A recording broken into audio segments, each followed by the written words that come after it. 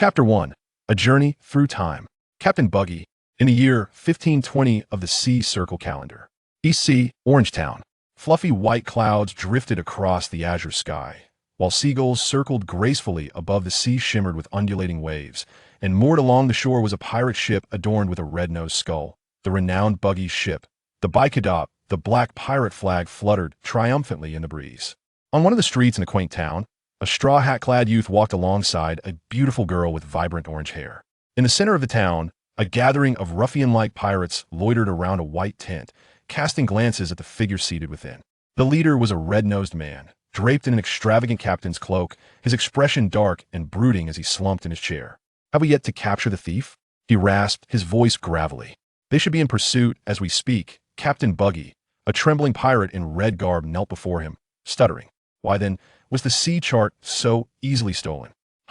We are on the verge of embarking on a grand adventure across the Grand Line, Buggy exclaimed, his right hand supporting his chin as he roared in frustration. "Yais, Captain, it's because the door to the room where the sea chart was kept was left unlocked." The red-clad pirate sheepishly scratched his head. "What did you say?" Buggy bellowed suddenly. "I said the door was left unlocked. Who are you calling a round nose?" Buggy shouted furiously, striding up to the red-clad pirate. "Do you find my nose amusing? Do I look like a fool? You completely misunderstand. Do you think my nose is too red and large?" Buggy continued, his face contorting with rage, though it appeared as if he were grinning. The red-clad pirate fell to the ground in terror, scrambling backward, but soon found himself inexplicably levitating, clutching his neck and crying out for mercy. Gasps erupted from the onlookers. "Behold, the power of the devil fruit." "Who am I?" Buggy hissed ominously. "Captain Buggy, what fate awaits those who defy me? To die in a splendid manner before your eyes. Please forgive me. I shall never speak out of turn again. Please forgive me." The man pleaded desperately. Buggy relaxed his grip, releasing his power, and the man plummeted to the ground. "I shall forgive your momentary lapse this time," Buggy remarked as he turned and re-entered the tent. "Make sure to retrieve the sea chart for me. If you fail, you know the consequences, don't you?" "Yes, Captain Buggy." The crowd responded in unison, yet none noticed as Buggy settled into his chair, his gaze suddenly vacant. In B City, Huaxia, Liu Chun was engrossed in watching the anime One Piece. His third viewing of the classics are timeless, and each watch reveals new delights. At that moment, he was on the 5th episode. The very scene described above, was that a mistake in the animation? Or does Buggy possess some hidden ability? How is it that the luckless Buggy always encounters Luffy? Suddenly, a flash of lightning illuminated the sky, and the computer screen went black. Liu Chun, infuriated, was about to curse, but as he opened his mouth, darkness enveloped him, and he lost consciousness. Time passed, though Liu Chun could not tell how long. He felt his bodily autonomy return, and it seemed he was seated, though something felt amiss, as if he could separate his body. Chuckling to himself, he mused, "What am I thinking? Am not Buggy, how could I possibly separate?" With that thought, he instinctively reached up to touch his head. Suddenly, a soft sound startled him as he felt his palm detach from his arm, floating up to his head. This bizarre scene caused Liu Chun to leap up in shock, staring down at his white gloves, light blue trousers, and a redanned white striped shirt, then touching his nose. "No way." Outside the tent, a pirate cast a puzzled glance in his direction, prompting Liu Chun to feign normalcy and sit back down. Abruptly, a sharp pain shot through his head, and he grasped it with both hands, stifling a cry as there were others present. The agony persisted for approximately 2 minutes, and Liu Chun, he should be called Buggy, now straightened up with a wry smile. Having merged souls, he finally confirmed it. He had traversed into his beloved world of One Piece. However, why did it have to be Buggy? Well, such is fate. He understood well the risks of this journey lay in its randomness and irreversibility. So he resolved to accept his destiny, holding on to the hope that he might turn the tables. What is the current timeline? Buggy pondered. 1520? Isn't that the year Luffy sets sail? The sea chart is missing? I just punished that red-clad underling? At this recollection, Buggy froze. Wait, isn't that the scene I just witnessed? Does that mean I'm about to be beaten up? He chuckled bitterly, realizing the absurdity of this situation. Then, another pang shot through his head, and he clutched it once more, grumbling, "What the hell is this? When will it end?" After another 2 minutes, Buggy regained his composure, his mind enriched with new information. Based on the details provided, he concentrated, and a semi-transparent large tree materialized before him. Visible only to him, each branch bore a gray light spot, and within the tree, a red arrow was discernible. This was a treasure-hunting system. The light spots represented skills, a diverse array encompassing both practical skills such as navigation, music, and cooking, as well as combat skills like the six forms, hockey, and swordsmanship. Currently, only 2 light spots were illuminated: clown performance and Japanese proficiency. The red arrow served a locational purpose, guiding him toward treasures. Each time he acquired a treasure, a light spot would illuminate. Buggy glanced at the arrow, which did not point toward his treasure chamber, and felt a surge of irritation after all these years of treasure hunting. Nothing in my collection is worthy of your attention. So, even though I've crossed over and gained a golden finger, I'm still going to be beaten by Luffy? Buggy stroked his chin. Feeling somewhat out of sorts, he decided to adjust his posture, propping his head with his right hand as he continued to contemplate, well, I won't die, so I might as well follow the plot. Luffy, I'm finally going to meet you. I am your Bartolomeo. Please don't send me flying. Just then, 3 of his subordinates burst in. Captain, the thieves have escaped. Almost instinctively, Buggy's expression darkened. What did you say? They got away. We are terribly sorry, Captain. The 3 trembled in unison. What use are the 3 of you? Go die in a splendid manner. Buggy quickly immersed himself in his role, suddenly realizing he rather enjoyed this feeling being a bully. Captain Buggy. At that moment, a clown in a yellow outfit and pointed hat rushed in, shouting. Chapter 2. A fan meets their idol. What is it? Buggy was well aware of the matter at hand, but he adhered to the pretense of thorough performance. That thief came crawling back. The pointed hat subordinate explained. What? Bring them here. Before long, Luffy and Nami appeared, the straw hat-clad Luffy bound in ropes, and the still naive Nami trailing behind, holding the rope. As a devoted fan of the series, especially a loyal supporter of the Luffy-Nami pairing, Buggy felt a surge of excitement upon seeing them, though he had to suppress his enthusiasm due to his role. Recalling the ensuing events, would Nami be injured? Buggy felt he simply could not allow that to hell with the plot. But without that segment, would Luffy and Nami still end up together? Buggy was deep in thought when Nami spoke up. I brought the thief back. Clown Captain Buggy hay-raced the sea chart. Before Nami, Buggy longed to display a warm smile. Yet he was still stuck with his characteristic gloomy grin. And please, you returned, but what trials have you endured? Nami handed over the sea chart. Smiling, I've had enough of my former captain. I'm done. Please allow me to join your crew, Captain Buggy. At that moment, Buggy devised a solution and feigned a darkened expression. His subordinates gasped in horror. Captain Buggy is angry. The power of the devil is about to be unleashed. Ah ha ha! Buggy burst into laughter. Can't stand him. Can you? You're quite an amusing woman, but if you wish to join, you must provide a blood oath. Nami's heart raced, and she feigned a smile. What blood oath? Buggy conjured a dagger in his hand, a manifestation of his clown performance ability, allowing his palm to detach and present the dagger to Nami. Nami, taken aback by this bizarre ability, stared in astonishment but trembled as she accepted the dagger. If you wish to pledge your loyalty to me, then eliminate your former captain, Buggy declared with a hearty laugh. Nami's body trembled slightly as she forced a smile, saying, well, I think it's best to let this one go after all. It's just a foolish captain. There's really no need. Is there? Attack. This is our welcoming ceremony. Bucky croaked, while his minions echoed enthusiastically, shouting attack. Attack.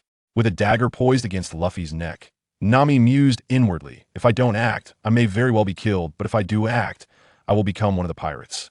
Bucky observed quietly. Fully aware that Nami would not strike, he felt no pressure whatsoever and even harbored some anticipation for what might unfold next. Luffy, stop dawdling. Nami is waiting for you to make a move. Perhaps having heard Bucky's call, Luffy finally spoke up. What's wrong? Your hand is shaking. It's because you lack the resolve to challenge a pirate that you find yourself in this predicament. What is resolve? Is it the ability to take lives without hesitation? Is that what it means to be a pirate? Nami retorted, somewhat irked. No. It's the resolve to wager one's own life. Luchin grinned, while Nami fell silent. Upon hearing this classic exchange, Bucky nearly transformed into Bartolomeo, tears streaming down his face despite now being a villain eager to eliminate Luffy. The emotions of a fan encountering their idol were simply uncontrollable. Listening to the chorus of shouts around her, Nami's gaze sharpened, and suddenly her blade fell, severing the ropes binding Luffy. Bucky thought to himself, just as I suspected, while his minions wore expressions of fury. Luffy, naturally, took the opportunity to stretch his joints. Finally free. Hee. With a broad smile, Luffy stood beside Nami, facing off against Bucky's crew. Bucky declared, let the show begin. Nami, what are you doing? And you, brat, where did that straw hat come from? It's just irritating to look at. Nami remained silent, feeling a twinge of regret for her earlier impulsiveness. This situation was decidedly unfavorable. In contrast, Luffy fondly touched the straw hat atop his head at this moment. Before any tumultuous events transpired, he bore no significant malice towards Bucky, who merely found him unlikable. This is my treasure, the hat I vowed with Shanks. Luffy spoke nostalgically. What? You mean Shanks? That arrogant, red-haired fool. Bucky exclaimed dramatically. Huh? You know Shanks? Luffy asked, eyes wide with surprise. Know him? That scoundrel. Bucky shouted angrily. Do you know where he is? Even if I did, why would I tell you where that scoundrel is? It'll just beat it out of you. Luffy declared violently. This startled Bucky, having recently switched bodies. His current combat prowess was practically non-existent. Since you know that scoundrel, I have no desire to fight you. As for his whereabouts, that's something you should discover for yourself. Brat. Interesting, you say? I see. Luffy exclaimed suddenly, clenching his right fist and striking his left palm, wearing a look of epiphany. Nami nearly stumbled in disbelief. Is this what pirate conversations are like? Truly perplexing. Things began to unfold favorably, prompting Bucky to stoke the flames. Further minions. Let's throw a feast for this brat. Oh. The minions and Luffy cheered in unison, with Nami joining in with a wry smile. A variety of fine wines were brought forth, with minions dancing, performing, and reveling in sheer joy. Bucky quickly integrated into the vibrant atmosphere, raising a beer in one hand and a large chicken leg in the other, savoring every bite. Luffy was no different, gnawing on generous portions of meat with both hands, wholly unbothered by their prior trivial conflict. Nami, however, had vanished without a trace, unnoticed by anyone. Bucky, observing the jovial Luffy, couldn't help but admire his own cleverness, realizing that treating Luffy to meat was tantamount to forging a friendship with him. Hey, what's going on here? Suddenly, a flippant voice rang out from outside the door. Bucky turned to see a green-haired swordsman, adorned with 3 blades at his waist, staring in bewilderment at the scene before him. It's Zoro. Luffy, with a mouthful of meat, mumbled incomprehensibly. We're having a feast. Come join us. TCH. I thought we were going to fight, Zoro scoffed, yet he dutifully grabbed a large cup of fine wine and plopped down casually to drink.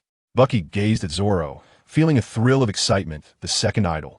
Though the current Zoro was still rather youthful, he remained as cool and impressive as ever.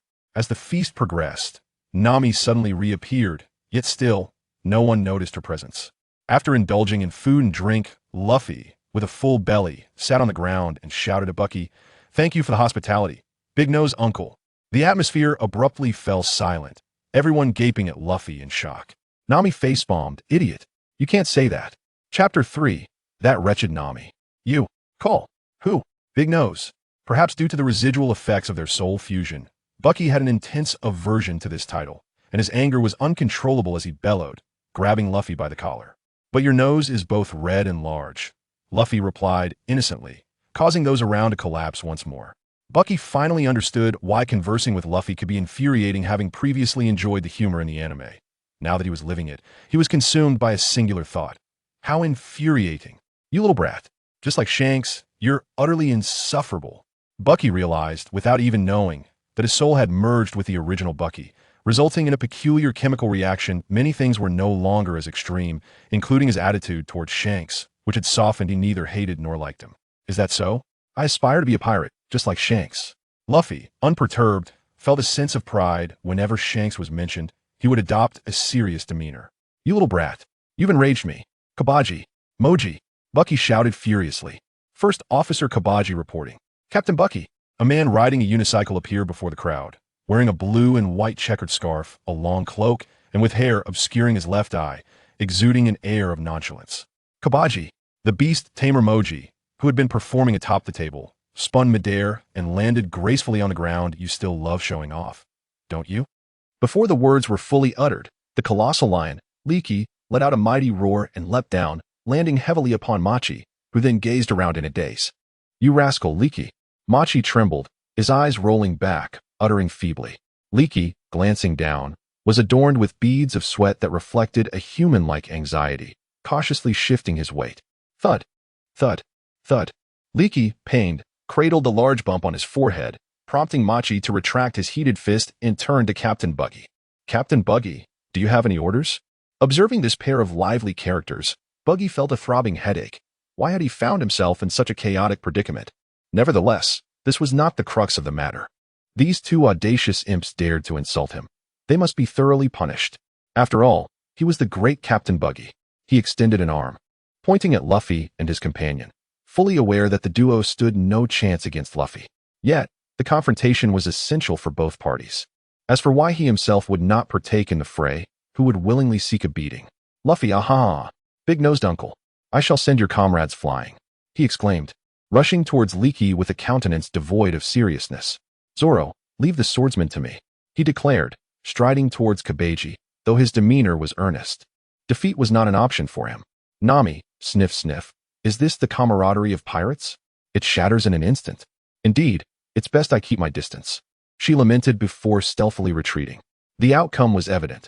Luffy, having already embraced Buggy as a friend, was unreserved in his approach, knocking Leaky unconscious with a single punch, followed by another that rendered Machi senseless, thus concluding the skirmish. Zoro, too, triumphed effortlessly. Despite being previously wounded, he vanquished Kabeji with ease, especially after having sufficiently replenished himself. Though he wielded the back of his sword, Kabeji's acrobatic display was short-lived, culminating in Zoro's decisive strike, leading to his swift defeat. Although Buggy had anticipated all of this, he still felt a pang of discomfort. These incompetent fools, do they not care for my dignity? Yet, if he were to take the stage himself, it seemed he would only further diminish his own standing. You little brats. Not bad at all, are you? Now, be off with you.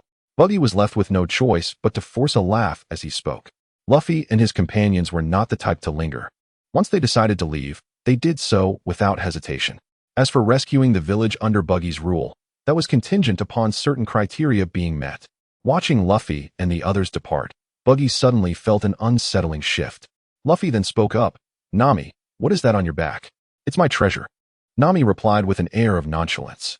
Baki, filled with indignation, exclaimed, You claim these treasures are yours? Indeed, she replied, for I am a thief who specializes in pilfering from pirates, and I have just liberated these treasures from their grasp. Thus, I assert that they rightfully belong to me, Nami declared, clenching her fists with an air of undeniable certainty. Luffy, upon hearing this, nodded in understanding as their fists met in camaraderie. In an instant, Buggy was enraged, his face contorting with fury, his eyes wide in disbelief. Nonsense. That is my treasure. Do you think that stealing it makes it yours? What kind of education have you received? Even if you are an idol, you cannot pilfer my riches. The once small-time miser, Lu Chun, fused with the current avarice of Buggy, created an extraordinary blend of greed. He swiftly extended his hand towards the bag behind Nami. I have not yet descended to the level of listening to a pirate's preachings. Luffy, let us go. As Nami spoke, she dashed away, the allure of treasure granting her strength beyond her physical limits. Ahaha, big-nosed uncle, thank you for your treasure. Luffy laughed heartily as he chased after Nami. As for Zoro, what else could he do but join in the pursuit? You scoundrel, stop right there, Buggy shouted, but alas, he lacked the ability to fly and could never catch up. After a while, Luffy and his companions boarded a small boat and departed. Captain Buggy, they have set sail. Should we pursue them? Kabaji, who had not been injured and had now regained consciousness, followed behind Buggy on his unicycle. Forget it, we cannot defeat them anyway. Buggy, though furious, had not lost his wits. They would encounter each other again, and at that time, he would reclaim what was rightfully his. After this chase, nearly all his subordinates had gathered, and the surrounding residents had long since hidden in fear. Bucky began to contemplate his next course of action. Had he not been flung away, his subsequent fortunes would have been quite different. Firstly, it became evident that remaining here held no promise for the future. Thus departure was imperative.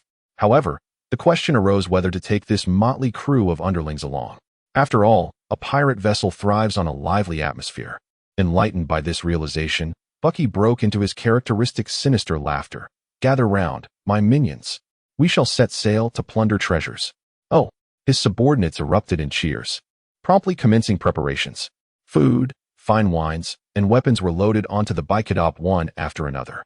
Seated comfortably and indulging in fruits, Bucky observed this scene unfold. Indeed, having subordinates was advantageous, allowing him to do nothing at all.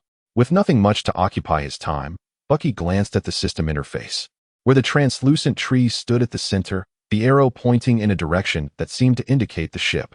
Wait, was it truly pointing to the vessel? Chapter 4. A pirate's duty is to plunder. Bucky followed the arrows and eventually arrived at the captain's chamber. What treasure awaited him inside? His anticipation soared. Rubbing his hands together, Bucky reveled in his happiness. As he opened the cabin door, His eyes fell upon a grand cloak, identical to the one he wore. The direction of the arrows had indeed led him to this very cloak. Baki was somewhat taken aback. Could this so-called treasure merely be this cloak? What kind of treasure is this? Moreover, does it differ in any way from the one he is currently wearing? Bucky approached to retrieve it. But the moment he made contact, the cloak vanished into thin air. A mechanical voice echoed in his mind. Acquired treasure. Bucky's cloak. Please select a skill to illuminate. Bucky, damn system. What I desire is the legendary sword, the devil fruit of ancient weaponry. Not a mere cloak. Select to illuminate skills. Do not change the subject. Tell me, why is a cloak considered a treasure? Select to illuminate skills. You foolish system, do you lack intelligence? Huh. If you say one more word, I shall deem you a foolish system. Select to illuminate skills. You are relentless. I demand a skill that enhances bodily control. Exhausted from his tirade, Bucky realized his efforts were in vain and had no choice but to relent. The basic bodily control skill has been successfully illuminated. Baki sensed a transformation within himself. The previous shyness had dissipated, allowing him to separate at will. His abilities appeared to have returned to the level he possessed prior to his journey, which meant he remained, regrettably, rather inept. With a hint of disappointment, Baki returned to the deck, where his crew had already tidied up. All right, lads, let us set sail. We shall proceed in this direction, Baki proclaimed, pointing towards the new arrow. At your command, Captain Baki. His crew responded in unison. Captain Baki. There lies a small island ahead. One of the younger members, stationed at the mast with a telescope, suddenly exclaimed after 2 days of sailing. It was early morning. Yet Baki and his companions had rested well the previous night and had just enjoyed a hearty breakfast, brimming with energy. In the center of the deck stood Buggy. His upper body lifted as he proclaimed loudly, prepare to land. Remember, we seek only treasure, and we shall not resort to murder or arson. Is that clear? Understood. His subordinates chorused in unison, aware that their sole duty was to obey Buggy, without the privilege to question the rationale behind it. Of course, they lacked such entitlement. But Kabeji did not.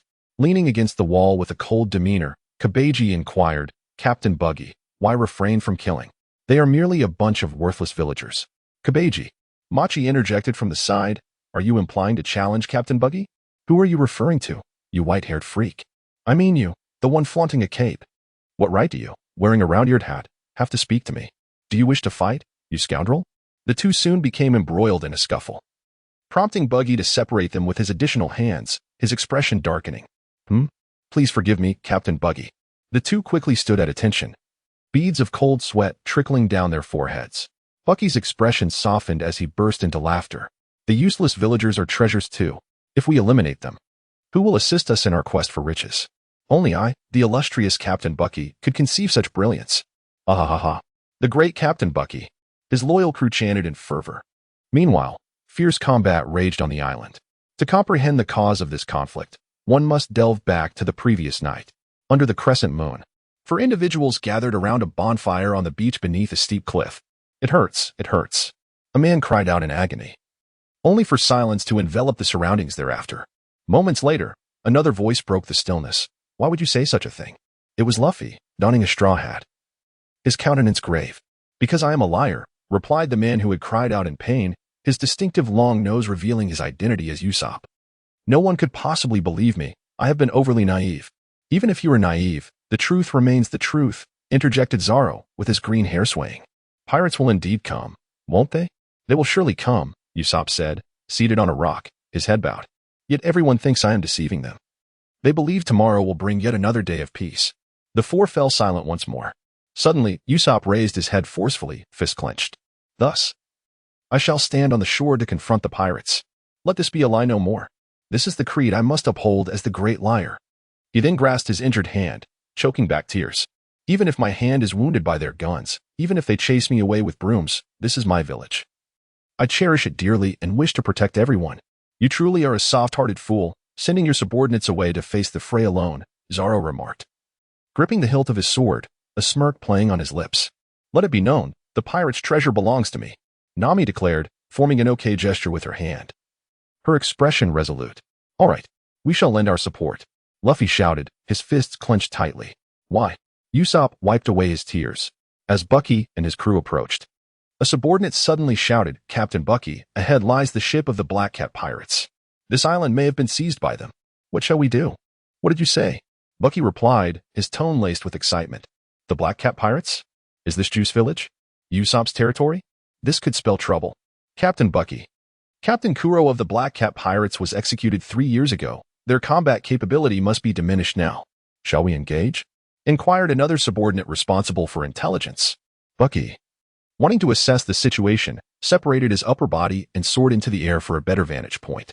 The bow of the pirate ship had disappeared from sight, indicating that Luffy had already dealt with them. What is there to fear? Listen up, crew. A pirate ship is akin to a treasure chest. They have invaded our island. So we shall seize their vessel. The crew erupted in cheers as the two ships drew closer. Luffy, having just defeated Kuro, lay exhausted on the ground, while Nami crouched beside him.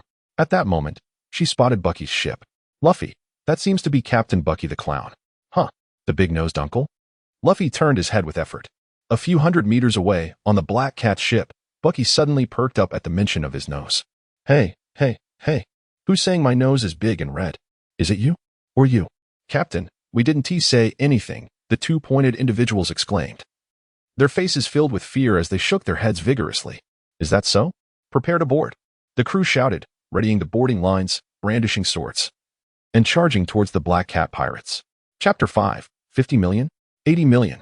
With the opposing crew incapacitated, Bucky felt no trepidation for his bumbling subordinates and merrily disembarked.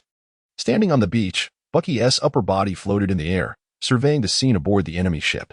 The adversaries were a disheveled lot, and faced with the invigorated Bucky's crew, they offered no resistance, promptly kneeling in surrender. As for Kuro, he lay unconscious on the deck. Surrender, and you shall not be harmed, Bucky bellowed. Crew, move all the treasures onto our ship. Yes, Captain Bucky. His subordinates cheered, beginning to loot the vessel named by G. Baraku. Meanwhile, Nami, a few hundred meters away, heard Bucky's voice, her expression transforming into one of fury. That is my treasure. Baki burst into uproarious laughter. Ha ha ha. Damn you, Nami. You're no match for us now. And don't think I've forgotten about you stealing my treasure. As he spoke, Baki came flying towards them, though his lower half was still running on the ground. Luffy, get up and knock him out. My treasure. Nami had completely lost her composure at the mention of wealth. It's my treasure. Baki bellowed before turning to Luffy. You brat. I'll treat you to meat. Just stay out of this. I'm your navigator, Luffy.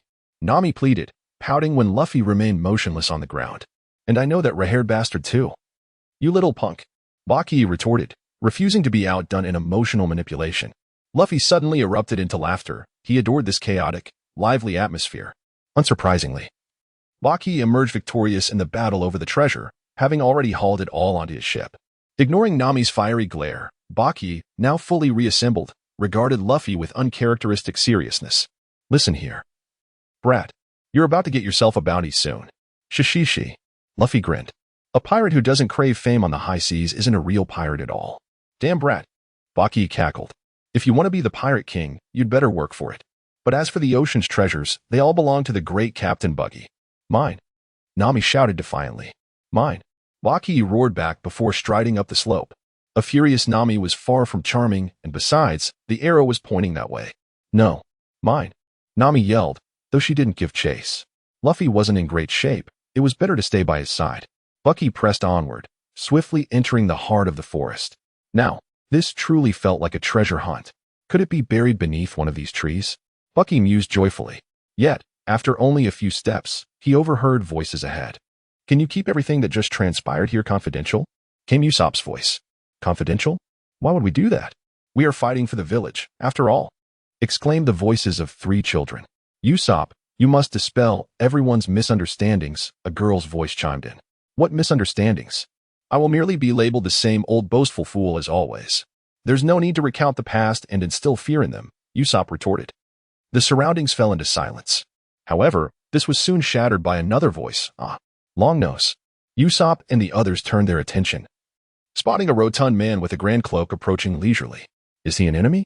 The trio shouted in unison, brandishing their weapons. And you are? Bucky inquired, noting that Koya was even more stunning than in the anime. Indeed, she was a true lady. Huh? Roundnose? Usopp exclaimed, astonished. Who are you calling Roundnose, you brat? Do you dare to challenge my elegance? Bucky thundered in response. Startled, Usopp timidly replied, but you called me Longnose first. Is that so? My sincerest apologies. After all, Isn't it just a red nose? Bucky chuckled. Ha. Do you really think I, Bucky, would be intimidated by comments about my large, red nose? Bakugi's wild laughter was met with awkward chuckles from Usopp and his pirate crew. Not funny at all. Bakugi suddenly snapped. The four froze in place. What kind of person was this? He was the one who started laughing first. Only Kaya let out a soft giggle. This man is quite amusing. What's over there? Bakugi pointed in the direction of the arrow, his tone eerily calm, as if nothing had just happened. Wait, what are you? Usopp paused mid-sentence, squinting. That outfit. You look like a clown. I am the most fearsome pirate clown in the East Blue. Captain Buggy the Star Clown. You've never heard of me?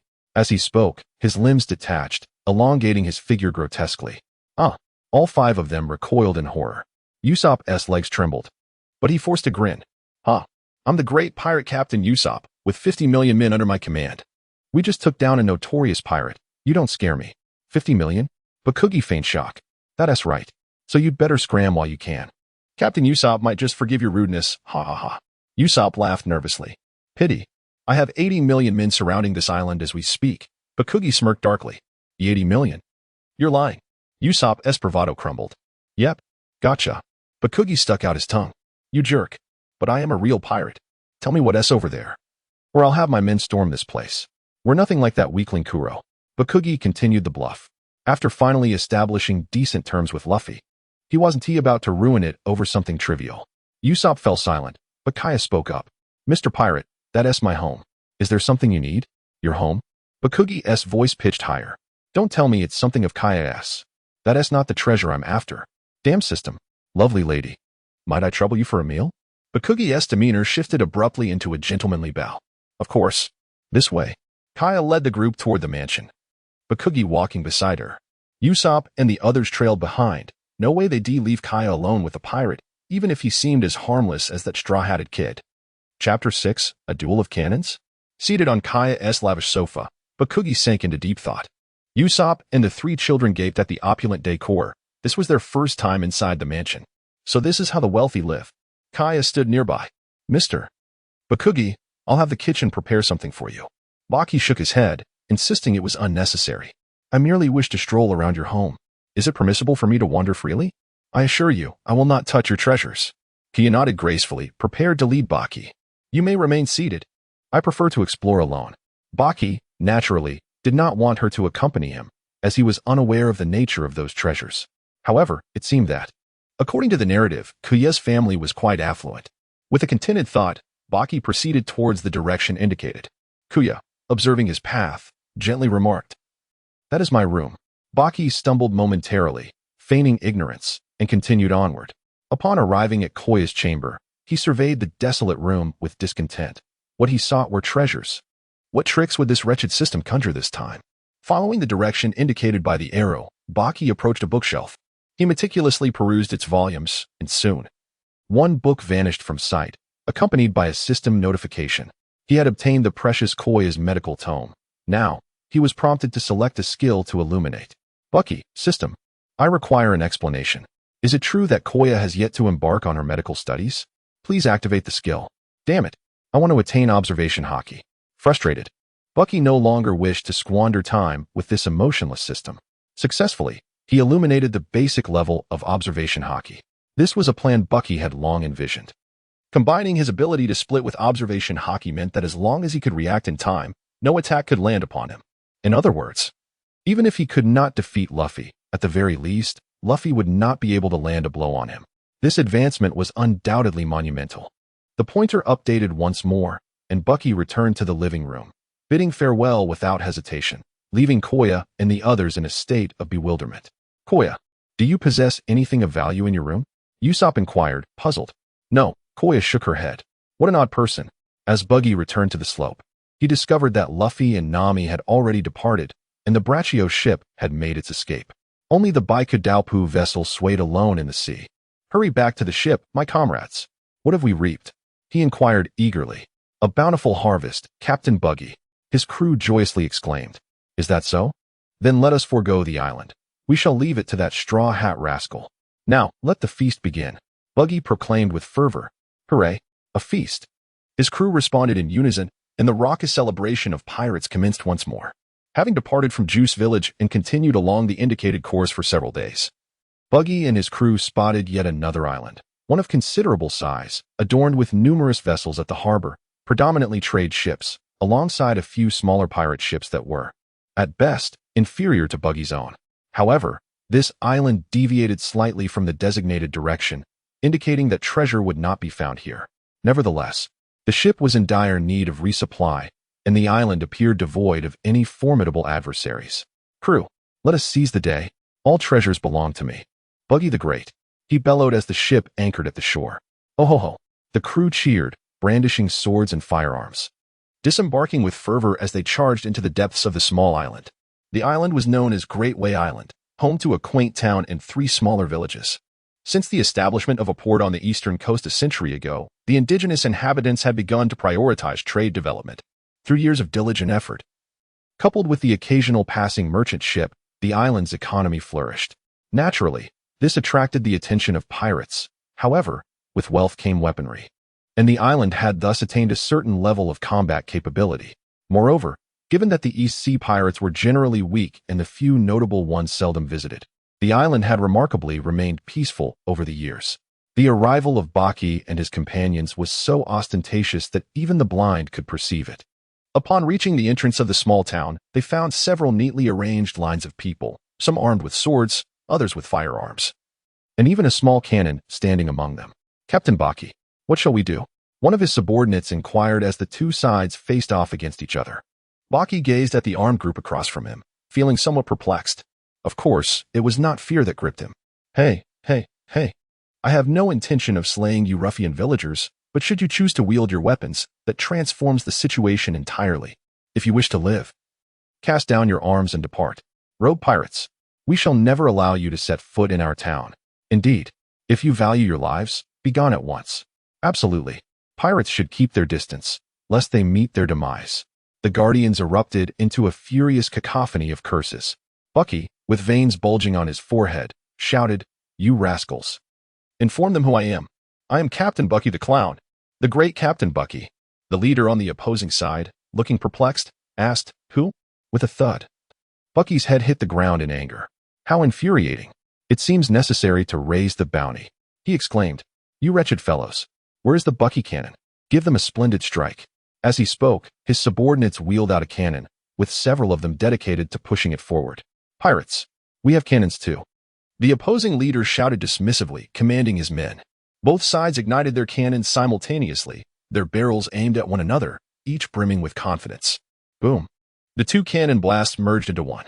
Amidst the triumphant cheers of Bucky and the astonished screams from the other side, the Bucky cannon rebounded the enemy's cannonball, its formidable force knocking the opposition unconscious in an instant, a one-hit kill. Simultaneously, the surrounding houses in the town were reduced to rubble. Oh. Bucky's subordinates erupted in cheers. "Long live Captain Bucky. Ah. Onward to the village, my lads," Bucky shouted as he advanced toward the village. As for the bodies sprawled on the ground, no one paid them any heed. After all, in the world of pirates, no one bothered with such trivialities as finishing off the fallen. The ruckus outside the town did not go unnoticed within. The guard force had been utterly defeated, and the pirates had invaded. Terrified, the townsfolk hid in their homes, too afraid to make a sound.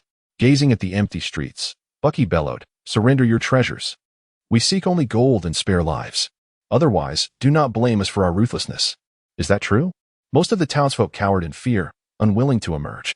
But the village elder, with his head of white hair and knowing his days were numbered, had no choice but to step forward. Chapter 7. You all flee. I will hold them off. Naturally, I am a man of my word, a genuine pirate. Bucky nodded. Can you muster up 100,000 berries? The old village chief hesitated. He could indeed gather that amount, but it would make life difficult afterward. Bucky revealed a cunning and sinister smile. Do you wish to endure hardship, or would you prefer to meet a splendid demise right now? The village chief took a few steps back in fear. We will comply. We will comply.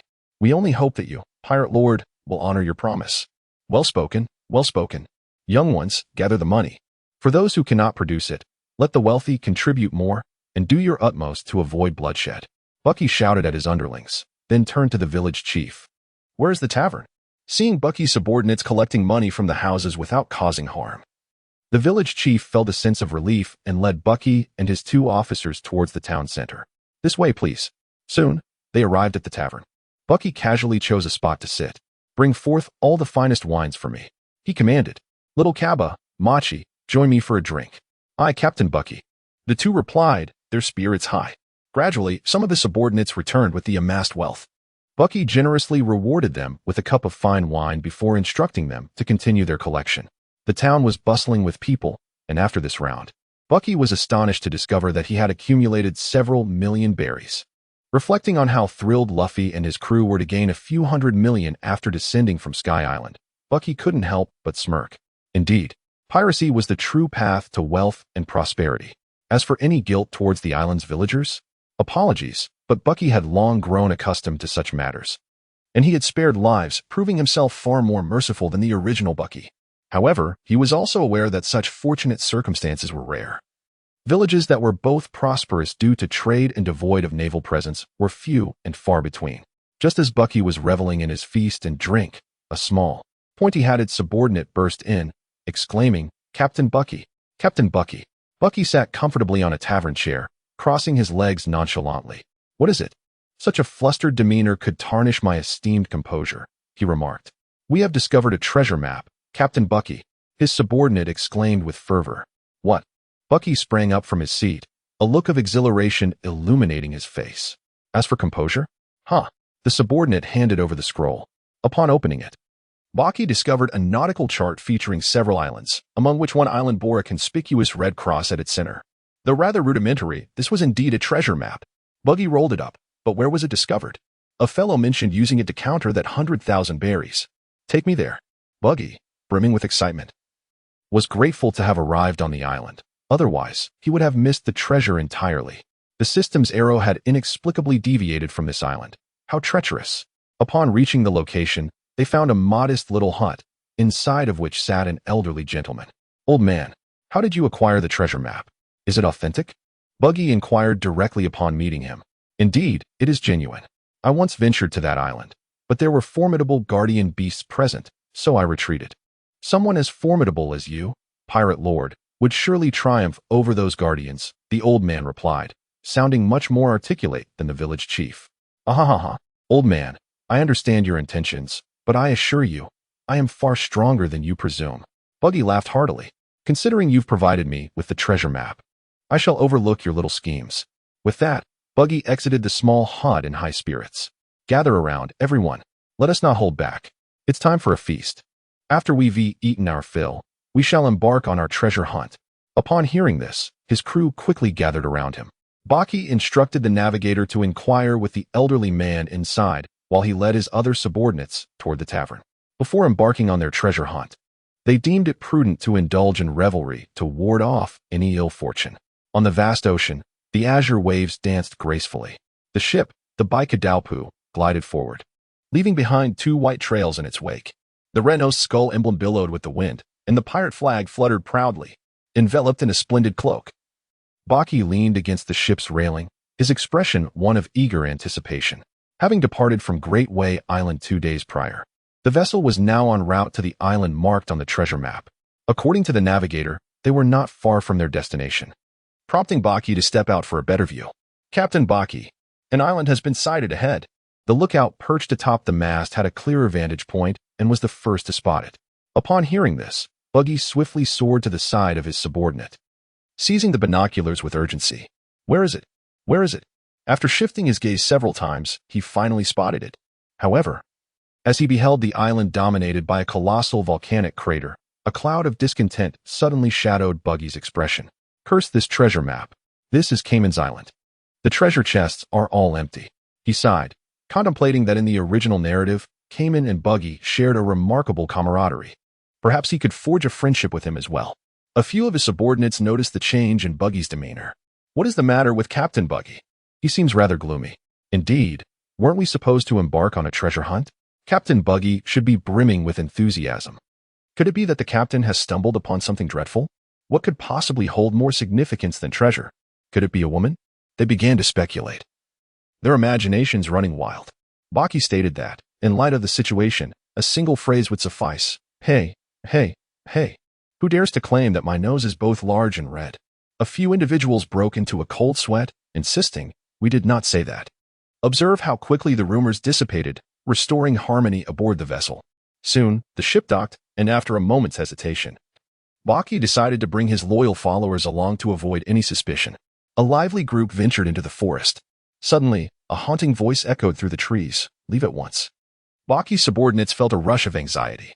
Who goes there? Someone demanded. The voice responded, I am the guardian spirit of this island, if you wish to remain alive. Depart immediately. The eerie voice resonated once more.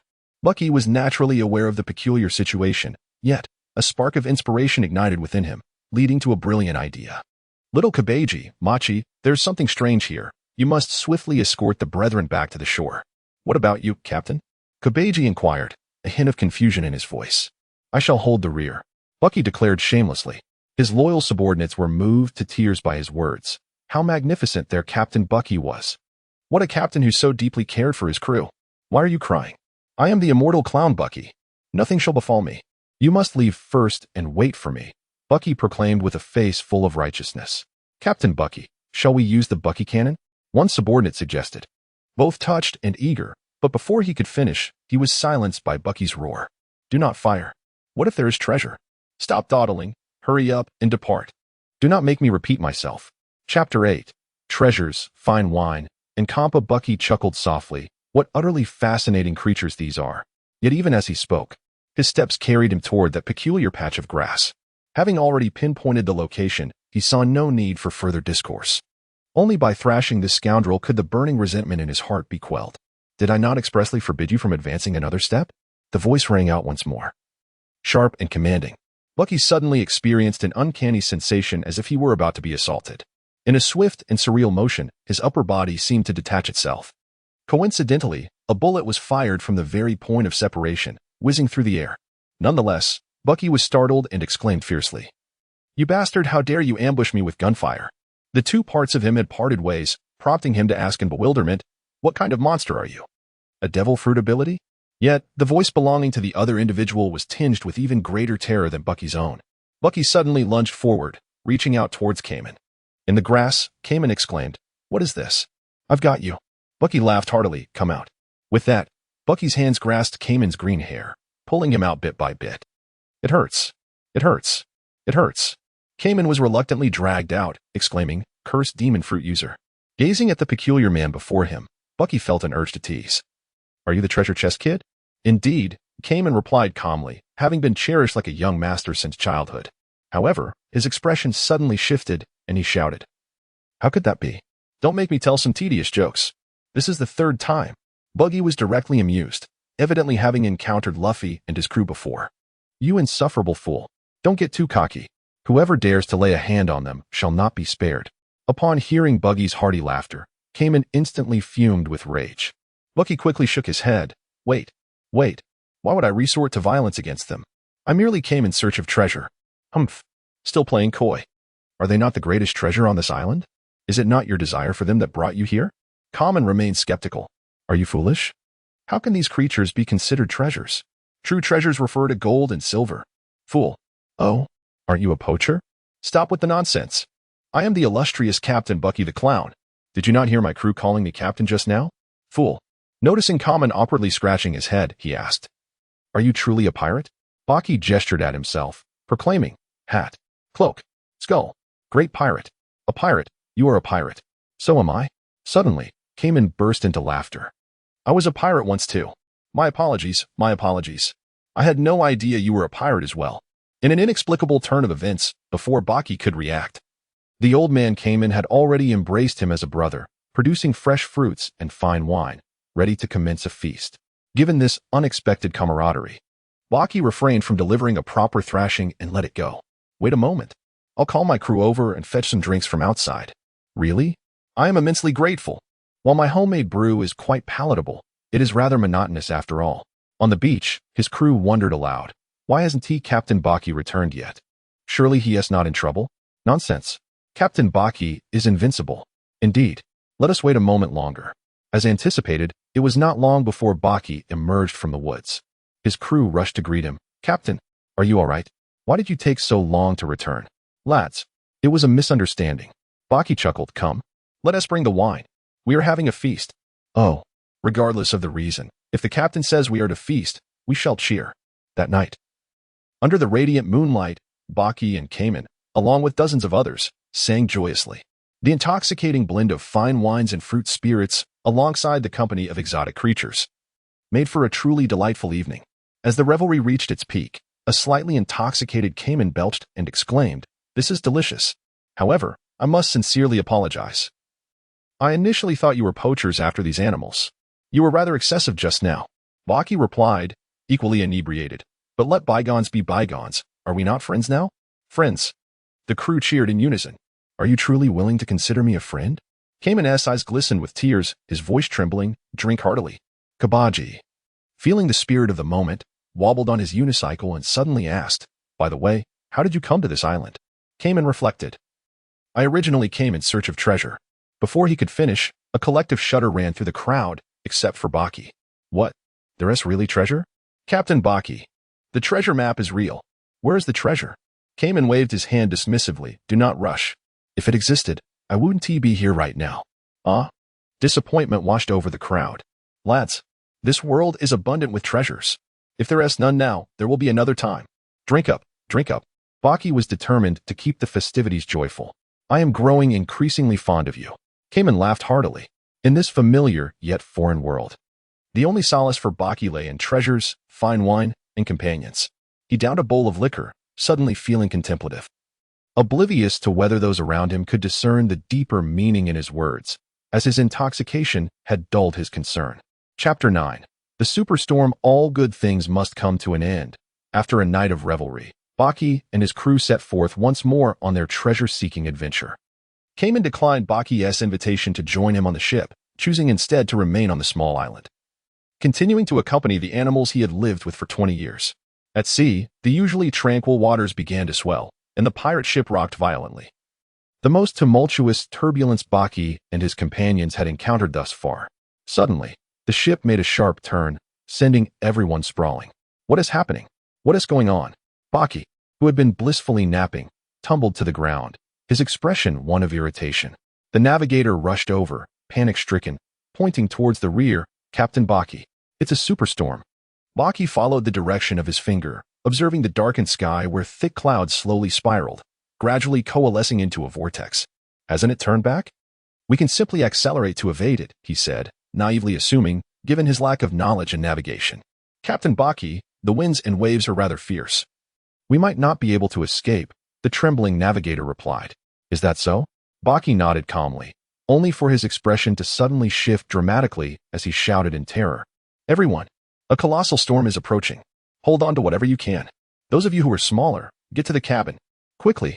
The crew, initially dazed from the recent chaos, reacted instinctively to Baki's words, hastily grabbing hold of items and seeking shelter. Yet, after a minute had passed, nothing occurred. The atmosphere fell into an unsettling silence, tinged with awkwardness. Where was the promised tempest? "You scoundrel! Are you toying with me? Go perish in a grand manner," Baki bellowed, redirecting the crew's ire towards the navigator. "Captain, it's coming. It's coming. We haven't yet emerged. We must remain vigilant."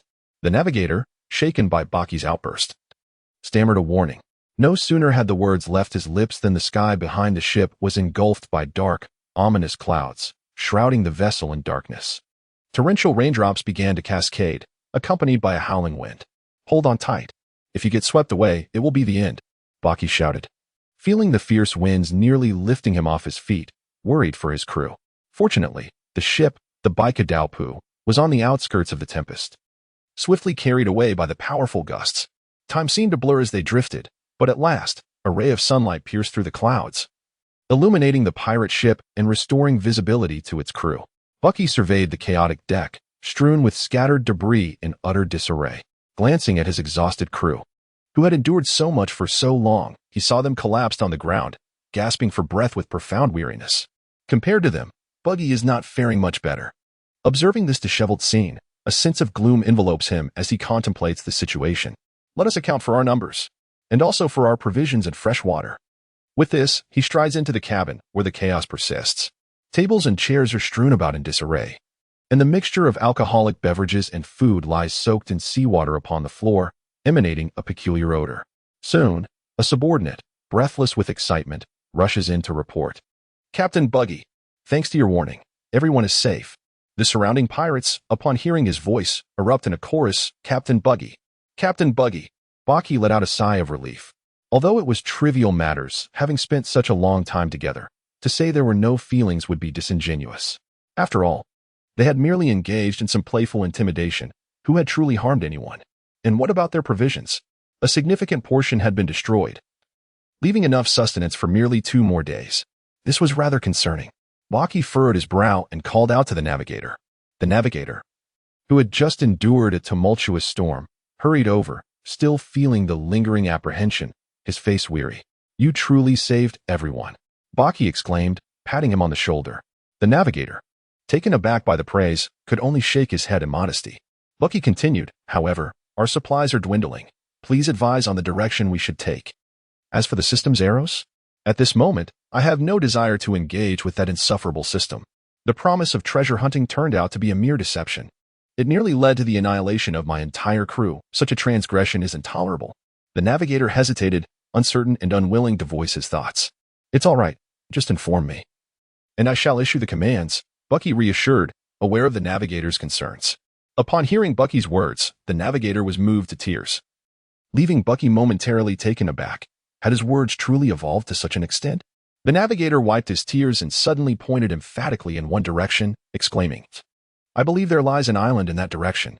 Though they had weathered a storm, the vessel sustained minimal damage, and being adrift at sea, they had no choice but to press onward. After a day's gradual sailing, a young lookout shouted excitedly, Captain Bucky, an island has been spotted. Bucky's first reaction was to glance at the sailor, exclaiming, Brother, how impressive. Everyone, prepare to disembark. After enduring so much to survive, this time they were determined to seize the opportunity. Remember, do not kill. Do not harm women and children. Oh. The crew erupted in excited cheers. Just then, a sentry suddenly expressed alarm, Captain Baki. This appears to be a naval base. In an instant, the entire crew's expressions fell, their earlier exuberance shattering into disbelief. Baki ascended the mast, seizing the telescope to gaze into the distant naval base.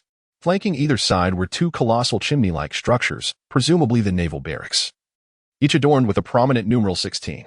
In the center stood an unusual fortress. Why is it deemed peculiar? Because this edifice resembled a gigantic rodent, with a smaller structure atop its head bearing the number 16, while at the pinnacle, a flagpole shaped like a rodent's tail fluttered in the breeze, proudly displaying the naval ensign. Baki chuckled, recognizing that this was the naval base of the 16th Division, the very one commanded by the infamous Colonel Mouse. The crew of this base, despite being mere miscreants, had amassed a significant treasure from the East Sea. It was simply unacceptable for Baki to remain idle. However, he was not overly concerned for himself, though he knew that his subordinates might struggle against the numerous soldiers of the Navy. An idea struck him. Fear not, my comrades. I am well aware of this naval base's inefficacy. I shall capture their colonel first, and then you can come ashore. At that moment, all the riches shall belong to us, Baki declared to his crew. The men swallowed nervously. Are we really going to rob the Navy? Isn't that a bit too reckless? It could end badly. Yet, there was a thrill in the air. Chapter 10. Spare my nose, what are you afraid of? Are we to shy away from a battle we are destined to win? I refuse to tolerate such cowardice, Baki exclaimed, feeling a surge of irritation at their timidity. I implore you to muster some courage. Grant me the confidence to venture into the new world. We are not worthless, Captain Baki. Indeed, it's merely a naval base. After all, responses varied among the crew upon hearing Baki's words. Make your own choices then. Prepare a small boat for me, Baki commanded. Before settling down to rest his eyes, Baki boldly and openly docked the small vessel at the harbor and disembarked. To his astonishment, there was no sign of the Navy. Baki smacked his lips, realizing that it was indeed a corrupt faction. The incompetence of the colonel was one thing, but the laxity of the guards was utterly astonishing. How have they not been dismissed by now? Nevertheless, for the time being, this is a fortunate circumstance. Buggy strode straight toward the most conspicuous rodent-like building. At this point, if the Marines still failed to notice him, they might as well be blind. A pirate dressed in flamboyant attire, sporting an unmistakable crimson nose, stood out glaringly amidst a cluster of Marine soldiers. Within moments, Buggy found himself encircled. Initially, he had intended to saunter past them unscathed, confident their attacks would prove futile. Alas, Who the hell are you with that ridiculous red nose? Identify yourself, bellowed the leading Marine. Who the hell are you calling red-nosed? Buggy halted abruptly, his face contorting into a snarl. The Marine recoiled momentarily, but bolstered by the numbers behind him, he steadied himself. You obviously. What kind of fool trespasses into a Marine base? Shut your damn mouth. Buggy roared, launching his fist forward with terrifying speed. The Marine barely had time to register the detached limb hurtling toward him before the accelerated punch, gaining formidable momentum, slammed into him, sending him crashing into the ranks behind. Bodies toppled like dominoes. Who else? Who else dares call me red-nosed? Buggy bellowed, reattaching his returned fist with a snap. What kind of monster are you? The Marine stammered in horror.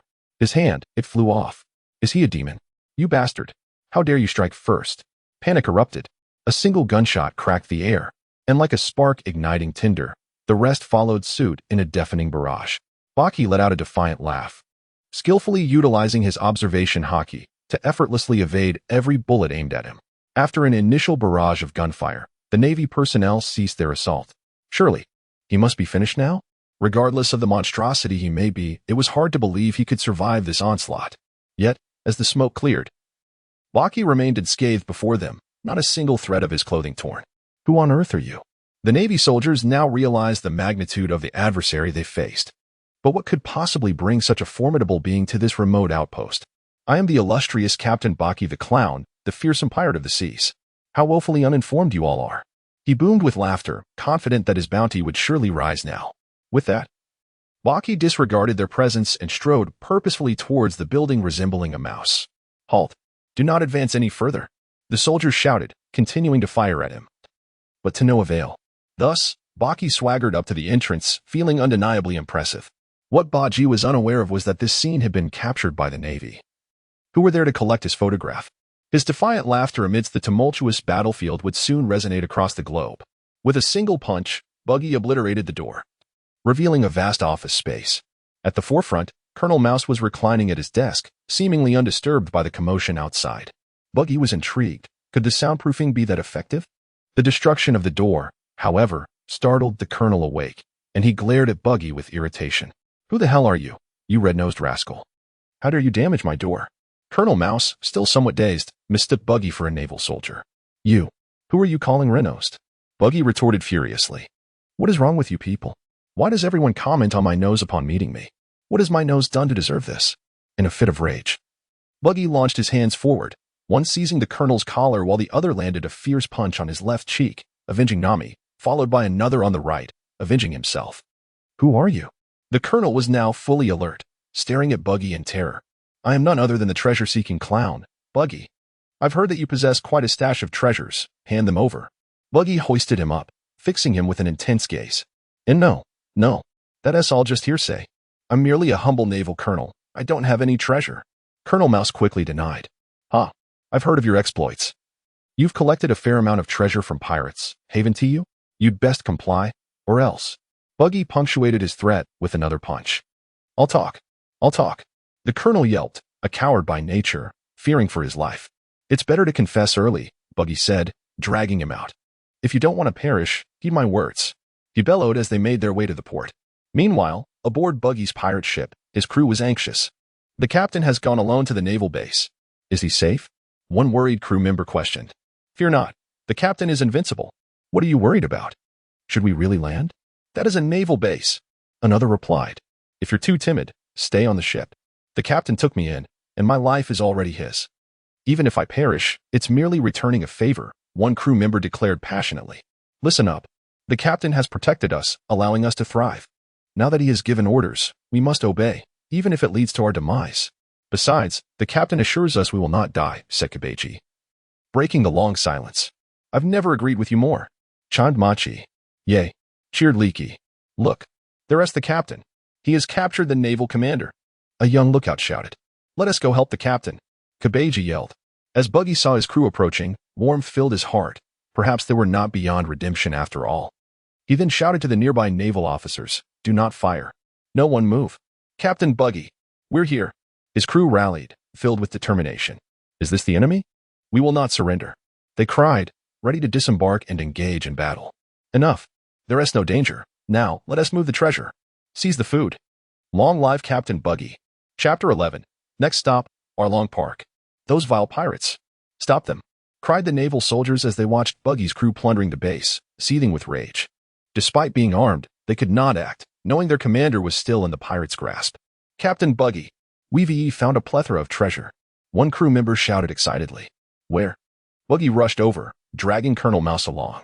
Below a mouse-shaped structure lay an underground treasure vault, gleaming with gold and jewels. Aha! Finally. Genuine treasure after all this time at sea. Buggy laughed heartily. Everyone loaded onto the ship. His crew cheered, diligently filling bags and boxes with the bounty. Even the officers could not afford to slack off. Kabeji rode on a unicycle, transporting goods, while Machi carried a sack, with Leaky assisting him. Stop. That's mine. It's mine. Colonel Mouse screeched in fury as he watched his years of collection being carted away. With a swift punch, Buggy silenced him, restoring tranquility.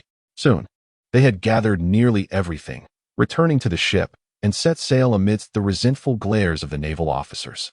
Once they were beyond the naval range, Buggy tossed Colonel Mouse into the sea. Remember, I am Captain Buggy the Clown. As the colonel splashed into the water, he swam frantically back to the base, shouting curses. Mark my words, you scoundrels. You will pay for this. You've stirred up serious trouble. He says we stirred up trouble, Captain, Kabeji remarked, flipping his hair casually. How dare he comment on my nose's size and color? Buggy exclaimed. He didn't say that. His crew protested in unison. What if we're meanwhile? Hundreds of nautical miles away, a vessel resembling a fish glided slowly through the waters. It was the floating restaurant Baratai. Debris and planks from a recent tumultuous battle floated listlessly on the sea, a testament to the fierce conflict that had transpired. Now, however, a profound silence enveloped the area, indicating that the skirmish had come to an end. Outside the cafeteria, a blond man clad in a black suit leaned against the door. It was Sanji.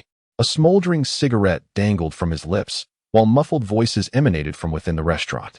Would that stubborn little brat ever admit defeat? Absolutely not.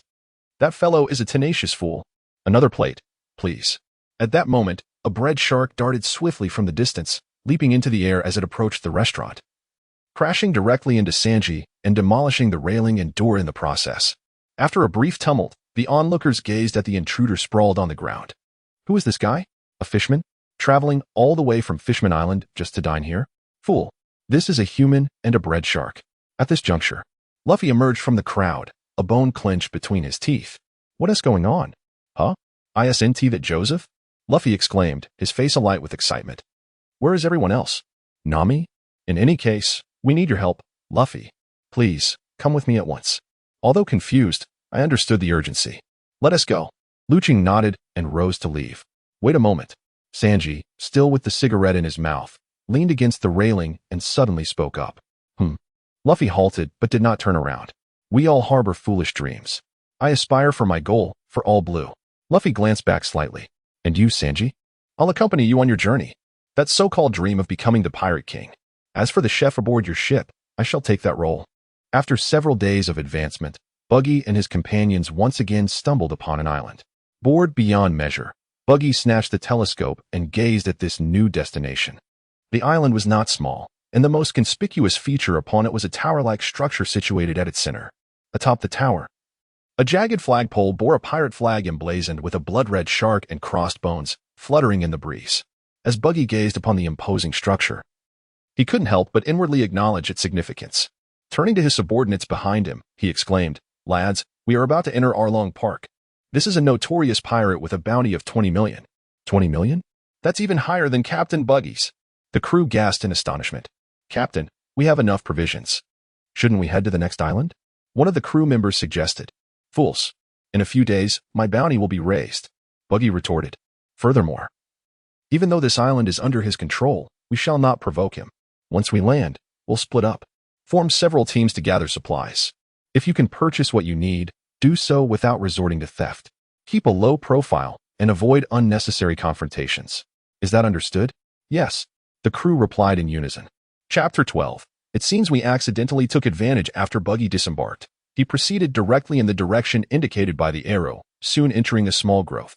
However, he had abandoned any hope of discovering treasure beneath a particular tree.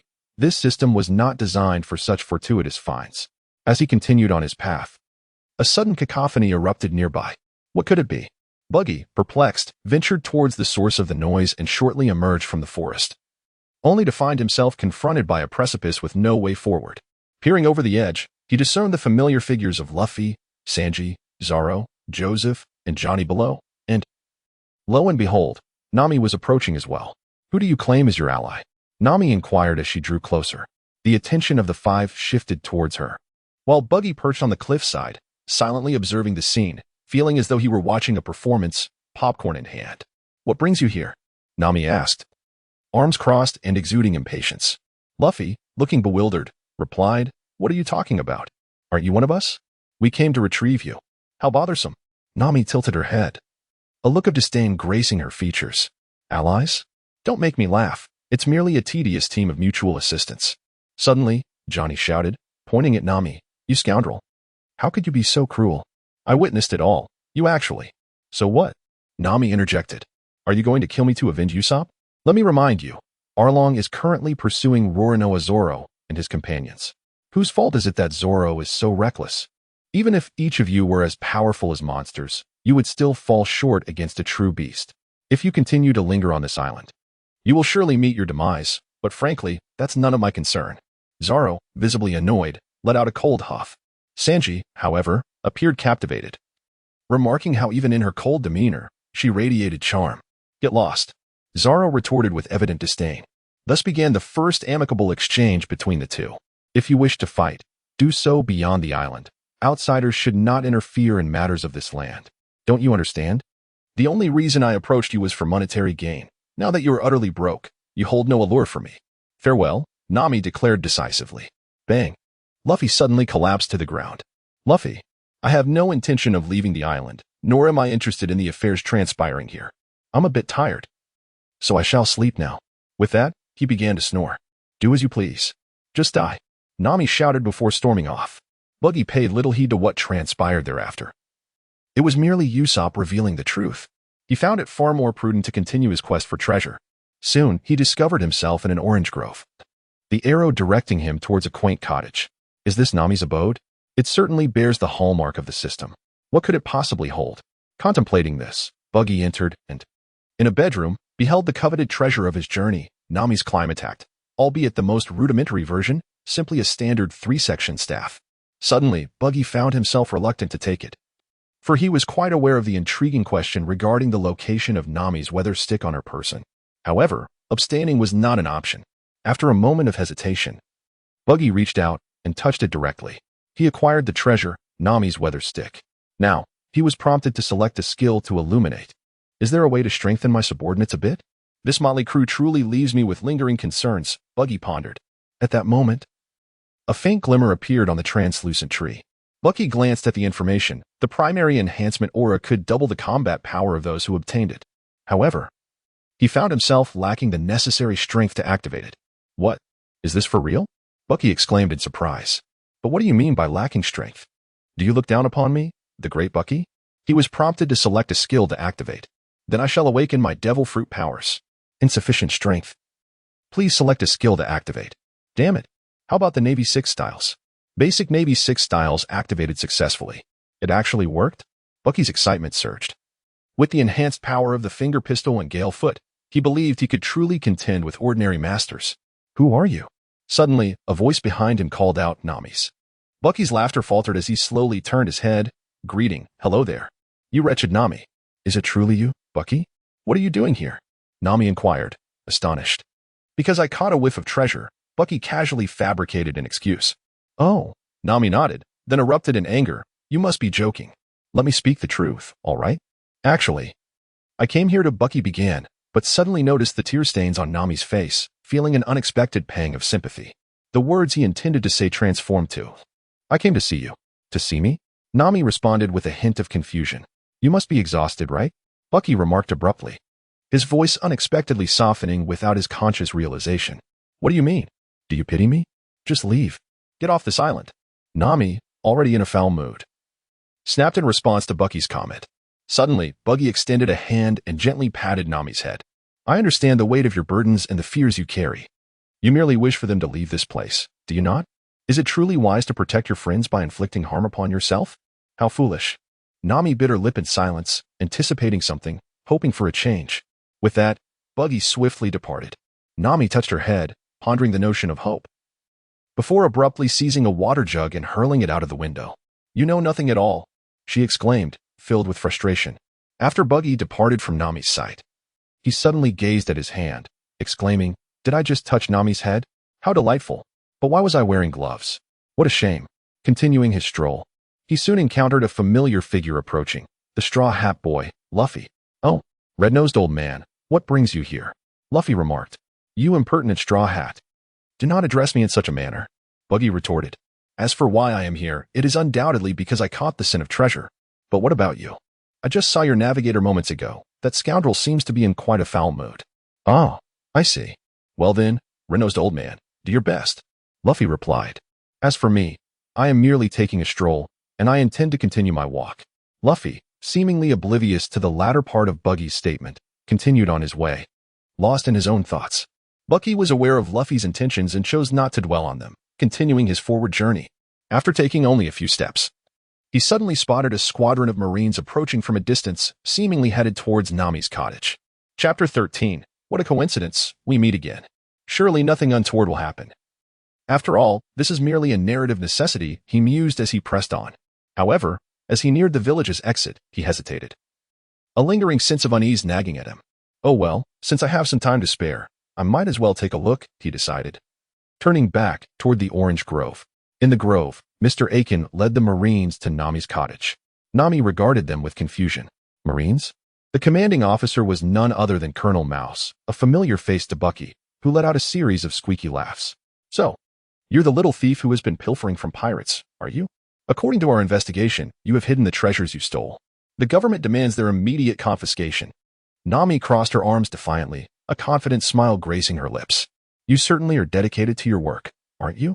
Lacking the courage to confront pirates. You come to harass a thief to bolster your own reputation. Truly remarkable." She offered a piece of advice. "I am an officer of Arlong's crew. If you dare to lay a hand on me, Arlong will not turn a blind eye." Colonel Mouse merely chuckled. "Little girl, do you think you can negotiate with me on equal terms? Find the stolen goods." One by one, the soldiers began their search. Nami was unwilling to comply, frantically trying to obstruct them, but ultimately, her efforts were in vain. Mr. Aiken and Noki Gao could no longer stand by, knowing that the money Nami had earned to save this village was at stake. Even so, how can you Marines shamelessly steal it? Have you not yet found it? It's not like you're searching. Bucky caught his hand and quickly blew warm air onto it, gritting his teeth as he cursed. Damn this rudimentary iron body technique. Getting shot hurts like hell. The onlookers gaped at him as if he were some monstrous creature, their expressions silently questioning. What kind of freak isn't even afraid of bullets? Initially, Nami had thought Nojiko had been shot, and in her panic, a chilling clarity settled over her. Now, observing the newcomer, she murmured softly under her breath. Buggy did not cast his gaze upon Nami. Instead, he turned his attention to the colonel. "TSK, TSK, TSK, you little rodent, have you emerged so swiftly for a bite to eat? Do you dare me to make another visit? It's you. How could you possibly be here?" The colonel, upon spotting Buggy, felt a chill run down his spine, causing him to stumble and fall to the ground, retreating in sheer terror. The soldiers fared no better, each of them stepping back in fright. Suddenly, Buggy approached them, prompting the soldiers to shout and hastily carry Colonel Mouse away. Not wishing to disrupt the unfolding narrative any further, Buggy languidly pursued them. Only Nami and her two companions remained behind. "Who is he? Did he save me?" Noki exclaimed, her face a portrait of fear. What a formidable individual, yet his hand just flew out. "Who is he? A demon?" Akane, too, seemed momentarily taken aback. Nami remained silent, lost in her thoughts. "What's wrong? What happened?" "Noki, are you all right?" The commotion drew the nearby villagers, who rushed to the scene. "I'm fine. I was saved. That was close," Noki replied, rising from the ground and brushing off her clothes. "What on earth transpired, Mr. Akane? Those scoundrel Marines." "Marines? Arlong has colluded with the Navy.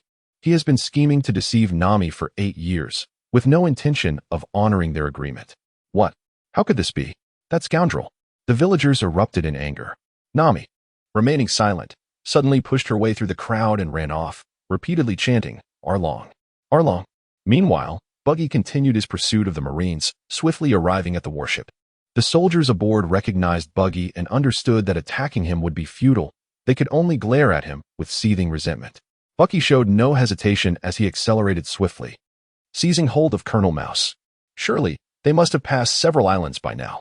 You know what I desire. If you wish to avoid demise, you shall obediently lead the way. You. Colonel Mouse glared at Bucky with a face filled with resentment. Are you certain you wish to resist? Bucky's gaze hardened, a sinister smile creeping across his face. No, I shall lead the way, I shall lead the way. Colonel Mouse forced a smile akin to that of a weeping child, flattering Bucky. Then let us proceed. Bucky erupted into hearty laughter, following Colonel Mouse to the location where he concealed his treasures. Before long, Bucky departed from the warship, his back burdened with a cloth sack, naturally filled with riches. Pondering for a moment, Bucky made his way towards the most conspicuous building. Upon entering the village, he spotted Nami in the distance. She clutched the Arlong insignia on her left hand with her right, gripping it tightly. Once Baki became aware of the situation, he understood what would follow and knew that Luffy would come to her rescue. Yet, the same principle remained since they had crossed paths. There was no justification for merely watching her inflict self-harm. Without hesitation, he swiftly advanced toward her with a shaving razor in hand. However, just as his steps began to move, Nami suddenly seized a dagger that had fallen to the ground and plunged it into her left hand. Blood gushed forth uncontrollably, and Nami let out a ferocious, savage scream, Arlong. Then, with renewed fury, she struck again, a second knife piercing the air, Arlong. Bucky felt a sense of frustration at how slowly the novice was shaving. Meanwhile, Luffy was sprinting towards Nami, extending his arm as he ran. Bucky naturally noticed. Yet he suddenly felt an urge to give it a try. Although she supported Luna, Nami was simply too adorable. Why shouldn't he attempt to flirt a little? After all, Luffy had an emotional quotient of 0 and would surely not mind. He wondered whom Nami would choose to assist her.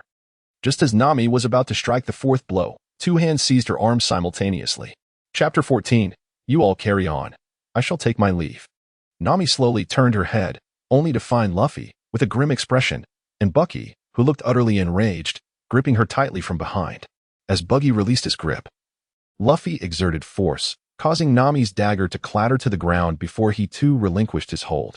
Nami, seated upon the earth, cast her gaze downward, tears streaming down her cheeks. What is this? You all are utterly oblivious, unaware of the events that have unfolded on this island over the past 8 years. I have no idea, Luffy replied candidly, while Buggy remained silent. This has nothing to do with you. I told you to leave this island. Nami clenched the ground with her hands, gritting her teeth. Yes, you did. Now get out. She hurled a handful of dirt behind her. People like you should just go. As she berated them, she scattered more earth, raising a cloud of dust. Luffy observed quietly, while Buggy continued to hold his tongue. After a lengthy pause, Nami finally ceased her outburst, covering her mouth with her hand, striving to stifle her sobs, yet the tears flowed unabated. Amidst her weeping, she gradually turned her head, her face weary, and gazed at Luffy and Buggy, her voice hoarse as she murmured, "Help me." Luffy quietly removed his hat and placed it atop Nami's head, then took a few steps back. In response to Nami's puzzled expression, he shouted to the heavens, "Of course." Bucky placed the bag behind him in front of Nami, instructing her to safeguard it, while he eagerly anticipated Arlong's imminent demise. Nami, stroking the hat atop her head and gazing at the treasures scattered on the ground, understood that these were the most cherished possessions of the two men. Meanwhile, not far away, Zoro sat beneath a small pavilion with the sword Wado Ikamanji in hand, while Usopp sat cross-legged on the ground, arms crossed, and Sanji stood ahead, one hand in his pocket and the other clutching a cigarette. "Let us proceed," Luffy stated casually. "Oh." The three responded in unison. "I am in a rather foul mood." Bucky nodded in agreement and followed suit, opting not to summon his subordinates. In such a battle, those without the protagonist's aura were destined for defeat. At the same time, outside the gates of Arlong's headquarters, Johnny and Joseph leaned against the door. "Apologies, but we cannot allow you to pass through this gate without any chance of victory." "Why?" Mr. Aegean exclaimed in bewilderment. "We are awaiting a few men who are certain to arrive here. They will undoubtedly show up, even if it costs them their lives." Upon hearing this, the crowd turned to see 5 figures approaching. "Is it them?" Nokigao exclaimed in surprise. "Who are they?" Mr. Aegean inquired, curiosity etched on his face. "If even they cannot prevail, then not only this island but the very future of the East Blue is bleak. You must engrave the appearance of those 4 who come to change fate into your memories." Nokigao nodded but was puzzled. "4? Aren't there 5? Huh, 5. Johnny and Joseph looked on in astonishment. Could there be another big brother? However, that was not the crux of the matter. What truly mattered was that they were coming. As Bucky walked alongside the others, he suddenly felt a pang of discomfort. He had merely intended to seek treasure, yet here he was, unbeknownst to himself. Bucky had already reached the rooftop and entered Nami's room. Countless nautical charts, blood-stained quills, and scattered measuring tools lay strewn about. He raised his hand slightly, then let it drop. Oh well, he thought, this sort of thing is better left to Luffy after all. Nami is his crewmate, in the end. With that, Bucky lost all interest in further searching and made his way toward the window. Peering down, the situation looked dire. Sanji had plunged into the water to rescue Luffy and hadn't returned yet.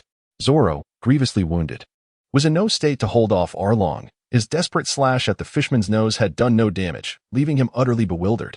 As for Usopp, if only his rubber band attacks could actually be of use. This was precisely the kind of moment that cried out for a savior. And Bucky wasn't he about to miss it. Besides, earning some goodwill from the Straw Hats wouldn't he hurt. He stuffed the treasure he found into a sack, left it by the windowsill, and then leaped straight out the window. Cushioning his fall with moonwalk, he landed gracefully, arms crossed. The blue ribbon on his hat and the cape billowing behind him fluttered in the wind with a soft whoosh, accompanied by a signature taunting voice. Hey, you bastard fishman. Picking on the injured, how low can you get? The villagers froze. It's the missing 5th member. Nami allowed herself a faint smile. Arlong bared his teeth in a cruel grin. And who the hell are you? Renault's clown. Doesn't he matter, you'll die just the same. In an instant, Bucky vanished from the sight of the crowd. As Arlong stood in astonishment, he felt a tremendous force propelling him away. Bucky reappeared before the onlookers, now occupying the spot where Arlong had once stood, slowly retracting his fist with a sinister smile that rivaled Arlong's own. How I loathe it when others speak of my nose. You scoundrel fishman. The spectators were left in shock, their eyes wide with disbelief. This red-nosed oddity was astonishingly powerful, having sent Arlong flying with a single blow. Zoro's pupils contracted. He had not anticipated that this seemingly comical man possessed such formidable strength. Bucky himself was taken aback, realizing his own prowess had reached new heights. Could I perhaps measure up to Luffy now? I might be getting a bit carried away, he mused. However, Bucky refrained from further attacks, fully aware of his purpose to merely delay Arlong and buy Luffy some time. With a swift motion, he seized Zoro and tossed him towards Usopp. Watch yourself, Zoro yelped, still nursing his injuries, the impact causing him to grimace in pain. This is revenge for Kabaji. Just lie down and rest. How much longer until Luffy arrives? Bucky chuckled to himself, finding amusement in teasing his idol, knowing they were all resilient. Watch out, Zoro shouted suddenly, his eyes narrowing. Behind Bucky, Arlong hurtled towards them like a dart. Without needing to be warned, Buggy's keen observation allowed him to split his body just in time, allowing Arlong to pass through harmlessly. Yet, to the villagers, it appeared as if he had been cleaved in two. Ah, he was split in half, cried Johnny and Joseph. Don't call me Red Nose. Bucky retorted angrily, his upper body still suspended in the air before rejoining seamlessly. Ah, he is not dead. The crowd gaped in astonishment. What manner of creature was this? Arlong crashed into a pillar, toppling it as he dusted himself off, a serious expression crossing his face. Another devil fruit user? Bucky smirked. No need to glare at me. Your opponent is not I. If you wish to live, just wait for that straw hat brat to return. Bucky maintained his nonchalant demeanor. Ha. That kid won't be coming back. Arlong boasted, a smug grin on his face. Ha. Zoro, don't you have something to say? Bucky continued, relishing in his moment of triumph, leaving the crowd bewildered. Only Zoro chuckled softly. If you just lie there, some wounds won't reopen. Arlong, perplexed, asked, what are you laughing at? Do you find yourself amusing? Fighting so hard while injured? Zoro's laughter grew louder. I'm not referring to myself, but rather that octopus scoundrel. I will slay you. Arlong realized the implication, his face contorting in rage as he charged at Zoro. Yet, Bucky swiftly interposed himself, delivering a punch that sent Arlong back to his original position. Hey, don't ignore me. Is it amusing to bully the injured? Curse you. Arlong suddenly laughed. Those useless comrades have failed, but I am Arlong. As long as I can slay all of you, stop right there. Those words shouldn't be directed at me. Hold your tongue. Bucky interrupted, visibly irritated. He then launched his hardened fist, declaring the true Buggy's flying fist. Bang! Before Arlong could react, he was struck squarely in the face. His nose, which even Zoro's sword could not cut, was knocked askew. Damn it! I will kill you. Red Nose. Arlong growled, adjusting his nose with a fierce glare at Buggy. I'm back. Buggy attempted to speak, but was suddenly interrupted by Luffy's resounding shout, capturing everyone's attention. The villagers erupted in cheers. The Rubber Kid, Johnny and Joseph were moved to tears, shouting, Brother Luffy. Nami beamed with an even brighter smile, calling out, Luffy. Zoro repositioned himself, relaxing slightly. You're so slow, you idiot. Arlong's expression darkened. Rubber Brat. Bucky, however, felt a pang of melancholy. Such is the essence of a spiritual pillar, always capable of instilling hope. Yet, before long, he shook off this sentiment of sorrow. For Luffy is precisely that kind of person. What comparison could be made between himself and him? The red-nosed uncle. At that moment, Luffy suddenly shouted, leaving Bucky momentarily stunned. And then his expression shifted dramatically. Surely he does not intend to. Chapter 16. A choice as an ominous premonition flickered through Bucky's mind. He suddenly felt an iron grip seize his shoulder. A tremendous force propelled him through the air before he could react. Amidst the dizzying ascent, Luffy's booming voice echoed in his ears, tag out. Baki adjusted his posture in midair, employing a moonwalk to stabilize his form, and then roared, You imbecile! Are you truly a fool? The onlookers echoed in unison, shouting, Absolute buffoon. However, Luffy clearly paid no heed to their taunts. With a swift motion, he unleashed a rubbery strike, signaling the commencement of battle. Buggy remarked that with Luffy taking action, he could leisurely relax, seizing the opportunity while the others were preoccupied. He utilized the moonwalk technique to ascend to the rooftop of Arlong Park, gather the treasure, and make his escape. Meanwhile, aboard the Burkadapo, most of Buggy's crew had already returned to the ship. Is Captain Buggy back yet? One of the crew members, seated on the deck playing cards with his companions, suddenly inquired. No, we have no idea where the captain has gone. There has been quite a commotion over there. Could it be related to him? Who knows? However, if it is, shouldn't we lend a hand? With that kind of noise, it must be a battle between monsters. Do you think we could actually help? That does seem unlikely, huh?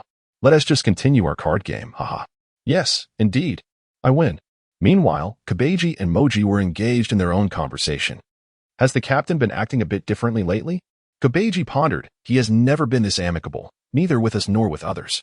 It's unimaginable that he would rob a Navy base, yet he actually succeeded. It's as if he is transformed into a different person. I feel the same way. However, I find this version of Captain Buggy quite commendable, far more dependable, Moji remarked, his usual foolish demeanor absent. Do you remember why we chose to follow the captain in the first place?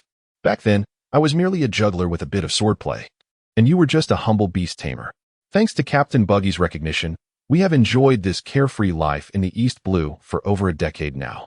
Kabeji spoke, his tone growing somber. Moji nodded in agreement, continuing, all these changes began with that Straw Hat Kid's arrival. The captain seems to resonate well with him. It appears that they will soon set sail from the East Blue to explore the outside world. After such a prolonged period of monotony, I wonder what ignited the captain's enthusiasm. Kabeji, do you wish to venture out? Is there even a choice in that matter? In this life, I only wish to follow Captain Buggy. Returning to mere juggling is not something I can entertain. Kabeji leaned against the wall, brushing his bangs aside. Me too. But we are far too weak. Moji nodded again, his expression turning melancholic. Indeed, Roronoa Zoro defeated me with a single strike, yet even he, in this vast sea, remains just another weakling, doesn't he? Captain Buggy. Moji was about to say more when suddenly a crew member shouted. The two hurried over. Not far away, Buggy was returning, carrying a large bag, his familiar red nose and jovial smile unmistakable. The two exclaimed in unison, Captain Buggy.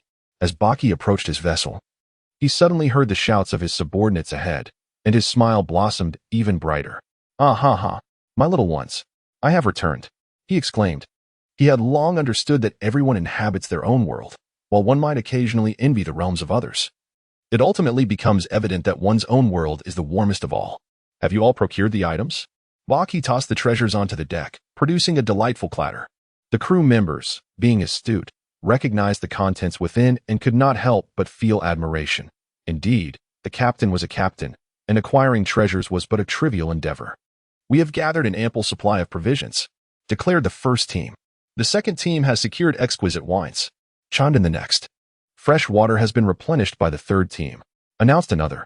But the fourth team has yet to procure the weapons, the last little leader admitted, his expression betraying embarrassment.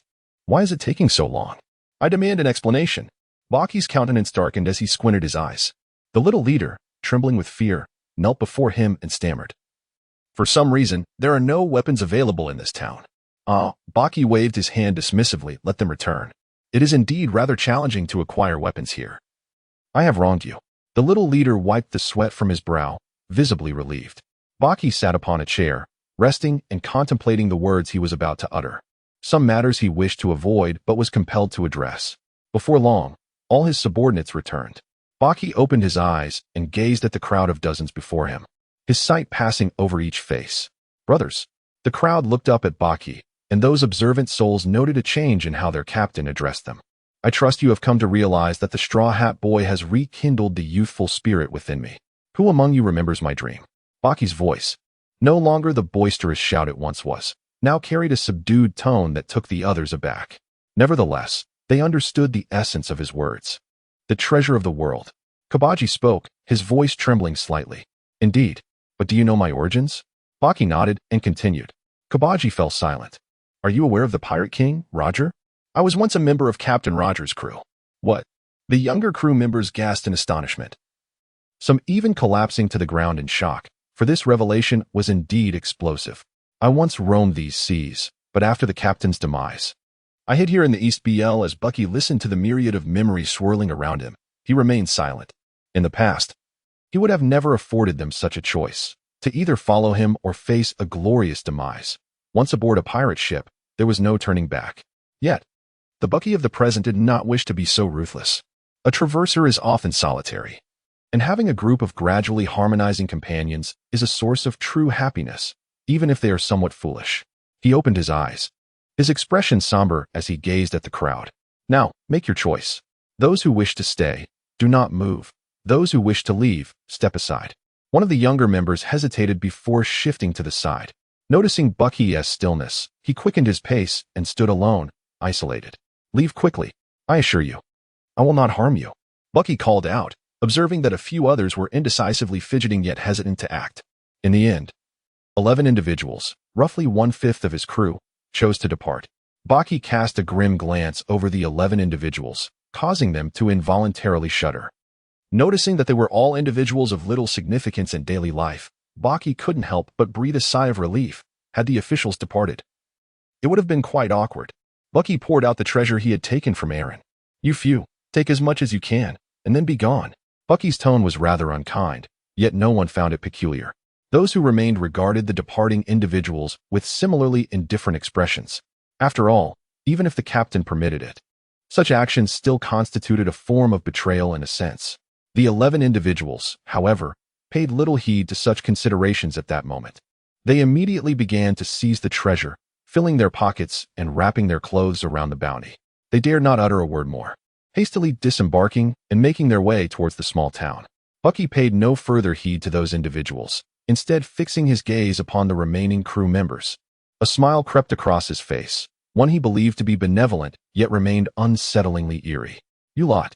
Splendid. Since you've chosen to follow me, I shan't let you perish so easily. Enter one by one, and I shall bestow upon you the demon's power to make you mightier. With those words, Bucky strode into the captain's quarters, leaving behind an exhilarated crowd. The demon's power. Can we truly become stronger? Long live Captain Bucky. Naturally, the first to enter were Kabaji and Moji, who ended up squabbling and getting stuck together in the doorway in their eagerness. Baki observed the two foolish individuals with a furrowed brow and exclaimed, Come in, you two imbeciles. After obtaining the enhancement aura, Baki gained a deeper understanding of its mechanics. This doubling effect comes with certain limitations. The empowered individuals or objects cannot exceed 70% of their original strength. Moreover, this augmentation encompasses increases in power, speed, endurance, and defense, requiring a period of adjustment. The execution of this skill is, in essence, quite straightforward. Merely a tap on the head suffices. However, Baki could not approach it so casually. He instructed the two to kneel on one knee, bow their heads, and close their eyes. He then placed a hand on each of their heads, murmuring a series of unintelligible incantations. 10 is 10, 4 is 4, 14 is 14, 40 is 40. Now, embrace your newfound strength. It may feel unfamiliar, he added, reciting a few tongue twisters before withdrawing his hands and adopting a serious expression. As the two opened their eyes and attempted to rise, they suddenly lost control of their newfound power and fell backward, their heads sinking into the deck. After considerable effort, they finally managed to exert some control over their strength, yet their cautious demeanor appeared exceedingly comical. Baki grasped the gravity of the situation. If everyone took their turn like this, the ship would be utterly ruined. He led the group ashore and instructed them to close their eyes. Then, one by one, he touched each of them while loudly reciting tongue twisters, his voice echoing across the entire coastline. Finally, after dozens had undergone their enhancements, Baki declared, "Stay here and acclimate to your newfound strength. I'll be back shortly." With that, he hurried toward Arlong Park. After all, he still had a bag of treasure in Nami's possession. As for his rowdy subordinates on the beach, groaning in a mix of agony and exhilaration, Baki simply thought, "Good luck figuring it out yourselves." Meanwhile, atop Arlong Park, Luffy and Arlong stood inside Nami's room. Luffy sat on the floor, silently clutching Nami's bloodstained quill. Arlong rested the jagged edge of his saw-toothed blade against Luffy's neck. "Could you have utilized that woman so efficiently?"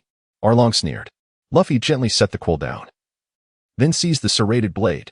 With a single forceful twist, clang, the weapon shattered in his grip. "Utilized? What the hell do you take her for?" Arlong chuckled. "Though of an inferior race, she is a clever one. If other humans are gutter rats, then she's a rather smug little kitten. Adorable, really. I'll keep feeding her.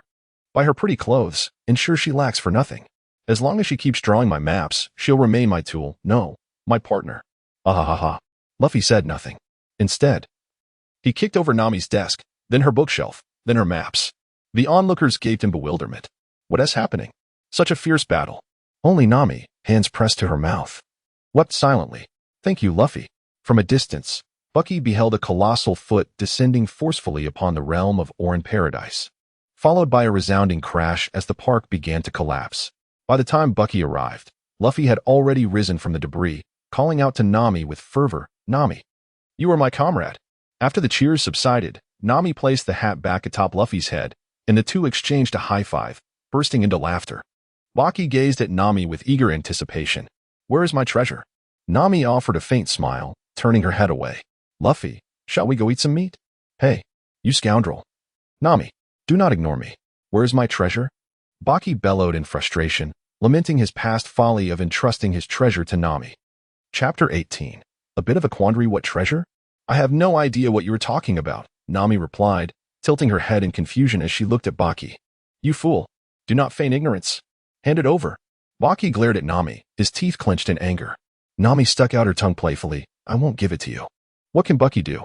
Surely, he cannot resort to theft, for that would surely lead to his demise at the hands of the villagers. In contrast, Luffy bursts into laughter. Baki sighed and then chuckled, thinking to himself that it was of no detriment to him after all. "What do you mean by that?" Nami inquired cautiously, sensing from Baki's tone that he might have taken something away. "I won't tell you," Baki replied with a playful grimace, vanishing with a swift movement, showing little interest in the subsequent celebrations. What Buggy was unaware of was that after his departure, Colonel Mouse returned to Alone Paradise with a smug demeanor, aiming to seize the fruit of victory. Naturally, the outcome was a thorough beating, which was indeed commendable bravery. While Luffy and his companions were reveling in a celebratory banquet, Buggy had already returned to his ship, where his crew had begun to master their newfound powers, relishing their bodies, now twice as strong as before.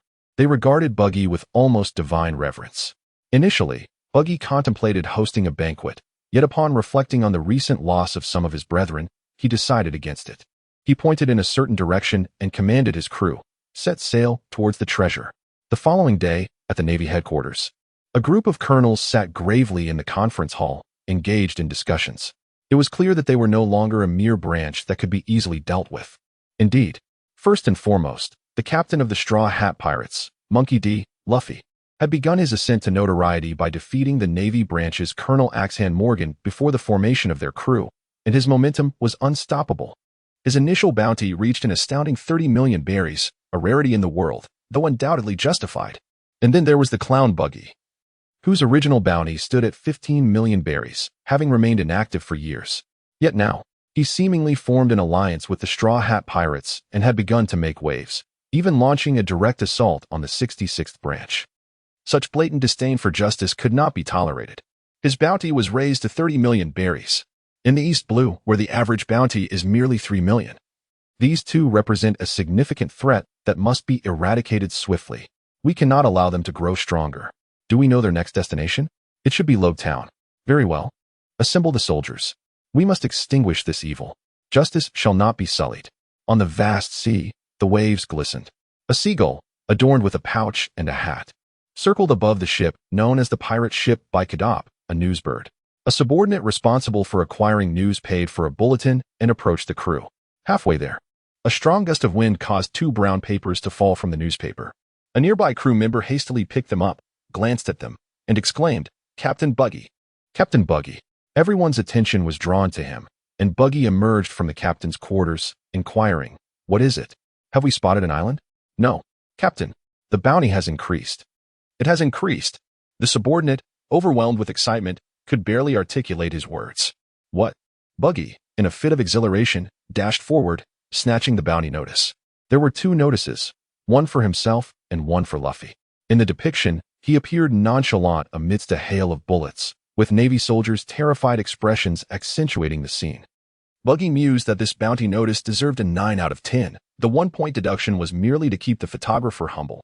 Upon noticing the bounty had doubled to 30 million, matching Luffy's, he declared, "Not bad at all. Ah. My head is now worth even more. So you all better step up your game." Bucky laughed boisterously, while his crew joined in, chanting, "Long live Captain Bucky." Life at sea eventually grew monotonous, with everyone eager for the discovery of an island. Amidst this anticipation, the ship sailed for several more days, until the lookout, having chosen not to leave, suddenly shouted, "Captain, an island has been spotted ahead. It is Logue Town." Bucky had long harbored suspicions and was not surprised. He pondered whose treasure this might be, Smoker's tin hands, or perhaps something left behind by Luffy and his crew. Upon reaching the shore, he left a few men to guard the ship and distributed some money to his subordinates. This was a grand town, home to a naval base. Although you have grown considerably stronger than ordinary folk, you still pale in comparison to monsters. Remember to keep a low profile.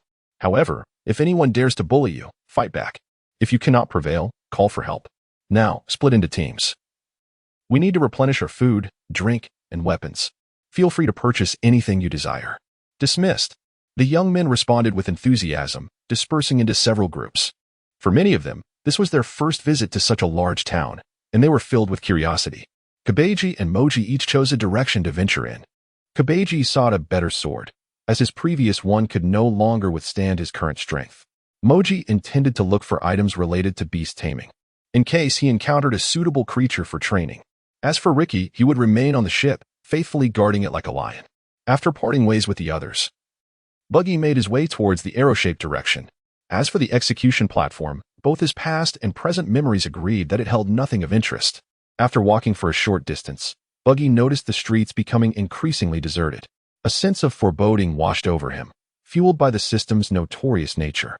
Could it be near the naval base? With a sliver of hope, Bucky pressed on, crossing a street until he beheld a 4-story building with pale green walls, the naval base. Damn system. Smoker is in there. I can't possibly take him on, Bucky cursed. Realizing he still lacked mastery of hockey and had no means to contend with a Logia-type devil fruit user. Just then, he spotted a tall figure emerging from the building. Clad only in a coat that revealed his muscular physique, and bearing a peculiar staff on his back, it was Smoker. Bucky could not help but chuckle. With Smoker gone, the naval base was left utterly defenseless. Moreover, the direction of the arrow was not aimed at him. As he observed the massive figure, cigar in mouth, slowly departing, he swiftly darted into the entrance of the naval base. Now, he found himself in a bit of a quandary. Should he boldly seize the moment and plunder, or stealthily pilfer? Chapter 19. This script is all wrong. I am a pirate, not a thief. I cannot be cowardly. With this thought, Bucky's hand was already in motion, delivering a powerful punch to the grand wooden door. With a resounding crash, the door shattered, revealing a bewildered assembly of naval soldiers within. Once the shock wore off, they quickly regained their composure, raising their weapons at Bucky with expressions of fury. Who are you? How dare you force your way into the naval base? He is the notorious clown Bucky, with a bounty of 30 million berries. Despicable. Does he intend to continue robbing the naval base? We cannot allow him to succeed. Block his path and summon Colonel Smoker back. Vile pirate, halt, or we shall open fire. Ignoring the soldiers' furious shouts, Bucky pressed forward in the direction of the arrow. He would secure the goods first and worry about Smoker's return later. Fire! A lieutenant, observing Bucky's relentless advance, shouted the command. The sound of gunfire erupted, yet not a single shot found its mark. Bucky, much like his wanted poster, strolled through the hail of bullets with an air of nonchalance. Had it not been for the soldiers obstructing his path, he would have refrained from retaliating. "Get out of my way," Bucky bellowed, pushing forward with both hands. Unleashing his technique, Bucky rocket cannon. This was a skill he had devised by imitating Luffy, though limited to 2 outstretched hands, allowing him to adjust the trajectory of his foes being sent flying. Before the naval soldiers could react, they were struck back, colliding with one another and tumbling to the ground, raising a cloud of dust. Witnessing the power of his own attack, Bucky swelled with pride, thinking himself a seasoned master. He laughed boisterously and continued onward, ready to ascend the stairs, realizing that guns were ineffective against Bucky and could harm their comrades. The soldiers resorted to wielding swords and charged at him. To these fearless naval soldiers, Bucky expressed admiration for their bravery. However, their time was up. He split his hands once more, his arms fracturing into segments, transforming into iron blocks. Shatter. Great celebration. Shatter. Flying fist attack. In no time, Bucky reached the 3rd floor. The arrow pointed at one particular room. Behind him lay a cluster of naval soldiers, writhing on the ground. With a swift kick, he burst open the door, only to find it empty. Baki glanced around the room, noting the well-appointed furnishings, a bed, a desk, and a bookshelf. Judging by the color scheme, it appeared to belong to a girl, and several swords adorned the walls. Is this perhaps Dasky's room? Though it was merely a conjecture, Baki felt a sense of certainty and could not help but feel intrigued. What could it be? Could it be a sword? As he pondered, he began to search in the direction indicated by the arrows. Before long, he discovered the treasure hidden within a cabinet, a red glasses case. Just as he was about to examine it more closely, the object vanished before his eyes. Treasure acquired. Dasky's Eye Realm. Please select skills to illuminate. What do you need the glasses for, and why did you swallow the case as well? Spit it out, Baki remarked, somewhat exasperated. Please select skills to illuminate. As Baki contemplated what else to say, he suddenly heard an enraged shout from downstairs. It must be Smoker returning. Armament Hockey, quickly, Baki urged, anxious. Armament Hockey, basic level successfully illuminated. Baki observed that at his current rudimentary level, he could transform his fists and part of his arms into a shade of faint black. This, too, signified that he had acquired a certain degree of offensive capability in the realm of nature. As Baki coated his arm with Busashoka Hockey, a thick cloud of smoke billowed into the room, gradually coalescing into the towering figure of a man clad only in a coat. 2 cigars dangling from his lips, none other than Marine Captain Smoker. Buggy the Clown? Daring to cause trouble in my territory? You've got some nerve, Smoker bellowed, already lunging forward with a fist aimed straight at Baki. Ahahaha. Smoke Man, this great Baki isn't afraid of you. Feast your eyes on the Baki iron fist. Even as his opponent charged at him with overwhelming force, Baki, brimming with bravado, refused to retreat. Instead, he let out a boisterous laugh and swung his own fist in retaliation. Boom, boom. 2 thunderous impacts echoed, one from their fists colliding, the other from Baki hurtling through the wall and soaring into the distance. Damn it, this wasn't part of the script. Baki roared indignantly midair, though he made no attempt to stabilize himself with Jeppo. Given the sheer force of the attack, putting some distance between himself and danger seemed the wiser choice. Smoker, momentarily stunned, dropped his cigar in disbelief. This is one of the East Blue's highest bounty pirates? This level of strength? What kind of joke is this? But by the time he recovered, Baki had already vanished from sight. With a frustrated sigh, Smoker turned to his subordinates. Assess the casualties, then conduct a citywide search. Under no circumstances are we letting him reach the Grand Line. Yes, sir. The Marines, gazing at Smoker with admiration, responded in unison. Meanwhile, Baki, after flying a considerable distance, finally used Jeppo to slow his momentum and hover in midair. Damn it all. The gap in strength is this huge. This great Baki won't forget this humiliation. But for now, he smirked. I've got what I came for. Time to head to the next island. However, when he glanced downward, his jaw dropped in shock. What the hell? Below him stretched an endless expanse of azure ocean, and the nearest island was distressingly far away. That bastard. Just how much force did he put into that punch? Huh. Wait. That ship looks familiar. Following his line of sight, a small sailboat drifted leisurely across the sea. Its hull was shaped like a heart, adorned in vibrant pink. with sails bearing an array of flamboyant heart patterns and unmistakably ostentatious design. Alvida. The distinctive style made recognition instant. It was the once plump woman turned beauty. The so-called lucky lady whose fortune rivaled even Baki's own. Baki glided towards her vessel with a moonwalk. Such a fortunate woman surely deserves to be acquainted. Buggy lightly descended onto the deck, gazing at the woman clad in a purple coat and adorned with a white hat. It must be said, she truly appeared stunning, embodying the pinnacle of beauty in the world of One Piece. However, the moment he recalled her true identity, Buggy found himself devoid of any desire. The woman, having noticed Buggy's arrival, expressed her surprise. "Are you the clown, Buggy? Do you know who I am?" Despite the recognition, the performance required a pretense. Yarita revealed a gentle smile and produced a bounty poster. "I am in search of a man.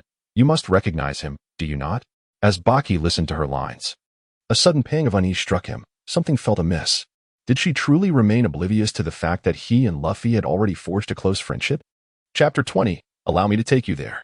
Baki secretly chuckled, yet his face displayed a mask of fury as he fixated on the bounty notice. "That wretched rubber. I shall certainly settle the score with you sooner or later. Mark my words." He then turned to Yalida with an expression of disbelief.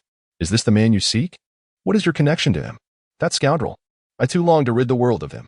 Yalida, however, maintained her gentle smile as she spoke. "Oh? What do you mean?" Baki inquired, confusion etched on his face. She walked toward the opposite side of the deck, beckoning him. "Come, let us converse while we eat." "I see." Baki feigned understanding, nodding thoughtfully. "But what brings you here? Could it be that that rogue will come to this place?" "Indeed, he will undoubtedly come. What do you say? Are you interested in joining forces?" Bucky took another bite of fish, conceding that they shared a common purpose and should coexist harmoniously. "Cheers." Yarlita raised her glass of red wine towards Bucky. "Cheers." Bucky clinked his bottle against hers, a smug expression adorning his face. Indeed, he felt genuinely pleased, eagerly anticipating the bewildered expression on the beautiful woman's face when she realized she could not manipulate him. After reaching the shore, the two parted ways. Meanwhile, at another coastline, Luffy's crew successfully made landfall. "What a grand town!" Luffy exclaimed as he gazed at the bustling streets. Nami explained that this town was once a gathering place for pirates aiming for the legendary Grand Line, where one could procure anything needed. "All right. In preparation for our impending adventure, I shall gather some supplies," Usopp said, marveling at his surroundings, visibly excited. "It seems there will be excellent ingredients available," Sanji remarked. Puffing on a cigarette, his gaze wandering with hearts in his eyes, captivated by the lovely ladies around. "I have things I wish to purchase as well," Zoro mused, stroking his chin. "Oh, and what will you use to buy them?" Nami smirked, the look of a cunning merchant on her face. "I recall you are entirely broke." Zoro's lips twitched in annoyance at her jibe. Luffy nodded. "I'll go check out the execution platform. I want to see where the Pirate King was executed." With that, he dashed off, leaving the remaining for exasperated. They truly had no way of dealing with him. As for Bucky, after parting ways with Yarlita, he found himself aimlessly wandering. As for locating Luffy, he thought it was up to whoever wanted to find him. Suddenly, Bucky felt someone bump into him, due to the absence of malice. His observation Haki failed to sense the intruder, and he was knocked over. "Which scoundrel dares to collide with me?" Bucky exclaimed, spotting a familiar straw hat. "Straw hat scoundrel. Huh, red-nosed uncle?" Luffy was equally astonished to see Bucky. "Why do I keep running into this old man? I told you not to call me that." Bucky retorted, visibly irritated. "How come you can't change that? What brings you here?" "I was looking for the execution platform, but I got lost. Do you know where it is? Allow me to guide you." Bucky had not been here in over a decade and could hardly remember, but he figured that heading toward the center would surely lead them there. "Thanks, red-nosed uncle." Luffy beamed. "I said not to call me that, you rascal." Bucky delivered a light punch to Luffy's head, employing just a hint of haki. "Ouch, why does your punch feel like my grandfather's?" Luffy complained, cradling his head with a mournful look. "Ahaha, because I am formidable." Bucky chuckled, opting not to reveal the concept of haki just yet. Half an hour later, they found themselves in a dimly lit corridor. "Is the execution platform really here?" "This feels entirely wrong," Luffy grumbled, shooting a resentful glare at Bucky. "Perhaps it's nearby?" "Don't fret. We will eventually arrive," Bucky responded, cold sweat trickling down his face, struggling to maintain composure, realizing he had indeed lost his way. At that moment, Luffy spotted a sign and quietly read aloud, "Gold. Roger?" Bucky cast his gaze back, pondering the tavern. "Shall we go in?" he inquired. Luffy, however, remained silent. Having already stepped inside, leaving Bucky with nothing but his retreating figure. "You brat, am I to perish waiting here?" Bucky cursed, hastening to follow. The entrance of the tavern was shrouded in dim light. As Bucky beheld the establishment, an unexpected wave of discomfort washed over him. After a brief contemplation, he declared, "You go ahead. I shall refrain from entering." "Why?" Luffy questioned, tilting his head in confusion. "There need not be so many reasons. I simply detest this place. That you will come to understand in due course. I'm off now."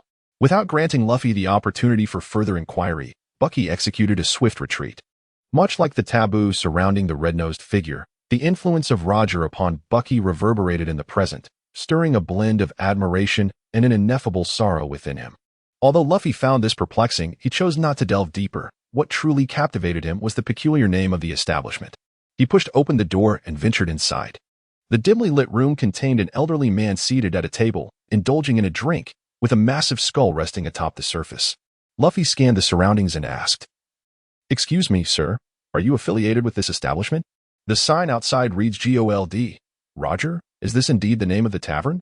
The old man glared at Luffy, growling, "Begone. This place is no sanctuary for brats like you. Moreover, from today forth, it shall be shuttered." "Shuttered?" Luffy echoed, to which the elderly man, irked, slammed his bottle onto the table, retorting, "It's not closing down. I'm the one choosing to shut it. Now get out." Unperturbed by the old man's outburst, Luffy resolutely found a seat, stating, "I am merely curious about the name of the tavern." Upon emerging from the dimly lit corridor, Bucky inhaled deeply, gazing at the increasingly overcast sky. "A dragon? Never mind, it has nothing to do with me since I'm not after Luffy," he muttered to himself, casually choosing a direction to wander. Unbeknownst to him, a small contingent of Navy personnel lurked in the shadows not far behind, one of whom held a transponder snail. "Colonel, we've spotted Bucky the Clown heading towards 5th Street. Please proceed to the scene immediately," came Smoker's hoarse voice from the other end. "Understood." Back at the Navy base, upon learning that his subordinates had faced 0 casualties, Smoker exhaled a sigh of relief, releasing a plume of smoke. He then hung up the transponder snail, donned his coat, and proceeded to exit. A soldier behind him suggested, "Colonel, should we relay orders to the troops?" "No need. But considering their strength, how tedious." Smoker's expression darkened. "Do not dictate to me." The soldier, drenched in cold sweat, nodded meekly. Chapter 21. Quite astute at this moment, Bucky remained blissfully unaware that he had become the target. Leisurely meandering along, suddenly, a group clad in gray cloaks brushed past him. Bucky caught a glimpse of the leader's purple hair and a familiar facial structure, though he could not quite place it. Just some minor character, he thought, shaking his head dismissively. After walking a bit further, a figure wearing a purple top and a blue and white checkered scarf came into view. "Oh, isn't that Kabeji? What brings you here?" Bucky greeted him with a cheerful smile. "Captain Bucky." Kabeji, surprised to encounter Bucky, responded, "I spotted a sword I fancy, but it's a bit pricey, and I'm contemplating how to acquire it." "Oh, what are your plans?" Bucky felt a twinge of concern regarding the intelligence of this so-called strategist. With a sly grin, Kabeji replied, "Didn't you say not to provo?" With a few dark lines etched across his forehead, Bucky remarked, "You have quite the mischievous ideas. Yet, there is no need for such trouble. It seems I have already stirred up some conflict." Who dares to provoke you, Captain?" Kabaji inquired, his expression darkening. No. Bucky waved dismissively. "I merely seized a naval base by accident. It's a trivial matter." Kabaji stumbled, nearly falling to the ground. "Trivial? This is far from a trifling issue. Should we rally the crew?" "Not necessary. It's just the Navy, no cause for concern." Bucky laughed heartily, his face alight with pride, although internally, he fervently hoped to avoid encountering Smoker. "And what of that sword?" Kabaji pointed toward the gleaming dark blade housed within a glass display case, his eyes filled with anticipation. "Of course, that," Bucky exclaimed, delivering a powerful punch to the glass, shattering it with a resounding crash before seizing both the sword and its scabbard. Baki shook his head solemnly, advising against uttering such words. For this was the hometown of Captain Roger, and he had no desire to bring harm to it. "I sincerely apologize, Captain Baki," Kabaji exclaimed in a panic, bowing deeply in apology. "There is no need to be so fearful of me, ahaha." Baki laughed heartily as he helped him to his feet. However, the cold sweat on Kabaji's brow only intensified. Just then, a subordinate hurriedly approached, exclaiming, "Captain Baki." Upon hearing this, Bucky turned to see a young lad in a blue sailor suit. What is it? The boy, panting heavily and half-squatting, exclaimed, I finally found you, Captain Buggy. The first mate is engaged in a fight with the Whitecap pirates. You must hurry. The Whitecap pirates? Buggy echoed, slightly puzzled. It appeared to be a pirate crew he had no recollection of, seemingly a trivial entity that did not exist in the original narrative. Lead the way. How dare they provoke me, Captain Buggy? They must be seeking death. As the three of them dashed towards another street in the shadows. A naval soldier held a transponder snail. Colonel, the pirate Buggy may have discovered our location. They have fled towards 2nd Street. They? Indeed, the strategist of the Buggy pirates. Kabeji is also with him. Not far from the execution platform, two factions faced each other. The larger group belonged to the Whitecap pirates. Led by a woman clad in a pink coat, Cradley, when Buggy arrived, he was greeted by a scene of fierce combat. Observing that his subordinates were holding their own in the fray, he sighed with relief, realizing that this motley crew possessed some skill after all. Halt, all of you! Buggy bellowed as he soared into the air. On the battlefield, everyone momentarily ceased their actions. Then, Buggy's men erupted in cheers. It's Captain Buggy. The captain has come to aid us. The opposing side was taken aback as well, quickly creating distance and re-establishing their standoff. Bucky did not gaze at the opposing side, but rather at Machi, inquiring, what is the situation? Chapter 22. I beg you, stop showing off upon listening to Machi's account. Bucky finally grasped the sequence of events. Driven by an unwavering desire for the fluffy Machi, he fortuitously encountered the chubby cat and, naturally enchanted, felt that his mission was accomplished. Thus, he began to seek companions to return to the ship. However, unexpectedly, they were ambushed by a group who proclaimed themselves the Whitecap pirate crew. After uncovering the particulars of the situation, Bucky, mirroring Machi's astonishment, cast a bewildered glance at his own plump feline and then at the regal white cat across from him. A gentle smile graced his lips. This cat possessed quite the discerning eye. Damn it! Are you mocking us, you red-nosed fool?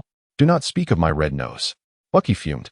As the entire group exchanged barbs, their frustration palpable. It seemed that his life's ambition now required in addition, he must ensure that no one in this world would dare to mention his nose upon meeting him. Bucky propelled his fist forward, catching his opponent off guard before seizing her by the neck and lifting her effortlessly. The woman struggled in terror. Tell her who I am. Bucky bellowed, Captain Bucky. Captain Bucky. His crew echoed his name, their voices rising in unison, and soon, more of his followers hurried over, drawn by the commotion. Meanwhile, some in the opposing camp gasped in recognition. Isn't that the infamous clown Bucky with a bounty of 30 million? 30 million. Our captain's bounty is only 8 million. Noticing the fear creeping into his adversaries, Bucky had no intention of slaughtering them all. He forcefully threw the woman to the ground. Scram!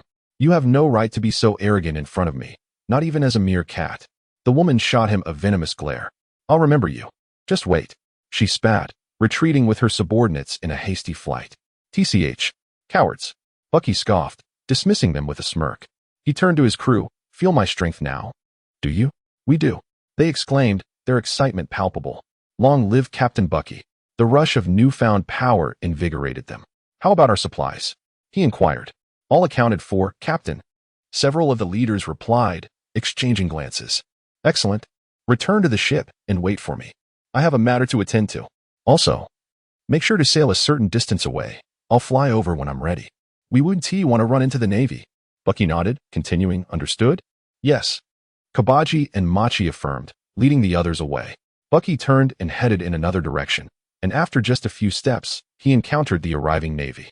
Although he did not see Smoker, Bucky swiftly flashed into a nearby house. As for his subordinates, he could only offer a silent prayer. After all, they were not bounty targets, so theoretically they should remain unharmed. Who are you? Suddenly came a crisp voice from beside him. Baki turned to see a little girl with charming pink hair styled into twin ponytails, quite adorable indeed. Baki revealed his self-proclaimed amiable smile, exclaiming, I am the jester Baki. Greetings to you, adorable young lady. However, the little girl, in a state of distress, cried out, Ah? Mother, help. There is a strange uncle. She fled in tears, leaving Baki in a state of bewilderment. What has become of this world? Is it merely because of my appearance? Why must I evoke such fear? Dismissing these thoughts, Baki glanced around and noticed a black cloak hanging on the wall. As Baki chuckled to himself, he casually donned his coat and departed. Upon stepping outside, he was enveloped by an unusual atmosphere, prompting him to feel an undeniable urge to visit the execution platform. At that moment, Luffy stood atop, gazing into the distance, filled with ambition. It was, after all, the anniversary of the Pirate King's execution, which took place 22 years ago today. Below, a patrolling officer shouted through a megaphone, "Hey, you up there? Come down immediately." Luffy responded nonchalantly, "Why should I? This is a special execution platform governed by the world government. If you do not descend, you will face arrest." Before the officer could finish his sentence, he was abruptly struck from behind and collapsed to the ground. Gasps of astonishment echoed among the crowd as they beheld a striking woman wielding a large spiked club, their collective thought resonating. "How beautiful. Little characters should exit gracefully," she said, dropping her weapon to the ground.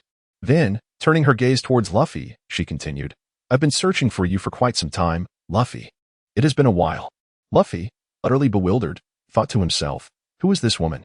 Surely you haven't forgotten my face? I don't recognize anyone like you. Who are you?" Just as Baki arrived on the scene, he overheard Luffy's puzzled inquiry and nodded in agreement. Understanding Luffy's confusion, it was evident that he struggled to recognize anyone. "I could never forget, for you are the first man to strike me," Arlita declared. As her words hung in the air, the crowd turned their furious gazes upon Luffy, leaving him utterly perplexed and drenched in cold sweat. Buggy expressed that she was indeed speaking the truth, yet somehow, Luffy appeared pitiable. "I pose this question to you. What is the most exquisite thing upon the vast sea?" Arlita, covering her face with her hands, proclaimed narcissistically, "Of course, it is I." Everyone pointed at her in unison. "Indeed, it is I, Luffy. I desire for you to become my man." Arlita's audacity left Buggy with goosebumps. That wretched woman. She deceived me with her talk of wanting to kill me swiftly. Fortunately, I am well aware of the plot. Otherwise, I would have fallen into your trap. Buggy clenched his fists, seething with indignation. Luffy, equally disdainful, retorted, "I refuse. Moreover, who exactly are you?" "What? You still haven't T remembered?" Arlita exclaimed in astonishment. Bucky adjusted his head, pondering the extent of this self-satisfaction. It was truly impossible to recognize. Never mind. He could no longer bear to watch and prepared to make his exit. However, before he could move, the fountain suddenly erupted in an explosion. What on earth? I didn't even take part in this, yet the plot thickens. Bucky, bewildered, halted his steps and continued to observe the unfolding drama. Suddenly, a few cloaked figures appeared behind him, and one of them spoke. "This is quite different from what you described, Yalta." The voice sounded somewhat familiar. Luffy, on the other hand, was utterly confused. "Yalta? Has she arrived? Where is she?" "I am here," came the reply, accompanied by a hint of exasperation. "You dense fool. You?" Luffy displayed a look of disdain, as if to say she appeared entirely different. "I consumed the slippery fruit, which has indeed altered me somewhat. Regrettably, my beauty has not changed much. The only notable difference is that my freckles have vanished," Yalta remarked, as she touched her face. Luffy waved his hand dismissively, declaring that this was hardly significant. Baki could no longer contain himself. Donning his cloak, he spoke directly. "Arlita, I implore you to cease your display." Chapter 23. The world automatically corrects itself? Arlita was momentarily taken aback, mistaking Baki's urgency for impatience. She continued, "In my rebirth, I allied with them solely in pursuit of a shared objective, to find you." The gazes of the crowd shifted towards the group of gray-clad individuals. The leader erupted into laughter, discarding his cloak to reveal his true identity. It was Click. Behind him stood his loyal subordinates. Though it was evident that Akin was not among them, Bucky narrowed his eyes. No wonder Alvida had been heading toward this island even before their chance encounter. She had already found a new scapegoat.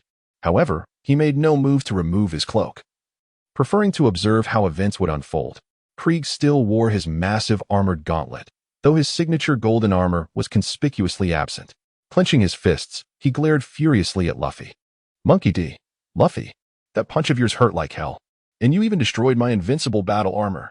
Today, I swear I'll take your miserable life right here." Luffy crossed his arms, tilting his head in confusion. "Huh? What was your name again? Cory? Kree? You dare forget me? No matter. Remember this. The one who kills you is Krieg, the overlord of the East Blue." No sooner had he spoken than someone suddenly dropped from above, pinning Luffy beneath him, Pearl the Iron Wall. Luffy struggled briefly, whether out of carelessness or some inexplicable force, but soon gave up with a sigh. "Well done," Krieg roared, his laughter growing more triumphant. The townspeople, finally recognizing the threat, erupted into panic, scattering in all directions. "It's the pirate Krieg. Run for your lives." "Not so fast. Krieg fired a shot into the air, and his crew immediately brandished their weapons, aiming at the fleeing civilians. Massacring innocents was nothing new to them. Behold, citizens, my army of thousands. Today, I shall demonstrate a public execution. Monkey D. Luffy, the humiliation you dealt me, I will repay it tenfold. Spreading his arms wide, Krieg threw his head back in maniacal laughter. Bucky curled his lips in disdain. Is this the legendary world autocorrection? Must they shroud Luffy in an air of mystery? Nevertheless, as long as he himself is not the sacrifice, he might as well enjoy the spectacle. Meanwhile, the remaining 4 members of the Straw Hat crew reconvened. Sensing an unusual change in the weather that weighed heavily upon them, while Luffy was conspicuously absent, Zoro scratched his head, pondering Luffy's whereabouts. An odd aura lingered in the air, hinting that something monumental was about to unfold. Coincidentally, the crowd that had just fled from the square passed by them. Pirates! Everyone! Hide! They exclaimed. The notorious pirate Killick has appeared. Straw Hat Luffy is to be executed. What? Luffy is to be executed? Usopp was momentarily taken aback, struggling to comprehend the situation. Sanji, on the other hand, tossed the large fish he had on his shoulder to Usopp and, alongside Zoro, sprinted toward the execution platform. At the platform, Killick ascended with an air of compliance, positioning himself beside Luffy. He knew that firearms would be ineffective against Luffy, and he believed personal involvement would be far more impactful. Criminal, Monkey D. Luffy, for the audacious crime of inciting my wrath. Now, execute him, Killick declared. As soon as his words fell, his subordinates below began firing into the air, creating an atmosphere akin to a festive celebration. Meanwhile, not far away, Zoro and Sanji were drawing closer. Bucky felt it would be inappropriate not to demonstrate his abilities at this moment, and began seeking an opportune opening. This is my first time witnessing an execution, remarked Luffy with a faint smile, gazing upon the lively scene below with a touch of wistfulness. Bucky below heard it and thought to himself that an opportunity had arrived. He flung off his cloak and shouted, "It's you who is to be executed, you fool." Luffy's expression froze as he pointed to himself, exclaiming, "Huh? Are you joking? This is no jest. Now, execution." Click stepped on Luffy's head, laughing heartily as he raised his cleaver. "Stop. No." Luffy cried out in terror. At that moment, the sky grew dark with ominous clouds, flickering with distant lightning. After a while of shouting, Luffy grew weary, resting his head in despair. "I'm sorry, I won't do it again. Please save me." "What nonsense are you spouting? Die." Click responded, beginning to swing the cleaver downward. "Wait," Bucky shouted, interrupting him. Click paused, bewildered. At least let him say his last words. It's not every day that so many are watching. "Ah, Uncle Red Nose. You're here? Quickly save me," Luffy called out, his spirits lifted upon seeing Bucky. "You just noticed me? You idiot. And don't call me Red Nose." Bucky retorted angrily, exasperated. However, he knew the act was necessary. He began to punch and kick his way through the crowd towards Luffy, albeit not very quickly, as Luffy was still atop the platform and time was running out. Suddenly, Arlita, who had been silent, stepped in front of Bucky and spoke. "Bucky? What do you mean?" "Ah ha ha ha. Of course, I'm playing you. You thought you could use me? Who else would I play with? You wretched woman." Bucky laughed, charging at her with an armed punch aimed at her stomach. "Humph." Arlita scoffed, not even flinching. "I've eaten the slip fruit. All attacks will." Before she could finish, Bucky's punch sent her flying. "How could you hit me? TCH. Why should I tell you? You fake beauty." Bucky made a face and rushed at her again, stalling for time. Seeing the terror in her eyes, Bucky's fragile spirit, shaken by Smoker, regained some strength. It seemed he wasn't weak. Rather, Smoker was just too strong. Click ignored the commotion below, holding the cleaver aloft. "What this Red Nose said is true. Do you have anything else to say?" Luffy paused. "I am the man who will become the Pirate King." The air suddenly fell silent. How dare he utter such words here? Click sneered, TCH. After saying that, "You might as well die." He swung the cleaver down again, and the clouds in the sky thickened ominously. Wait. A familiar interruption echoed, but this time it was Zoro and Sanji. Luffy once again saw hope. Zoro. Sanji. On the outskirts of the crowd, the two struck cool poses, looking nonchalant. Zoro pressed his sword. "What kind of pathetic sight is that?" "There should be limits to your jokes, Luffy." Sanji, with a cigarette in his mouth, added, "If this is a sideshow, count me in." "Stop posing. Are you two idiots?" Bucky scolded them in frustration as they wasted precious time with banter. Upon hearing this, the two rushed towards the execution platform, and the crowd instinctively parted to clear a path. However, the pirates would not yield, charging at them recklessly. Click chuckled, "You're too late." Prepare to collect this little brat's corpse. The blade fell again, this time without hesitation. In that instant, Luffy suddenly smiled, a genuinely joyful expression. Zoro, Sanji, Nami, Usopp. And Uncle Red knows. I'm sorry, but it seems I'm going to die. What foolish words are you saying? Zoro and Sanji shouted in anger. He laughed. Smoker's eyes narrowed, questioning his very existence for the second time. Only Bucky revealed a slight smile, eagerly anticipating the unfolding drama. Boom. Just as Bucky finished speaking, a deafening clap of thunder erupted from the sky, and a bolt of lightning struck down, a brilliant flash blinding all. Bang! Another tremendous sound followed. As the execution platform collapsed to the ground, rain began to pour from the heavens, the atmosphere thick with tension as the sound of raindrops hitting the ground echoed eerily. The true invulnerable straw hat floated momentarily in the sky before landing back at Luffy's feet. Luffy picked it up, donned it, and exclaimed, "Hee, I didn't die? What a win." In front of him stood Click and Baroque, both charred and smoking. The spectators gaped in disbelief, utterly shocked by this unexpected turn of events. Sanji's cigarette fell to the ground. "Hey, do you believe in gods?" Zoro sheathed his sword. "Stop talking nonsense. We need to get out of here. It looks like a major commotion is brewing." "Ahaha, I believe." Bucky chimed in cheerfully, rushing to join them, internally adding, "Thank you, WT God." Luffy laughed heartily as he approached the two, brimming with pride. At that moment, a steady stream of Navy soldiers poured from the alleyways, surrounding the entire square, and a great battle was about to commence. The Navy soldiers clashed fiercely with Click's crew, while Luffy watched with delight, cheering them on. "Hey, Luffy!" Zoro grabbed him by the collar. "There's no time for excitement. Let us go. If we don't hurry back to the ship, we might be trapped on this island forever, and then we won't be able to reach the Grand Line." Sanji relit his cigarette. "What? That won't do," Luffy exclaimed, snapping back to reality and hurriedly departing. "Let's part ways for now. May we meet again." Bucky waved as he ran in another direction, knowing his ship was nearby, but not overly concerned, as Smoker would likely pursue Luffy. "Thanks a lot, Uncle Red Nose." Luffy shouted gratefully as he sprinted away with Zoro and Sanji. "Don't call me that, you idiot," Bucky warned, this being his final reminder, vowing to make Luffy remember, as even idols shouldn't bully their fans endlessly. With that thought, Bucky glanced around, wondering why he couldn't see Bartolomeo. He is the role model for our kind. Meanwhile, Smoker pondered his existence, questioning why he had laughed. Did he know he would be saved? No. At that moment, he truly believed his life had reached its end, accepting death and smiling in the face of it. "Captain, the clown Bucky and the straw hat have split up. Which one should we pursue?" One subordinate inquired. "Hey, tell me, have you ever seen a pirate laughing on the execution platform?" Smoker remained lost in thought. How could that be? No matter how powerful someone is, they would turn pale in despair in their final moments. Yet that man with the straw hat laughed, just like GOLD. Roger did 22 years ago on that very platform. "Captain, where did the straw hat kid go?" Meanwhile, Bucky had evaded all the pirates, unknowingly reaching the seaside. Upon seeing the goat-headed pirate ship, he stood dumbfounded. "I swear to the heavens, I am definitely not directionally challenged." The rain intensified, and the sea grew turbulent. At that moment, Bucky spotted two figures sprinting down the street in the distance. The unmistakable vibrant orange hair belonged to Nami, and the one beside her was undoubtedly Usopp. "Hey, what are you doing?" Usopp called out first. "Bucky?" Nami echoed, her voice laced with suspicion. "Oh, it's you, Nami. Well, I seem to have gotten lost." Bucky admitted awkwardly, scratching his head. "Lost? Don't give me that nonsense. Were you trying to steal my treasure?" Nami retorted, her disbelief evident. "You're the thief here." "I would never," Bucky snapped, irritated. Nami's sharp tongue never failed to provoke him. Enough of this, Nami turned to Usopp. "Let's get to the ship." Bang, bang, bang.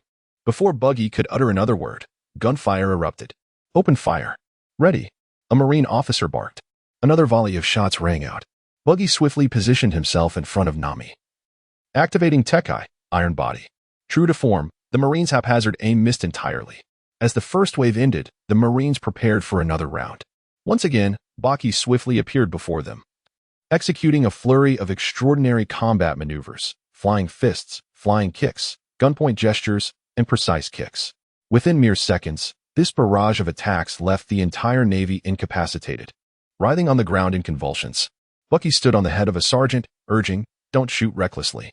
Usopp gasped in astonishment. Nami, lost in her thoughts, remained silent. "What are you dawdling for? Get on the ship." Bucky leaped onto the Going Merry, observing Nami and the others still frozen in place, puzzled. By the way, this is our ship. How did you get on faster than us? Nami nodded, exasperated. Don't mind such trivial details. Hurry up, they're about to fire. With that, Nami and Usopp jumped aboard. Just then, a cannonball struck the side of the ship, causing the Going Merry to sway violently. Usopp crashed onto Nami's orange tree. While Nami struggled to maintain her balance, Bucky gently steadied her, allowing her to regain her footing. She placed her belongings on the deck and went to drop the anchor. Are you planning to sail? Luffy and the others haven't returned yet. Usopp hesitated. However, remaining here was not an option. It was better than sinking, which would mean certain doom. Nami appeared equally resigned. Don't worry, Luffy will find a way to fly back easily. Bucky had already found a spot to sit and took a sip from a nearby bottle of liquor. What else with your nonchalance? Nami exclaimed, exasperated. Chapter 25. Transition. Rest assured, we must have faith in them. Bucky took another sip. That may be so, but where are they? Usopp still seemed anxious. Nami, leaning against the railing, could only devise ways to draw closer to the shore. At that moment, a long shout echoed from the bank. Miss Nami. Both Nami and Usopp brightened. Sanji. Miss Nami. I'm back. Sanji, his eyes filled with hearts, called out while chasing the ship. Where are Luffy and Zoro? Nami inquired, puzzled. Seeing only one of them. They're behind. I don't know if I can get those two rascals on board. Sanji continued running.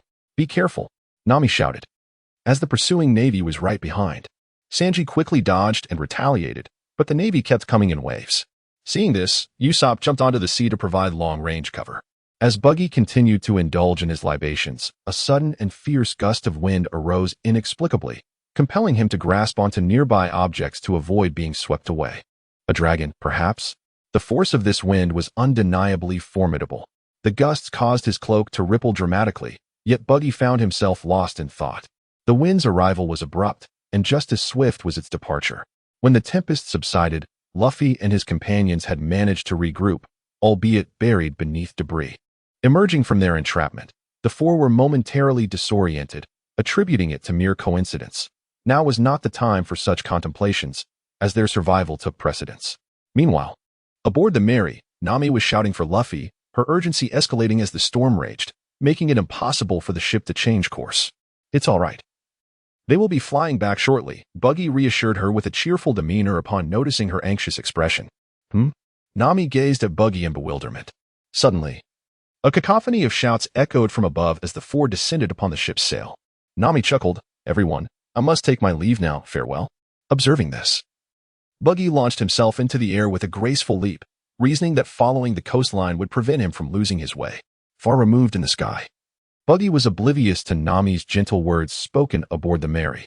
At long last, after considerable effort, Buggy returned to the Piccadilly. As he descended from the heavens, his crew erupted in cheers. Captain Buggy. Captain Buggy has returned. Bucky gently touched down, exclaiming, Ah, what an extraordinarily delightful experience this is. Now let us embark.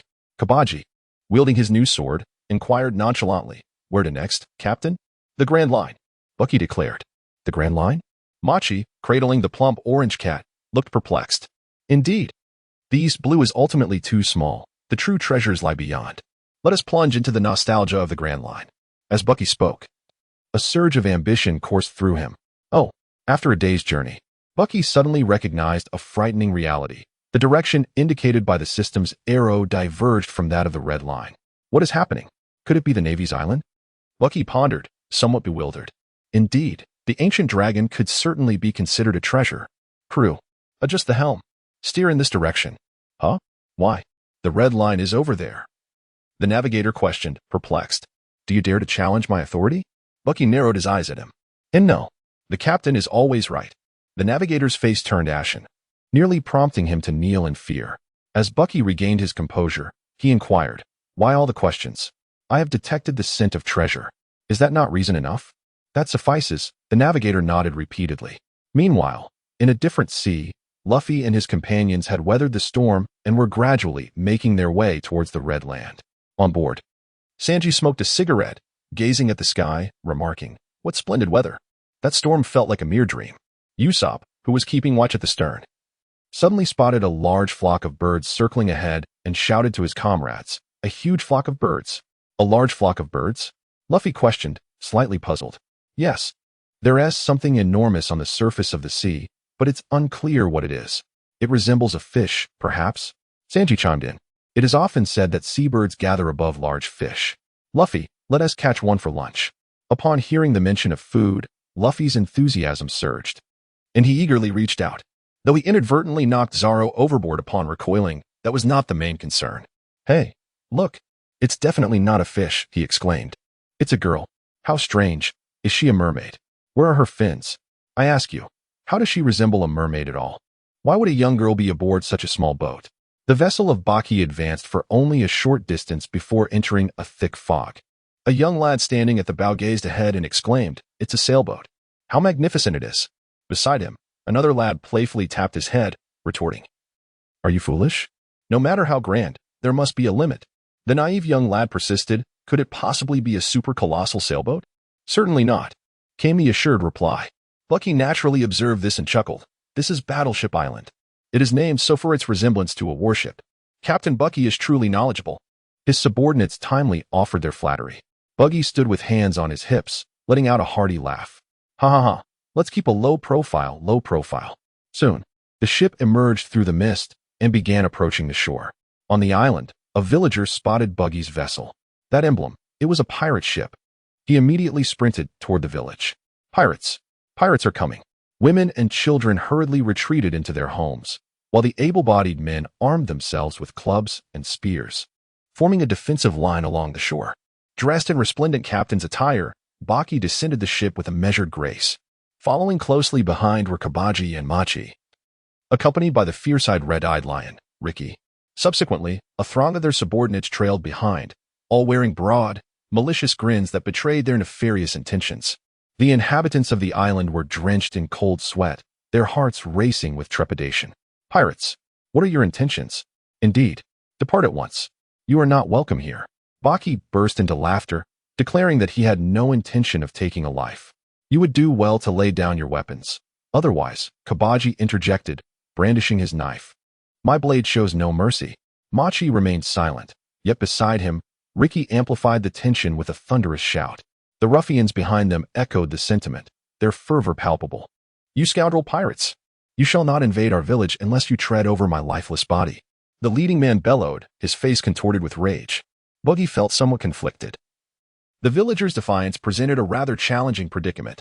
Although this group of villagers appeared to be quite feeble, easily crushable without any exertion, the possibility of Luffy's imminent arrival loomed over him. Should Luffy discover that he had seized his friend's island, the repercussions could be rather dire. Chapter 26, Meat and Wine. Perhaps it would be wiser to err on the side of caution. As these thoughts crossed Buggy's mind, he inadvertently voiced them aloud. "Captain, what did you just say?" Kabaji inquired, perplexed by his inability to hear clearly. Buggy disregarded him and shouted to his subordinates behind him, "Put away your weapons. What treasures could such a desolate island possibly hold?" The younger brothers and the villagers were momentarily taken aback. Nevertheless, the younger brothers obediently sheathed their weapons. The villagers were uncertain whether this was a trick of Buggy's. Some were perplexed yet still gripped their weapons tightly. "I came to this island simply because I found it intriguing, without any malicious intent. So, please, do not be so tense. We merely wish to borrow a beach for a gathering, and then depart." "Why all this anxiety?" Buggy addressed the leader of the villagers. The man, who had been pointing his weapon at Buggy, plunged it into the ground. "Really?" Baki suddenly flashed before him with a shave. "Do you really think you could stop me if I intended to strike? Be wise, don't provoke me." With that, Baki vanished back to his original spot, wearing a dark yet triumphant smirk. "You," the man bristled with anger, gripping his weapon, but soon released it. "Fine, we'll hold you to your word, but we're not leaving. Suit yourselves." Baki understood their caution and pressed no further. "Listen up, men. Before we set sail for the Grand Line, let's feast." "Oh." The crew erupted in cheers, hauling barrels of liquor and trays of delicacies onto the shore, setting up a makeshift stage. The revelry began. Kabaji performed his usual unicycle act, though with even more dazzling tricks this time. Moji, no longer just accompanied by Richie, now had a small kitten by his side, still unnamed. The island's scarce resources had denied the villagers such luxuries, and they watched hungrily, swallowing hard at the sight of the lavish spread. "Hey, villagers, join the party." Baki, slightly tipsy, cast aside any concern for his usual image and bellowed the invitation. "Really? The villagers hesitated, caught between temptation and lingering unease. What's there to be shy about? When joy calls, why overthink it? Boys, tell them, are they welcome or not? Welcome. Share the wine with us. The crew roared, raising their goblets high. Under the spell of the feast, the villagers' last shreds of wariness melted away. Perhaps not all pirates were so detestable after all. Midway through the celebration, a sudden cry pierced the air. Another pirate ship approaches. A smile crept across Buggy's face. It was time for another meeting. Turning his head, he spotted the merry-go, steadily approaching the shore. It's the Straw Hat Kid. Continue. Continue. Buggy bellowed, prompting the temporarily halted feast to resume. On board the merry-go, Nami noticed the approaching Baki ship with some surprise. The pirate flag belonged to Buggy. What was he doing here? Oh, have we run into the red-nosed uncle again? What a coincidence. Luffy found it curious, yet felt no aversion. Is Buggy a bad person? Is he here to rob our village? Apis spoke, her voice tinged with worry. Nami reassured her, don't worry, he's a good person. He helped us a few days ago. Usopp nodded in agreement. Is he like you guys? That's good. Apis sighed in relief. As they drew closer, the villagers were far less relaxed than Buggy and his crew. They picked up their weapons once more. I'm back. A familiar voice echoed from the ship. Apis, what are you doing on a pirate ship? What is going on? Luffy and the others disembarked. Before Apis could respond, Luffy, his expression darkened, inquired, are you hosting a feast? The villagers were taken aback. Who are these people? It's Luffy. We're having a feast. Come, join us for some meat. Buggy shouted enthusiastically. Meat, meat, meat. Luffy completely disregarded the villagers, sprinting toward Buggy. This guy, Zoro sighed, shaking his head in exasperation. And there's fine wine too. Zoro. Buggy called out again. Wine, wine, wine. Zoro followed suit, excitedly rushing over. You're just the same, aren't you? Nami remarked. A few dark lines appearing on her forehead as she felt speechless. Sanji continued to puff on his ever-present cigarette, yet admitted he was somewhat hungry. It wouldn't hurt to sample someone else's cooking now and then, right? Miss Nami. Indeed. Let us join them. Nami nodded, and the villagers, still somewhat puzzled, resumed the feast. Once seated, they finally had a chance for a proper discussion. The leading villager spoke first. Apis, you haven't answered us yet. Apis happily chewed on a piece of fish, swallowing before explaining. Though they are pirates, they are kind-hearted. Are there really kind pirates? That red-nosed one barely qualifies. Besides, weren't you taken by the Navy? Don't call me red-nosed. Buggy nearly fell over, jolting up at the mention of his nose. He let out a loud outcry. Then, in the bewildered gazes of the crowd, flopped back down, mumbling, would I care if someone called me red-nosed? As the atmosphere returned to normal, Apis continued. Yes. But I escaped. Then Luffy and the others rescued me, right? Luffy, with a large chunk of meat in hand, nodded and resumed eating. Apis, what trouble did you get into? I don't understand why the Navy is constantly looking for why Bucky ceased to ponder further and entered directly. Before arriving, he could already faintly hear the sound of conversation. It was Luffy and ABI's. Bucky hesitated, contemplating the possibility that this treasure might be the fabled Millennium Dragon. If that were the case, he could not claim it without offending Luffy gravely. System, offer me a hint. Is it truly the Millennium Dragon? I implore you. I am aware of your sentience. Please do not disregard my plea. If you reveal this to me, I shall consider you my sovereign henceforth. It turned out to be a feather of the Millennium Dragon. Cursed be the spoken word, for once uttered, it cannot be retracted. Bucky, though left speechless, resigned himself to fate. Yet, since it was not the dragon itself, matters became considerably simpler. As Buggy pressed forward, he caught sight of a figure. Oh, what are you all doing? Upon recognizing Buggy, Luffy and Nami breathed a sigh of relief, but ABI's remained somewhat cautious, shielding the Millennium Dragon behind her. Oh, come on. It's just a dragon. Is there really a need for all this? Buggy, witnessing a true dragon for the first time, felt a twinge of astonishment. Although he recalled having seen quite a few in his memories. You know of other dragons? Nami exclaimed with surprise, as they were currently grappling with how to assist the Dragon Lord in finding his homeland. Bucky nodded and then shook his head. He had indeed seen many, but none resembled this one at all. Is that so? Nami sighed with a hint of regret. However, Luffy remained exuberantly determined, resolute in his mission to assist Dragon in returning to the Lost Island. Taking advantage of the trio's inattention, Baki stealthily touched Lord Long, acquiring a precious treasure, a single feather from the mythical thousand-year dragon. Please select a skill to illuminate. Bucky pondered for a moment, realizing that after the enhancement, Some adjustment would be necessary, so he decided to wait a little longer. The group, having come to a consensus, turned back toward the beach. Along the way, Bucky glanced at Nami and suddenly felt a twinge of confusion. "Nami?" he inquired. Have you perhaps matured again?" With a swift motion, Nami momentarily paused, then registered Bucky's gaze and promptly delivered a punch to his head. Get lost. As Bucky trailed behind Nami, he cradled the large bump on his head with a look of utter grievance, muttering under his breath, "It clearly got bigger, so why be angry?" "What did you say?" Nami suddenly turned around and shouted. Nothing. Bucky hastily shook his head. Before long, the four returned to the beach, where everyone remained sprawled out, fast asleep. Brook lay with his eyes closed, seemingly in slumber, yet his lips continued to murmur, "The 2201st king."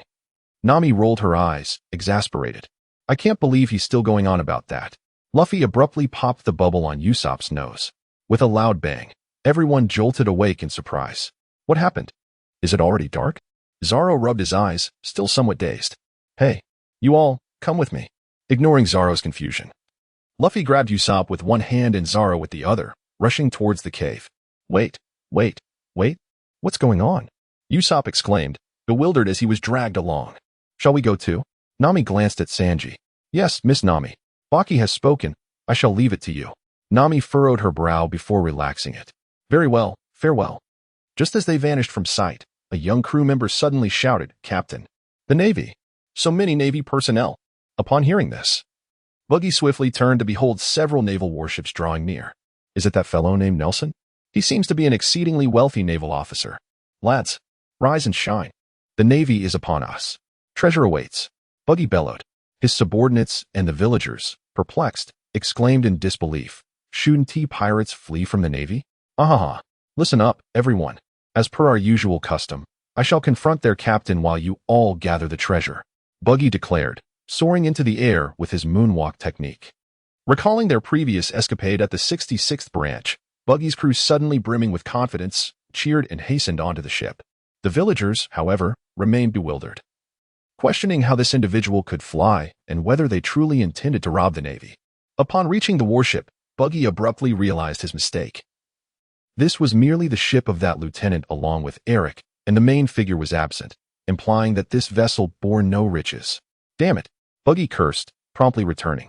Meanwhile, the soldiers aboard the warship stared in utter bewilderment at the sight of the red-nosed man who had flown in and out, utterly confounded. Chapter 28, Competing with the Bald-Headed for Business. Who is that? How can he fly? That red-nosed individual is the notorious clown Buggy, with a bounty of 30 million berries. What? A great pirate? Lieutenant, he has returned. Should we pursue him? Their ship is also our target. Prepare to fire. Bucky swiftly returned to the ship Baikodop, his subordinates casting puzzled glances in his direction. They were a band of impoverished sailors, devoid of anything worth plundering. They would await their leader's arrival before making any decisions. Once Bucky finished speaking, his subordinates nodded in agreement. Suddenly, the vessel began to tremble violently. "Captain, they are attacking us." "What? They dare to challenge our cannons?" "Men, prepare the Bucky cannon." A surge of anger coursed through Bucky. Having spared them, they still dared to show such ingratitude. "Then let them all take a swim." "Aye." His men responded, promptly preparing the cannon, loading ammunition, aiming, and igniting the fuse. Boom, boom, boom. Bucky's crew was no match for the Navy's outdated artillery. The cannonballs struck the warship directly, unleashing a tremendous force that split the vessel in two, causing it to sink slowly while sending up massive splashes, accompanied by the faint cries of Navy soldiers echoing in the air. Baki and his subordinates erupted into laughter, dismissing the naval forces as inconsequential. The villagers, however, swallowed hard in unison, relieved that they had not engaged with them, for had they done so, they might have been reduced to ashes, truly terrifying. It is best to avoid provoking pirates. The commotion of the battle was quite substantial, and from afar, Luffy and his companions on the mountain clearly witnessed the spectacle. Wow, they sank it outright. Incredible, Luffy exclaimed in awe. Usopp, possessing a keen understanding of artillery, recognized the vast disparity between Baki's cannons and ordinary projectiles. Feeling astonished and contemplating a meaningful exchange with Baki. "Stop looking. We must think of a way to rescue Dragon Sand. The Navy will not let this go easily," Zoro interjected, pulling Luffy's collar to redirect his attention. Yet, how could they proceed? Luffy crossed his arms, adopting a contemplative pose. Nami grinned, suggesting they first construct a cart large enough to transport Dragon Sand. Usopp face-bombed, bemused by the reckless enthusiasm of his companions, but finally relented, thinking, well, if we're going to do it, let us just do it. The group ventured into the forest, competing with a certain bald man for resources. Luffy wielded his fists. Sanji employed his feet, and Zoro brandished his sword. Soon, dozens of large trees were felled and piled in a clearing. Luffy beamed. Is this enough? Nami laughed heartily. Okay.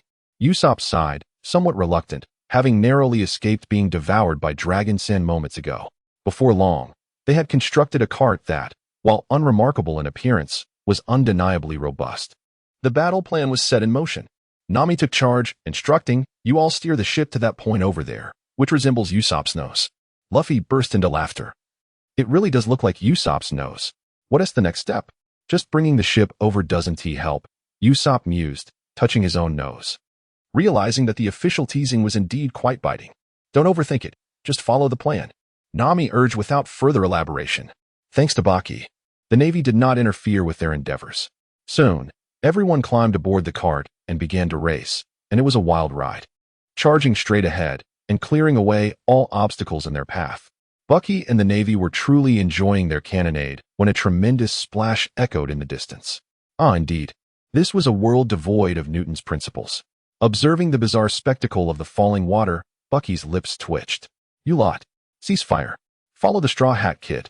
A chorus of "oh" erupted from his crew as they began to pivot and advance. Thus, the two pirate ships sailed in tandem, one behind the other.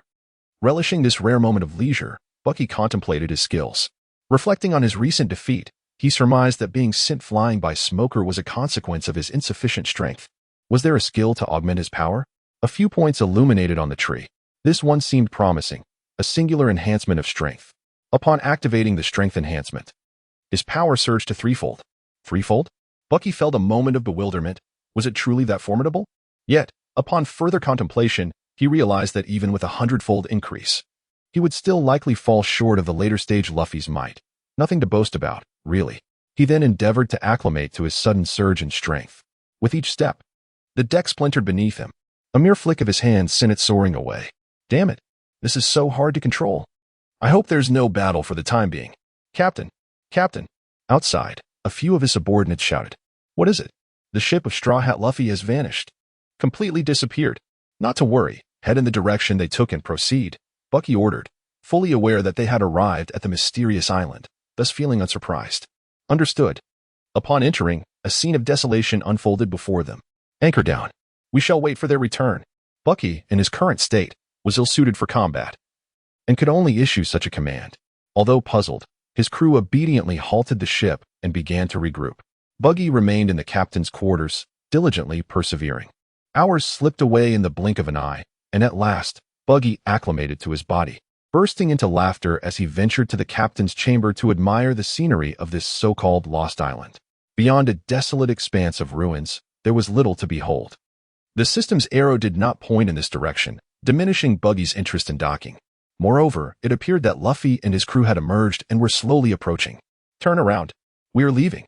Prepare for battle. As per our usual protocol, Bucky issued a series of commands in quick succession.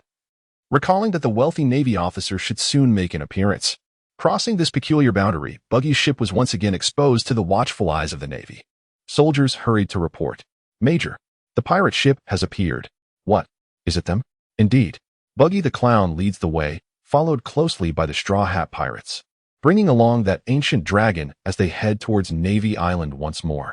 Then let us prepare to pursue them at once. No dilly-dallying. Yes, on board the vessel, Captain. A supermassive naval warship has been spotted ahead. Upon hearing this, Buggy cast his gaze towards the scene before him. It was a colossal vessel adorned with 3 rows of sails, its prow embellished with an ornate beast's head and several cannons, exuding an aura of intimidation. Captain, this is dire. Numerous warships are approaching. No need to inform me. I have observed it as well. Buggy retorted. Truly, the wealthy are formidable. Behind the grand ship, dozens of warships emerged into view, slowly fanning out, interconnected by chains. Boom, boom, boom. The warships commenced their bombardment. Little Kabeji, Machi, tend to the ship. Do not let the cannonballs strike you. I shall deal with that rotund individual. Buggy bellowed, propelling himself into the air. Understood. Chapter 29. I comprehend. Baki took a few steps in the air, soaring towards the colossal warship. On the immense vessel, a remarkably corpulent Admiral, Nelson, lounged in a chair, surrounded by a throng of soldiers. Upon spotting Baki approaching, he chuckled derisively. How dare a mere pirate come this way? Bring him down. Yes. The naval soldiers responded, raising their firearms and unleashing a hail of bullets. However, this was of no consequence to Baki. Foolish fat man. I am the great pirate Baki. As Baki ascended above the warship, he erupted into raucous laughter, reveling in the opulence of the ship below, believing its owner to be extraordinarily wealthy. Seeing Baki hovering overhead, Admiral Nelson grew anxious, shouting in terror, "Protect me. Quickly, protect me." The naval soldiers hastily encircled him, using their bodies as shields while firing at Baki. Metal block. Baki meteor attack. Baki ceased his laughter, bellowing before commencing a free fall. With a thunderous crash, he landed squarely on the Admiral's belly, shattering the chair and deck beneath them, sending nearby soldiers sprawling in shock as they gazed in horror at the red-nosed man and the unconscious Admiral. You dare to harm Admiral Nelson? Despicable pirate, you shall perish. For the honor of Nelson's fleet, we will take your life. The bodyguards, regaining their composure, charged at Baki, their faces filled with fury, for the fate of their admiral was now at stake. Meanwhile, an endless wave of naval soldiers armed with swords surged onto the deck, their expressions tense. Try to take another step? Baki brandished a dagger, pressing it against the admiral's neck. The soldiers came to an abrupt halt, terror etched on their faces as they beheld the dagger. No, don't do it. Let's talk this over. Order them to cease fire, Baki declared. Settling himself atop the admiral's belly, the dagger still poised at his throat. We shall not allow a single naval soldier to. One soldier began, his voice righteous. But before he could finish, another soldier knocked him out with a punch. The latter bent down, saying, Yes, I will handle it immediately. Please put away the dagger. Quite perceptive, aren't you? Baki chuckled lightly. It's good to see some understanding. Otherwise, I would have to expend more effort. Now, hurry. The soldier nodded and rushed off to relay the order. Meanwhile, Baki surveyed his surroundings, admiring the intricate designs, the numerous cannons, and the lavish decor of the quarters. I wish to have this. But alas, I cannot traverse the red line. How vexing, yet I must navigate the grand line. Taking a deep breath, Baki regained his composure. What is meant to be mine is mine. What is not, is not. As long as the treasure is plentiful, I can build a ship of such grandeur myself. I hope this fat man proves to be somewhat useful. On the other side, aboard the Baikadopu, the crew rejoiced. Captain succeeded. That fat admiral is beneath his backside. Ha!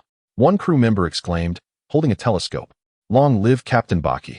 This warship is enormous. It must be filled with treasures. We're rich. Another crew member grinned widely, feeling elated. Full speed ahead. Let us rendezvous with the captain. Kabaji shouted, issuing commands. Oh, the crew cheered. I'm the first mate. Why do you get to give orders? Machi glared at Kabaji, who raised his weapon.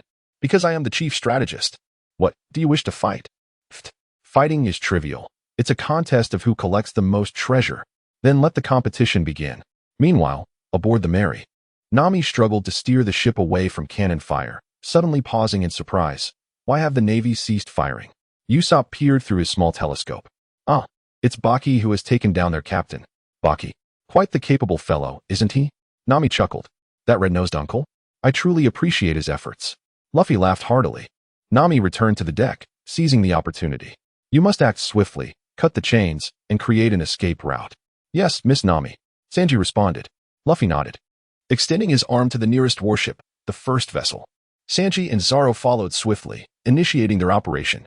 The protagonist's aura was undeniable. The plan proceeded flawlessly, with Luffy and Sanji dispatching the underlings while Zoro severed iron chains. Soon, only one chain remained. Suddenly, a powerful gust of wind enveloped the Mary, creating towering waves. Around Dragon's cart, a small vessel emerged, with Eric standing upon it. Apis stumbled as a wave nearly threw her into the water but steadied herself just in time. Startled to find Eric so close. You're a freak. You consumed the freak fruit. Eric's forehead throbbed with veins. I am not a freak. I wield the scythe fruit. You imbecile. Pausing, he donned a false smile. Little girl, hand over the Millennium Dragon. Absolutely not. I will never surrender the dragon. Apis shouted defiantly, positioning herself protectively in front of Eric, her face aflame with anger. If you refuse to comply, My powers shall rend you asunder. Not a chance. Naturally, Bucky noticed the commotion over there, but he chose to disregard it. After all, they would be fine. On the battleship, the naval soldiers had met their demise. What happened? Luffy exclaimed in surprise. It's that guy. Sanji replied, still holding on to his cigarette. What is he doing? It appears he intends to use ABIs as a hostage to seize the Millennium Dragon, Zoro remarked, wrinkling his nose. That's not good, Luffy exclaimed, gripping the railing. Ready to propel himself forward, Zoro swiftly intervened. Wait. If you act now, ABIs and Nami will perish under that guy's attack. Is that so?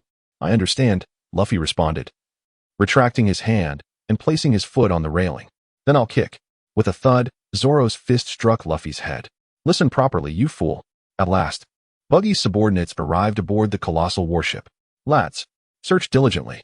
Gather every treasure on this vessel, Buggy commanded with a resounding voice.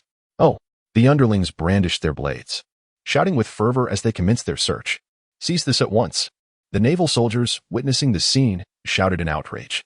However, upon seeing the dagger swaying in Buggy's hand, they hesitated to act recklessly. Chapter 30. The importance of yin and yang harmony. Just then, a thunderous roar echoed, deafening all in its wake.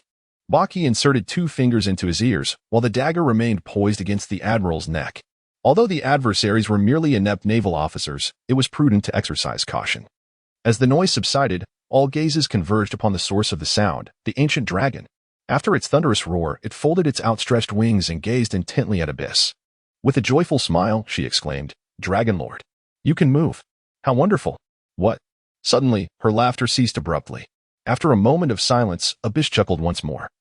Her eyes filled with anticipation as she regarded the Dragon Lord. It flapped its wings, striving earnestly to take flight. In the expectant glances of Luffy and the others, the Dragon Lord's feet lifted from the raft, soaring into the air. Alas, after a brief period of circling, it plummeted down into the sea, motionless. The smile vanished from Abyss's face, tears brimming at the corners of her eyes. Dragon Lord. Luffy, momentarily taken aback, extended his arm, propelled himself, and landed beside the Dragon Lord, resting his head upon it, listening intently. Bucky no longer gazed around, seizing the opportunity before the Isle of Despair emerged. He decided to gather some treasures first. Stop looking, he commanded. You little ones, keep searching. His followers complied and resumed their quest. Alas, despite their efforts, they failed to uncover any genuine treasure. Growing impatient, Bucky struck the face of the corpulent admiral a few times, gradually rousing him from his stupor.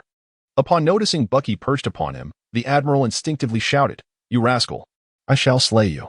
Baki pressed the dagger against his neck, his expression darkening. He warned, Utter one more word, and you shall meet your demise. The admiral swallowed hard, silenced by the threat. Baki's strength has grown considerably. He effortlessly detached a hand and lifted the enormous figure with ease. If you wish to live, reveal to me the location of your treasure, I implored. I will tell you. Please spare me. Indeed, those who yearn for immortality harbor an intense fear of death. Before Baki even resorted to his methods, the individual had already succumbed to terror. Where is it? The admiral pointed in a particular direction, indicating, over there. Baki directly led him in that direction, of course, with the admiral in front to prevent any deceitful antics. Before long, they arrived at the admiral's grand and opulent chamber. On the armrest of the chair, there was a button. Pressing it would cause the chair to automatically descend to the basement. You would be wise to refrain from any treachery, for it is undoubtedly you who shall meet your demise first. Baki had already convinced himself to an extent, yet he still issued a threat. I wouldn't dare. I speak only the truth, the admiral replied, shaking his head repeatedly. Bucky tossed him onto the chair, then crouched upon his shoulders and pressed down. As soon as Baki's voice fell, a faint sound was heard, and the chair began to sway, gradually descending. Soon, the chair came to a halt. But Baki was no longer concerned. He was utterly astonished at the sight of the underground chamber before it stopped. The room was filled with treasures of gold and silver, a dazzling array that resembled the fabled treasure troves of stories. How do you possess so many treasures? Baki stammered, overwhelmed with delight. The admiral chuckled softly, instinctively reaching to wave his folding fan, only to realize that it had long since fallen. With a hint of disappointment, he retracted his hand. I am the Grand Admiral. All the treasures of these waters are gathered here. Bucky gave a thumbs up, exclaiming, Impressive.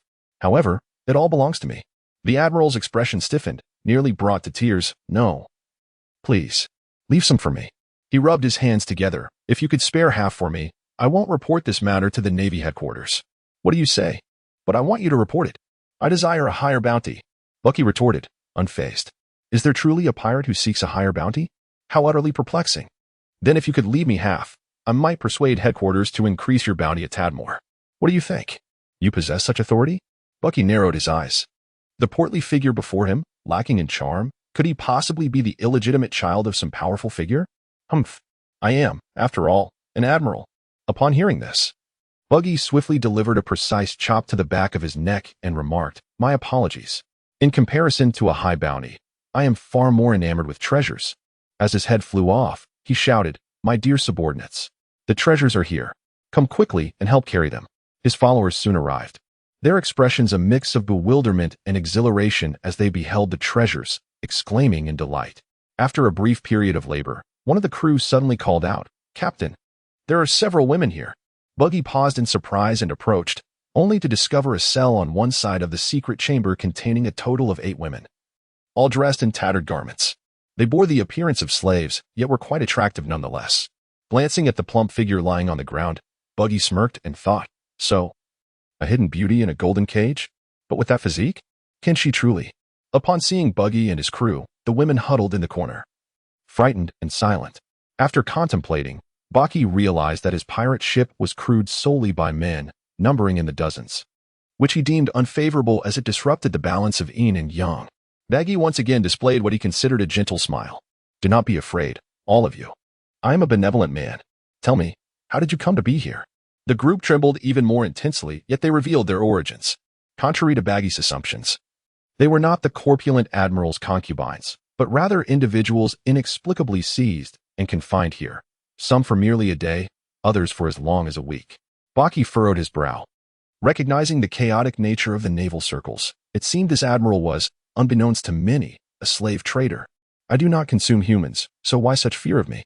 Baki remarked, observing the trembling figures before him, feeling somewhat disheartened by their evident trepidation despite his overt display of goodwill. Nevertheless, let them be afraid. After all, I am the notorious pirate that instills fear in all.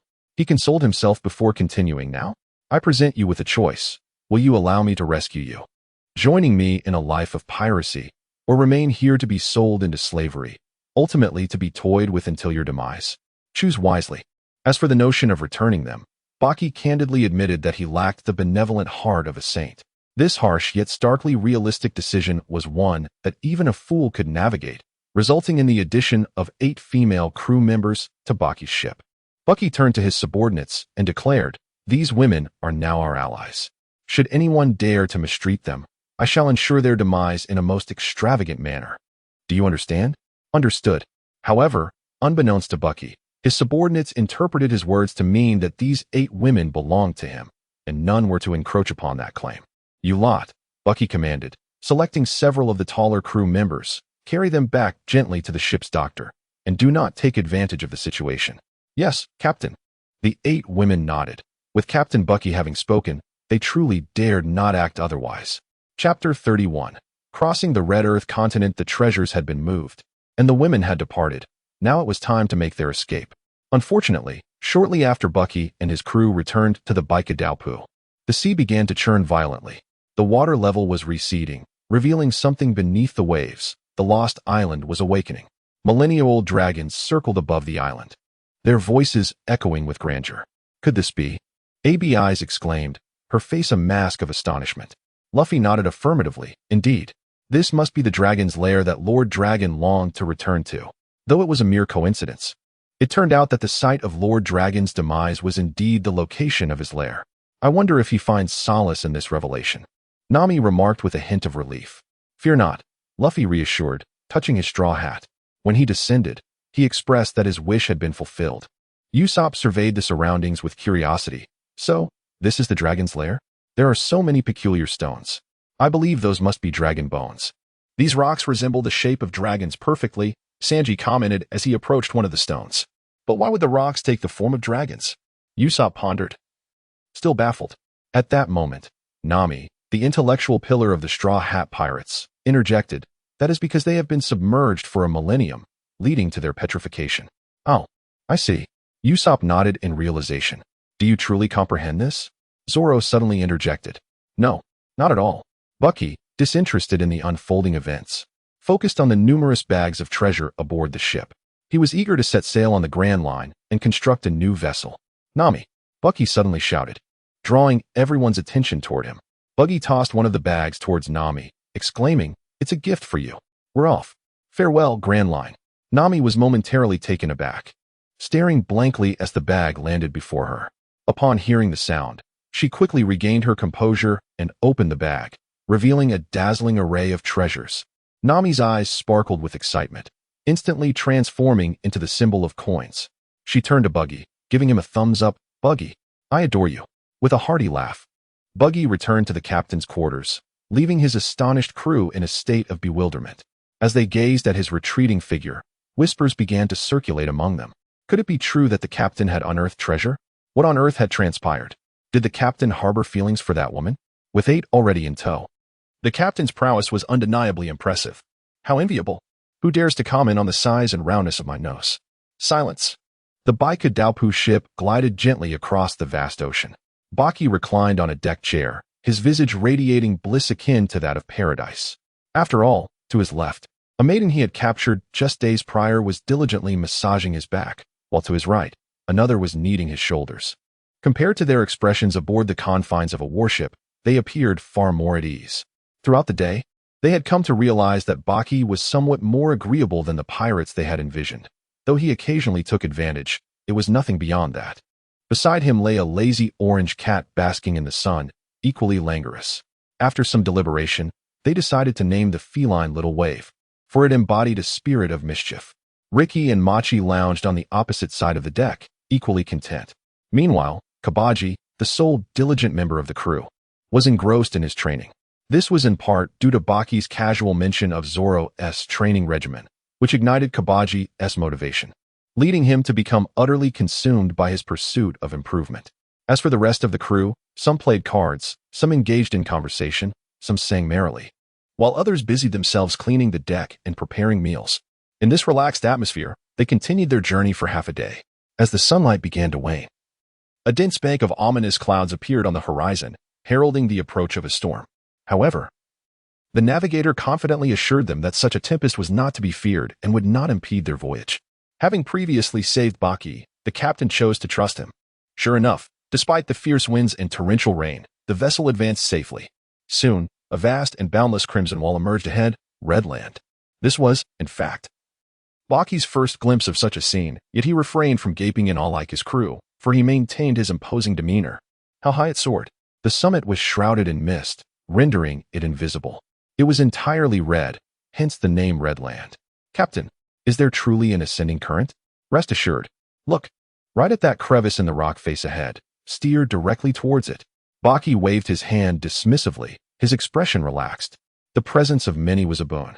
Minor issues were swiftly resolved, and the ship surged towards the ascending water flow.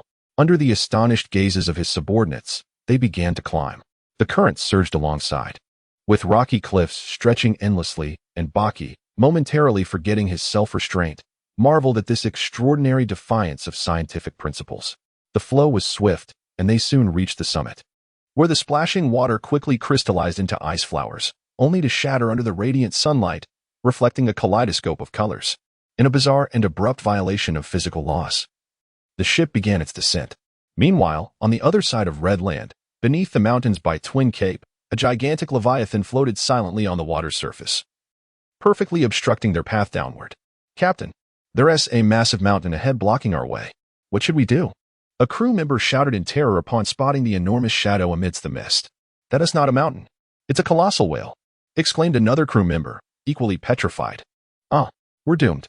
Machi clutched Ricky and Little Wave, each face reflecting sheer horror, utterly at a loss. Baki naturally took note of the situation but chose to disregard it, softly uttering, "Lab?" He then shouted, "Turn left. There should be an exit over there. Quickly. Steer the ship. Come help." His subordinates responded with fervor, beginning to manipulate the steering wheel as the bow of the vessel began to veer. However, the pace was too swift, rendering the maneuver exceedingly challenging. Fortunately, just before a collision, the ship managed to pivot successfully. resulting in merely a scrape that sent a spray of water into the air, accompanied by the creaking sounds of the vessel, yet it emerged largely unscathed. After proceeding for a while, still navigating alongside Labu's form, Baki glanced at his loyal crew and instructed, "You all wait for me at the Twin Cape ahead. I have an old friend to see first, and then I shall seek you out." Understood. His followers chorused, albeit with a hint of confusion. Yet they deemed it unnecessary to seek clarification. As Buggy departed from the vessel and ascended into the air, he gazed at the receding ship, the Baikadaupu, feeling an inexplicable sensation that he could not articulate. Shaking his head, he dismissed his thoughts and landed atop Labu, commencing his search for the door to meet his former comrade, Kurikasu. Chapter 32. May I cut him down? It did not take long for Buggy to discover a wooden door, the entrance he sought. However, the passage seemed interminably long, prompting him to ponder the idleness of its previous occupant. After a lengthy trek, Buggy found himself growing increasingly frustrated, unaware that he had lost his way. The corridor began to jolt, indicating that Labu was in motion, a fact unknown to Buggy, who was oblivious to the arrival of Luffy and his companions. Within the whale's stomach, Nami and her trio, separated from Luffy, floated on the Mary, gazing at the azure sky and a distant isle, utterly bewildered. Suddenly, a colossal giant squid erupted from the depths, poised to attack. As Zoro and Sanji readied themselves for combat, the squid was unexpectedly struck from behind with a harpoon, collapsing in one swift blow. "Is someone present?" Zoro muttered, beads of perspiration forming on his brow. Sanji, equally cautious, mused, "As long as it's a person, that's acceptable." Meanwhile, Nami, biting her lip and shedding tears, lay on the deck, exclaiming, "I've had enough. I want to go home." Usopp, sharing her sentiment, echoed, "What will become of us with Luffy nowhere to be found?" Moments later, he leaped to his feet, shouting, "Quick! Fire the cannons! Blow that island to pieces!" "Wait! Someone is emerging." Sanji squinted, spotting a vague figure. "Is that a flower?" "No, it's a person. Who could they be?" Usopp gradually regained his composure. The elderly figure swiftly dispatched the giant squid, bringing a semblance of calm to Nami. Was he merely hunting or rescuing them? Sanji lowered his guard as their gazes locked, intensifying with scrutiny. Sanji's eyes reddened with fury as he observed the old man settle into a chair, perusing a newspaper. "What are you blabbering about?" Usopp hid behind his companions, daring, "If you want to fight, bring it on. We have cannons." The old man's gaze sharpened, veins visible in his eyes. Warning, "Stop. Someone may perish."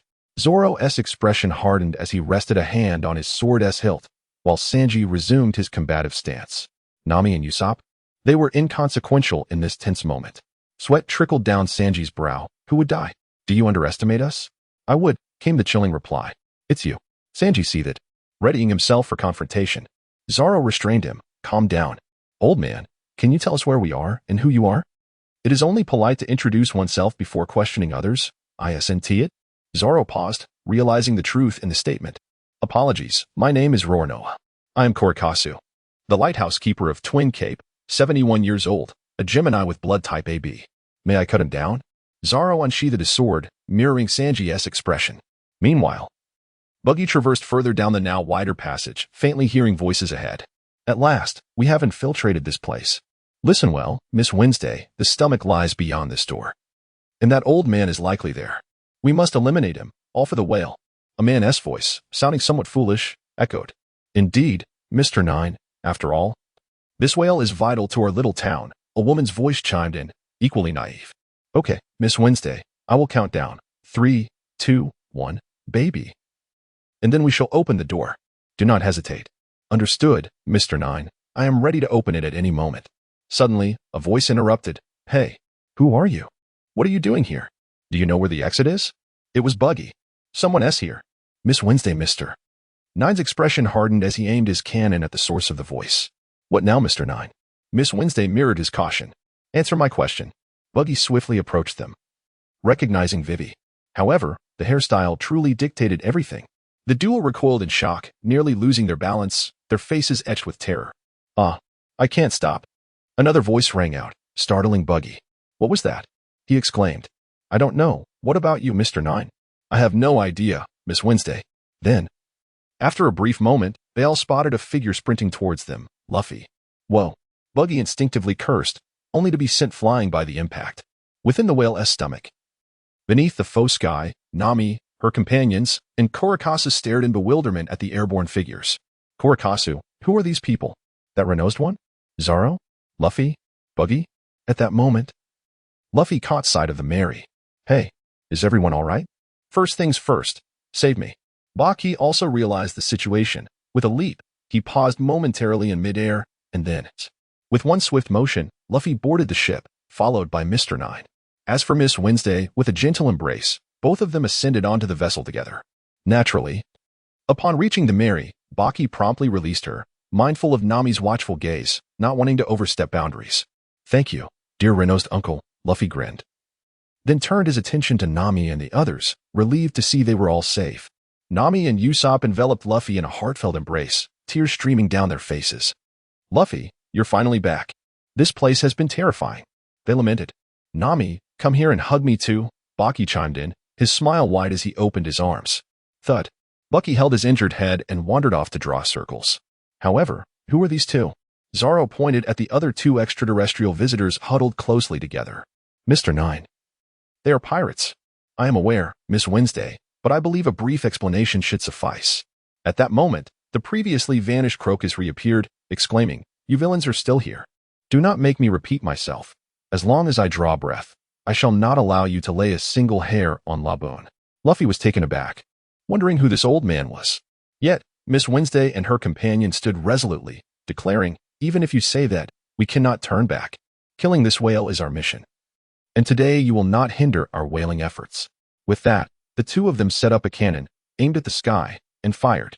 The cannonballs soared through the air, tracing two beautiful arcs. Damn it! Crocus cursed as he watched this unfold, leaping with all his might to intercept the projectiles. Chapter 33. Do you wish to die? Observing the scene, Baki swiftly darted forward, wielding his blade with the agility of a month-'s stride. Positioning himself before the artillery shells, two projectiles were cleaved in midair by the sharp edge and subsequently fell helplessly into the corrosive depths of stomach acid. The deck where he had previously stood had long since been shattered into fragments. Baki caught Kurox, remarking that at his advanced stage, he ought not to exert himself too much, for the captain would certainly be concerned. Meanwhile, aboard the Mary, the crew exhaled in relief. How fortunate. Was that old man truly attempting to shield himself from cannon fire? Could it be that he was protecting this whale? In contrast, the duo, Guapi and his companion, were expressions of indignation. How infuriating. Cease this futile resistance. This whale is destined to become sustenance for our town. Thud. Their heads collided with a resounding impact, rendering them unconscious. Luffy exhaled a heavy sigh, inexplicably compelled to strike them.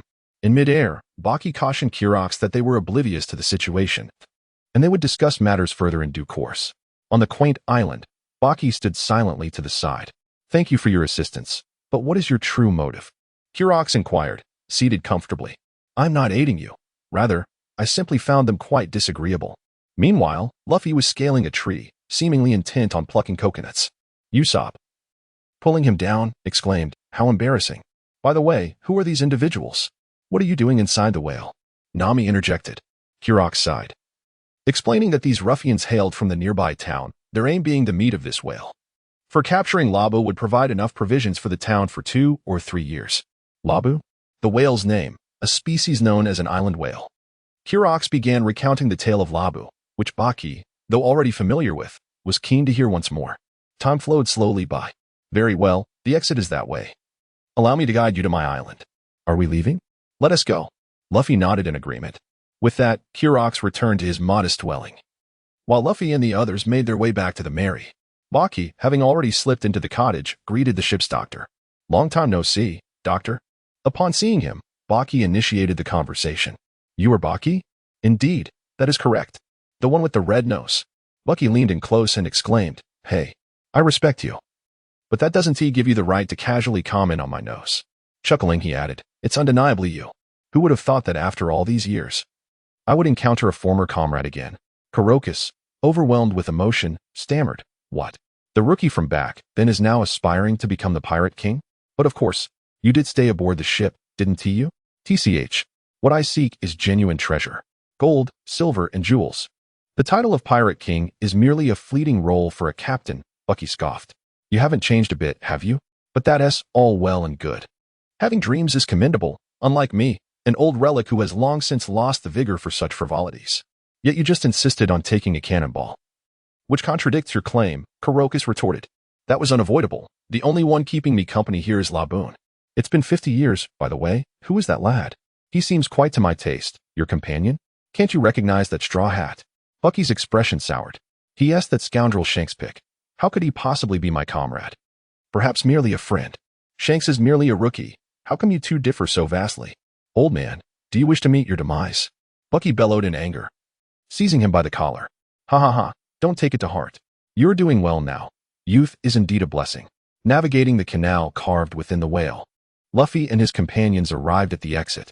Kurokis climbed to the valve switch, announcing, I'm about to open it. He turned the switch, and the great door slowly creaked open, a beam of sunlight streaming through the crack to illuminate the Mary. Once outside, gazing at the boundless azure sky, Luffy erupted with joy. We're out. The true sky. However, upon seeing the massive lagoon, marred with countless scars, Luffy fell into a contemplative silence. Usopp shared his sentiments. 50 years, those pirates have truly made it wait for an eternity. Fool. This is the Grand Line. He has surely gone, Sanji remarked, lighting a cigarette, inhaling, and releasing the smoke. No matter how long we wait, he will never return.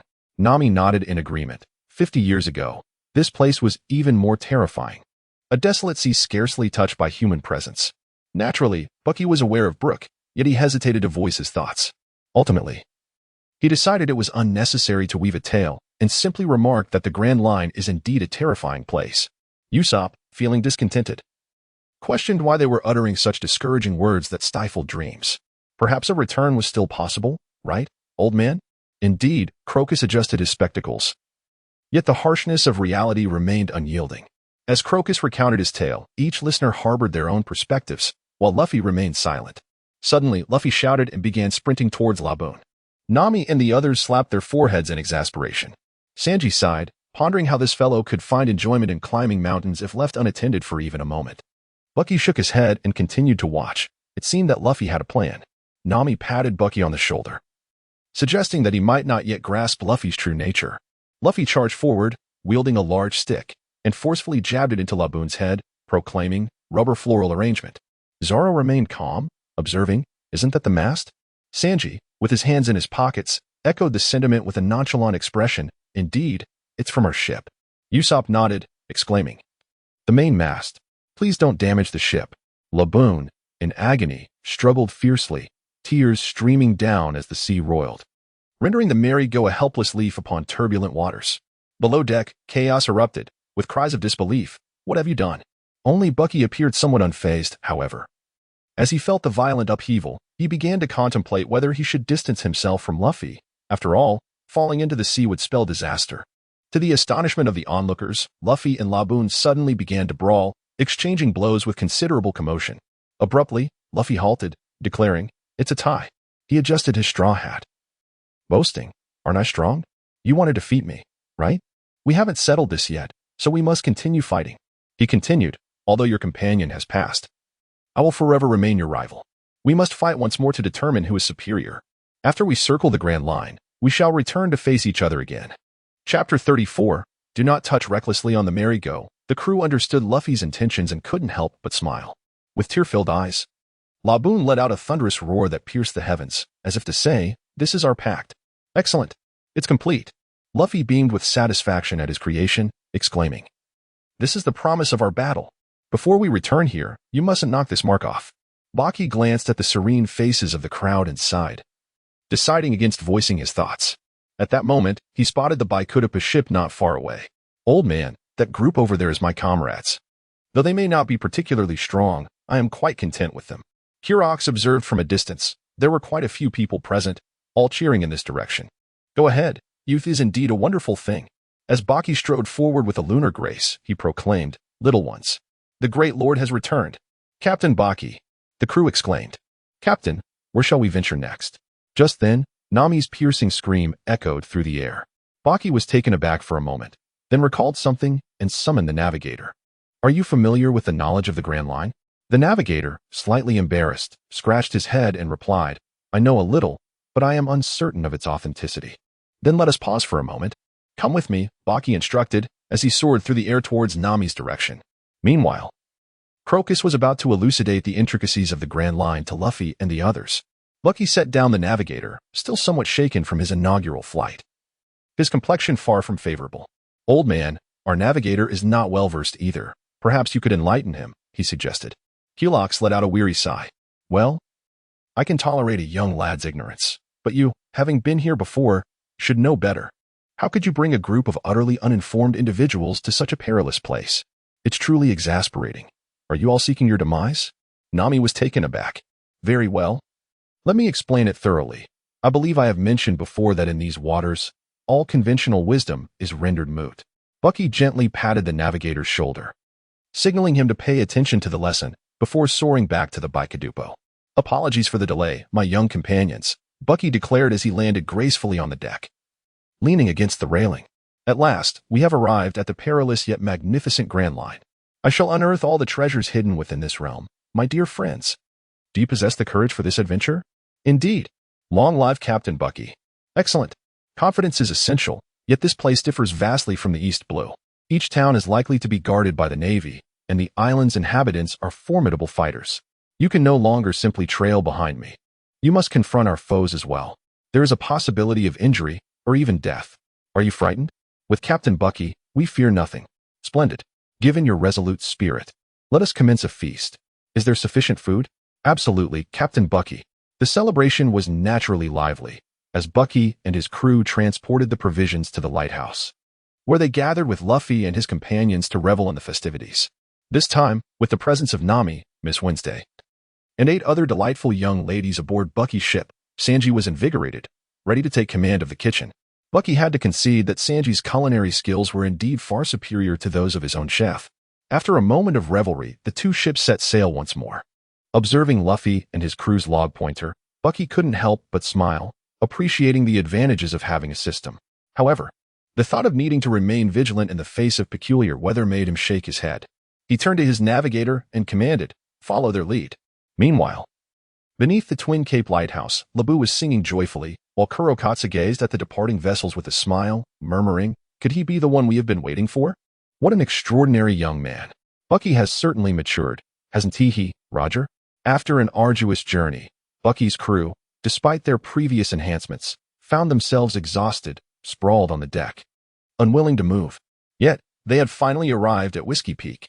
Amidst swirling mists, the 2 ships navigated a canal towards the heart of the small island.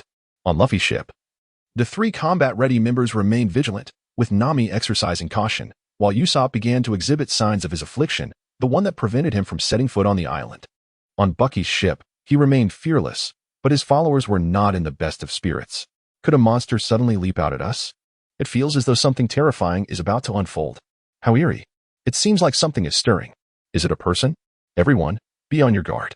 Bucky sighed and assured them, "Rest assured, this place is exceedingly safe. It is but a small town." Really, Captain Bucky? Though framed as a question. His crew felt a wave of relief. At that moment, a jubilant cheer erupted. "Welcome to the Grand Line. Welcome to our quaint town. Welcome to the hospitable town of Whiskey Peak." Luffy and his companions, along with Bucky's crew, were left bewildered. What is happening? There are no monsters here. Only a throng of enthusiastic people? Pirates. We welcome you. Heroes of the sea. Huzzah.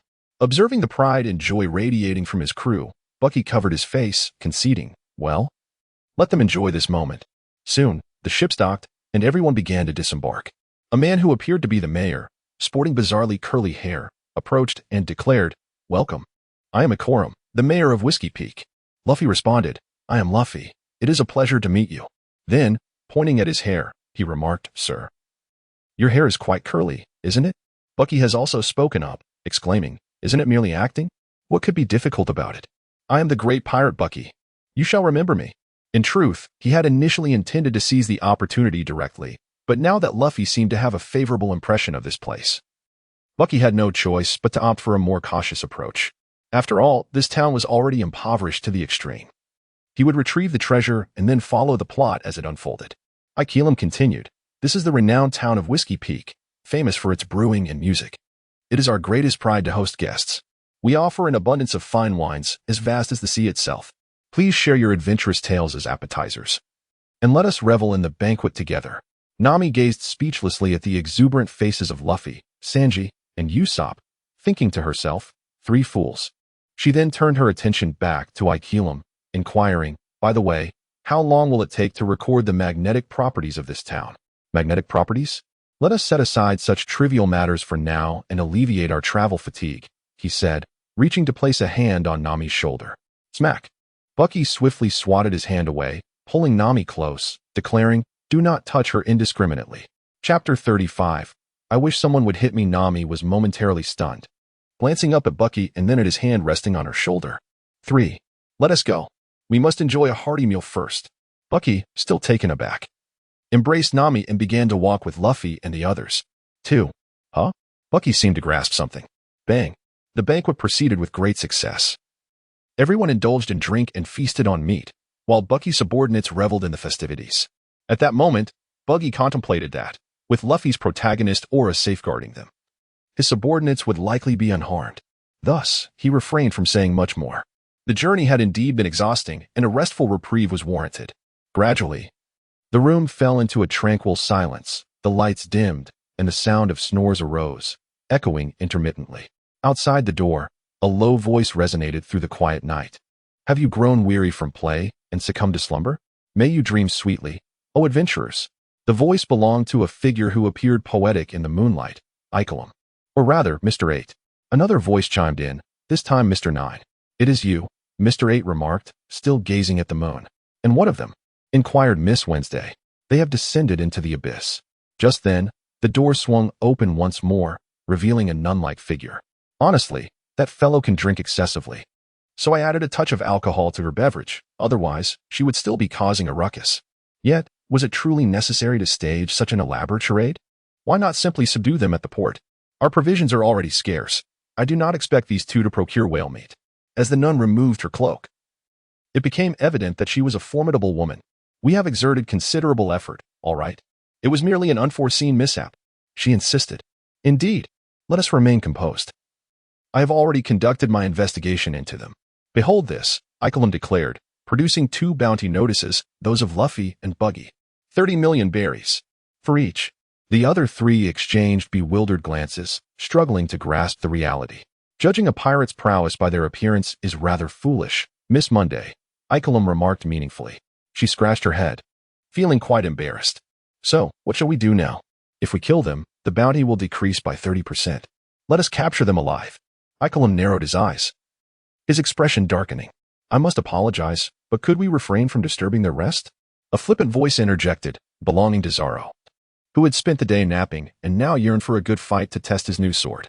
Inside the room, snores continued to reverberate, interspersed with the occasional murmurs of dreams. At a certain moment, Buggy abruptly opened his eyes. Coincidentally, Nami, who was lying nearby, also awoke. Both were momentarily taken aback, sensing a spark igniting, a feeling akin to encountering rivals. Bucky pointed decisively in the direction of the system's arrow, exclaiming, I want this way. Then I shall take this route. Nami responded, gesturing towards an alternative path. Subsequently, the 2 ceased their conversation and embarked on their respective journeys. As Bucky navigated through the streets, he paid no heed to the distant sounds of combat. Such a skirmish was merely a waste of time, best left to Zoro. The pursuit of treasure held paramount importance. It did not take long for Bucky to discover the location of the treasure, which appeared to be a young girl's room. Much like Kai's abode, it was stark and devoid of any semblance of hidden riches. Baki curled his lips in disdain, already knowing that it must be yet another inexplicable trinket. The location was reminiscent of Dasky's room, situated once more at the desk. Upon opening the cabinet, he discovered an assortment of grooming paraphernalia, appearing to possess little value. After a moment of exploration, he obtained a treasure, Vivi's hairpin. Please select a skill to illuminate. Although he preferred her hair flowing freely, this seemed rather frivolous. A hairpin? He would have accepted earrings just as readily. Baki felt somewhat exasperated, especially since he had even glimpsed the item's appearance before it was consumed by the system. Please select a skill to illuminate. Here we go again. Never mind. My observation skills are merely rudimentary. Can they be upgraded? Conditions not met. Upgrade impossible. Conditions? What conditions? If you remain silent, I shall truly be vexed. Please select a skill to illuminate. How infuriating. Can I awaken now? Conditions not met. Illumination impossible. What about Conqueror's Hockey? Not allowed. Then tell me, what can I illuminate? As soon as Buggy's voice fell, a myriad of dots lit up on the system tree, showcasing an array of skills such as medical expertise, navigation, culinary arts, and a hodgepodge of others. However, the esteemed master had little interest in life skills. Cursed be it. Let us simplify matters. Last time it was strength, this time let it be speed. The speed enhancement lit up successfully, permanently increasing his maximum explosive speed and reaction capability to threefold. Recalling the awkwardness following his previous enhancement, Buggy proceeded with caution, gradually acclimatizing to his body. Perhaps due to the benefits of his enhanced reaction ability, Buggy swiftly gained a fundamental control over his physique. However, coupled with his prior strength augmentation, he now felt an overwhelming discomfort, a nagging premonition that if he did not release this pent-up energy, something dreadful might ensue. Bang! Bang! Preferring to believe in the possibility rather than dismiss it, Buggy took action, demolishing walls with an ease that made them feel as fragile as paper, requiring hardly any effort. After tearing down another building, Buggy found the sensation of striking air increasingly vexing. He yearned for someone to engage him in combat. No, rather, he longed for a brawl. Meanwhile, the sounds of Zoro's battle gradually diminished, yet Buggy harbored no intention of clashing with the swordsman, not from fear, but from sheer disinterest. Not to boast, but Buggy could confidently tell any swordsman, I could stand here and let you strike at me all day, and if a single drop of blood escapes, I shall consider it my defeat. As for the so-called officers of Baroque works, he held even less interest. Those underlings could be dispatched with a mere flick of his wrist, far less engaging than tearing down walls. It seemed the only option left was to seek out Luffy. After much contemplation, Buggy realized this was his sole choice. After all, Luffy was made of rubber, and without haki, he couldn't inflict any pain. Resolute in his decision, Buggy made his way to the small room they had previously occupied. Upon arrival, he found Luffy sprawled on the ground, sound asleep. Bucky shook him vigorously. Wake up. You scoundrel. The red-nosed old man? What is the matter? Luffy murmured, barely opening his eyes, still in a state of confusion. I am eager for a fight. So rise at once. But I have no desire to engage in battle. I am quite weary and intend to sleep. With that, he flopped onto the ground. The sound of snoring soon filling the air once more. Baki, Chapter 36, feeling completely relieved, damn it. Seems like I'll have to use my ultimate move. Baki muttered with frustration, shaking Luffy awake once more. What now? Luffy grumbled, his patience wearing thin from being woken repeatedly. You damn straw hat. Nami is your crewmate, right? Luffy perked up slightly. Of course, she's my navigator. I really like, never mind, you wouldn't understand. Just, can you protect her? Yeah, I'm strong, Luffy grinned widely. Bam. Baki punched Luffy, sending him flying through a row of buildings, though he deliberately held back his haki. Then prove it to me. Luffy slowly rose from the rubble, his usual goofy demeanor vanishing as his expression turned serious. I will. With that, he charged straight at Baki. Baki did not falter. With a swift maneuver, he darted past. And before Luffy could react, he delivered a powerful punch to his face. Luffy was sent flying once more, utterly devoid of any means to resist. Bucky was momentarily taken aback. Has he truly become this formidable? How exhilarating. No, it must simply be that his speed surpasses mine. There is no need for shaving or haki. Naturally, Luffy remained unscathed, rising once more, clenching his fists and exhaling a breath of frustration. You're quite strong, old man. But I will not be defeated. With that, he charged forward once again. Bang, bang, bang.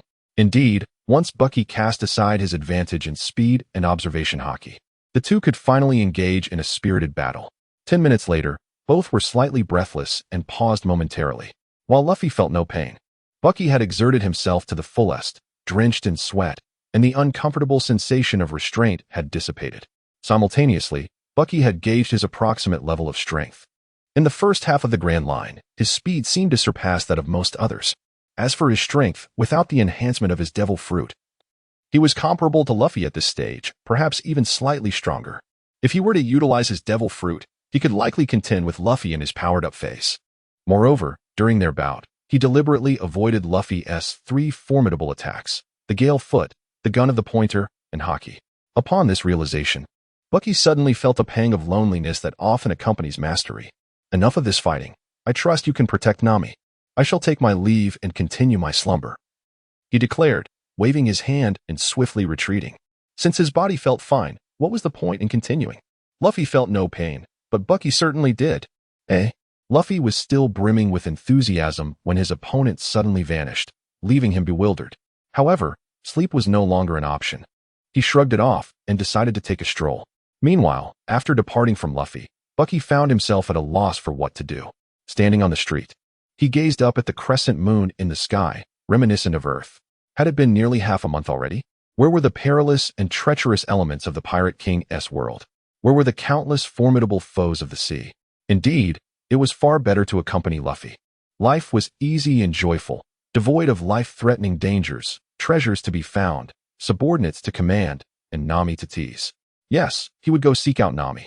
After indulging in a few whimsical thoughts, Bucky began to wander towards a nearby area where explosions were frequently heard. If he was not mistaken, Nami should be there. At the side of the explosions, a curly-haired man in a brown coat and a blue-haired woman holding an umbrella stood to one side, while on the other were a Calum. Mr. 9 and Miss Wednesday. The man in the coat, Mr. 5, spoke up. The boss said, "My secret has been discovered. Although I have no idea what the secret is, our company motto is mystery. No one's background should ever be investigated within the company. That's the rule." The woman, Miss Valentine, chimed in, "So we investigated who discovered the boss's secret, and the results were quite astounding. We found out that an important figure from a certain kingdom infiltrated our Baroque works." Mr. 9 blinked in surprise. "A certain kingdom? Wait a moment. Although I wear a crown, I am not a king. This is merely a hobby." "Not you, you fool." Miss Valentine shot back, exasperated. Mr. 5 continued, "The culprit is the unknown curly-haired canon from the Alabasta Kingdom." Before he could finish, Calum, realizing their predicament, furiously fired his weapon. At that moment, Nami was hiding behind a wall, quietly observing. A princess of a kingdom? She must be quite wealthy, she mused. Suddenly, someone tapped her shoulder, causing her body to go rigid in fright. "No way, have I been discovered?" Slowly, she turned her head, revealing an orange-brimmed hat, blue hair, and a red nose. Thump. "You idiot! Are you trying to scare me to death?" Nami yelled at Bucky with a fierce expression. Bucky, with a look of grievance, covered the large bump on his head and exclaimed, "Who have I offended? So, have you discovered any treasures?" Nami's expression quickly shifted to one of anticipation as she gazed intently at Bucky. Bucky calmly shook his head. "Then why did you come looking for me? Get lost. Don't interfere with my money-making." Nami waved her hand dismissively, her face full of disdain. "Are you just trying to extort me? Money-making, my foot."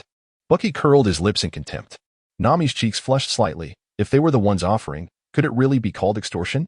Heh, whatever makes you happy. Not far away, Igaram collapsed on the ground, clutched at Zoro's leg, pleading desperately.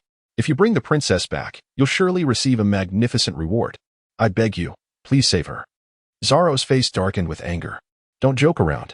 Until just now, you were trying to kill us. Want me to slash you again? You said there's a grand reward, right?"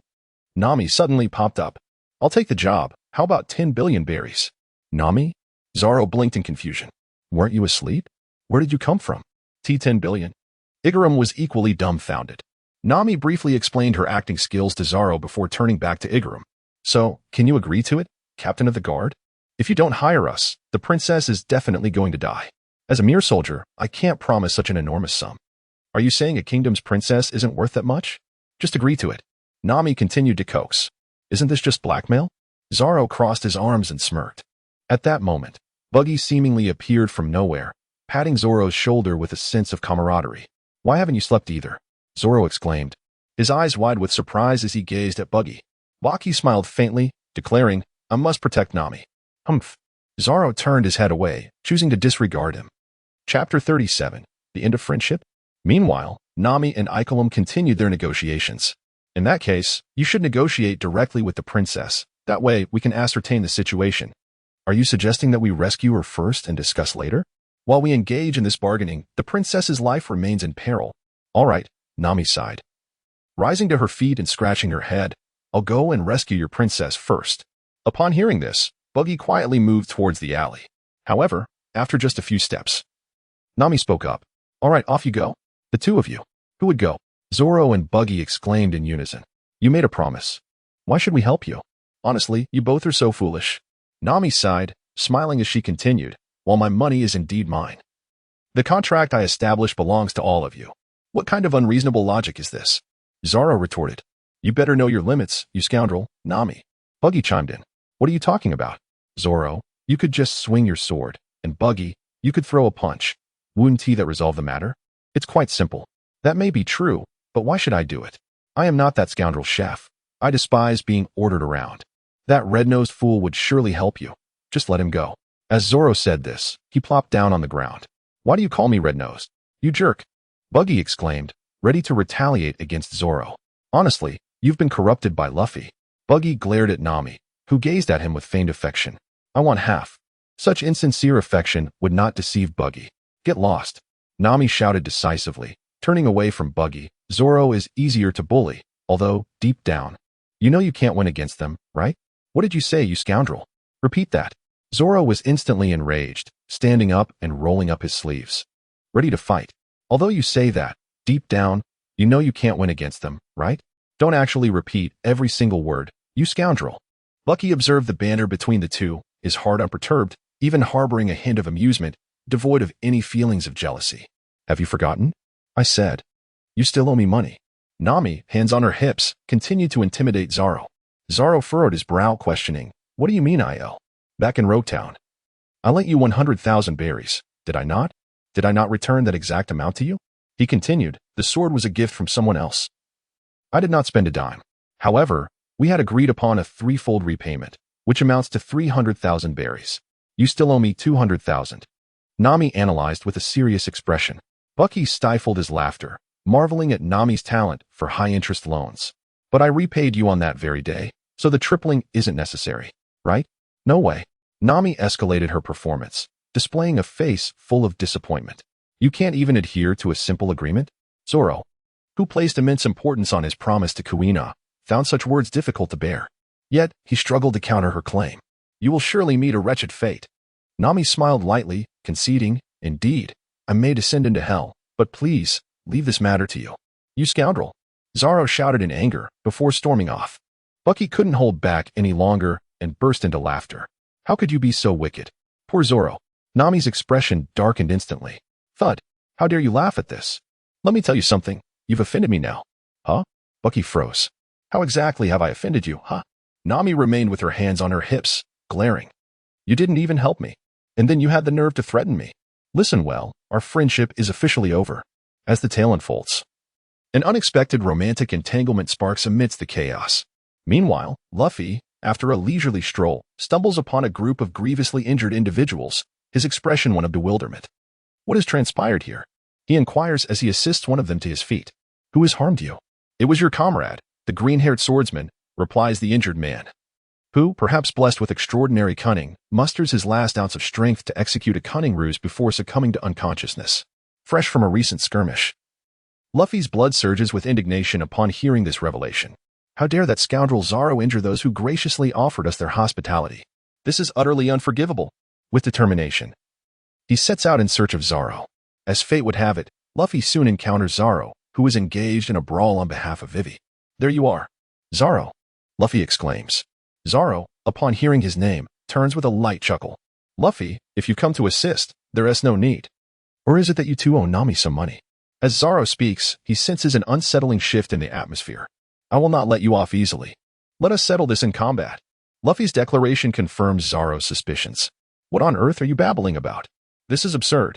You ungrateful wretch. I shall be the one to send you flying. Ungrateful? Zoro responds, still perplexed.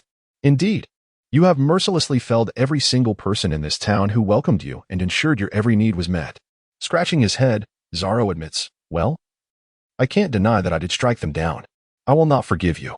Luffy exclaims as he charges forward. Vivi, equally baffled by the spectacle, can only marvel at the sheer density of her companions. Karu, sweating profusely, nods in agreement. In this part of the world, after Nami and Ikelim exchanged words, they acquired further intelligence regarding the Baroque works. A sudden concern for Zoro arose, prompting them to hurry over, with Buggy naturally following suit. Upon their arrival, they found Zoro and Luffy engaged in an intense battle. Spotting Vivi sitting atop Karu with her hair cascading down, Buggy silently approved. Wondering why she hadn't presented herself like this sooner, she appeared far more charming.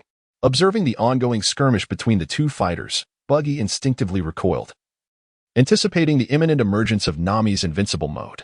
As expected, upon grasping the situation, Nami approached them directly, Delivering a punch to each, Luffy and Zoro both collapsed. What on earth are you two doing? Buggy murmured. Perhaps it is a grand duel of swordsmanship and martial arts? Silence. Nami retorted.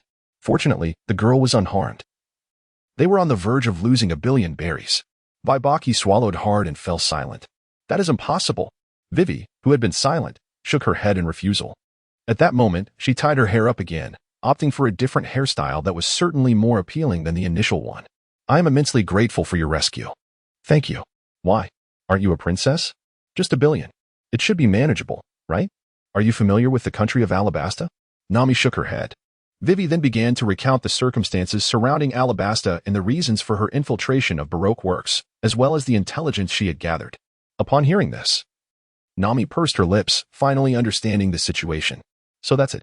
Now I see the whole picture. Given the internal strife, they must be short on funds. Luffy, however, chuckled.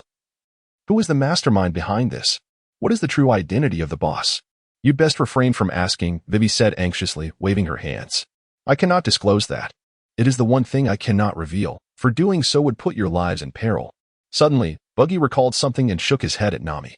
Unaware of Buggy's thoughts, Nami continued, Aha, let's just forget it.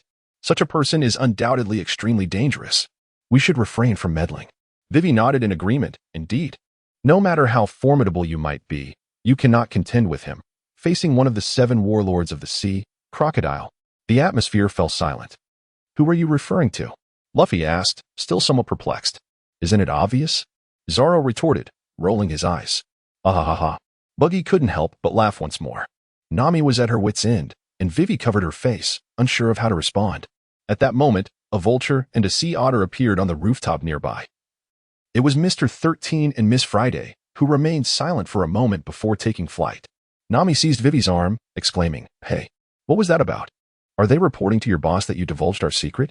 I'm truly sorry. I accidentally let it slip. Is an apology sufficient? Why drag us into this? Luffy and Zoro, however, wore expressions of excitement, thrilled at the prospect of facing a formidable adversary. Buggy gazed at Nami with an innocent expression, finding her anger quite endearing. Suddenly, Nami turned away and covered her face, her demeanor shifting dramatically. It was outrageous that they had barely entered the Grand Line only to be pursued by the 7 warlords. What an opportunity, Buggy exclaimed internally. And then he swiftly embraced Nami. In a soothing tone, he reassured her, Do not worry, I shall protect you. Nami lifted her head slightly, traces of tears still visible on her cheeks, and asked, Really? Buggy felt a surge of warmth in his chest as he nodded vigorously, Indeed. Hurry and bring down those 2 creatures, Nami exclaimed, pushing Buggy aside and pointing towards the departing giant bird, once again assuming her regal demeanor. Bucky is currently filled with excitement, unconcerned about any semblance of a plot. With a forceful stomp on the ground, spiderweb-like cracks radiate outward. He employs the moonwalk technique. At full speed no less. The ill-fated duo is soaring through the air, while Mr. 13 continues sketching portraits of Bucky and his companions. At a certain moment, he suddenly glances back to see that the red-nosed fellow is also flying, and quite rapidly, at that. With a terrified scream, he frantically beats on the back of the bird, urging it to hasten its flight. The vulture, now aware of Bucky trailing behind, flaps its wings with renewed vigor, accelerating its pace. Thinking of escaping? Bucky smirks disdainfully, separating his palm to propel himself towards them with even greater speed. Miss Friday, being an ordinary vulture, cannot hope to match Bucky's velocity and is swiftly captured, letting out a piercing scream. Below, the onlookers react. Luffy exclaims, Wow, the red-nosed uncle can actually fly? Zoro retorts, Did you just notice that, you fool? Yet he truly managed to catch up at that speed. Nami adds, Well done. I adore you. Vivi laments, Who are these people? I want to go home, sob. Holding the sea otter's collar with one hand and grasping the vulture's nape with the other, Baki descended back to the ground. Nami. Praise me. Nami, not one to hold back, promptly gave a thumbs up. Then, with a devilish grin, she seized the ill-fated duo, asking, What are you planning to do? The 2 animals were drenched in cold sweat, yet they could not utter a word. Nami mysteriously produced a rope and bound them together, sighing in relief, There. Now it's safe. Buggy patted her shoulder and gestured towards Luffy and his companion, suggesting that she might be overthinking. The 7 warlords of the sea? How exciting! Luffy exclaimed, his face alight with enthusiasm. What luck to meet them so soon. Zoro nodded in agreement, sharing in the joy. I wonder what kind of person they will be. My heart is racing with anticipation. Silence. Nami shouted in fury, her frustration evident as she collapsed against Buggy's chest. Why must I be surrounded by such a peculiar group of companions? In his heart, Buggy felt a sense of secret delight, remaining silent. At that moment, Ikelim emerged, employing some extraordinary techniques to disguise himself as Vivi. This appearance, along with the 4 ridiculous dummies, would surely baffle anyone who dared to mistake them. I might as well livestream my hand being chopped off, Buggy thought in exasperation. After a brief exchange, Luffy resolutely disregarded Nami's overwhelming concerns and agreed to Ikelim's request. Buggy, I implore you to reason with him. That is a notorious pirate with a bounty 4 times that of Arlong. Nami placed her last hope upon Buggy. Buggy gazed at her and calmly stated that the bounty for the 7 warlords of the sea would not increase any further. Otherwise, he believed it would be at least 200 million berries. 200 million! Nami became increasingly distraught, exclaiming that it was 10 times that amount. Wait a minute. Buggy. Do you know him? Indeed, Buggy replied with a composed nod, internally adding, although he does not recognize me. The 5 of them stared at Buggy in astonishment, questioning his true identity. Chapter 39. Dare to be headstrong? Who exactly is this crocodile? The situation had reached an irrevocable conclusion, and though Nami felt helpless, she resolved to remain calm and gather as much information as possible. There's no rush. We can discuss it once they awaken. That is true. Nami agreed with a nod. At the harbor, a small sailing vessel was moored at the shore, while the group stood upon the land. Although the ill-fated duo could not return to relay the news, Ikelim understood that it was only a matter of time before the captain learned of it. Thus, he resolutely decided to serve as bait to alleviate the pressure from Vivi's pursuers. Princess Vivi, please navigate through the islands before returning to Alabasta. Although I have not traversed them myself, it should take you through 2 or 3 islands to reach your destination.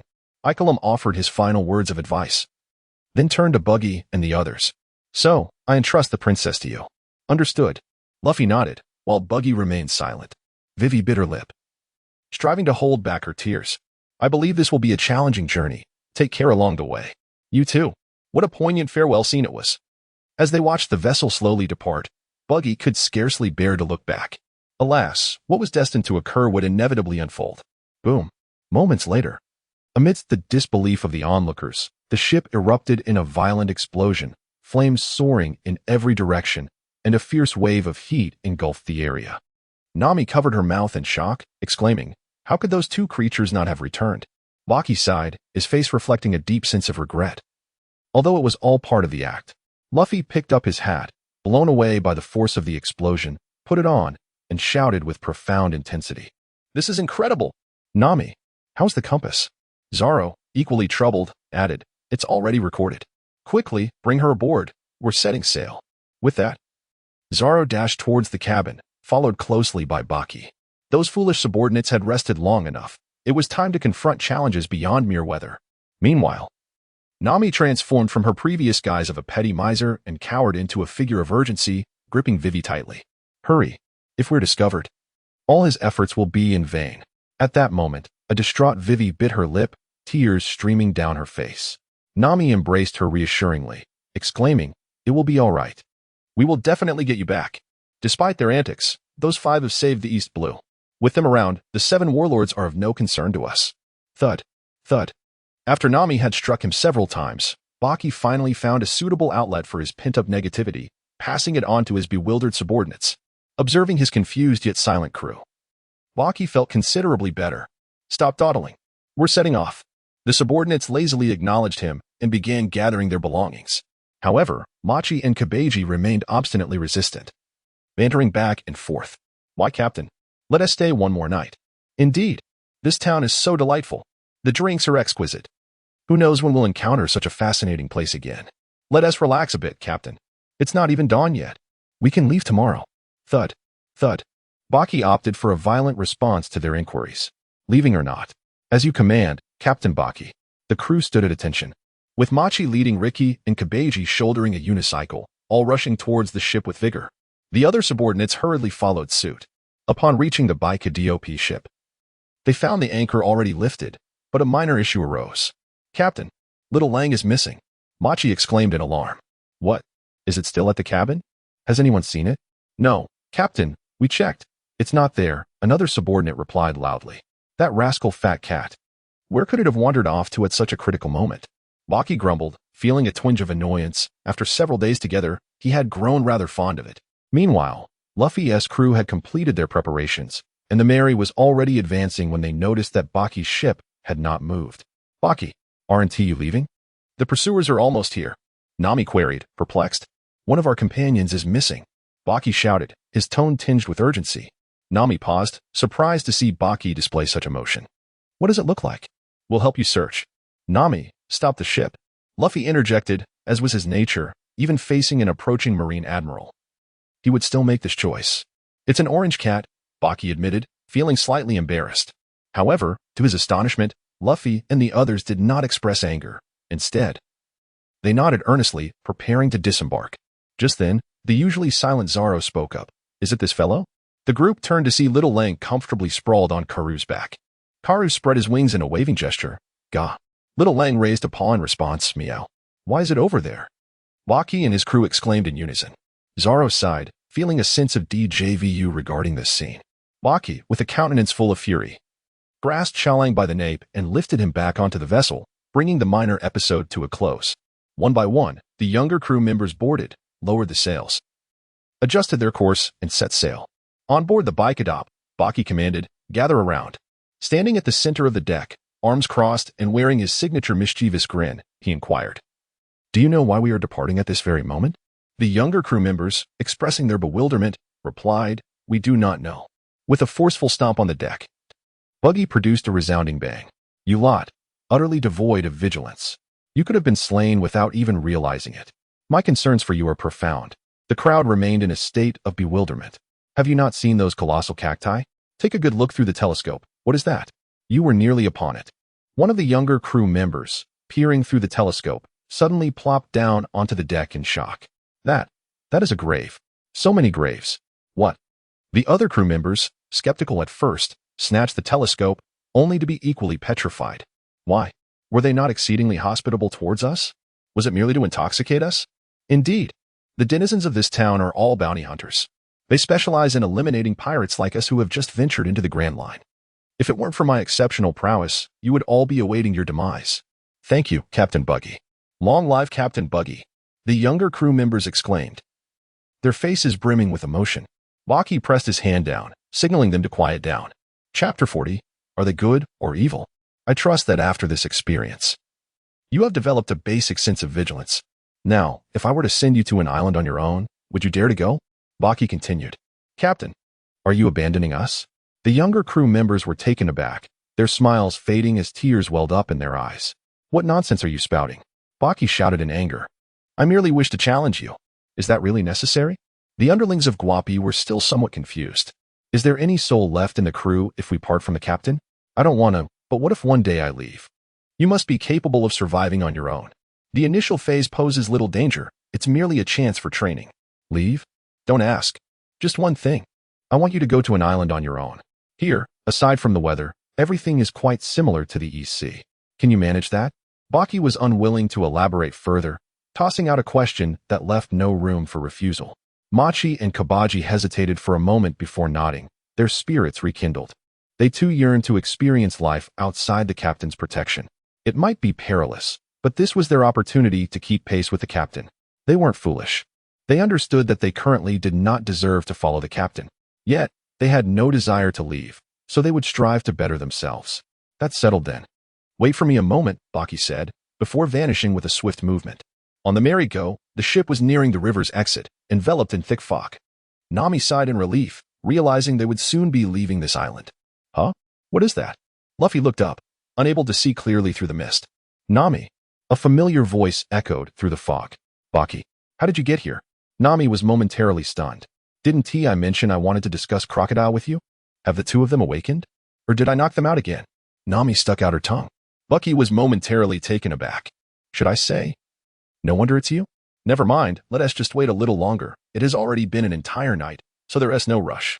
Indeed. It's already morning. Nami expressed her sentiments, reflecting on the night-ash trials. How fortunate it was to have escaped from our pursuers. Nami nodded in agreement, affirming the importance of steering clear of the rocks. Leave it to me, she proclaimed with a confident smile, only to suddenly pause. Bucky, did you just speak? Bucky did not respond but instead lifted his head, staring blankly upwards, where a voice exclaimed, "Ah, Robin, what a splendid ship." The sound echoed again, drawing the attention of the group. A beautiful woman clad in a purple denim outfit perched casually on the railing, her chin resting on her hand, gazing curiously at Bucky and the others. "Who is she?" Zoro inquired, hand resting on the hilt of his sword, his expression cautious. Vivi, however, was so startled that she fell to the ground. "I just saw Mr. 8 over there, Miss Wednesday." Vivi's expression darkened. "Did you lead a Callum to them?" "No matter what." "Why are you on our ship?" "Who are you?" Luffy interjected. "Why are you here, Miss All Sunday?" "Ah, again? Which partner is this time?" Nami remarked, exasperated. "Why does the Baroque Works keep haunting us?" "She is the partner of Mr. Zero's boss," Vivi replied softly. Nami exploded in disbelief. "Crocodiles." Luffy appeared somewhat bewildered. "Is she a villain?" "I don't think so," Bucky replied nonchalantly.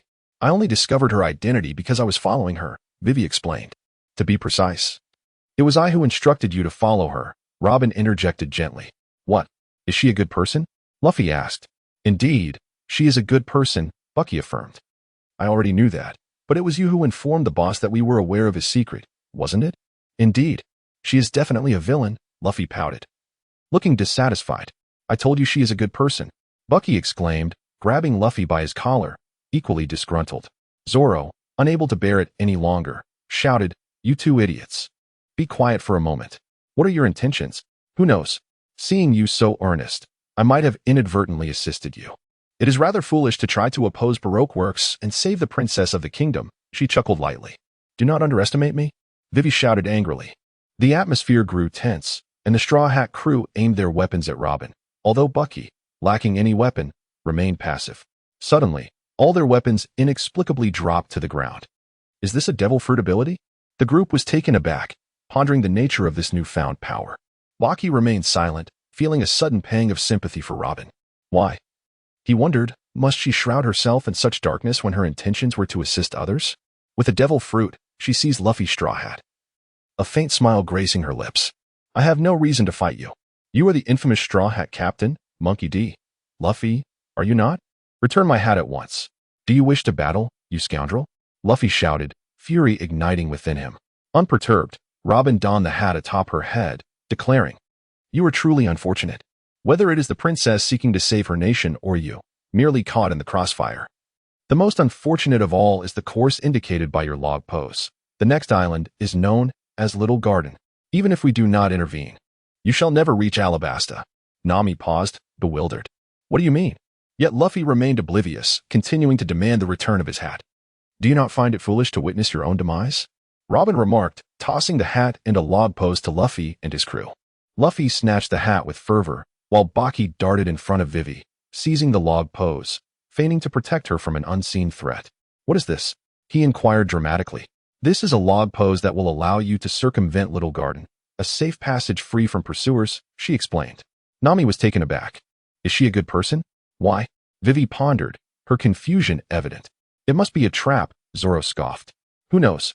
Robin replied with a gentle smile. Baki gazed at Luffy, as if he had comprehended something profound, and softly inquired, "Are you truly going to let it go?" Luffy nodded, declaring, "Such things are best left behind." "Very well." Baki responded, then forcefully hurled the record pointer into the distance. Naturally, the thick fog obscured everything, and no one could see clearly, only hearing the sound of a splash as it fell into the water. Chapter 41. The detestable Robin. Before anyone could react, Luffy and Baki had already executed their decision. Bang! Boom! Nami erupted in fury, delivering a powerful punch that knocked Baki down, followed by a swift kick that sent Luffy sprawling. "Are you both fools?" she exclaimed. "It's rare for someone to share a more favorable course with us. What if that woman is a good person?" Baki clutched the large bump on her head. "And I knew she was a good person. So why did you still throw it away?" Buggy pointed at Luffy and unceremoniously shifted the blame onto him. Luffy lay on the ground, gazing at Robin with a disgruntled expression, asserting that she should not dictate the course of their ship. Robin, slightly taken aback, quickly composed herself and smiled gently. "Is that so? What a pity, for I do not disdain those with courage. If you manage to survive, perhaps we shall meet again." "Absolutely not," Luffy retorted without hesitation. Robin chose not to elaborate further, leaping onto the back of Bon Clay, the large turtle, and departed. Buggy also vanished from sight. In the nearby waters, Robin sat on the turtle's back, engrossed in a book, when suddenly her brow furrowed, and her muscles tensed as she slowly turned to look behind her. A figure had quietly emerged at her back. "What brings you here, Captain Rednose?" she inquired. "Do not call me Rednose, you scoundrel. I am Buggy." Just as Baki was about to greet, he furiously bellowed in response, but then his expression shifted, returning to a sinister smile.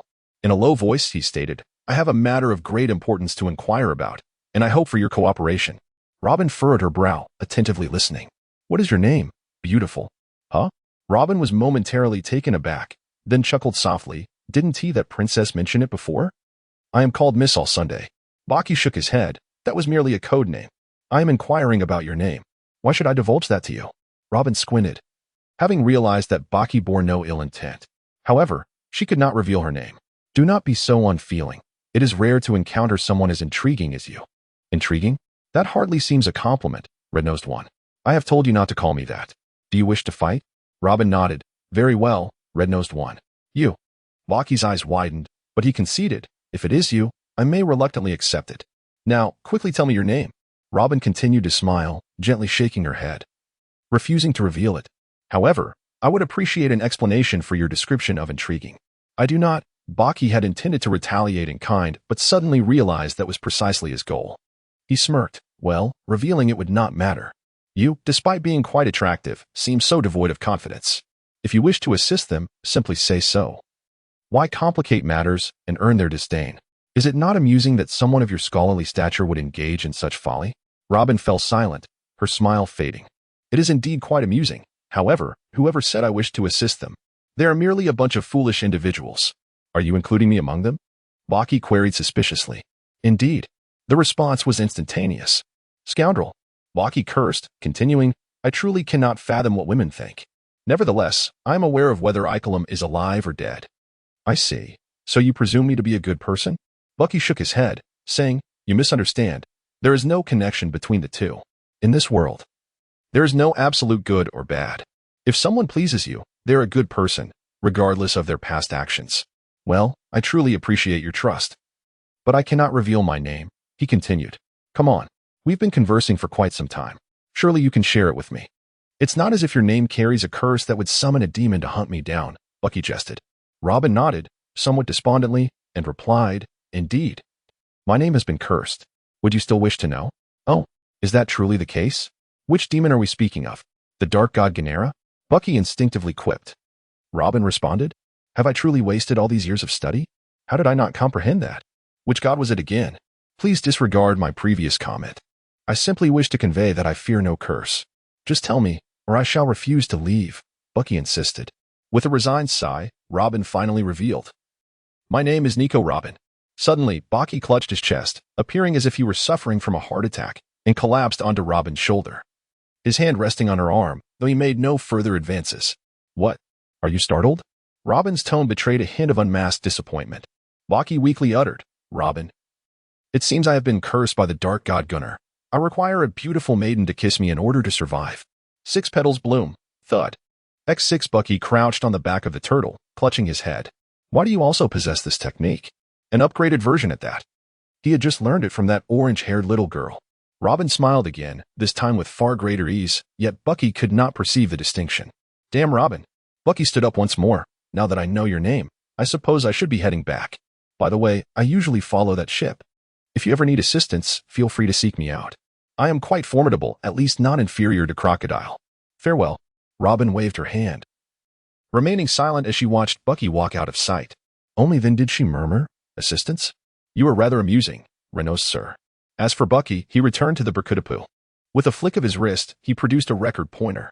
Indeed, the item he had discarded earlier was merely a dagger. Such tricks were still within his repertoire. After all, his true profession was that of a clown. "You little ones, come here," he called out. "Do you see this? This is the record pointer leading to Alabasta, and the route is quite safe. Of course, if you encounter other pirates, it will be up to you to handle it. You have all been enhanced by my devilish powers, making you stronger than the average person.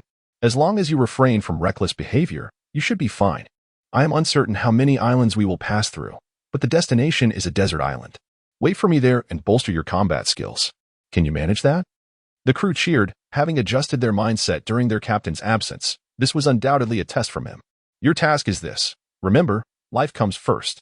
If anything goes awry, safeguarding your lives is paramount. I assure you, I will come to your rescue. Now, prepare well and let us set forth. Chapter 42. A touch of routine on the vast ocean. The azure waves danced under the radiant sun as a few seagulls soared overhead while the Mary slowly advanced. Straw Hat Brat, I shall follow you first. Bucky's voice shattered the tranquility. Huh? Red-nosed uncle, do you want to be my companion? Luffy exclaimed in astonishment, drawing the attention of the others. Impossible. I have my own companions. I merely need to act separately for a while. Is it acceptable to accompany you temporarily? Luffy did not respond, but burst into laughter. Now we have 3 more people. Huh? Aren't there only 2? Usopp queried, perplexed. Red-nosed uncle, Vivi, and Karu 3. Luffy counted on his fingers. Usopp rubbed his head. Is that your definition of companionship? Just as Bucky had anticipated, he effortlessly boarded Luffy's ship. However, what followed was not as delightful as he had envisioned. The next afternoon, on the deck, Bucky was juggling several apples. How many apples do I have now? He boomed. 5. Luffy, Zoro, Sanji, and Usopp shouted from in front of him, while Nami and Vivi perched on the upper railing, each holding a special drink from Sanji. Joining in the cheer. Now how many? Bucky continued to inquire. 5. And now? We already said it's 5. Why do you keep asking? Luffy shouted back. Exactly. Suddenly, Usopp interjected. Wait. It's become 6. What? Luffy was taken aback, scrutinizing closely. It really is. Incredible. Hee, here I am, the great Bucky the Clown. Along with my identity as a time traveler, reduced to performing clown tricks. Such is the irony of life, Bucky mused as he listened to the cheers of the crowd. So, how did this come to pass? The story unfolds half an hour prior, when everyone was idly lost in thought. Will it snow? Luffy gazed at the endless horizon of the sea with anticipation. Zoro scoffed, that's unlikely. It could. You just don't know because you were asleep, right? Luffy turned to Vivi. It's not impossible, but this initial sea region is quite unique. The later parts will be better, yet one must remain vigilant. Never underestimate this sea. It's a hard truth. Vivi remarked with some nostalgia as she gazed at the ocean. Brothers, would you like to try my special drinks? Sanji's voice rang out across the deck. The crew cheered and rushed over, Bucky included, as he had faith in Sanji's culinary skills. While sipping the drink, Luffy spoke again, still a bit dull. Red-nosed uncle, why not perform a show? I refuse. Bucky retorted bluntly. Though I bear a red nose and am nicknamed Clown, I do not perform. Come on. I've never seen a clown show before. Luffy pleaded. Stop it. That's impossible. Bucky pushed Luffy away. Zoro observed the two, sighing, 2 fools. Luffy, unfazed, continued, while Bucky was less pleased. What do you mean, Zoro? Do you want to fight? TCH. Zoro shot Bucky an irritated glance, choosing not to respond further. Bucky, infuriated, felt as though his limbs were about to detach. How dare he look down upon me? Wretched swordsman, let us duel. If you can inflict even a single scratch upon me, I shall concede defeat. Zoro's expression shifted dramatically. He reached for his sword, but suddenly recalled Buggy's peculiar abilities, promptly placing the blade back on the ground, and instead opting to grasp a drink. As Buggy burst into laughter, he exclaimed, Are you frightened? Ha! Zoro took a sip of his drink to moisten his throat, then shouted, Nami, how could you do this? Buggy was taken aback, having already surmised Zoro's intentions. Nami emerged from the room, holding 2 glasses, and inquired, What's going on? Zoro replied with a faint smile. You should prompt this red-nosed fellow to perform a clown act. Why? Nami, still somewhat bewildered, asked. It's terribly dull, wouldn't you agree, Luffy? Zoro casually implicated Luffy as well. Indeed. It's so boring. Uncle Red-Nose, do put on a show. I refuse. Both Buggy and Nami echoed simultaneously, momentarily taken aback. However, the others remained indifferent, their gazes fixed on Nami, anticipating her next words. Why should I heed your command? You still owe me money, Nami retorted. Glaring at Zoro without mercy. Weren't we supposed to consider it settled? Zoro responded, utterly bewildered. Vivi hasn't he even arrived in Alabasta yet? You scoundrel. Zoro snapped, revealing his displeasure. Buggy burst into laughter. Nami, I am aware of your affection for me, but there is no need for you to assist in tormenting Zoro. Haha. It is I whom Miss Nami truly adores. Sanji shouted. What did you say? Do you wish to brawl, you wretched chef? Buggy promptly abandoned Zoro, preparing to engage in a fight with Sanji. Thud, thud. Nami placed her drink on the railing and leaped down, delivering a punch to each of them. Both of you. Silence. Luffy erupted in laughter, finding the situation quite entertaining. In a corner, feeling wronged, Baki crouched down, yet he continuously encouraged himself with fervent words. Whether through scolding or praise, he resolved to bravely accept Nami's affections. Just then, Nami's gentle voice suddenly echoed in his ear, asking, "What are you saying?" Baki, drenched in cold sweat, repeatedly shook his head, exclaiming, No, go ahead, perform. I refuse." He asserted that he was a person of principle, resolutely unwilling to succumb to her allure. "If your performance is commendable, I might consider offering you some rewards," Nami remarked, gently caressing Baki's face before turning and descending further. Baki swallowed hard, pondering what on earth was happening today. A day of fortune? Then, steadfast in his principles, Baki resolutely rose to vacate the space for the esteemed gentleman. What Buggy did not realize was that Nami's face flushed crimson the moment her back was turned to him, a reaction only Vivi witnessed. Yet she chose to remain silent about it. At this juncture, Vivi felt the most out of place among the Straw Hat crew, observing the joyous camaraderie around her. She felt a twinge of helplessness. Was everything truly all right with them? Nami handed her another drink that rested on the railing, assuring her that if any assassins were to appear, the crew would respond earnestly. Nonetheless, she pondered, could this vessel truly alleviate your worries? Nami sipped her drink and smiled. Watching Buggy perform and the crew's laughter, Vivi gently smiled in return, feeling considerably more at ease. Her sky-blue hair danced in the wind, reminiscent of the clear azure sky. Chapter 43, The Adorable Anger of Nami. The merry-go. The crew stood on the ship's bow, with Luffy seated in the prime spot. In the distance, a small island appeared, faintly visible. Nami glanced at the log pose and confirmed, indeed, our next destination is that island. The crew gazed in astonishment as the ship continued its journey. Soon, they arrived at the island's interior, preparing to dock. Luffy surveyed the surroundings, questioning if this truly was the little garden. What defines little, anyway? Zoro appeared puzzled. Nami chimed in, noting it hardly resembled a place as charming as its name suggested. Indeed, this place is practically a hidden realm, overrun with dense jungles, Usopp exclaimed, visibly frightened. Vivi's expression mirrored concern. They must tread carefully, as I am quite wary of Miss All Sunday's words. Do you not know? Buggy declared, relishing the moment to showcase his knowledge. Know what? It seems you are unaware. Buggy shook his head.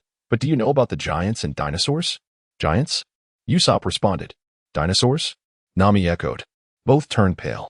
Precisely. This is an ancient island, teeming with creatures you have never encountered. Enormous dinosaurs and even larger giants. Fascinating, right? Buggy's demeanor darkened, his signature grin transforming the atmosphere into something foreboding. Let us not disembark and simply sail to the next destination. Usopp attempted to maintain composure, though it was clear he was utterly terrified. Nami shook her head. However, the magnetic force wouldn't charge that swiftly. Moreover, we must replenish our supplies, as we purchased nothing in the previous town. Sanji added, no worries. Giants are merely humans, not monsters, and dinosaurs are nothing to fret over. Besides, just look at Luffy. Buggy pointed towards him.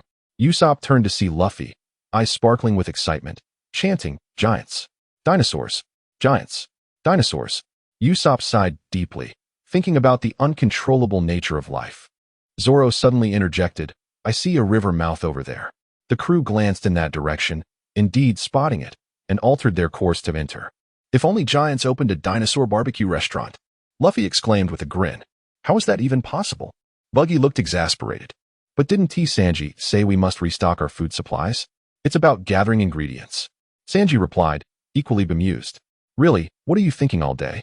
Although giants are humans, the presence of dinosaurs, which are long extinct, makes landfall seem perilously risky. Nami expressed her unease while observing the unfamiliar flora surrounding them.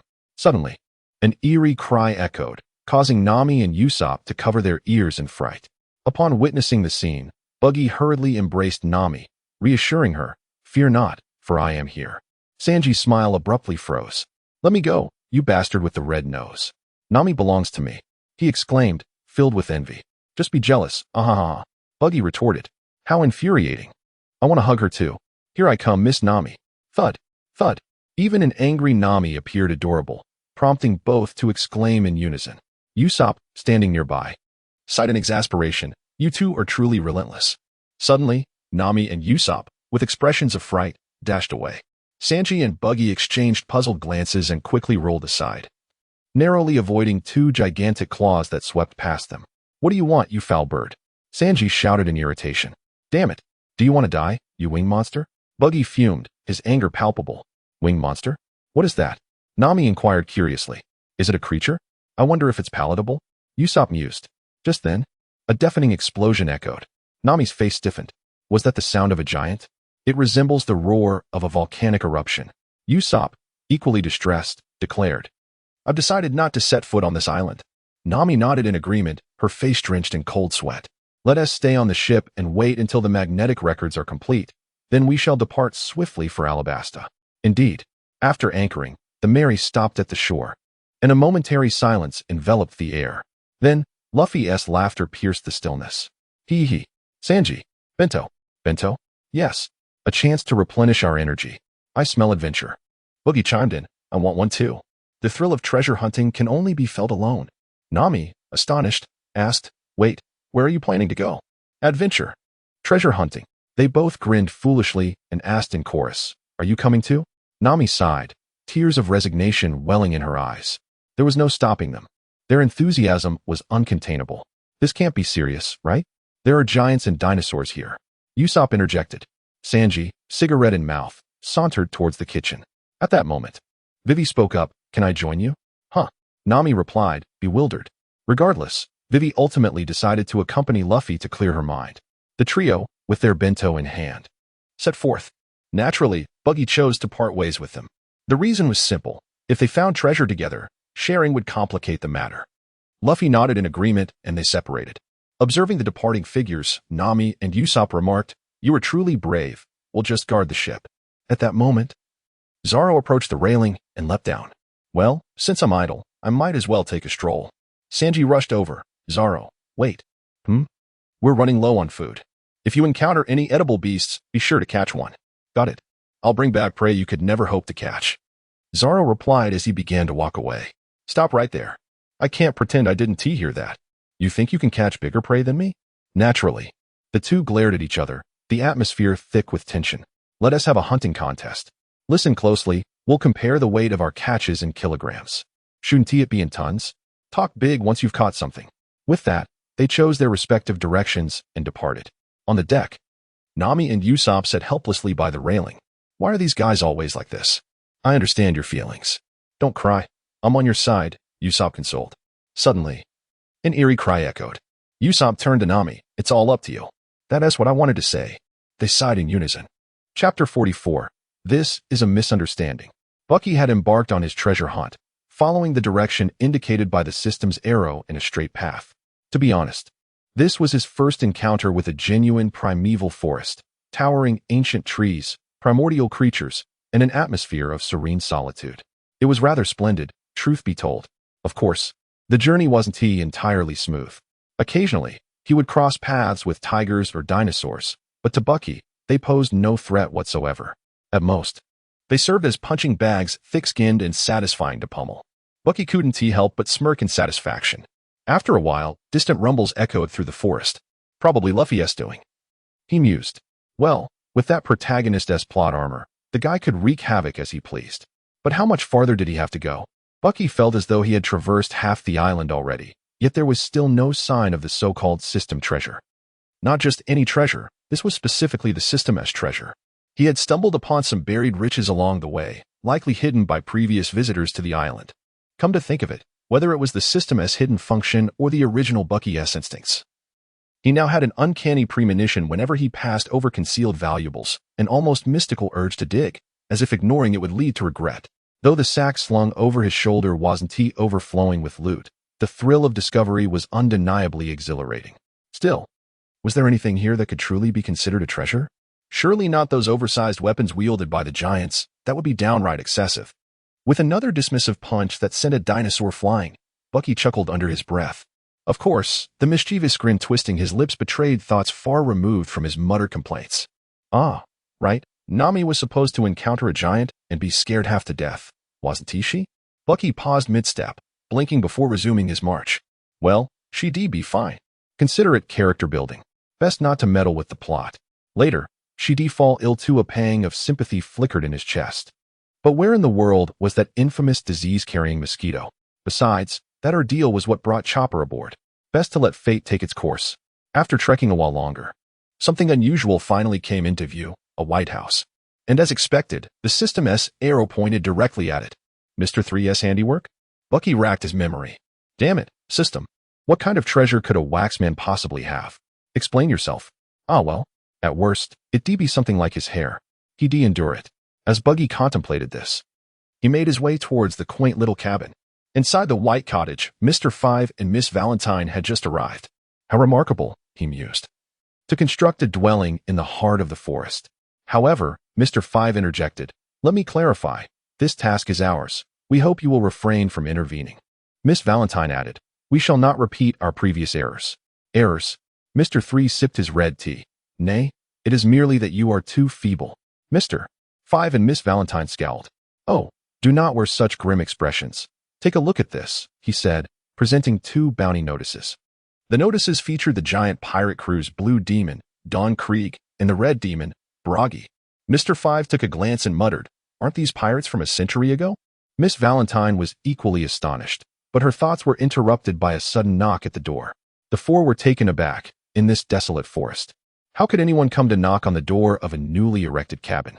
It felt rather eerie. Is anyone there? If not, I shall open the door. A middle-aged man's voice called from outside, heightening the strangeness of the situation. The 4 grew serious. Who are you? Suddenly, with a loud crash, the candle-made door burst open, revealing a man with a red nose, who was slowly withdrawing his foot. I told you to open the door at once. Buggy the Clown. What brings you here? The group relaxed upon recognizing him. A pirate with a bounty of 30 million was hardly a cause for concern. Regrettably, Buggy paid them no mind. Instead, he glanced towards the System's direction, searching for the pointer that indicated Miss Golden Week. Bucky heaved a quiet sigh of relief. At least it wasn't the 3rd brother. But System, what kind of mentality drives you to target a little girl? System, what is it this time? Don't go silent on me now. You're already my grandmaster. You can't seriously expect me to frisk her, can you? A little girl. How could I possibly bring myself to do that? Damn it, you're ruthless.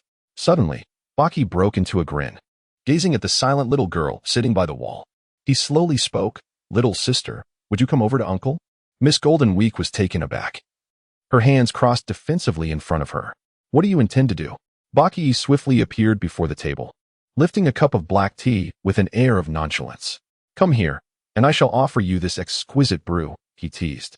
His movements so swift they blurred before the eyes. The tension in the room spiked instantly. This was undoubtedly a formidable adversary, demanding utmost caution. Only Miss Golden Week remained unperturbed, her cheeks flushing slightly as she gracefully approached Baki. Accepting the tea with serene composure, she took a delicate sip, her eyes fluttering shut in blissful contentment. Simply divine, she murmured, lost in the moment. Mind the circumstances, will you? Mr. 3 bellowed, his trademark 3 on his head contorting into an exclamation mark in sheer exasperation. The first remark was directed at Miss Golden Week, but the latter was reserved for Baki, who had, in his usual deplorable fashion, begun harassing the young girl with inappropriate advances. Realization dawned on Miss Golden Week, her scream piercing the air as she recoiled in horror. Frantically, she reached into her coat, seeking the familiar comfort of her sketchpad to defend herself. One grasp, nothing. Another desperate search, still nothing. My sketchpad. Where is it? Meanwhile, within the recesses of Baki's mind, a triumphant chime echoed. Treasure acquired. Miss Golden Week's sketchpad. Select a skill to unlock. Relief washed over him. Success at first attempt. Yet, a bitter aftertaste lingered. Trading my illustrious reputation for a mere sketchpad? What a wretched bargain, he grumbled inwardly. Bucky regained his composure and met the fierce gaze of Mr. 3. Do you believe this is a misunderstanding? He inquired. How dare you bully my partner? You shall pay for this. Mr. 3 bellowed in fury, summoning a multitude of wax candles that surged toward Bucky. Baki swiftly dodged with a shave, knowing full well the peril of being immobilized. His gaze locked onto Mr. 5, that detestable explosion-wielding scoundrel. Why was he just standing there motionless? Got the guts to come at me? He taunted. Mr. 5 faltered momentarily, bewildered by the insult directed at him. Then, fury ignited within him. How dare this fool mock him? With a flick of his finger, he launched a projectile, his infamous booger bomb, straight at Baki. "Behold my snot grenade," he sneered. With a peculiar smile, Baki broke through the waxen wall above, ascending into the air with a single step. Mr. 3, as if recalling something, suddenly changed his expression and attempted to flee. Alas, it was too late. As is well known, wax is indeed flammable. Boom. Chapter 45. It seems, I am the protagonist? Bucky hovered in midair, performing a moonwalk as he gazed down at the fierce blaze below, accompanied by thick clouds of black smoke shooting into the sky. Sking in disbelief, he mused about the folly of those who dared to attack, likely now bewildered by their own recklessness. However, such an explosion would likely result in mere superficial injuries. Should he intervene further? Almost instinctively, Bucky answered his own question. Never mind. After all, Luffy would take care of them. He need not meddle. As soon as he uttered those thoughts, Bucky suddenly froze. Wait a moment. Something felt amiss. Why did he subconsciously think this way?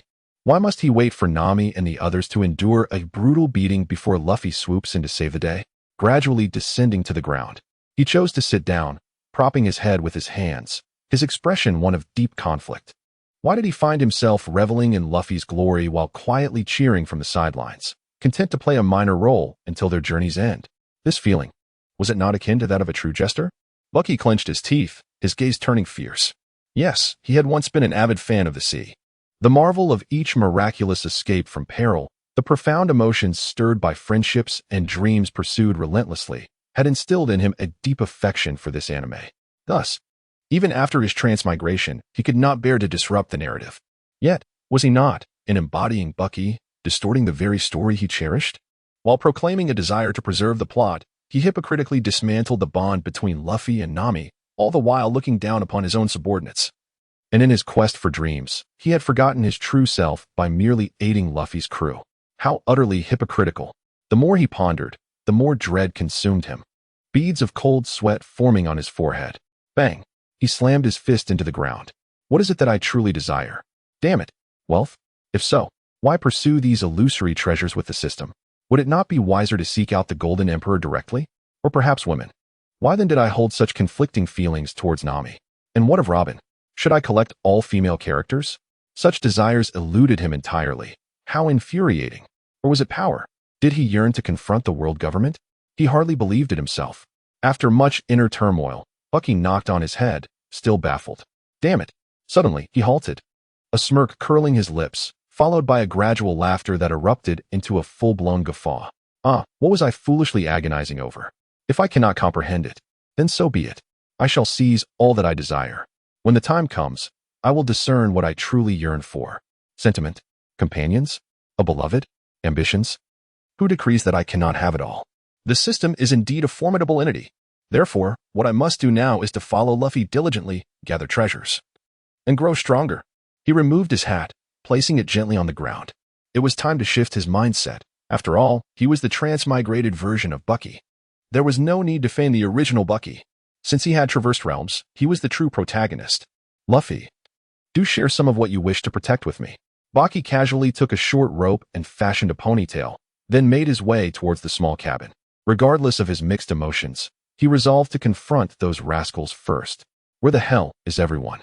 He meticulously rummaged through the debris. Yet not a single soul was in sight. They must have fled during his moment of introspection. Cowards. Baki grumbled irritably and hurried towards the source of the commotion, which presumably was the site of the giant duel. He had not paid attention before and was uncertain if this was the first or second encounter. Candleman, you can handle the others as you please, but if anything happens to Nami, I swear I will set your hair ablaze. Baki cursed under his breath, quickening his pace. As for his hat, he had lost all desire to wear it. He had previously hesitated to discard it, but now he yearned to don his favorite hairstyle. Meanwhile, events were unfolding at a pace far swifter than Baki had anticipated. Mr. 3 and his companions were unfazed by Baki's sudden intrusion. For the sake of 200 million berries, the risk was worthwhile, and Mr. 3 felt quite confident. Before Baki could regain his composure, the two giants had already clashed once, and, both fortunate and unfortunate, the result was yet another stalemate. After the battle, each returned to their resting area. Donley accompanied Luffy and Vivi as they indulged in drinks and meat, while Broggy shared a barbecue and conversation with Nami and Usopp. However, after Donley had consumed his wine, An unexpected explosion erupted. He quickly deduced that it was not Broggy's doing and redirected his fury towards Luffy's group, engaging in a brawl with him. The outcome was evident. Injured and weakened, he stood no chance against Luffy, who swiftly felled him with a rocket punch. Coincidentally, at that moment, a volcano erupted once more, necessitating the resumption of the duel. Upholding the honor of a warrior, Dongli bizarrely regained his strength and resolutely chose to retaliate. In a bid to prevent Luffy from interrupting their battle, he cunningly trapped him beneath a massive pile of bones. The two fighters began to exchange blows with fervor. But alas, amidst the fray, Mr. 3 surreptitiously intervened, resulting in Dongli being struck in the chest by Broggy's axe, blood splattering in all directions. Meanwhile, at Luffy's location, Mr. 5 and Miss Valentine discovered them. With Luffy pinned under the colossal bones, escape was nearly impossible. The outcome was clear as Vivi and Usopp exerted all their efforts in vain. One lay unconscious while the other was taken away, leaving only Karu, who was overlooked and remained behind. Unbeknownst to Baki, he heard the sounds of battle cease and assumed the initial confrontation had concluded, prompting him to slow his pace. Beneath the enormous bones, Luffy lay charred and weak, calling out, "Usopp? Can those rascals truly be forgiven?" Usopp, equally scorched and vacant-eyed, replied with unwavering resolve, "Not a chance." The air fell silent once more, and after a brief interval, rhythmic tapping echoed through the stillness. Thud, thud, thud. It was Karu digging through the earth. When Buggy arrived at the scene, this was precisely the sight that greeted him. To be honest, upon seeing Luffy charred black and immobilized beneath the bones, Buggy's first thought was whether this giant had lost his mind. His second thought was rage and indescribable fury. It was that feeling when you've just steeled your resolve to become the protagonist and protect others, only to find the person you wanted to shield already battered and bruised by the enemy. Bucky has begun to comprehend the extraordinary power that Luffy possesses, as he now feels an overwhelming surge of strength within himself, a force that seems to have multiplied 100-fold, yet he remains uncertain of how to channel it. Chapter 46. No longer the same. Presently, Nami has likely been ensnared by Mr. 3 and trapped within a wax figure. However, gazing upon Luffy, who is charred and blackened, Bucky finds it difficult to place the blame on him. The fault does not lie with Luffy, but rather with the narrative itself. Baki swiftly darted forward, his feet enveloped in the aura of armament. With a forceful kick, he struck the mountainous bones with unrestrained vigor. Boom! A multitude of fissures radiated from the point of contact between Baki's foot and the bone structure, and in a mere moment, the colossal mass erupted violently, sending fragments flying amidst a cloud of dust and debris. Yet, at this moment, Baki was devoid of any thoughts of his own might. He paid no heed to the bewildered expressions of Luffy, Usopp, and Karu, who were engulfed in the swirling smoke and rubble behind him. Instead, Baki leaped into the air, setting his sights on locating Nami. It required little effort, as two colossal giants and a massive white candle stood out conspicuously within the primitive forest, and he could faintly discern 3 small dots, one orange, one green, and one blue, adjacent to the white candle. Bucky's eyes widened, bloodshot and intense, as he swiftly flew over. Meanwhile, on the other side, Nami and her companions were bound, while the giant Brook was immobilized by Mr. 3, who had ensnared his limbs with wax, rendering him helpless on the ground. This is utterly outrageous. Vivi gritted her teeth, her face a mask of indignation. Mr. 3, however, paid her no mind. He spread his arms and exclaimed, "Come, let the candles spin faster."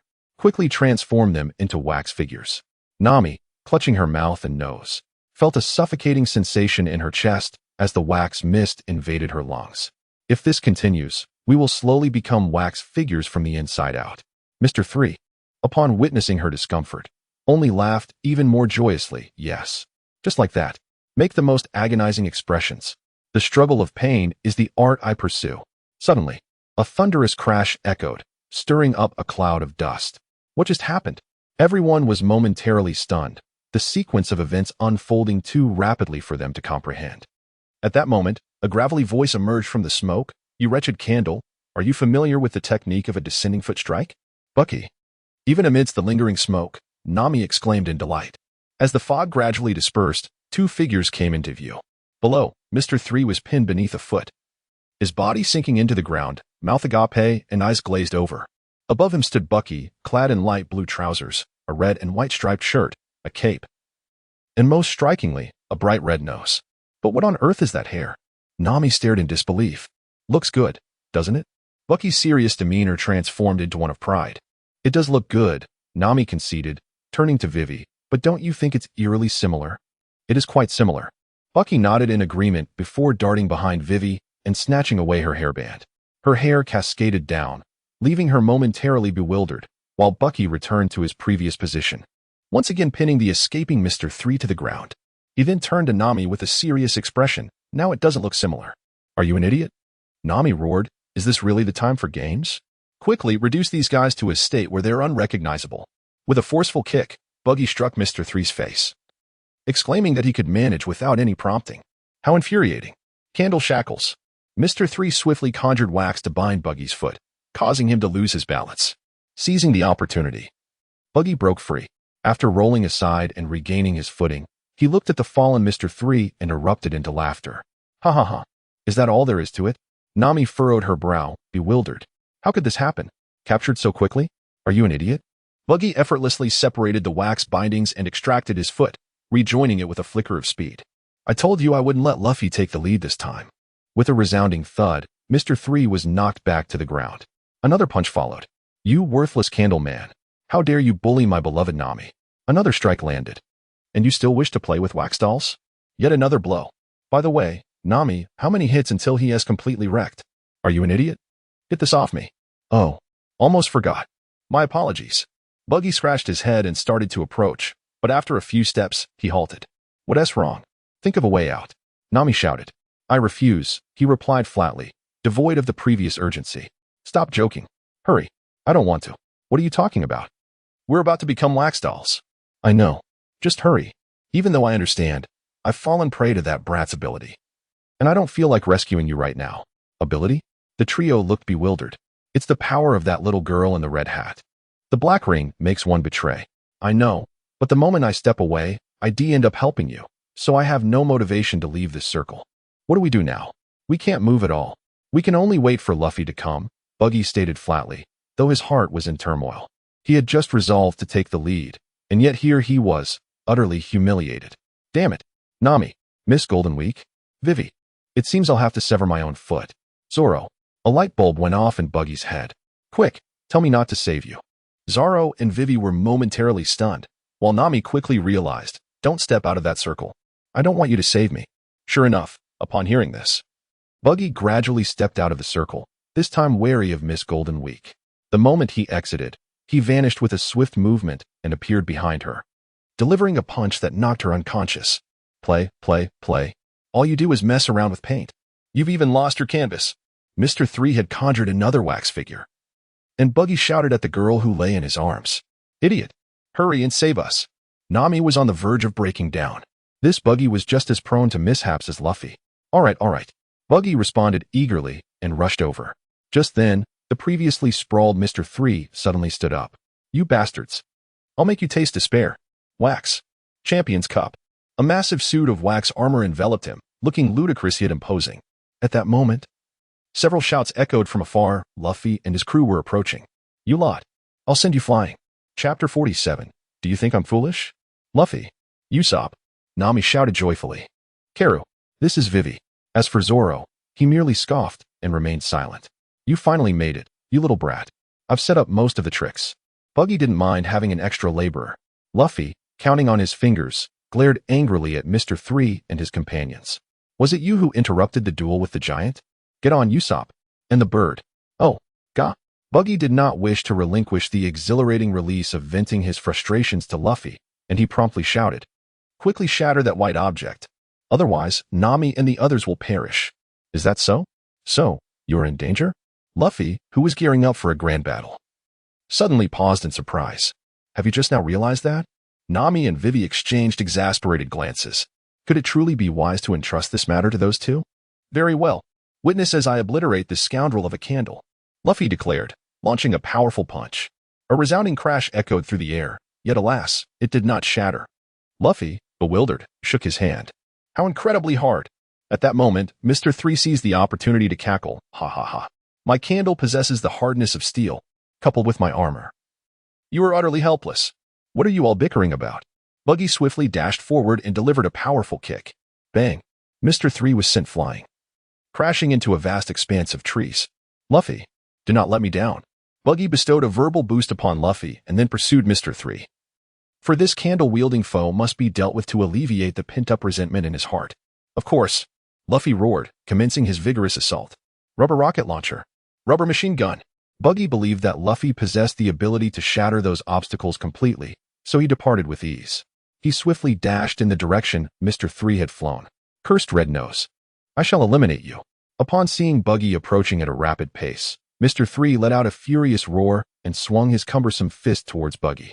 Baki's expression darkened abruptly. You've acquired yet another count of death. Scoundrel. Shattering fist. Boom. Mr. 3 was sent hurtling through the air once more.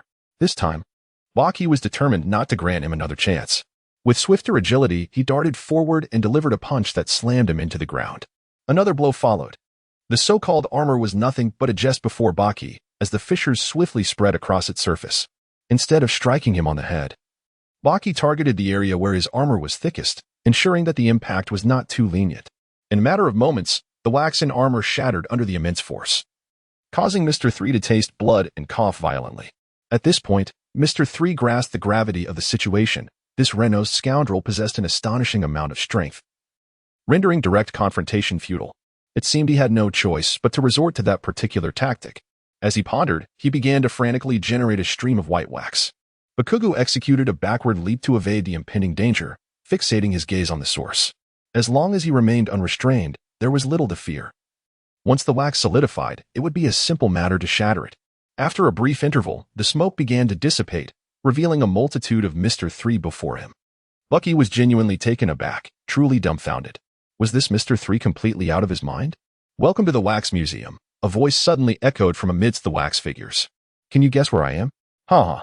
Bucky adjusted his head and slowly moved forward, his hand already beginning to manifest armament hockey. Do you dare to come in? The moment you turn your back to me, I will pierce your heart with a single strike. Before he could finish his sentence, Bucky had already punched him in the head, sending him flying backward into a tree behind him. How could Mr. 3 clearly see the bewilderment etched across my face? Baki inhaled deeply. Do you truly believe me to be a fool? You are the only vibrant presence here, are you not? If not you, then whom should I strike? Miss, where has Golden Week vanished to? Mr. 3 had yet to finish his words before succumbing to unconsciousness. Baki strode purposefully toward Nami, gripping his collar tightly. In the original narrative, we eventually became partners, yet now, such a notion seems utterly impossible. Upon arrival, the situation unfolded in a manner that took Baki by surprise. The candle was shattered, but only partially. While Nami and her companions were somewhat relieved, they remained in peril, their expressions reflecting resignation, particularly Zoro, who, unable to even move his feet, could only shift his mouth. Usopp lay beside the enormous candle, covered in soot, with Miss Valentine perched on his back, wearing a sinister grin. Meanwhile, Luffy sat on a picnic blanket, clutching a teacup, his teeth clenched, presenting a smile more grotesque than tears. This tea is delightful. How did this girl wake up? Baki exclaimed in frustration. Although he knew they would ultimately be fine, witnessing Nami's anguished expression stirred discomfort within him. Bang! Baki forcefully hurled Mr. 3 to the ground, a swift motion that sent him crashing behind Miss Golden Week. Mr. 3, Baki. The sudden voice startled everyone. And upon seeing the battered Mr. 3, Nami and her companions were filled with surprise, while the Baroque Works trio recoiled in fear. Miss Golden Week, still reeling from the earlier events, was knocked unconscious once more by a punch from Baki, this time delivered with greater force. There was no room for mercy now. I'll leave those fellows to you, Baki instructed Luffy before turning his attention to shattering the candle. Luffy, his teeth gritted, muttered through clenched jaws, I won't be careless again. He charged towards the remaining two, an urgent fire igniting within him, yearning for release. Bucky's efficiency was far superior, shattering the candles with a few swift strikes, causing Nami and the other two to plummet from above. In a flash, Bucky caught Nami in his arms. To his surprise, the other two crashed unceremoniously onto the ground, glaring at him with fury because they still couldn't move. Are you an idiot? If you could break them so quickly, why didn't you do it sooner? You left us suffering up there for so long, snapped Nami. You bastard. I swear I'll kill you, roared Zoro, who had landed face first in humiliation. My body still won't move, murmured Vivi weakly. Baki attempted to remove the wax that had solidified on his body, but it proved impossible to eliminate. It appeared that he would have to resort to the methods described in the original text. Usopp, stop lying down and get up. Usopp slowly rose to his feet, trembling. In that moment, he once again became acutely aware of his own frailty. The anguish of watching his companions fall into peril while feeling utterly powerless was overwhelming. What can I do? Is there anything to ignite a fire? Indeed, there was, but what was the purpose? Usopp paused for a moment, but quickly regained his composure. After all, it was he who had conceived this idea in the original narrative. That's right. Wax is susceptible to fire. Chapter 48. Sanji, I am truly sorry.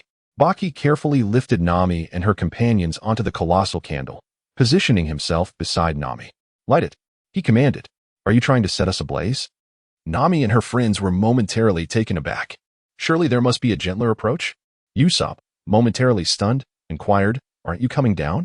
Just light it when I tell you to. Why all the unnecessary chatter?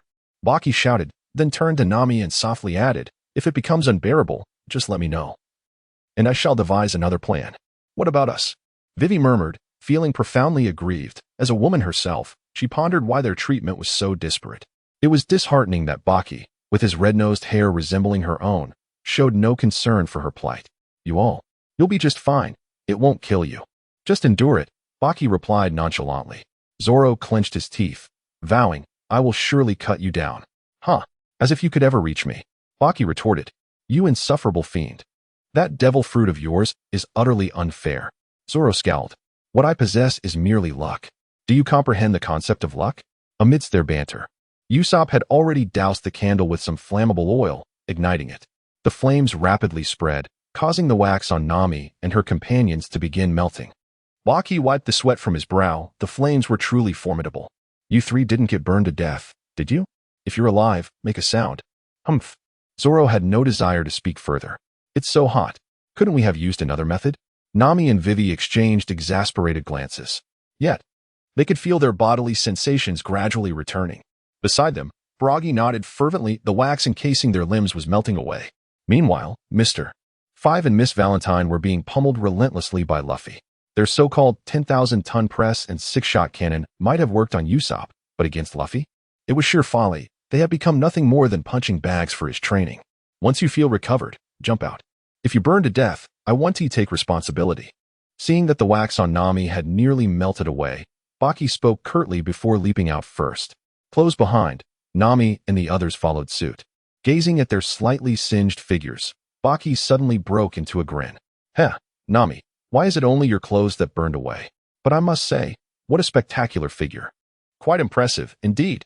Looking to get punched? Nami clenched her fists, glaring at him with unmistakable menace.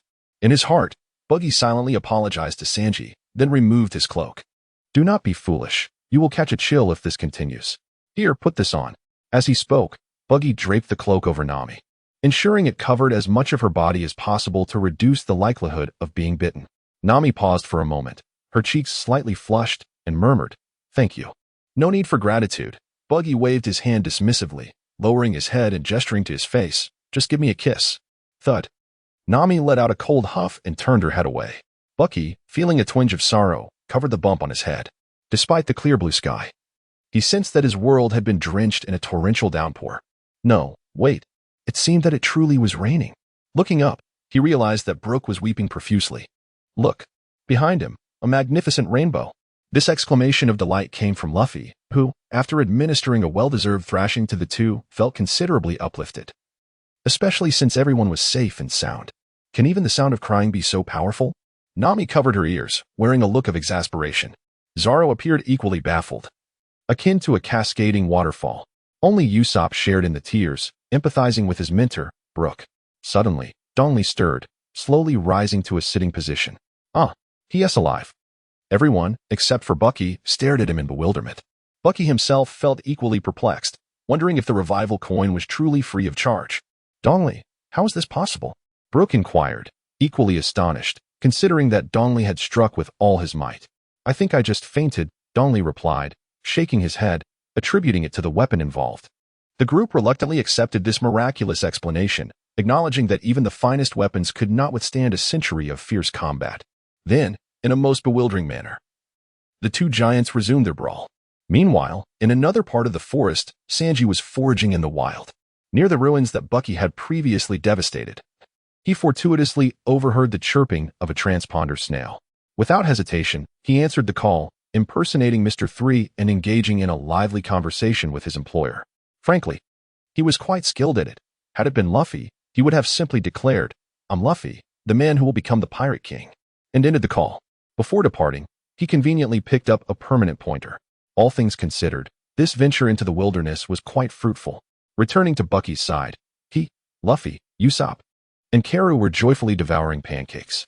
"We completely forgot that we are still wanted men," Donley remarked, leaning against the stone wall with a hint of nostalgia.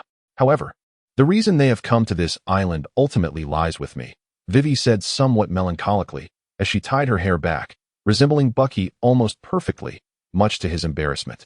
Nami pinched her cheek, admonishing, "Don't say such things." "Indeed," Vivi affirmed, as Luffy lay sprawled on the ground, looking utterly content. Pulling a pancake from his bag and offering it, "Would you like a pancake?" Buggy took a bite and mumbled, "Honestly, rather than worrying about that, we should contemplate the more pressing issue of changing our hairstyles. Isn't short hair like Nami's a good option?" Nami and Vivi both broke into a sweat, exclaiming, "Where on earth did you find such a pancake? Moreover, Buggy, please be quiet." The group, led by Buggy, chose to disregard the matter at hand and continued their discussion about the pancake party. Nami smiled and asked, "Is anyone blaming you?" Vivi, observing the jovial group, felt a slight upward curve at the corners of her mouth. Suddenly, Nami inhaled sharply. "What's wrong?" Zoro inquired, glancing her way. "It's nothing. Just a bug bite." Nami shrugged off the concern. Meanwhile, Buggy, engrossed in playful antics with Luffy, remained oblivious to the unfolding scene, pondering whether Nami would fall ill if she donned the cloak he had given her, leaving him to wonder about Chopper's fate. Zoro, too, was preoccupied with the frustrating realization that the log pose would take a year to stabilize, a predicament the giants could not remedy either. At that moment, a familiar voice resonated nearby. "Miss Nami, Vivi, and everyone else. You're all safe. How wonderful." It was Sanji. "That scoundrel didn't come to help us, and now he appears so leisurely," Usopp exclaimed, his face twisted in anger. Kara nodded in agreement, his expression mirroring Usopp's frustration. Sanji soon spotted the two giants, his face a picture of bewilderment. "What on earth are you?" he asked. "Are you Mr. 3? Nami was taken aback. "How do you know Mr. 3? "Oh, I just finished a call with Mr. 0, Sanji replied, casually sitting on a stone pedestal and lighting a cigarette. "You spoke with the boss?" Vivi exclaimed, her composure unraveling. "Yes," Sanji confirmed, recounting the events, which relieved the group momentarily as they realized they wouldn't be pursued for the time being. Only Usopp remained despondent, lamenting that even with the absence of pursuers, they were trapped. "Trapped? Do you have unfinished business on this island?" Sanji asked nonchalantly. "Shut your mouth if you know nothing," Usopp retorted, while the others cast him disapproving glances, except for Buggy, who silently thought, "The stage is yours." Sanji reached behind him and produced an item, saying, "I went through great lengths to obtain this." A brief silence enveloped the group as they stared at him in confusion, Buggy eager to showcase his acting skills, though he felt somewhat irked by Sanji's luck, given that he had arrived first. Nevertheless, it was time to set sail. The atmosphere lightened as Luffy and Usopp animatedly discussed the pancake party, while Buggy continued to engage Nami. Vivi expressed her gratitude with a hug for Sanji, which sparked a quarrel between Sanji and Zoro over a hunting contest, while the two giants happily exchanged pleasantries. Amidst the laughter, the ship gradually departed from the small island, with the giants standing at the water's edge. "You risked your lives to protect our honor. Therefore, regardless of the adversary we face, we shall never allow the glory of friendship to be tarnished. Trust us. Let us advance with unwavering resolve. No matter what happens, we shall not alter our course." After progressing further, a colossal fish-like sea monster emerged from the depths. "A monster has appeared," Usopp shouted.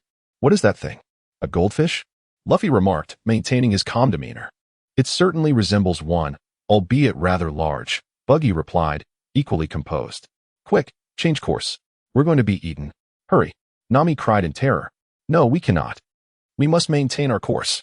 "Right, Luffy?" Usopp, gripped by fear, insisted. Luffy nodded, "Of course. Stop spouting nonsense." Nami bellowed in frustration. "This situation is nothing like the last one with Laboon." "Relax," Buggy reassured her as he pulled her close. "We'll be fine. Those two giants are quite capable." "But we're going to be eaten," Nami exclaimed, tears welling in her eyes. Upon witnessing the opportunity, Baki swiftly pressed Nami's head into his embrace, assuring himself that nothing untoward would occur. Should fear arise, he could simply wait until the moment passed before reassessing the situation. "You imbecile with the red nose. What are you doing?" Sanji exclaimed, unable to bear the sight any longer. Baki cast a knowing glance at him, indicating that Vivi was also present. Sanji was momentarily taken aback, but quickly regained his composure and mirrored the gesture. Vivi, equally terrified, offered no resistance. Sanji and Baki exchanged a knowing smile, and for the first time, found each other somewhat agreeable. Meanwhile, Usopp and Luffy continued to shout, urging everyone to move straight ahead. The ship had already entered the belly of the goldfish, and visibility began to diminish. Suddenly, a tremendous roar erupted from behind. Bagua. All they could see was a brilliant flash of light, as the fish's belly was cleaved open, allowing the merry-go to advance further. Buggy was somewhat taken aback by such formidable power. This is truly the world of One Piece. It seems he must exert more effort. Upon emerging from the belly of the fish, Buggy, despite his reluctance, had no choice but to release Nami. "Look, she has emerged." Nami lifted her head from Buggy's embrace. And indeed, the dreadful gaping maw had vanished. Before her lay nothing but a vast expanse of blue sky and white clouds. She pushed Buggy away with a flustered expression and walked off. Bucky chuckled foolishly, turning to join Luffy and the others in their revelry. In this moment, driven by a modicum of rationality, he felt it best not to seek her out. As the ship continued its voyage, Nami and Vivi were engaged in light conversation. Sanji presented a plate of exquisite desserts, his expression one of eager anticipation as he offered them to the two ladies. Witnessing this scene, Luffy and Usopp eagerly dashed into the kitchen. Meanwhile, Zoro tirelessly swung his massive dumbbells, his yearning for strength intensifying, gazing at the clear sky and feeling the gentle breeze. Bucky was suddenly struck by a realization. The scene seemed eerily familiar. Turning his gaze, he noticed that Nami's complexion was quite poor. She was slowly rising unsteadily, as if uttering something, when suddenly she lost her balance and appeared about to fall. Baki swiftly dodged and caught her, but Nami was already unconscious, her face flushed and drenched in sweat. Damn it, how did she still fall ill? Baki's expression darkened, though he knew Nami would ultimately be fine.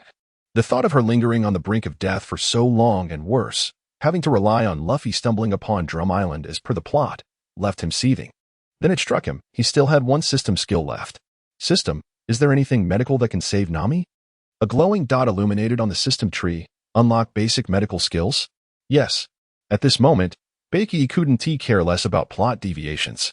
The world would correct itself eventually. Nami's life mattered more. Even if the skill was rudimentary, something was better than nothing. Basic medical skills successfully unlocked. Just then, Vivi rushed out, calling everyone. What's wrong? Luffy mumbled through a mouthful of meat, his words barely coherent. Buggy lifted Nami into his arms and rushed towards her bedroom. Nami was ill. Quick, fetch some water. The tension in Buggy's voice, laced with suppressed anger, did not go unnoticed, causing everyone to grow solemn. Of course, Buggy's ire was directed not at them, but rather at that wretched system. The rudimentary medical skills it provided were even more inadequate than he had anticipated. It was not that they were entirely useless, however, concerning Nami's current condition, they could only offer temporary relief, rendering a complete cure utterly impossible, especially given the limited supplies aboard the ship. Inside the room, Nami lay on the bed. After Buggy administered some basic treatment, her condition showed slight improvement. Yet she remained unconscious. What could have happened? Would Miss Nami be all right? Sanji, visibly distressed, bit down on his shirt. Vivi sighed, contemplating the situation. It was likely due to the climate. Many who had recently arrived at the Grand Line had met with inexplicable fates.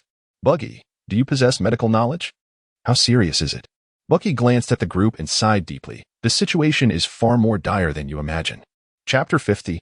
I helped her do it. What do you mean? Vivi froze in confusion.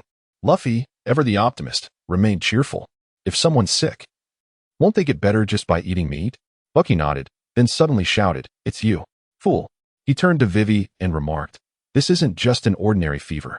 She must have been bitten by some ancient pest in the little garden. How infuriating. I was keeping a watchful eye, but did it happen when I wasn't around? Vivi spoke up softly. When Nami was bitten, we were all nearby, but we thought it was just an ordinary bug, so we didn't pay it any mind. I'm sorry. No worries, it's not your fault. The issue now is that, while I possess some medical knowledge, I can only alleviate her condition momentarily. We have no medicine on our ship, and her fever will soon return with greater intensity. Bucky was not one to place blame on Vivi. The focus was not on assigning responsibility, but rather on what to do for Nami. Is it that serious? Surely, Once we reach Alabasta, there will be medicine available? Usopp queried, his confusion evident, as grasping the gravity of such matters was quite challenging for him. We might only be able to hold on for a few more days. Vivi, how much longer until we arrive in Alabasta? Bucky asked, feigning ignorance. Vivi sat down on the ground. I don't know. But we definitely won't make it within a week. Is being ill really that painful? Luffy asked, his expression one of bewilderment. Sanji and Usopp tilted their heads in unison. I don't know. I've never been sick. Vivi was taken aback. What on earth are you? Of course being sick is painful. A fever as severe as this should not be taken lightly. Buggy nodded grimly, distressed by the absence of a doctor, fearing for his life. This left Luffy, his companions, and Karu in a state of shock and panic. Will Nami die? They exclaimed. We must find a doctor. We need to save Nami. Silence. Buggy bellowed. Vivi interjected. Calm down. Your noise will only affect Nami's condition. Gradually, they composed themselves. Suddenly, Nami sat upright, looking significantly better than before. Luffy beamed. You're better. How can that be? Usopp exclaimed, delivering a light punch to Luffy's head. Subsequently, Nami showed Vivi the newspaper detailing the dire situation in Alabasta. Luffy nodded, fully aware of the gravity of the situation, though the specifics remained known only to him. But what about your health? Usopp inquired, still concerned. I'm fine. Buggy has already treated me. The rest will heal swiftly on its own, Nami replied, resolutely rising to her feet and striding towards the stairs. Knowing that Nami would undoubtedly come to their rescue once more, Buggy, despite feeling a pang of sorrow, felt compelled to allow her a glimpse of the sky. Naturally, he followed her outside. Once they were out of everyone's sight, Buggy enveloped her in a warm embrace, gently stroking her hair. What was he trying to prove? Yet, Vivi and Nami both realized that Buggy could not be deceived, though Nami stubbornly responded, All right, let us take a look at the course. If everything appears fine, you should return to rest. As for the future, do not concern yourself too much.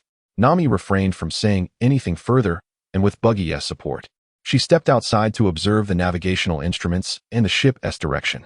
With a face full of indignation, she approached Zoro, raised a hand, but found herself lacking the strength to proceed and let it fall instead. Thud. Buggy playfully tapped Zoro on the head. What are you doing? Zoro turned around, his expression one of displeasure. Buggy gestured towards Nami, assisting her in the battle. Before Zoro could utter a word, Nami exclaimed, What on earth are you looking at? What does it mean? The ship is moving in a straight line. Zoro shrugged, maintaining a serious demeanor. Nami raised the log pose, asserting, at first glance, It appears to be straight, but take a closer look at this. Zoro retorted, There is no need to examine such things. Just head towards that massive cloud over there. He pointed towards a dense formation of dark clouds ahead. Nami, infuriated, replied, Clouds can both move and change shape. You know. Frustrated, the discomfort in her body, which had improved after Buggy's treatment, resurfaced. Observing this, Zoro said, I'll just watch. You, Red Nose, should take her back. Baki glanced at Nami, and at that moment, her expression changed. This wind is no joke. Quickly, summon everyone. Zoro shouted urgently. As the others emerged, still somewhat bewildered, Baki continued, Hurry. Everyone take your positions and let the port side face the wind. Zoro retorted, somewhat annoyed, Why are you the one giving orders? As Buggy observed Nami swaying once more, his mood soured further, and his tone grew harsh. Enough of the nonsense. Hurry up. Nami is the navigator. Following Buggy's directive, Nami replied softly, while Luffy and the others noticed the pallor returning to her face, prompting them to refrain from further discussion and swiftly adjust the ship's course. Shortly after the turn, the hatch swung open. I have a request to make of everyone. Vivi stepped forward, her expression grave. It may be somewhat presumptuous for me to say this after boarding your ship, but my country is in dire straits. Therefore, I implore you to expedite our journey to the Alabasta Kingdom. The atmosphere grew tense, and Luffy and his companions regarded her with increasingly unfriendly gazes, yet Buggy remained unfazed. His concern focused on Nami's condition. Nami managed a faint smile. Of course, didn't I promise you? Let us set sail immediately for an island with a doctor. Vivi returned the smile, eager to see Nami healed swiftly so they could head to Alabasta. That would indeed be the fastest course for the ship. Luffy grinned, absolutely. There is no swifter speed than this. Is that all right? Usopp, though in agreement, voiced his concerns. That is a matter of countless lives at stake. Sanji chuckled, saying, Well said, Vivi, I've fallen for you all over again. Such courage. Zoro echoed softly, affirming her resolve. Bucky chuckled lightly. You've made the right choice, Nami. Let's head back. Sorry. Nami cast an apologetic glance at Vivi before turning to Bucky. Thank you. With that, she collapsed into Bucky's arms. Damn it. Bucky cursed under his breath, swiftly scooping her up in a princess carry and dashing toward the cabin. He couldn't care less about the stunned reactions of Luffy and the others upon witnessing the storm. Yet before he could reach the interior, the ship lurched violently. Clutching Nami tightly, Bucky steadied himself against a corner, barely managing to regain balance. Still, the turbulence jolted Nami awake. What's happening? She murmured weakly. Baki tenderly caressed her head, reassuring her. It's all right. Sleep peacefully. My heart is still quite warm. Nami smiled gently, leaning back once more, feeling a profound sense of comfort.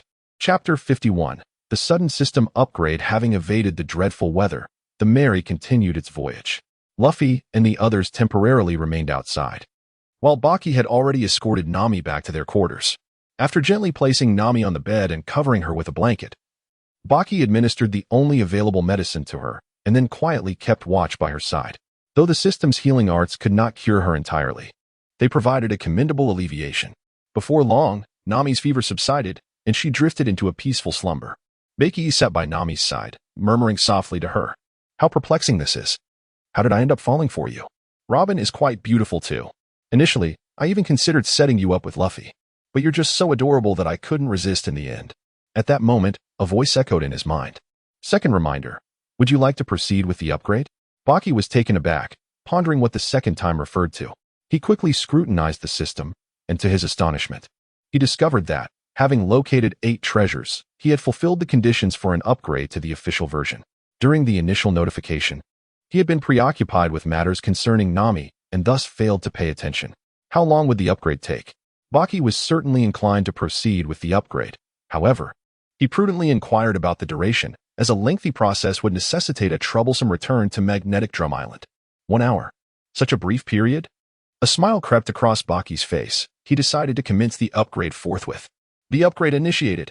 The mechanical voice of the system resonated once more before fading into silence, and the translucent tree before Baki gradually dissipated. Bucky tentatively tested his abilities, relieved to find them still intact.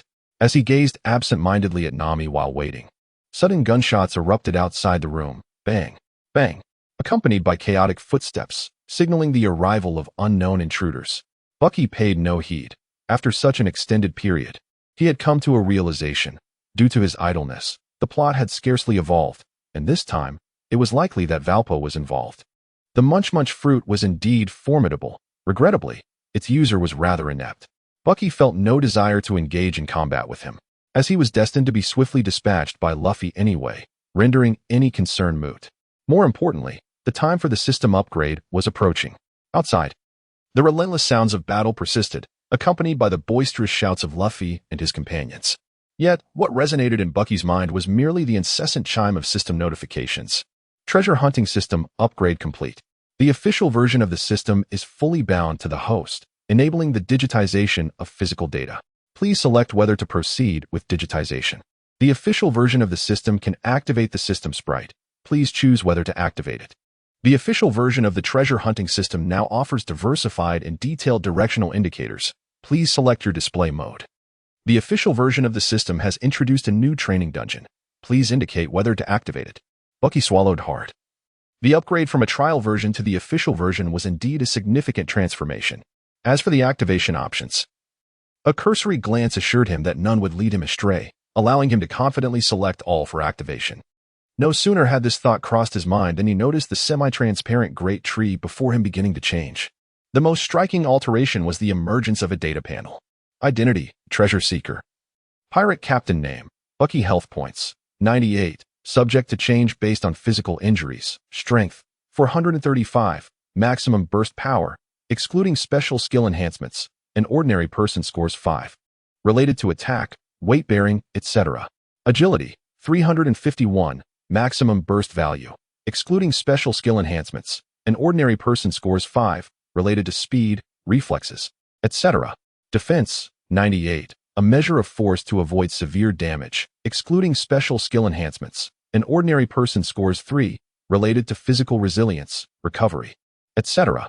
Devil Fruit, Fragmentation Fruit, development level, Beginner, system skills, Japanese proficiency, clown performance, basic body control, basic observation hockey, basic marine 6 styles, basic strengthening aura, basic armament hockey. Strength enhancement, speed enhancement, basic medical skills. Baki stared blankly at his attributes. Although he was unaware of Luffy and the other stats, he couldn't help but feel that his nearly 100-fold strength was rather impressive. However, realizing that he was merely of lower middle rank in the world of One Piece, he let out a sigh. Truly, it was a formidable world. Nevertheless, Baki felt a sense of pride in his heart. After all, he could be considered somewhat extraordinary. Previously, without any data, he had no way of gauging his own level, but now, with this information at hand, things were much more convenient. Spirit, are you there? After reviewing the panel, Baki began to test the next function, the eagerly anticipated system spirit. No sooner had the thought crossed his mind than a small winged sprite suddenly emerged from the semi-transparent tree before him. Is there anything I can assist you with, host? Baki observed closely and indeed resembled an elf, with translucent wings and pointed ears. However, it was undeniably adorable. Baki squinted his eyes and exclaimed, "You are not that system administrator from before, are you?" The system sprite replied, "Indeed, I am a newly born system sprite. And I assure you I have never engaged in any mischief with the host." The sprite circled around Baki, effortlessly passing through Nami and other individuals and objects, before returning to hover playfully before him. How could a newborn know such things? It must be you, how infuriating. Baki retorted, his face contorted with anger as he seized the little sprite, beginning to pinch her cheeks. Fortunately, aside from a slumbering Nami, there was no one else present. Otherwise, they would surely think Baki a fool, angrily gesturing at the air and inexplicably pinching nothingness. "I promise I won't do it again, Wu," the sprite pleaded, her voice trembling with a hint of fear. Naturally, Baki would not truly impose any harm upon her. After a brief moment of playfulness, he decided to let her be, remarking that this time she was spared. Should there be a next time, however? The little sprite nodded vigorously in agreement. "By the way, do you have a name?" Baki continued to inquire. "Indeed," the sprite affirmed with a nod. "I am called Number 1. "What kind of name is that?" "It's merely a designation," Baki exclaimed, adopting a demeanor of playful defeat. "Yet a designation is indeed my name," Number 1 retorted with unwavering conviction, leaving Baki somewhat embarrassed to counter her claim. Nonetheless, such a name was utterly unacceptable to Baki. "How about I give you a name instead?" he proposed. "That would be fine. After all, you are the host," Number 1 pouted, her expression reflecting discontent. Upon hearing her tone, Baki felt a tinge of exasperation. "So, you are not pleased after all?" Baki chose to disregard her obstinacy and continued to inquire, "Can you sing?" "Humph." Number 1 proudly lifted her small head. "Of course I can. Then you shall be called Shung." Chapter 52. This infuriating system Shung? The system sprite appeared momentarily taken aback. "That sounds rather pleasant. But what does it mean?" "It means nothing," Baki replied with a shake of his head. "Just accept that is your name. Now, could you explain the significance of this new treasure-hunting arrow?" "Don't deflect the question." "Hey," Shing exclaimed in indignation. "Regardless, it's a fine name," Baki thought to himself, naturally withholding the reason. "By the way, shouldn't you already know what I'm thinking?" Shing shook her head. "I can only perceive the brainwave signals you wish to convey."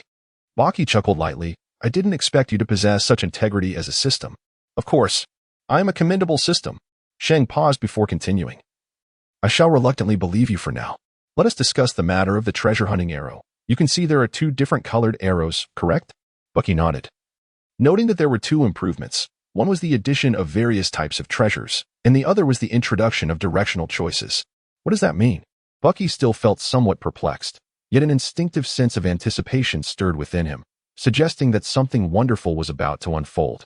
The red arrow indicated items that could enhance the system's skills, whereas the green arrow represented mysterious treasures, unknown entities that could not augment skill points, but might yield valuable weapons or devil fruits. As Shung spoke, he halted mid-sentence, for Bucky had already succumbed to a daze. "Treasures, treasures," Bucky murmured softly. "What treasures?" A voice suddenly interrupted his reverie. It was Nami, awakened by some mysterious force. No, perhaps you were just dreaming. Close your eyes and rest well." Bucky replied somewhat guiltily. "Is that so?" Nami, still somewhat drowsy, did not press the matter further and obediently returned to her slumber. However, this commotion left Bucky reluctant to voice his thoughts aloud. He could only continue to ponder internally. This refers to the types. So does the direction mean I can choose either of the two arrows? Indeed. And the arrows are also marked with the names of the islands where the treasures are located. Baki, filled with anticipation, swiftly glanced at the translucent great tree. There were two red arrows, one pointing to Magdu Island and the other to Sainton Island, the very isle where Alabasta resides. Likewise, there were two green arrows. One was also directed towards Sainton Island, while the other pointed to Gru Island. Bucky swiftly charted a course, first to join Luffy on Chopper's Island, followed by a journey to Alabasta, and then onward to the elusive Gulu Island, where treasures await. At last, the system has come to its senses. By the way, how does this lottery system work? Bucky continued to inquire. Shing gently cleared her throat. Host, what do you believe is the significance of acquiring such vast treasures? Collecting them. Of course. No. If we merely collect them, they will only accumulate and take up space without appreciating in value. Why not exchange them for something of greater meaning? Are you suggesting that this lottery requires spending berries? Indeed, host, you are quite astute. We offer a variety of lottery tiers, ranging from 100 to 100 million berries, ensuring exceptional returns. Before Shung could finish her thought, Bucky hastily covered her mouth, exclaiming, Enough! I refuse. Spending money just to enter a lottery is outrageous. Let us discuss the meaning of this training system instead. Please, host. Our rewards are exceedingly rich. You will undoubtedly find it worthwhile. After a moment of contemplation, Buggy conceded that there was no harm in listening, after all. What if there existed a superlative technique of earth-shattering magnitude? What could 100 berries possibly yield? The information of this world. Moreover, it would be the most current. Is that truly so? Buggy's expression reflected skepticism, sensing something amiss in Shung's demeanor. Indeed, it is absolutely true. What are the odds of winning? 10. Such a high probability? Aside from that, what else could one hope to draw? Various everyday necessities, as well as items cherished by that special girl of yours. You have certainly piqued my curiosity. Let us proceed. I recommend a tin draw. This ensures a guaranteed chance at the ultimate prize. Why do I feel as though you resemble a game merchant? It seems somewhat dubious. Nearly an illusion. Shing waved his hand dismissively, then, with a charming grin, urged, Come on, just try it. After all, 1,000 berries is hardly a fortune. Very well, I hope you won't deceive me. Buggy issued a final warning before opting to participate in the lottery. Before him, a few leaves gently descended from the great tree, transforming upon reaching the ground into tangible items. A spoon, candies, a blank nautical chart, newspapers, and more. Bucky nearly gasped in disbelief. Shung, you should elegantly perish. Shung tilted her head in confusion. Why? I am merely speaking the truth. The truth? Bucky paused, sensing he might have been ensnared in a clever trap. Indeed, aren't the newspapers the latest source of information? Doesn't Nami enjoy charting the seas? Are you dissatisfied with your host? Perhaps you could try for a mere 1,000 berries, or even the 1,000-mile communication device. Enough. Disable this function, please. Consider trying for 10,000 berries instead. It's a guaranteed profit. Ah, you wretched system, your appearance may change, but your nature remains unaltered. Bucky once again grasped her face. I swear, I shall never dare again. Woe is me, who would believe you? Bucky, visibly enraged, pinched her for a moment longer before relenting. All right, cease your antics. Now tell me about that cultivation system. Doesn't the host find it quite uncomfortable after each skill enhancement? Indeed. Could this aid my adjustment? Yes, after each skill enhancement. The host can opt to enter a corresponding dungeon for adaptation, where treasures may occasionally appear. What treasures? After enduring numerous shocks, Bucky had managed to regain a semblance of calm. Such treasures are somewhat random. It ultimately depends on the host's luck. But what happens to my body when I enter the dungeon? Shall I remain motionless? Bucky felt it essential to clarify all matters, lest he find himself in a troublesome situation later. Rest assured, when the host enters the dungeon, the external world remains frozen. It is merely an alternative method of swiftly transforming the body, not an actual entry into another realm. Baki nodded, inquiring if there were any other functions. None, came the reply. However, the system kindly reminded that the host could also cultivate independently, without necessarily relying on system skills for advancement. You make a valid point. I have yet to engage in any training. Wait a moment, could this be the reason I cannot access intermediate skills? Indeed, host, you are quite astute, Shang responded, blinking innocently. Why on earth didn't you inform me of such a crucial matter earlier? Baki exclaimed, reaching for her once more. Yet this time, she evaded him, retreating into the great tree. I'm tired. I need a rest. Farewell, host. And with that, she vanished. Bucky's temples throbbed, cursing the wretched system. Chapter 53. The Island with Only One Doctor. The sun had set. Without Nami's guidance, the Mary could not sail at night and was forced to anchor upon the sea. Out of concern, everyone moved to Nami's room to rest, with Bucky dozing at her bedside. Sanji, remaining true to the original narrative, ascended to the lookout to keep watch. Thanks to Bucky's preliminary treatment, Nami's fever had not escalated to a staggering 40 degrees, yet she still felt utterly miserable. In the dead of night, she awoke. Gazing at the slumbering companions, her heart warmed, and she smiled as she settled back down. "I see land," Bucky and Luffy exclaimed from Nami's bedroom when suddenly Sanji's voice rang out from outside. "Land?" Luffy chuckled. "That must be it." Bucky felt a surge of excitement. Their supplies of medicine had run out, and another fever for Nami would be disastrous. "It's land. Nami, this is wonderful. We've found an island." Luffy was almost incoherent with joy. "Your illness can be cured, Nami. Island. Island. Island." Baki smiled gently and said, "Just go outside and take a look." Luffy nodded and dashed out. Baki began to drape a coat over Nami and envelop her in a thick quilt. Suddenly, a gunshot rang out from outside, causing Baki to tense momentarily before relaxing again. "Well, there's no point in fighting. It's best to let Luffy handle such matters. I certainly do not wish to kneel before anyone." Baki grimaced slightly, continuing to secure Nami to himself, for he held the act of kneeling in high regard, a significant gesture in the cultural tapestry of his soul, distinct from that of the world of pirates. On the deck, Vivi had been shot and collapsed onto the ground. Luffy and his companions were incensed, ready to retaliate against the vile villagers. "Wait a moment," Vivi interjected, blocking Luffy's path. "Fighting is not the most effective way to resolve our issues. My injury is not severe, it is merely a scrape on my arm." With that, Vivi knelt on the deck, imploring, "Then we shall not go ashore. Could you please summon a doctor? Our companion is suffering from a grave illness. We beg of you." Luffy appeared momentarily taken aback. "Vivi, you are not qualified to be the captain," he retorted. Vivi, undeterred, replied sharply, blood dripping from her shoulder wound onto the deck, producing a delicate patter. "If you defeat them, what will become of Nami?" Luffy fell silent. "Indeed, I apologize. It was my error." He too knelt down, pleading, "Please send for a doctor. Please save our companion." After a moment of tension, Dalton found himself moved by Luffy's sincere appeal. "I will take you to the village. Follow me." Bucky carried Nami on his back, following Dalton and the others toward the village. "Allow me to offer you a piece of advice," Dalton suddenly spoke as they walked. "There is but one witch doctor in our nation." "Which?" Usopp blinked in surprise. Sanji, equally perplexed, inquired, "What is that?" This country is truly baffling. Regardless, Bucky thought, as long as she can heal, that is all that matters. Nami's condition is growing increasingly dire. "Where is that doctor?" "I wish to hurry there," he insisted. Sanji nodded in agreement, urging, "Please tell us her whereabouts." "Which you say?" Dalton paused, pointing toward a distant mountain range. "Do you see those peaks? The tallest one in the center?" The group gazed in the direction he indicated. Bucky was taken aback by the sheer height of the mountains, far more imposing than depicted in the anime. Dalton continued, "Those mountains are known as the Drum Peaks. You can see the castle atop the highest peak, correct?"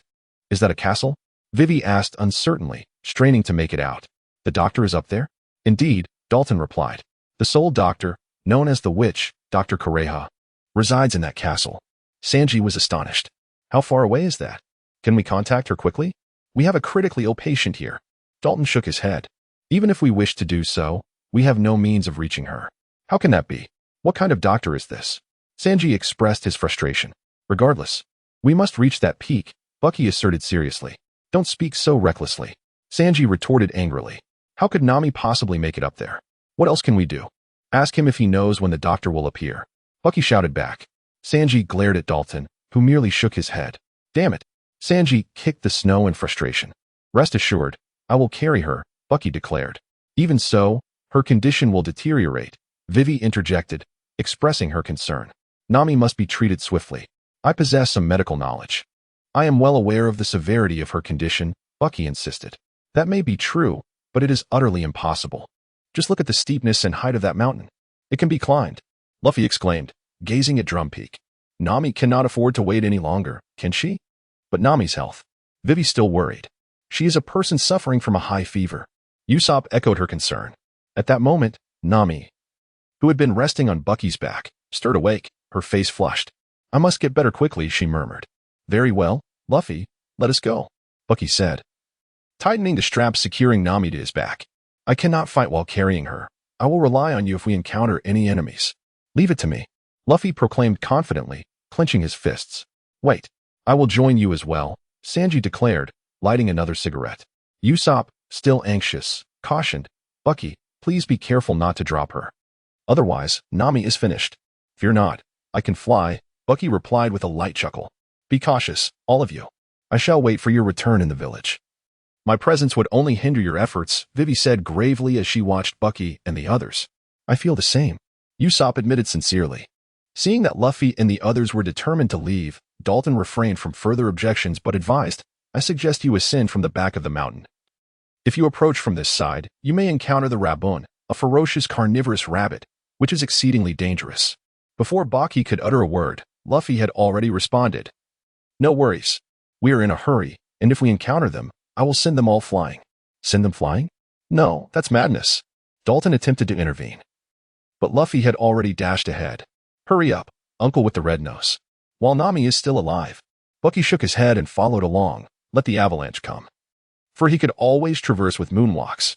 Meanwhile, aboard the Mary, Zoro stood bare-chested on the deck, his hands clasped in prayer, casting aside distractions. He prepared for a refreshing winter swim. Beside him, Karu could only shiver with cold. Chapter 54. Climbing is truly challenging as they continued on their way. The wind and snow intensified, and the air grew increasingly frigid. Bucky and his companions engaged in conversation, oblivious to a hapless rabbit that kept bounding about nearby. Seeing that Luffy and the others had not yet engaged in combat, Bucky felt a sense of relief, thinking it would be best to leave without incident. As for the avalanche, if it could be avoided, so much the better. Women from the land of snow typically possess fairer skin. Sanji spoke with an air of someone who had encountered countless women. Why is that? Bucky and Luffy inquired with curiosity. Well, it is simply because the color of the snow that descends from the heavens seeps into their skin. Baki was left speechless, overwhelmed by disbelief. Luffy chuckled heartily, remarking on the irony of his friend's foolishness. Only you lack the authority to criticize me, Sanji retorted angrily, adding that. Bucky was suddenly seized by an ominous premonition. However, the rabbit had already been sent flying by Luffy and Sanji with a flurry of punches and kicks. This fellow had been quite bothersome since earlier. What are you two idiots doing? Bucky bellowed in fury, realizing he could not afford to place even the slightest trust in them. What is the matter? Just a strange creature, Luffy replied nonchalantly. That is Raven, Bucky shouted. Is that Raven? It doesn't seem all that impressive, Sanji scoffed, curling his lip in disdain. Fine, fine, you two will regret this later. Bucky chose to ignore them. After advancing a bit further, the trio came to a halt as their path was obstructed. What are these creatures? Sanji asked, puzzled. They're big and white. They must be polar bears. Are you blind? This is Raven. It's a companion of the one we just encountered. So they are rabbits? Luffy's perspective was indeed unlike that of ordinary folk. Suddenly, the leader, Raven, leaped powerfully and jumped over to them. Baki remained motionless, casting a glance toward Luffy. Understanding the unspoken cue, Luffy nodded decisively before delivering a powerful punch with a resounding thud. The force sent Luffy stumbling back a step while the massive rabbit-like creature, the Lap-on, was sent flying backward. Leave this to you two.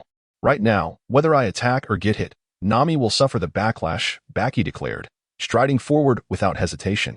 In this moment, he chose to place his trust in Luffy and Sanji. Of course, Nami's my nakama. Luffy grinned, charging ahead with renewed vigor, one after another. The leaping Lapons were effortlessly hurled aside. Before the combined might of Luffy and Sanji, these so-called monsters were nothing more than trivial obstacles. In no time, they broke through the encirclement of Lapons and continued their ascent up the mountain. As silence reclaimed the surroundings, Luffy and Sanji exchanged a light-hearted smirk. Piece of cake, they seemed to say. Despite his serious demeanor, Buggy questioned, do you not think the silence is somewhat excessive? What does it mean? Sanji was taken aback and quickly turned to observe that the previously downed ravens had vanished. Suddenly, the ground began to tremble. Meanwhile, Zoro, who had been swimming in the frigid waters, had finally succeeded in losing his way. No, it should be termed as lost swimming. After a challenging encounter with a passerby, it turned out to be Kureha, who disregarded Zoro as an oddity. He was now struggling through a grueling muscle training warm-up. Returning to Buggy's side, Sanji had come to the realization that they had been set up. Those wretched rabbits. What is happening? What does this mean? Luffy remained oblivious to the impending danger. You two need to run. I can only take one of you to the skies. Buggy wore a grave expression. While it was feasible to lift both Luffy and Sanji, it wouldn't be sustainable for long and might result in Nami plummeting alongside them. Why should we run? Luffy looked utterly perplexed. Stop dawdling. Run now? Sanji grasped Luffy and bolted, exclaiming that an avalanche was imminent.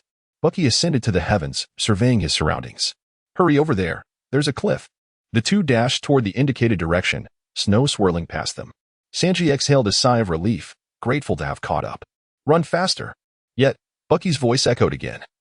Still lacking in urgency. They resumed their sprint, soon finding themselves atop a fallen tree, embarking on an impromptu skiing adventure. Upon witnessing this, Baki exhaled in relief, exclaiming, Just slide down the mountain like that. I will ensure Nami's safety. It is entrusted to you.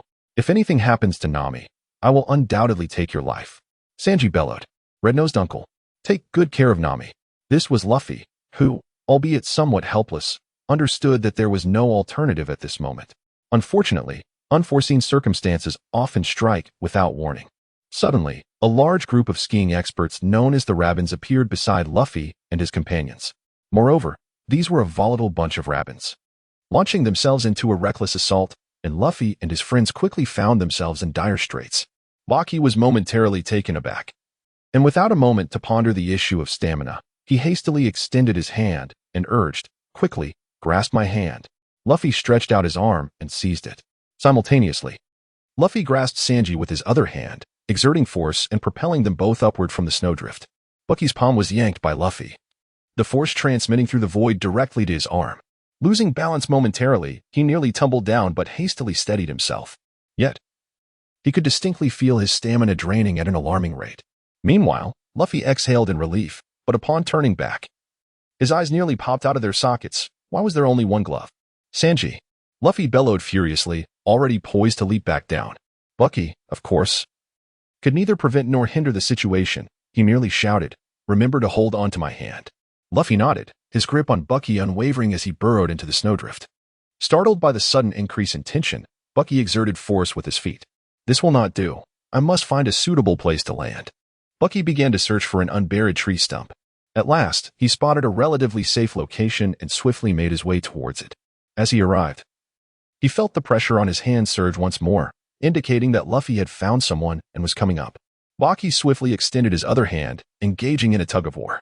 After all, they were two formidable beings. With Baki and Luffy exerting their strength together, the onslaught of the heavy snow was rendered insignificant. They quickly managed to pull back. Yet Sanji had already succumbed to unconsciousness, while Luffy was left with his body tinged in shades of purple from the cold. Will you be able to continue? Baki expressed concern, lamenting that he should have simply taken them to the skies. Though they could only endure for a brief moment, there was at least a chance of finding a safe haven. Damn it, he exclaimed. I'm fine, Luffy responded softly, but Sanji. Baki gently probed for a pulse and reassured everyone that there was nothing to worry about. The individual had merely fainted. You all may return. I shall escort Nami up, he declared. Baki wished to prevent Luffy from ascending Drum Peak in his current state. As for Chopper, the world would rectify itself in due course. Luffy shook his head, choosing to remain silent. Very well, but perhaps Sanji has sustained some injuries. Do exercise caution, he finally remarked. Luffy nodded in agreement, and the two stood in silence atop a tree stump, awaiting the cessation of the avalanche. Chapter 55. I want you to use one hand moments later. The avalanche came to a halt. Baki and Luffy exchanged a glance, neither uttering a word as they silently made their way toward Drum Peak. Along the way, just as depicted in the original story, they encountered Little Raven, who was diligently digging through the snow. Upon spotting the approaching Baki and Luffy, he instinctively stood upright and let out a loud roar. Baki and the other individual remained silent as they grasped the large claw, while the small Labong trembled in fear. They exerted their strength together to lift the snow-encased Labong and continued to advance, leaving behind only their striking silhouettes. After a while, Walbo appeared as well. However, this time, with Baki taking over for Sanji, Luffy could confidently launch his attacks. With just a few punches, they brought their adversaries to the ground and pressed on. As for the subsequent events where Labong, in gratitude, engaged in a spirited dance atop these foes, Baki and his companion remained blissfully unaware. After this interlude, the duo finally arrived at the foot of Magnetic Drum Peak. Gazing up at the endless precipice and feeling the biting winds, Baki understood that the moonwalk would be futile. Is the doctor up there? Luffy, who had been silent throughout the journey, finally spoke as he observed the cliff. Indeed, Baki nodded, adding, wait a moment. I will secure Sanji onto your back. After Buggy finished speaking, he removed his cloak, while Nami remained wrapped in her blanket. So there was no need for concern over the extra piece. Soon, he secured everything in place and clapped his hands together. Be careful. If you happen to fall, it would be disastrous. If you lose your grip, remember to hold on to me. Although the wind is fierce and I cannot fly for long, I can manage a brief descent. Luffy nodded in response and began his ascent up the mountain. Taking a deep breath, Buggy commenced his ascent. If Luffy could achieve it, there was no reason he could not as well. Meanwhile, Vivi, who had been rendered unconscious by the avalanche's impact, gradually regained her senses. An avalanche? She still struggled to comprehend the situation. Had we truly been swept up in an avalanche? Where was Usopp? Glancing around, she spotted a nose protruding from the snow. Pointing skyward, Usopp. Rushing over, she began to clear the snow from his body. Come on, pull yourself together. Then, Vivi seized his nose and yanked him out of the snowdrift. Snap out of it. Usopp. Vivi gently patted his face, her voice laden with urgency. What is the matter? Vivi, please don't wake me. I'm in the midst of a delightful dream. Usopp replied, his eyes still rolling back. I could almost see beautiful flower fields and enchanting rivers. Such a world does not exist. Wake up. You cannot sleep. Vivi exclaimed, on the verge of tears. Yet Usopp maintained an expression of bliss, urging, let us gather. The Usopp pirate crew of 64,000 is assembling. No. You mustn't die. Usopp. Vivi cried out desperately. She then began to gently fan his face, the sound of her slaps echoing in the air. A minute passed, and Usopp finally awoke. We are saved, Vivi. So this is what they mean by a narrow escape from death. It feels wonderful to be alive. However, Usopp paused. My face seems a bit swollen, doesn't it? Vivi blushed. That's just frostbite. I feel a bit of heaviness in my head. Indeed, living in the land of snow is quite arduous. Returning to Buggy's side, the two had unknowingly climbed halfway as the wind and snow intensified. Baki felt as though his hands were on the verge of losing all sensation. The challenge of scaling the sheer cliffs of the snow-capped mountains was indeed no trivial matter. Glancing at Luffy, whose face was flushed red from the cold, yet who continued to ascend resolutely, Baki gritted his teeth. As long as he could reach the summit, survival was assured. He was determined to give it his all. Time passed, though he could not discern how long it had been. Bucky's white gloves were worn through, his fingers bleeding as the crimson trickled down his sleeves and onto his chest with an icy chill. Baki glanced at the system. Noting that his health had dwindled to 50, he was truly pushing his limits. Fortunately, his body had become data-encoded, ensuring that as long as his health did not reach 0, he would not succumb to unconsciousness. Turning his head, he observed that Luffy's eyes had already turned pale, with only sheer willpower propelling him forward. However, the summit was now within reach. After a few more minutes of arduous effort, the two finally ascended to the mountain's peak. Baki gazed at his dwindling health of 20, a wave of trepidation washing over him, while Luffy had succumbed to unconsciousness. Suddenly, the ground began to tremble, and the very spot where they stood fractured, causing them to start sliding downwards. Baki was momentarily taken aback, quickly seizing Luffy, intending to wait until the position improved before employing the moonwalk. Just then, a fluffy hand grasped Baki. It was Chopper. Relieved, Baki grinned and inquired, Are you a doctor? Please, save us. Subsequently, Baki carried Nami, while Chopper hoisted Luffy and Sanji, making their way towards the castle. Once inside the castle, the warmth enveloped them. Observing his health points increase by 1 every minute, Baki couldn't help but exhale in relief. The concept of data representation proved to be quite beneficial at times. Before long, an elderly woman with a witch-like visage approached. What is the matter, Chopper? She asked. These humans have climbed up from the mountains. Baki remained silent, while Chopper displayed little sign of fear, at least on the surface. Oh, you managed to scale the 5,000 meter high magnetic drum peak with your bare hands? Kureha gazed at Baki, astonished. You've all suffered from severe frostbite. What on earth were you thinking? Bucky gently set Nami down and spoke softly. Please help her. She seems to have contracted the 5-day illness. It has been 3 days, and we have no medicine. Kureha squinted her eyes. Caskia? That hasn't been seen for over a century. There is an ancient island nearby that we overlooked. By the time we discovered it, it was too late. Please, you must save her. I will offer any reward you desire. Any reward, you say? Then I shall ask for one of your hands, Kureha replied darkly, her voice lowered. With a crack. Bucky broke off his own hand and said, Here you go. Ah, did you freeze it off? Chopper exclaimed, falling back in fright. TCH. Kureha scoffed. Is that a devil fruit? What a slippery little fellow you are. Never mind, Chopper, boil some water and throw this in. You should join in the bath, Red Nose. Don't call me Red Nose, Bucky shouted, though his voice was weak.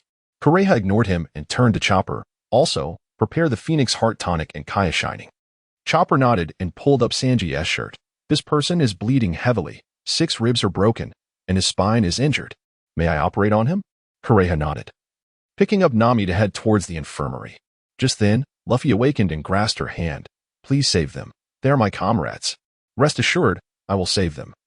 Kureha replied, nodding. Chopper, start the treatment.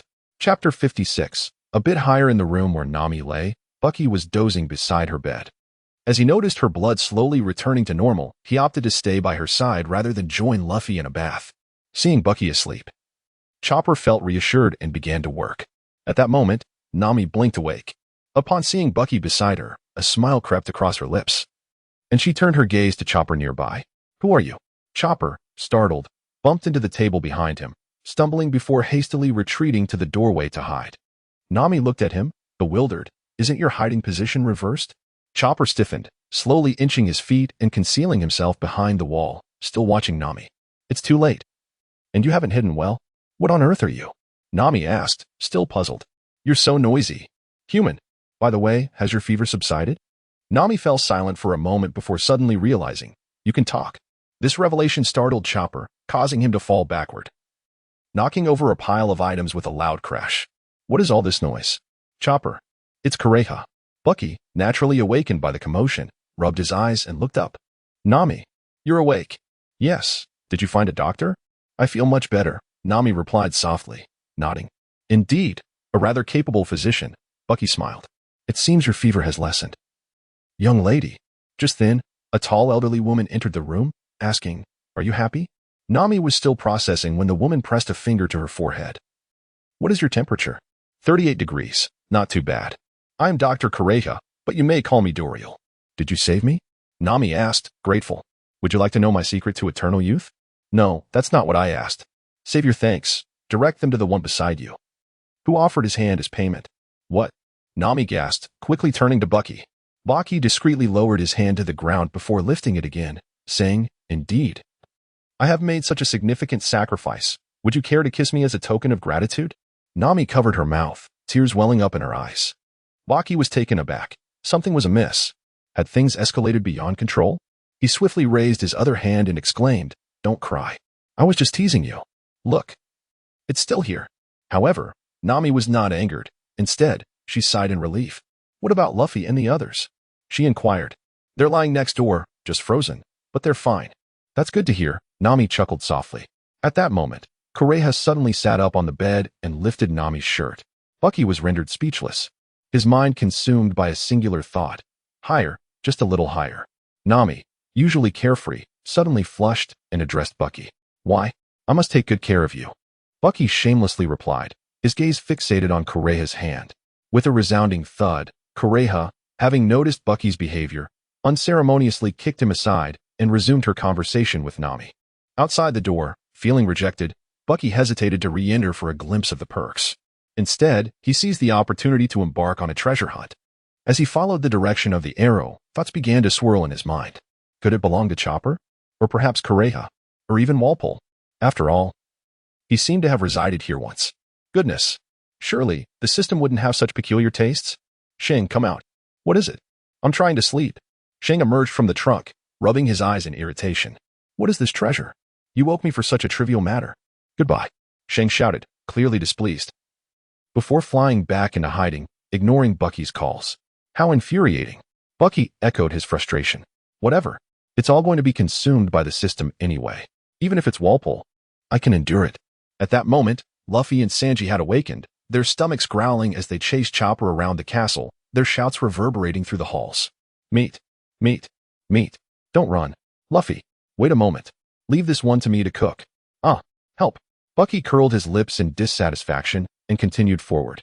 Soon, He located the room indicated by the arrow.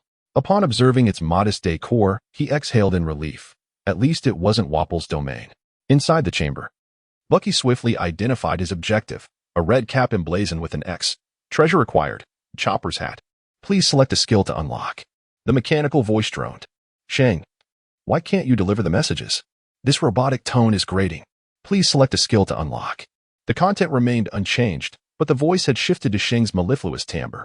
Much better, Bucky murmured. Since I already possess enhanced strength and speed, I'll opt for defensive reinforcement. Defensive reinforcement successfully unlocked. Resistance to damage and recovery capabilities permanently tripled. Baki sought to experiment with the replica training feature, yet the system's voice resonated once more. Having illuminated the enhancement skills of strength, speed, and defense, the first golden skill of comprehensive enhancement was automatically activated, resulting in a quintuple increase in the host's overall attributes. What on earth? Such fortuitous circumstances? Baki was bewildered, for his attributes had undergone a transformative metamorphosis. Name: Baki Strength. For 35725 agility, 351585 defense, 98490. Bucky dared not move recklessly anymore. This was a situation where the slightest misstep could send him crashing into a wall. Shang, hurry up. What about that so-called training mode? I feel like I'm losing control of myself. Dungeon training mode activated.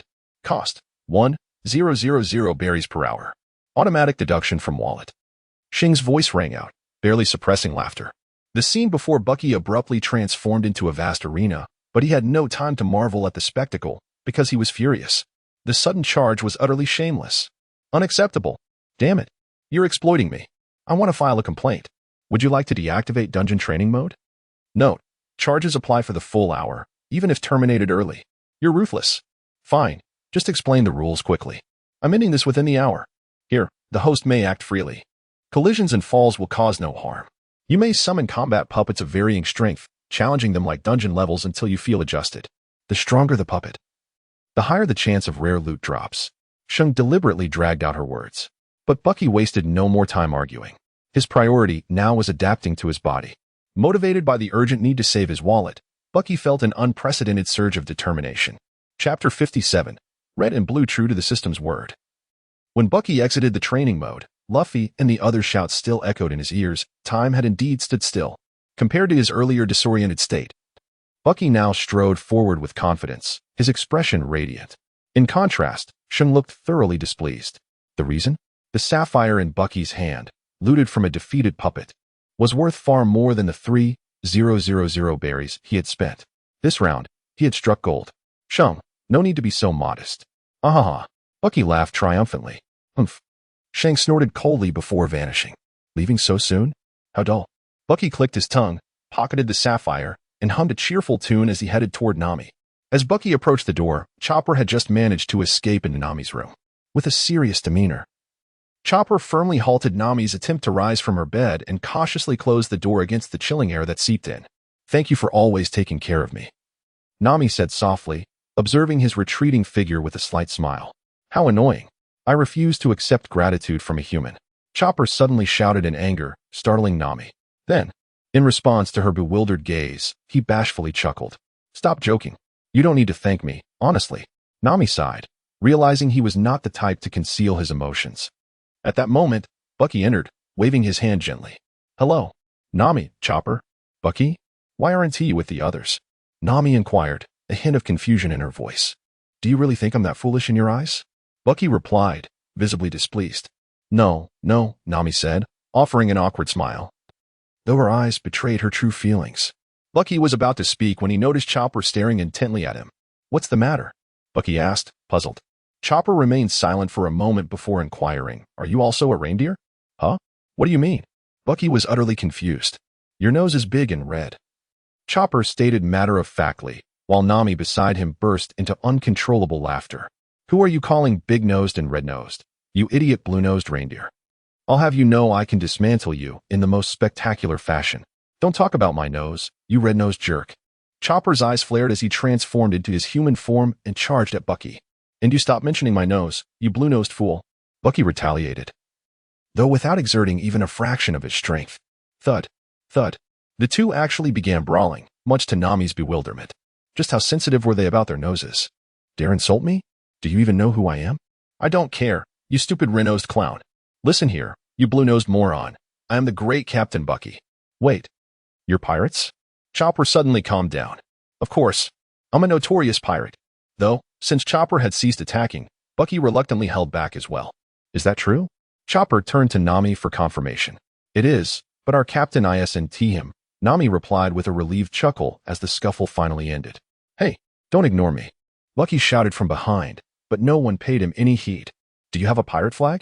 Chopper, now back in his small form, gazed at Nami with eager anticipation. It's on our ship. Why? Interested in pirates? Of course not. Idiot. Not at all. Overwhelmed, Chopper stumbled backward and crashed into Bucky. Looking for another fight, you bastard? Bucky, nearly knocked off balance, roared in fury, only to be disregarded once more. Nami sighed in amusement. All right, my apologies. But tell me, would you like to come along? Huh, Chopper froze. To the sea. Join us.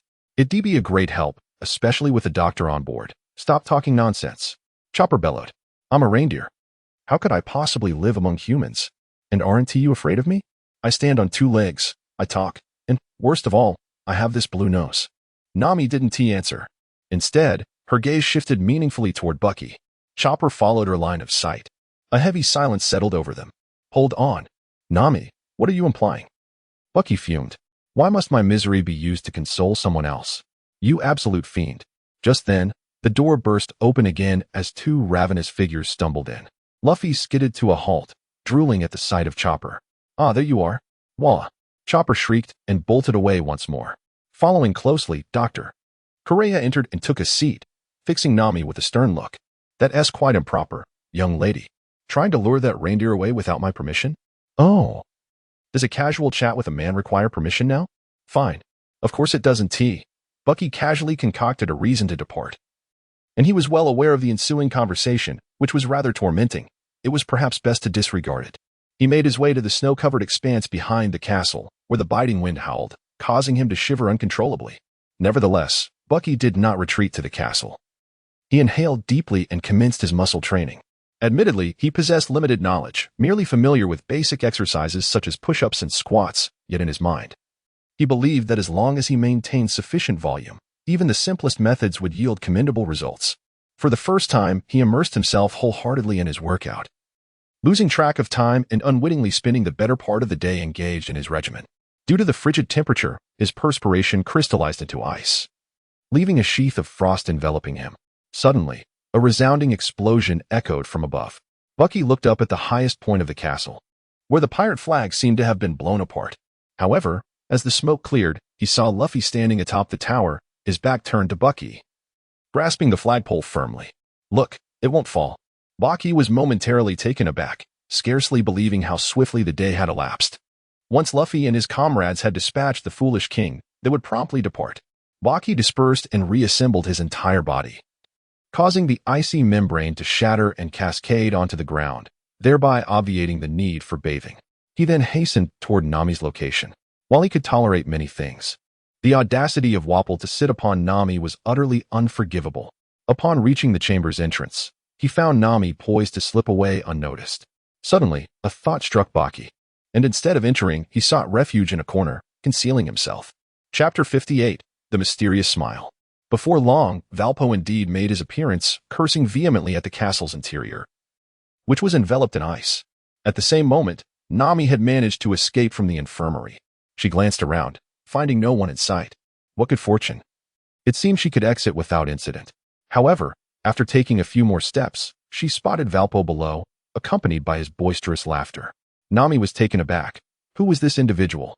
So, you are allied with that straw hat kid, are you? Valpo shouted. Recognizing the unmistakable tone of an adversary, Nami quickly waved her hands in denial, exclaiming, Not at all. I have no idea what you're talking about. Really? Am I mistaken? He retorted.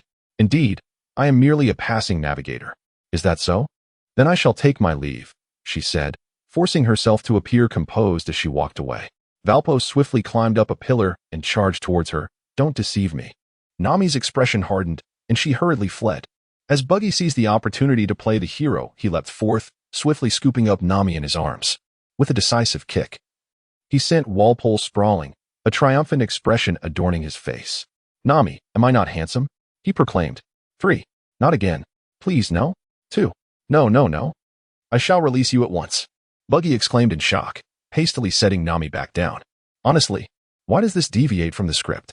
Suddenly, a thud echoed as a sizable lump formed on Buggy's head. "I had ceased my actions, so why am I still being struck?" Buggy lamented, appearing quite aggrieved.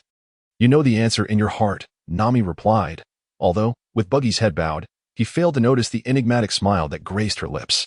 "You two scoundrels, I shall devour you," Walpole bellowed, seething with fury as he charged at them once more, having been completely disregarded by the pair.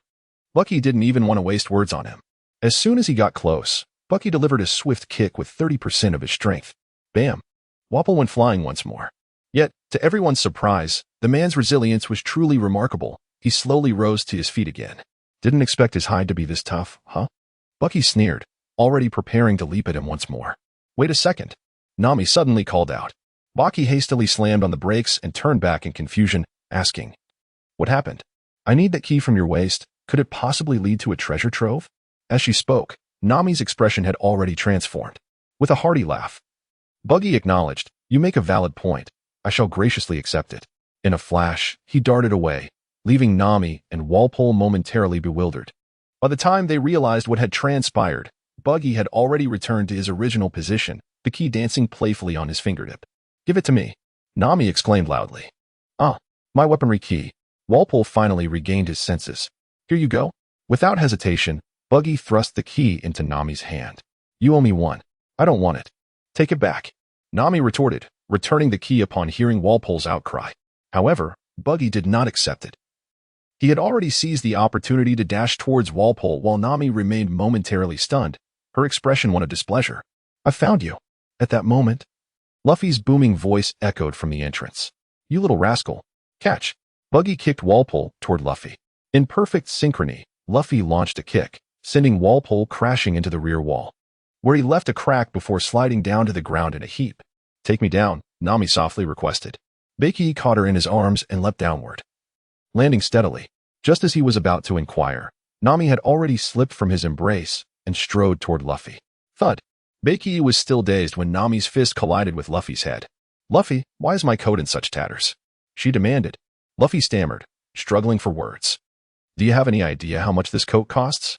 28,800 berries. And that's the discounted price. "Sorry, but that guy was throwing bombs at me. What was I supposed to do?" "Honestly," Nami sighed, though her expression softened. "Well, never mind. I forgive you. When I lent it to you, I never expected it to come back in one piece anyway." A sly grin curled her lips, identical to the enigmatic smile from before. Luffy blinked in confusion, but Nami continued, "As for compensation, let's make it triple, a special discount for you. That'll be 100,000 berries. You owe me." "Wah. Did you plan this from the start?" Luffy felt utterly swindled. Nami's laughter darkened ominously. "Enough chit-chat." Wapple barged in, stealing the spotlight once more. "Annoying brat. He's all yours. I'll protect Nami." Baki had zero interest in dealing with the nuisance and tossed the responsibility to Luffy, who, naturally, charged forward with a battle cry. "Are you taking advantage of Luffy's terrible math skills?" Baki deadpanned, eyeing Nami. "Humph. None of your business." "Fine, as long as you're happy. Now, let's head back. You're not fully recovered yet." "No. If we don't leave now, we'll have to delay our departure to Alabasta by another 2 days. Vivi will be devastated." "Stop being stubborn. Once Luffy ropes Chopper in, we're good. Let's go back. You weren't here earlier. Chopper said he doesn't want to come with us." Nami shook her head. Without further ado, Baki swiftly lifted her into his arms and soared back upstairs in a single bound. "Let go of me, you bastard. Pervert." Nami struggled, but alas, the disparity in their strengths was evident. Baki carried Nami into the room and tossed her onto the bed, the high-quality spring mattress swaying violently. "Stay put. To me. You're more important than Vivi," Baki declared in a domineering tone that left Nami momentarily stunned. After the battle, everyone gradually returned to Nami's hospital room. Though now there were 2 additional patients, Dalton and Sanji.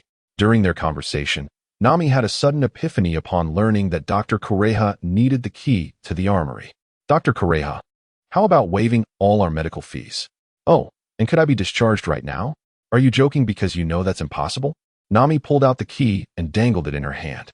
"You need this, don't you? Is it real? How did you get it?" Kureha narrowed her eyes. Someone gave it to me, Nami replied, glancing at Baki, who could only chuckle awkwardly. You dare bargain with me? Such audacity. Kureha snatched the key, threw on her coat, and declared, fine, the treatment fees are waived, but that's all. As a doctor, I can't agree to your other condition. Then I won't give you the key. Give it back. Kureha spun around, pointing at Nami. Listen here, little girl. I have business to attend to. In the inner room, my coat is in the wardrobe. No one will be watching you, and the boy with the twisted spine has already been treated. Understood? Absolutely no escaping. With that, she left with the other villagers. Nami spread her hands. So, she's telling me to put on the coat, take Sanji, and escape now? Seems like it. Baki nodded hesitantly. Chapter 59. What a beautiful day outside the castle. Chopper sat in the snowy rooftop, panting. I ran for so long. It's already night. No more sounds. They must have left. That's good. I was foolish to dream of leaving this place. Hey, reindeer. Luffy's booming voice suddenly echoed from below. Chopper froze. No way. He's still looking for me? Come be a pirate with us. Luffy, give it up already. It's been so long, Usopp sighed. Zoro nodded. He obviously doesn't want to be a pirate. Luffy shook his head. You're wrong. I want him to come with us. So this is just your wishful thinking. Zoro snapped. As Luffy continued shouting, Chopper wrestled with his thoughts before finally approaching. Just then, Baki, carrying Sanji, emerged from the castle gates with Nami and Vivi, overhearing Luffy and Chopper's exchange. Come be a pirate. Impossible. Why not? Being a pirate is fun. Because I'm a reindeer. I have antlers, hooves, and a blue nose. Chopper clenched his teeth. I want to be a pirate, but I'm not human. I'm a monster. I can't be your nakama. So, thank you for inviting me. But I'm staying here. If you miss me, come visit. Enough talking. Let's go. Luffy roared. Chopper's words caught in his throat. After a stunned pause, he burst into tears. On the ropeway, Chopper pulled the sled at full speed, carrying Baki and the others. Behind them, Kureha's voice boomed. You've stayed long enough. Time to leave. A sudden scream pierced the quiet night. Baki's. What's wrong? Luffy blinked in confusion. My treasure is gone. How? Baki frantically searched his pockets, but they were empty. Treasure? What treasure? Luffy perked up. A sapphire. A huge sapphire. Baki wailed. Why is it gone? It shouldn't be. Sapphire. The group gasped in unison, though purely out of shock. You go ahead. I'm going back to look. Baki prepared to use Moonwalk when he noticed Nami's unnaturally calm expression. Something was off. Nami, why aren't you freaking out about the sapphire? Shouldn't you be helping me search? Baki gritted his teeth, suspicion dawning. If the gem had fallen, he would be noticed. There was only one explanation. Sapphire? Where? Nami feigned surprise. That's so fake. Damn it, Nami. You're the only one I touched, was it you? Baki glared furiously. Nami gazed at the sky. The weather is so nice today, hee. It's nighttime, you thief. Give it back. Baki bellowed. Even Nami couldn't get away with this. Chopper. Can we hurry? We need to reach Alabasta soon, Nami said, ignoring Baki entirely. Buggy was on the verge of tears, yet he found himself powerless against Nami, especially considering her current state as a patient. Luffy, Chopper, and the others erupted in laughter, the subtle melancholy of parting dissipating like mist. However, Buggy's sorrow deepened. Ultimately, no matter the circumstances, Buggy could not reclaim his sapphire, signifying a reversal of fortune, a devastating loss indeed. Suddenly, a series of cannon blasts echoed through the air. Chopper gradually came to a halt, and everyone turned their gaze toward Magnetic Drum Peak. The spectacle was simply astonishing. It felt entirely different from watching an anime. Buggy stood in awe. Even the earlier flicker of discontent seemed to vanish. Luffy gasped in astonishment, exclaiming how incredible it was. Zoro nodded in agreement. Indeed. Chopper, overwhelmed with emotion, began to weep, exclaiming how beautiful Dr. Dory was, referring to Nami. Suddenly, Buggy placed his hand on Nami's shoulder, and rather than being upset, Nami leaned closer to Buggy, affirming that this is indeed the proper way to enjoy cherry blossoms. On the Mary, Chopper sat on the railing of the deck, gazing absent-mindedly at the receding Magnet Island. Baki, along with Luffy and the others, joyfully sang and danced, reveling in the festivities. Yet, amidst the celebration, he found himself reminiscing about his whimsical subordinates. Nevertheless, he held a firm belief that they would safely reach Alabasta, assured by Robin's reliable log pointer. Suddenly, Usopp playfully pulled Chopper over, exclaiming, Hey, how long are you going to daydream? Come and join me for a drink. Baki passed a wine glass. urging everyone to drink together. Sanji playfully snatched Chopper away, suggesting they should dance instead. Naturally, Luffy chimed in, encouraging Chopper to try inserting chopsticks into his nose. Get lost. Baki exclaimed, delivering a punch to Luffy's head. Don't lead Chopper astray. Luffy scratched his head nonchalantly, remarking, what's the big deal? This is how parties are. Chopper. Give it a go. Chopper, frightened, took a few steps back. Nami patted his shoulder, asking, did that scare you? You've become one of these crazy people now. Companions? Chopper responded, his face lighting up with joy. Yes, although they are silly, we are all companions now, so you must get used to it. Chopper nodded enthusiastically. Meanwhile, Vivi cradled the frozen Karu with a pained expression. Karu, how did you end up frozen in the river? Zoro burst into laughter, probably slipped and fell in. What a silly duck. Quack, quack, Karu shouted, but no one understood. Suddenly, Chopper nodded, innocently translating. It says a person named Zoro was swimming in the river, then disappeared. It thought something happened to him, so it jumped in after him, and this is the result. Thud. Zoro continued to laugh until Nami punched him on the head. So it was your fault. Zoro sweated nervously. Incredible! Chopper, I didn't know you not only excelled in medicine but could also converse with animals. Chopper was taken aback. You fool. Even if you praise me, I won't be happy, you idiot. He was already dancing while saying this. You seem quite happy. Baki and the others chimed in unison. Chapter 60. Fishing. Zoro tilted his head. Nami, what does it mean to excel in medicine? Nami tapped Chopper's shoulder. Chopper is a doctor, a top-notch physician who inherited Dr. Koreha's medical skills. What? Chopper is a doctor? Except for Baki and Vivi, who were aware, the others looked bewildered. Nami, hands on her hips, exclaimed, I can't believe you all. Why did you invite Chopper aboard then? A shape-shifting, amusing reindeer, Luffy replied. Chopper smiled shyly. Emergency food. Sanji said calmly, putting out his cigarette. Chopper turned pale and stepped back in fright. Blue nose, Baki casually remarked. Chopper's expression darkened. Don't talk about my nose. Stupid red nose. Do you want to fight? You idiot blue nose. Baki rolled up his sleeves, panting. Luffy looked at Chopper. You can't, Chopper. Uncle Red Nose hates it when others mention his red nose, right? Uncle Red Nose. Thud. Baki punched Luffy down to the deck. Are you tired of living? Stupid rubber. Chopper nodded. I understand. I will respect you from now on, Uncle Red Nose. Sanji, boil some water. Cook the deer meat. Baki brandished his knife and fork, heading towards Chopper. However, Zoro and Usopp blocked him on either side. Calm down.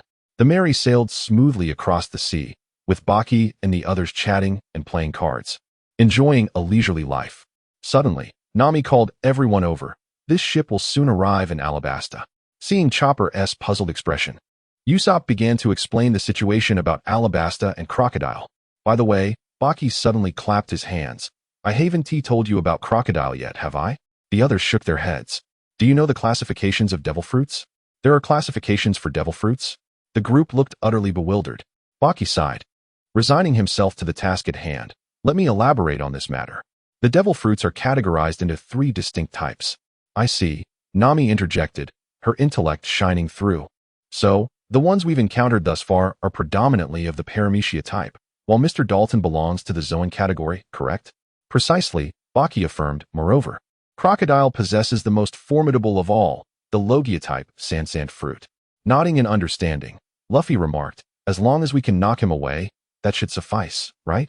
However, Baki cautioned, elaborating on the unique trait of Logia users, who are impervious to ordinary attacks. Nami appeared contemplative, while Luffy remained fixated on his simplistic conclusion, reiterating. In any case, we just need to knock him away. Later, Vivi shared insights regarding the Baroque Works organization. Time passed, and a dreadful predicament arose aboard the Merry Go. Supplies had run out. The only source of sustenance was fishing, and thus, Baki, Luffy, and Usopp found themselves despondently perched on the railing, fishing rods in hand, their stomachs protesting with hunger. Luffy lamented, I can't catch a single fish. You fool. It's your fault for consuming all the bait. Baki barked, baring his teeth in indignation. Exactly. Without bait, we can't lure any fish. Usopp echoed, equally irate. But you both ate it too.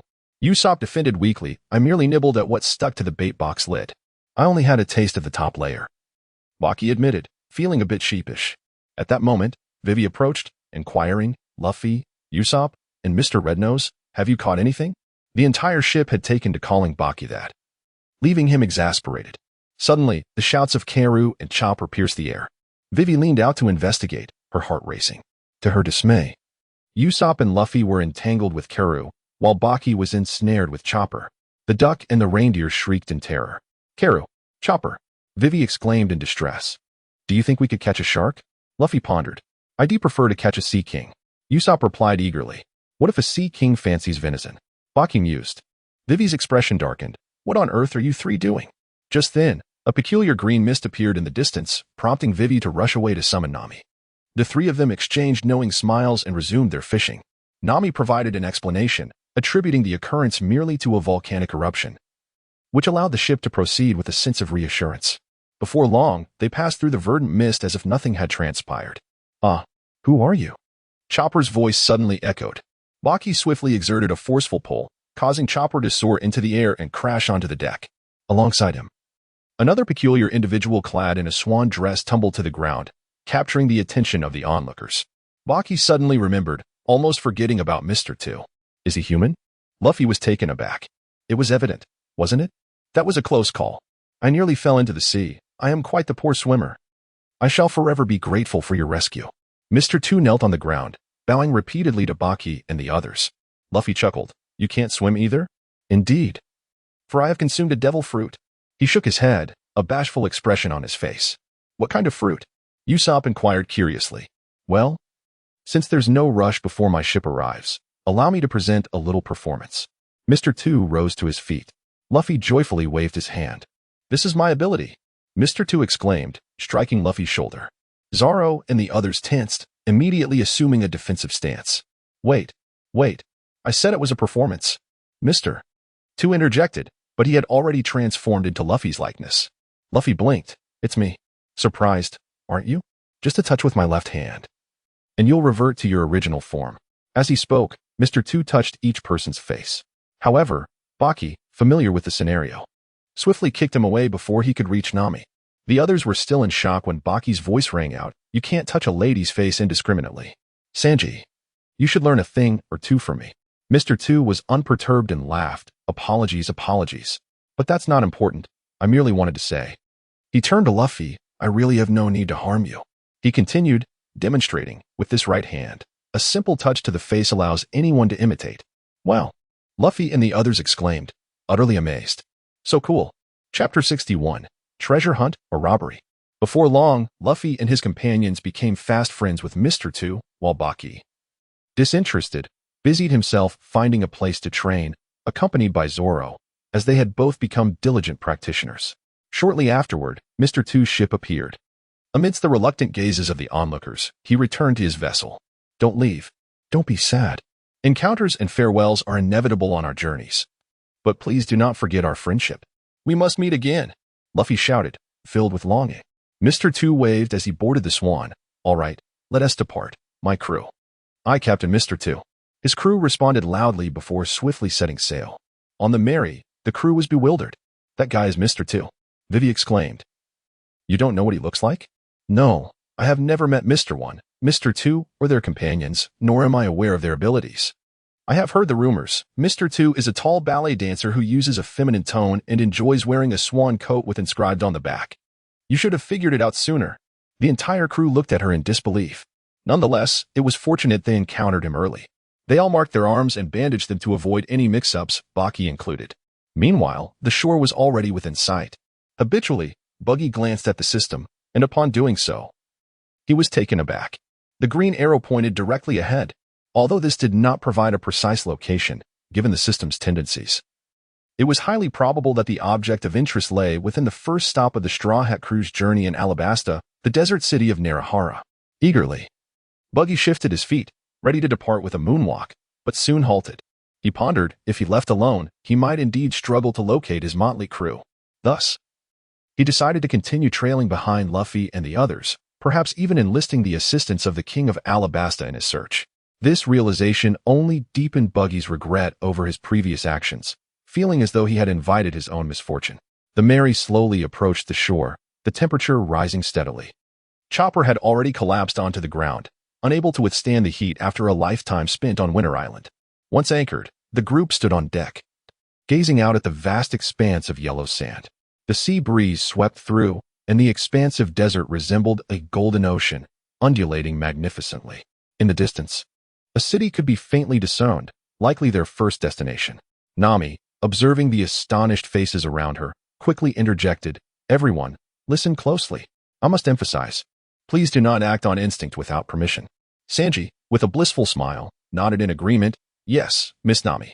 However, Zoro merely scoffed, noting that the very person who should heed this advice was no longer present. "Where's the restaurant?" Luffy had already shouted, sprinting off into the distance. "Stop right there." Nami yelled in frustration, adding, "And you, what are you doing adding to the chaos?" The latter remark was directed at Buggy, who was running alongside Luffy. Baki roared with exuberance, "Darling, I have arrived." Nami, resting her head, recognized that they were merely foolishly acting on instinct. Could they not comprehend that they were wanted criminals, especially in such a vast nation? Following their conversation, Baki remained oblivious, even as Luffy inadvertently separated from him while running, focused solely on advancing towards the arrow's direction. Baki was unconcerned about losing his way. He sprinted with reckless abandon. Before long, he found himself outside the crumbling city walls, and the arrow still pointed straight ahead. It seemed he had reached his destination. What could it be? This shabby appearance hardly suggested the presence of treasure. Perhaps it was an ancient city akin to Lulan, and then they would strike it rich. Baki murmured to himself as he crossed the dilapidated walls. As he continued on, he discovered he had arrived on a bustling street, surrounded by a cacophony of vendors' cries. Baki's expression instantly darkened. Was this some kind of snake skin? Where in the bustling city could one possibly find the ambience of a treasure hunt? It was not an antique street. Nevertheless, he thought it best not to be overly discerning. Perhaps those with extraordinary talents preferred to remain hidden from the world, and treasures might share a similar inclination. Comforting himself with this notion, Baki pressed onward. Soon, he encountered a bend in the path, yet the arrow continued to point straight ahead. Bucky leapt with great force, flipping over effortlessly. At that moment, the arrow suddenly shifted direction, now pointing towards the rear. What on earth? Inside someone else's house? Bucky paused in disbelief, then chuckled softly to himself. What was I so worried about? After spending so much time with Luffy, I nearly forgot that I am, after all, a pirate. Bucky strode directly to the entrance and kicked the door wide open. I am the great pirate Bucky. Anyone who wishes to live, put your hands on your head and crouch down. The previously raucous atmosphere inside the house abruptly fell silent, followed by the synchronized sound of guns being cocked. Bucky peered inside, only to find dozens of guns aimed directly at him. What's going on here? I think I might have the wrong person. Would you believe me? Open fire. The leader of the opposing group ignored Bucky entirely and issued the command without hesitation. Baki curled his lips in disdain. Truly a case of giving face, yet lacking in respect. The true art of finger gun choreography. Baki combined his finger guns with armament hockey, sending all 10 fingers soaring into the air, unleashing an explosion of firepower that surpassed the might of dozens of firearms. Simultaneously, with his mastery of observation hockey and the art of paper drawing, his adversary's attacks could not even graze him. Bucky strolled leisurely towards the direction indicated by the arrow, where a massive dark green cloth concealed something beneath it. Bastard! Stop right now if you don't want to die. Otherwise, our boss won't let you off. Realizing they were no match for Bucky, the group ceased fire and resorted to empty threats. You expect me to stop just because you say so? That would make me look weak. Without even turning his head, Bucky casually retorted as he yanked the cloth away. Beneath it lay 4 large crates arranged neatly in a row, with the arrow pointing directly at one of them. Shang. Why does this feel less like treasure hunting and more like outright robbery? Silence. TCH. Too embarrassed to answer when called out, huh? Bucky smirked dismissively. Hey, you'd better scram while you still can. A voice suddenly rang out from the stairwell. Enough talk. Just kill him. Another voice, this one aged and raspy, cut in. Exactly. This is something the boss personally demanded. Failure is not an option. This time, it was a woman's voice. Bucky turned to see 5 individuals at the staircase. The first to speak was a towering, rough-hewn man, standing at the center, wielding a massive spiked club and glaring menacingly at Bucky. To his left stood a diminutive old man armed with twin pistols and a youthful woman carrying a large cannon. It was likely these two who had just spoken. To his right were 2 young men, one similarly brandishing a cannon, while the other wielded a black blade. Chapter 62. Old Shah, you've met your end. Echoed the voices of the illustrious elders. Is this Baroque studio? Bucky scoffed, initially mistaking them for Ming, only to realize it was old Shah. You actually know us? It seems we have yet another reason to eliminate you, the old man with the twin pistols remarked darkly. Wait a moment. I remember now. Look at his red nose. He is the clown Bucky. The clown Bucky with a bounty of 30 million berries. What? 30 million berries? If we capture him, our status will surely rise. The 5 illustrious elders could hardly contain their excitement, for in their usual arrogance, they had forgotten that power disparities existed. Pirate, prepare to meet your doom. We will claim your bounty. The burly man declared, leaping forward to smash Bucky with his massive spiked club. The other 4 also sprang into action, with one firing his gun, another unleashing cannon fire, while yet another brandished his blade to strike. Baki, with his head bowed, suddenly lifted it, his expression darkening. Who just remarked that my nose is both red and large? Was it you? Grasping the immense spiked club with fervor, he wrenched it away and, with a powerful swing, struck the brute's head, the sound reverberating as the man sank into the sand, his eyes rolling back, consciousness lost. And you? He seized the black blade, discarding it onto the ground before delivering another crushing blow. As the 2 once mighty figures collapsed, the cacophony of mockery and battle cries ceased abruptly, leaving the onlookers in stunned silence, collectively swallowing their disbelief. Is there no response? Baki continued, swiftly darting beside the elderly man. Before anyone could react, the old man was struck down. Then it seems I must deal with all of you. It was him. It was him. I had nothing to do with it. The crowd hastily betrayed the one who had identified Baki. Yes, it is you. Speak. How do you wish to meet your demise? Baki brandished the spiked club, his gaze menacing. The man retreated slowly, then bolted through the door, crying out in terror. Fleeing? Baki scoffed, tossing the club into the air. It veered off course. Damn it. Baki swiftly dashed forward, catching the club before it struck the ground, then turned to deliver a blow to the fleeing man. The once boisterous shouts around them fell silent, replaced by screams as the crowd scattered in panic. Baki disregarded them and returned to the cabin. If they wish to avoid demise, they should depart with their entourage. I have accepted these items. If you desire them back, at the very least, your boss must come in person. How infuriating. Your employer will not let this go unpunished. Just wait and see. These individuals were not fools. They merely exchanged a few curses before swiftly fleeing. I shall await your return.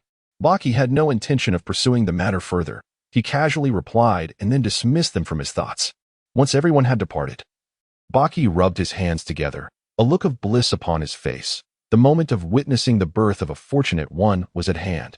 The first chest contained an assortment of dark, spherical objects. Shells? What would I do with these? The second chest revealed a collection of firearms. No way. If the next chest holds bullets, old Shah, you're doomed. The third chest did not contain bullets.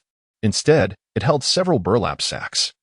Baki tore one open to inspect its contents, discovering a green powder inside. Dancing powder? Though not bullets, it remains utterly useless. The fourth chest pointed according to the system's directive. Surely, the system would not be so meager. As Bucky pondered, he had already opened it, revealing a series of small boxes within. He casually picked one up and opened it, only to be met with a neatly arranged array of bullets. Damn it, old Shah. You're finished, I tell you. Bucky cursed vehemently. Naturally, the treasures of the system were not merely these bullets, for there was no system notification to accompany them. Baki methodically opened each small box. Bullets, bullets, bullets. Soon, only the 4 small boxes resting at the very bottom remained.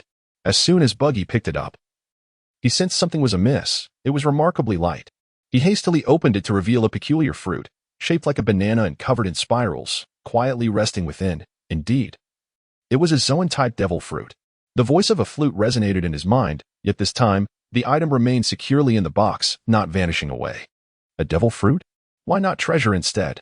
Buggy felt a twinge of disappointment, but then he reconsidered. The Zoan type should fetch a handsome price, shouldn't it? After all, it was the fruit of the king of the forest, the tiger. It ought to command a substantial sum. With his spirits lifted, Buggy glanced at the remaining boxes.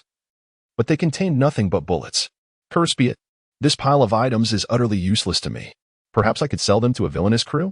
Yet, wouldn't he that provoke Vivi to wrath? Buggy found himself in a quandary. Suddenly, a loud shout from outside jolted him back to reality. Captain Buggy! Bucky swiftly turned his gaze, and to his surprise, it was his underlings.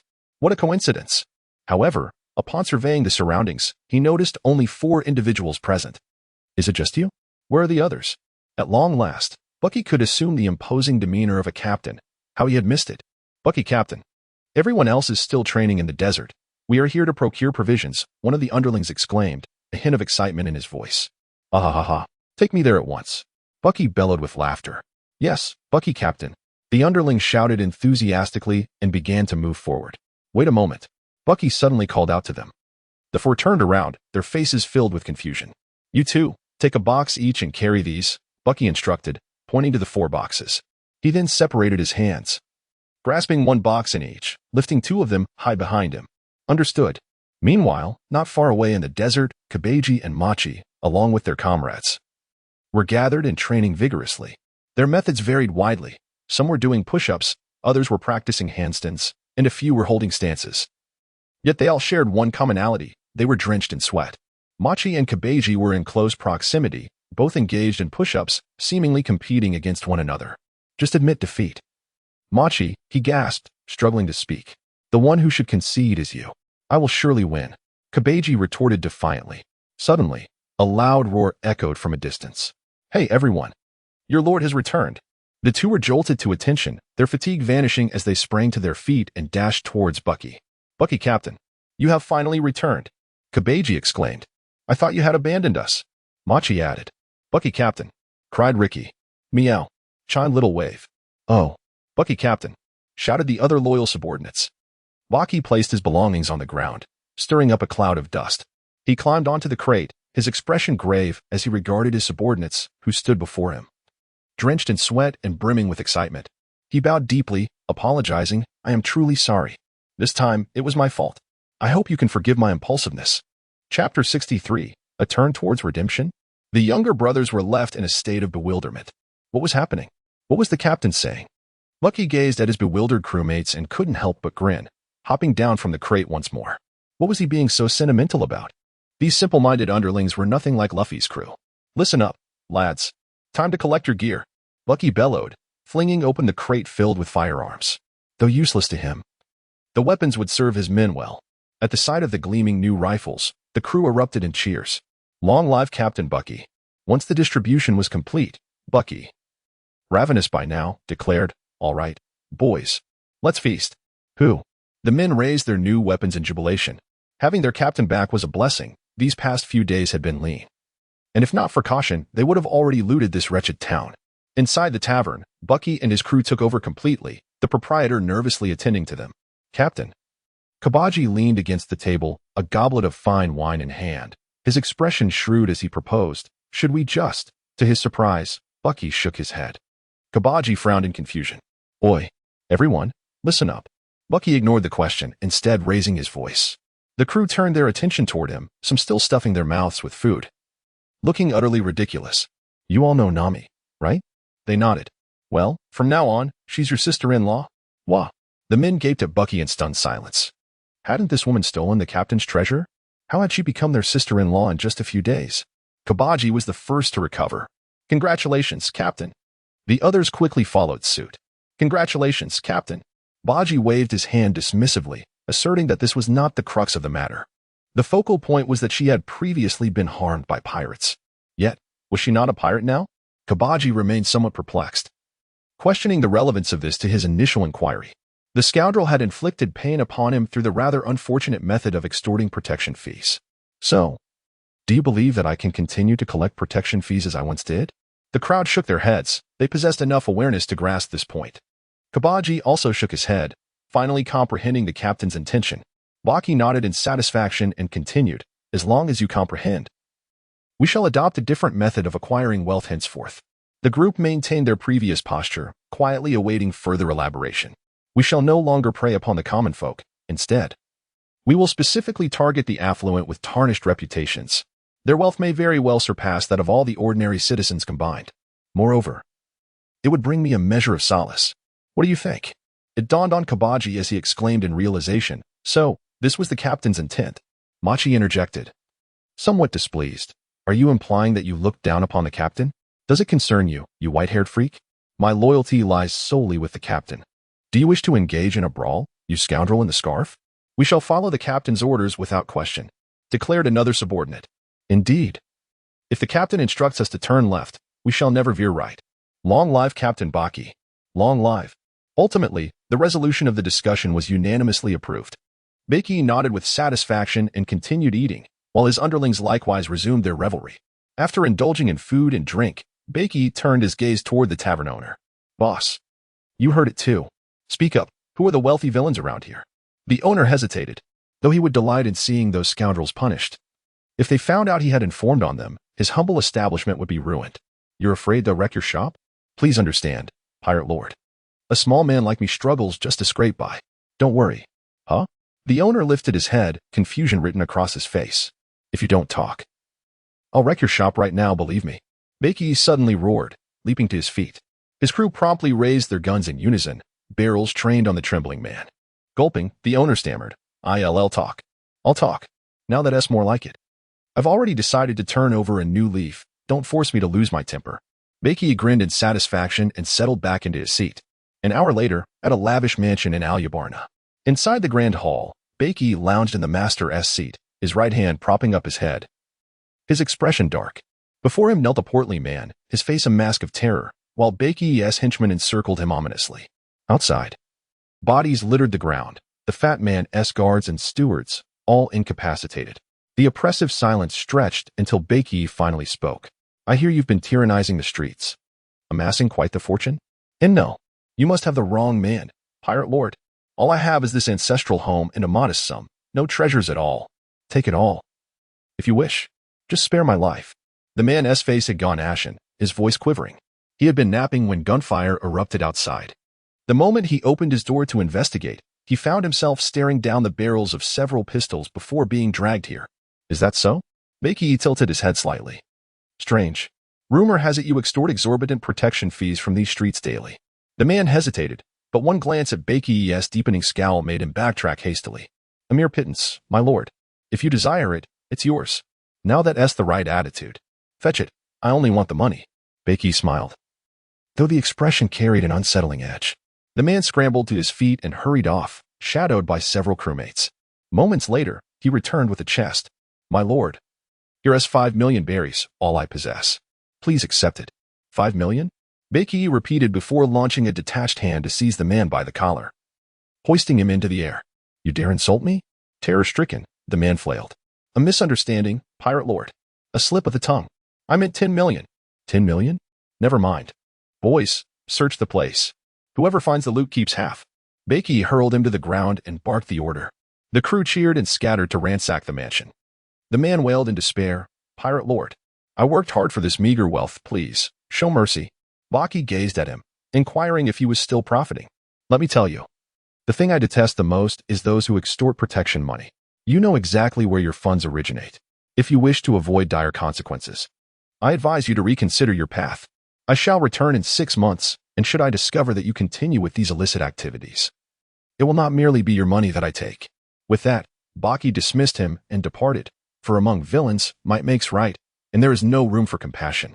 Chapter 64. That moment as they strolled back to the restaurant, Baki casually inquired about their recent haul, a beer in hand. Captain, a bountiful harvest, Kabaji exclaimed, his excitement causing his voice to rise.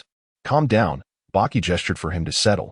We only raided 3 establishments. How significant can the bounty truly be? We have amassed a staggering sum of 43,215,600 berries.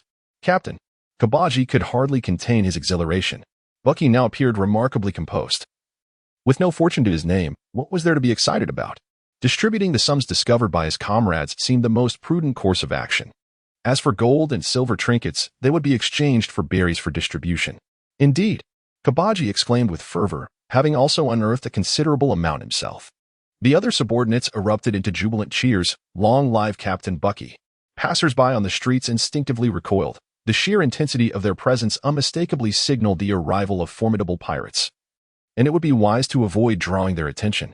Ah, by the way, Bucky continued, do share the tales of your recent maritime adventures with me. Kabaji nodded and began to recount their exploits. In the end, Buggy the Clown is not comparable to the Straw Hat crew. The likelihood of encountering troublesome situations is rather slim. Moreover, they are following the course indicated by Robin's log pose, sailing smoothly without even encountering a single sea king.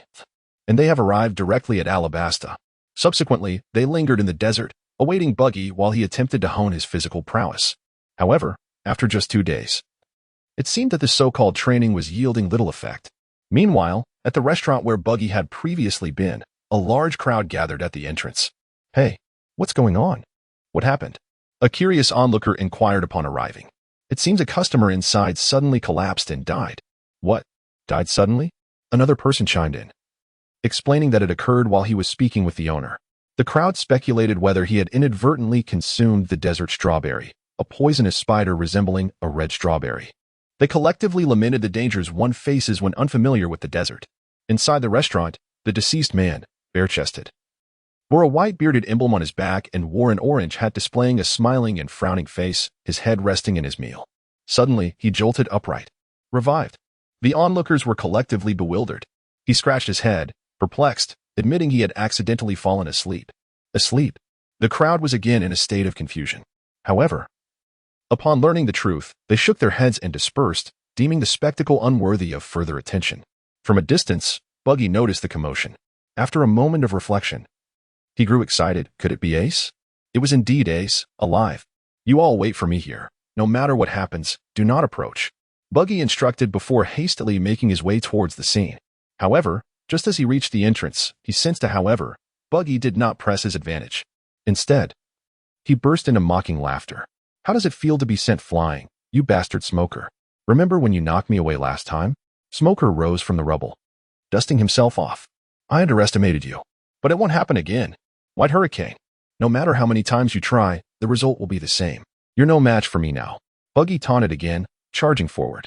True to his words, Smoker was sent flying once more, this time even farther, crashing straight into the counter where Ace was seated. What's going on? Ace blinked in confusion. Smoker was equally stunned, though not because of Ace, but because of Buggy. How the hell did he get so strong? Hearing Ace's voice, he looked up. What an embarrassing sight to be seen in. But more importantly, why are you here? Portiasti, Ace, 2nd Division Commander of the Whitebeard Pirates. Ace grinned. I'm looking for someone, my little brother. Though, you don't seem to be doing too well yourself. Need a hand? Humph. I don't need help from pirates. Just sit tight. Once I deal with him, you're next. Smoker scoffed, rising to his feet. By then, Buggy had already strolled inside, his eyes immediately landing on Ace. Give it up, Buggy the Clown. Whitesnake. Smoker roared, charging once more. But this time, Buggy didn't engage. Instead, he sidestepped past Smoker and appeared right in front of Ace. Ace was still processing the situation when Buggy casually took a seat beside him, slinging an arm over his shoulder. You're Ace, right? How about sharing a drink? Who are you? Ace was genuinely puzzled. Who is this Renos guy? Still, he remained polite. The question gave Buggy pause. How should I answer this? Uncle? Buddy? Family? Bucky was still pondering when a sudden, thunderous roar echoed from outside, one that was eerily familiar. Rubber. Rocket launcher. Following this, a deafening explosion resonated, shaking the very air. Now, let us listen to the account of the victim, Bucky, as he reflects on the events that transpired. In that moment, I was grappling with how to respond to Ace's inquiry, feeling as though I had been overly enthusiastic. Suddenly, the familiar shout pierced the air, and an ominous premonition stirred within me. Sure enough, in the half-second that followed, Smoker's expression shifted dramatically as he hurtled towards Ace and me. At that instant, Ace's excited demeanor lingered on his face, and I had yet to realize the necessity of evading the impending chaos. Before I could react, my body was already propelled away. Indeed, this was a horrifying yet timely catastrophe. Chapter 65. The Foolish Pirate. At last, I have located the restaurant. Now I can finally indulge in a meal. Uncle. Food. Food. Luffy's exuberant shout reverberated from a distance, reaching Bucky's ears. As Buggy emerged from the rubble, he exclaimed, You rubbery scoundrel. This time, I shall surely give you a good beating. Ace adjusted his hat and muttered, Which rogue is it this time? Truly ridiculous. What kind of jest is this? Smoker, with 2 cigars clenched between his teeth, wore a displeased expression. The trio grumbled as they made their way toward the restaurant. Along the way, Ace suddenly bowed to a diner who was eating, lagging behind. Smoker was the first to reach Luffy, declaring, You truly are hard to find, Straw Hat. So you've indeed come to Alabasta. Luffy looked up at him, but his eating did not cease. Stop eating already, Smoker bellowed. Memories flooded Luffy's mind as he recalled the moment he had been effortlessly defeated, causing beads of sweat to form on his forehead. Hey, don't block my path, Buggy shouted, launching a fist that sent Smoker flying. Just then, Luffy spat out all the food in his mouth, splattering it all over Buggy's face. Bucky was momentarily taken aback, his eyes soon glistening with emotion. "Damn it, you rubber bastard!" he exclaimed, delivering a punch to Luffy's head. The armament color he had just used against Smoker had yet to dissipate. Thud. Ouch. Luffy cried out in pain, looking up at Bucky with a hurt expression. "Why are you doing this, you big-nosed uncle?" Bucky lifted Luffy and exclaimed, "What are you doing? I have questions for you." Luffy, unfazed, retorted, "You just threw me away."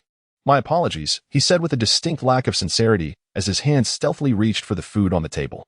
Exasperated by Luffy's antics, Bucky released him, saying, "Go ahead and eat. Once you're full, I'll deal with you." Luffy grinned widely and resumed his hearty meal. At that moment, Ace, who had been bowing incessantly, finally arrived.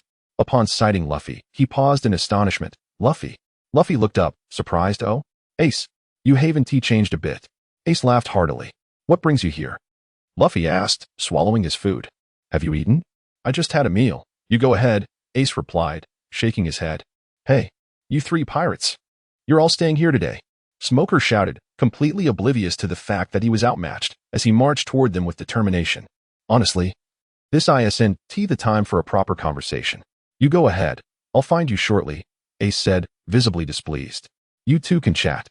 "I'll go teach him a lesson," Bucky remarked, unperturbed by being ignored. However, before he could finish his sentence, Luffy stuffed his mouth with food and dashed away. Smoker glanced between Bucky and Ace, then swiftly pursued Luffy.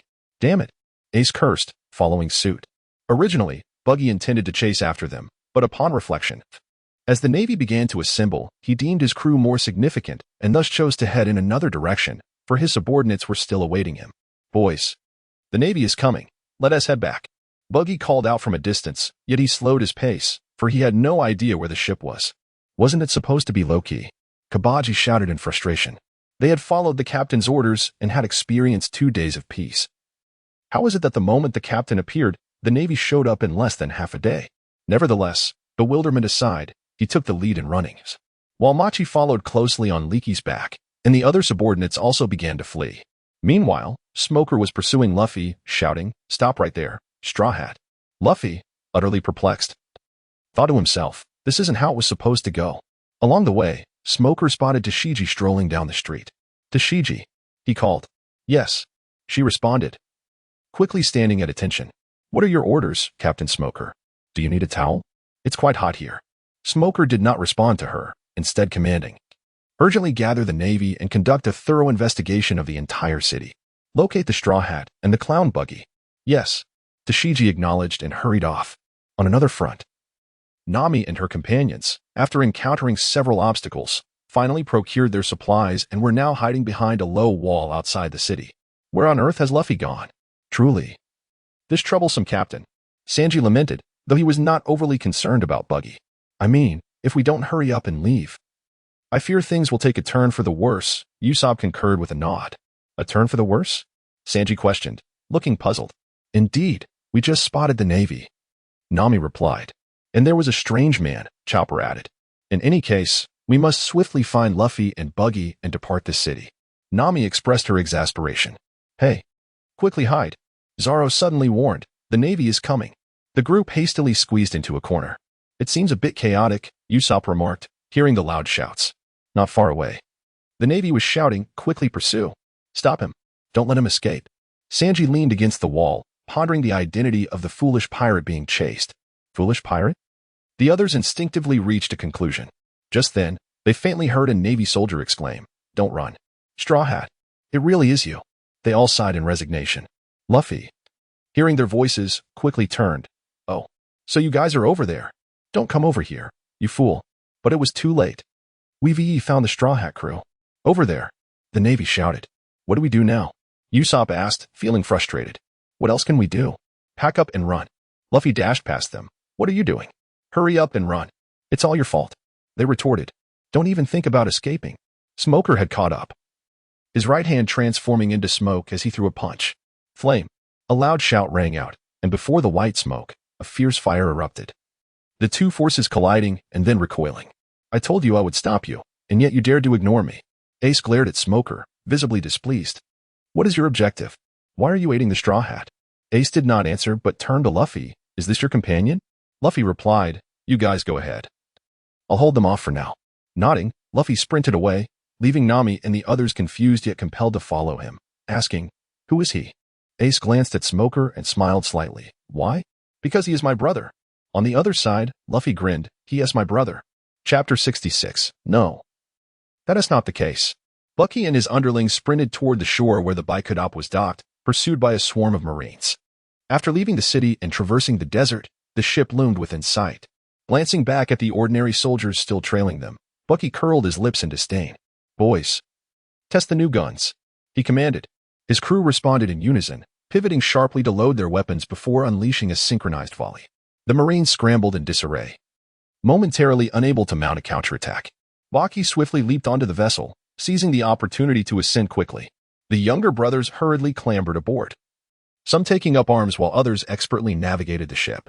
Finally, Buggy found himself free from labor, standing on the deck while his subordinates busily attended to their tasks. He even contemplated reclining on his exclusive beach chair. Soon, the ship set sail. His subordinates, drenched in sweat, exhaled in relief, at least temporarily escaping their predicament. Meanwhile, aboard the Mary, Nami and her companions had evaded the Navy's pursuit and boarded their vessel. "Hurry! Set sail!" Nami urgently directed everyone. "Quickly! Stop dawdling!" Sanji shouted as he worked. "All set," Zoro declared, having completed his tasks, taking a moment to breathe. "We're off," Usopp announced from the helm. Suddenly, the entire ship fell silent. "Why does it feel like someone is missing?" Usopp paused in his movements. "I feel the same," Chopper nodded in agreement. "Indeed, someone is absent." Nami adjusted her hat. "That fool." However, the ship still had to depart, as the Navy was drawing near. Half an hour later, "Look, it's Luffy," Nami shouted, peering through her binoculars. Sanji nodded, confirming that's him, without a doubt. At that moment, Luffy stretched his arm to grasp the railing before him, suddenly sensing an ominous premonition. Boom! Luffy crashed into them, causing the Mary to shudder. "Here we go again," Zoro sighed in exasperation. Subsequently, the crew began to educate Luffy on his reckless behavior. In the midst of this, Luffy unexpectedly brought up Ace. "Did you really never win against Ace?" Nami asked, her expression one of disbelief. "Indeed, a monster S brother is a true monster," Usopp remarked. Luffy nodded. "That's right. But now, I would definitely win." "Who do you think you could possibly defeat?" Suddenly, Ace leaped from a small boat onto Luffy's back, perching on the railing. "Ace, these are my companions I told you about," Luffy grinned. Ace nodded respectfully towards Nami and the others. "My brother is in your care." "No, it's nothing." They all bowed in unison. "This kid is a bit uncouth. You must find him quite a handful, right?" "No, it's nothing." They bowed once more. Returning to the Buggy S ship, he resolved to head toward the Treasure S direction. However, with land directly ahead, he had no choice but to proceed along the coast. The navigator, though puzzled, complied with Buggy S orders. Before long, Buggy spotted the Mary. "Indeed, to obtain the treasure, one must follow Luffy," Buggy remarked with a wry smile. Yet, it seemed he didn't need to follow him closely. He could simply seize it for himself. As the two ships drew nearer, Luffy and his crew naturally noticed Buggy and called out loudly, "Renault's uncle." Bucky's lips twitched slightly, while his subordinates gazed at him in bewilderment. They soon began to whisper among themselves. Why was the captain not angry? Could it be that he no longer minded this? How could that be? "I believe it is due to the influence of his sister-in-law. What do you think?" "I concur, and if that is the case, should we not express our respect for her?" "That makes sense." Bucky had yet to react when his subordinates suddenly bowed in unison towards the direction of Nami. "Greetings, sister." The air fell into a profound silence, with only the sea breeze rustling the sails, producing a soft whooshing sound. Bucky was drenched in cold sweat, exasperated by his foolish subordinates who shouted indiscriminately. Hadn't they agreed to remain low-key? Nami was equally taken aback, her cheeks flushed. "What are you all shouting about?" "I am not your sister-in-law." The others stood in stunned silence, glancing between Bucky and Nami. "You Renault's fool. I swear I'll kill you." Sanji's eyes blazed with fury, ready to leap from the ship, only to be restrained by Zoro and Usopp. "Renault's uncle, are you trying to steal my navigator?" "I refuse." Luffy chimed in with his unique logic. "What are you thinking, you rubber-headed idiot? I have my own navigator." Bucky, utterly speechless, turned to his crew and barked, "Stop the ruckus. Get back to work." His subordinates looked bewildered, wondering why the story was taking such an unexpected turn, yet they obediently dispersed. At this moment, Nami had regained her composure and shouted, "Since you all are calling me that, Bucky, where is my dowry?" Zaro recalled unpleasant memories, his expression darkening. Are you a devil? Send me to the depths of hell. Thank you for the compliment, Zaro. I haven't forgotten the money you owe me. You scoundrel. Even if I become a vengeful spirit, I will come to collect. Curse you. Return my 400,000 berries properly. How did it increase? Hurry up and repay me, or it will only grow larger. Hey, someone speak on my behalf. At that moment, Bucky had already flown over using his moonwalk. Upon seeing Nami's revealing and alluring outfit, he turned to Sanji. Did you buy that? What? Do you want to fight? Sanji retorted, still fuming. Fight? I meant, well done. It suits you perfectly, right? This outfit on Vivi was also purchased by me. Sanji immediately calmed down, gazing at Bucky as if he had found a kindred spirit. Baki nodded, remarking on your keen insight. Boom. Boom. Nami achieved yet another double kill. Baki and Sanji lay on the ground, while the angry Nami appeared rather adorable. Usopp, observing this familiar scene, wore an expression of utter disbelief. Well, I am immensely grateful for your care over these past days. But it is time for me to return to my own ship. However, I shall assist you in dealing with Crocodile. Until we meet again in the Royal City. Baki declared, already ascending into the sky with moonwalk. At that moment, Chopper, somewhat slow to comprehend, inquired, Isn't the red-nosed uncle one of our companions? Usopp nodded in response. Not quite. He has his own pirate crew. However, we are friends. Luffy, shaking his head, asserted, The red-nosed uncle is our ship's jester. A jester? Luffy replied enthusiastically, Indeed. A performer. And we still need to find a musician. Baki naturally heard this in the air and couldn't help but smile slightly. Chapter 67. The thrill of treasure hunting. After the Kadeyapa vessel sailed along the coast for some time, it entered the inland river, continuing its journey. Eventually, the river began to narrow, indicating that they were not far from disembarking. Following this, I shall traverse the desert towards the royal city. Will you accompany me? Or remain here to cultivate? Of course, I shall impart to you the methods of cultivation. Baki looked at everyone, his expression serene as he posed the question, leaving such a perplexing decision to them. Naturally, everyone wished to follow Baki. After all, they had only just reunited and were unwilling to part ways. Very well. If we must follow, so be it. However, the harsh conditions of the desert will render cultivation impossible. Captain, we are aware of our own capabilities. Even with cultivation, we would not grow significantly stronger. You once aided us with the power of demons, and we are already content with our current state, one of the older, less conspicuous members remarked with a hint of sentiment. Indeed, Captain, we are satisfied as we are, and now we only think of how we might assist you. Please, do not disdain us. Another echoed. Please, Captain, take us with you. The group chorused. Hearing their words, Baki felt a tremor in his heart, his eyes slightly reddening. How could I possibly look down upon you? Rest assured. However, the desert is indeed perilous. Those who are stronger may accompany me, while the others shall remain to guard the ship. Baki's words were spoken with authority, compelling his subordinates to comply. The more robust members began to prepare supplies, while the weaker ones, along with the 8 women, opted to stay behind and guard the ship. Oh, and Little Wave, who had no desire to endure the sweltering desert. Let us march forth towards the treasure. The ship had already docked, and seeing that the preparations were nearly complete, Baki shouted and leaped off the vessel first. The departing subordinates cheered, armed with weapons, provisions, and fresh water, and followed Baki into the desert. As for those remaining, Baki felt little concern. The location was rather remote, and the ship's provisions would sustain them for several days. Meanwhile, Luffy and his companions had disembarked and arrived at the verdant city of Almar, which had now succumbed to the desolation of the desert. Vivi was narrating the state of the nation and the conspiracies lurking beneath the surface. Suddenly, an eerie so Baki felt considerably better. His heat resistance could indeed be considered a form of defense. He wiped the sweat from his forehead and remarked, You chose to come along, so who can you blame? This is part of the training. If you wish to grow stronger, you must persevere. His younger companions replied weakly. Their spirits diminished. That night, Baki and his companions found a suitable spot to ignite a campfire and began to consume food to replenish their energy. Captain of the ship? What is happening here? Kabaji shivered slightly, feeling the biting cold. Haha. Machi laughed heartily. What did you expect wearing so little? This is the consequence of showing off. Ricky, feeling quite comfortable with his fur, added, Having fur has its advantages. The other younger members huddled as closely as possible to him. Aru? Ricky, feeling somewhat cramped, let out a confused yelp. Naturally, Buggy did not mingle with them. Aboard the ship, he could afford to be foolishly carefree. However, in front of his subordinates, he had to present himself as a captain, for it is the indomitable leader who garners the utmost respect, regardless of whether such invincibility is genuine or not. Hey, stop fooling around. Finish your meals quickly and set up the tents for rest. We must continue our journey tomorrow. Who knows how long it will take? Yes. His crew responded in unison, promptly attending to their duties. Captain, how do you know which way we should go? Have you been here before? Kabaji, naturally exempt from labor, sat beside Buggy and posed the question that had been gnawing at him all day. Indeed, I have. Buggy nodded. He had once accompanied Captain Roger here and had learned of the treasure's existence. Unfortunately, Captain Roger had no desire for it and departed swiftly.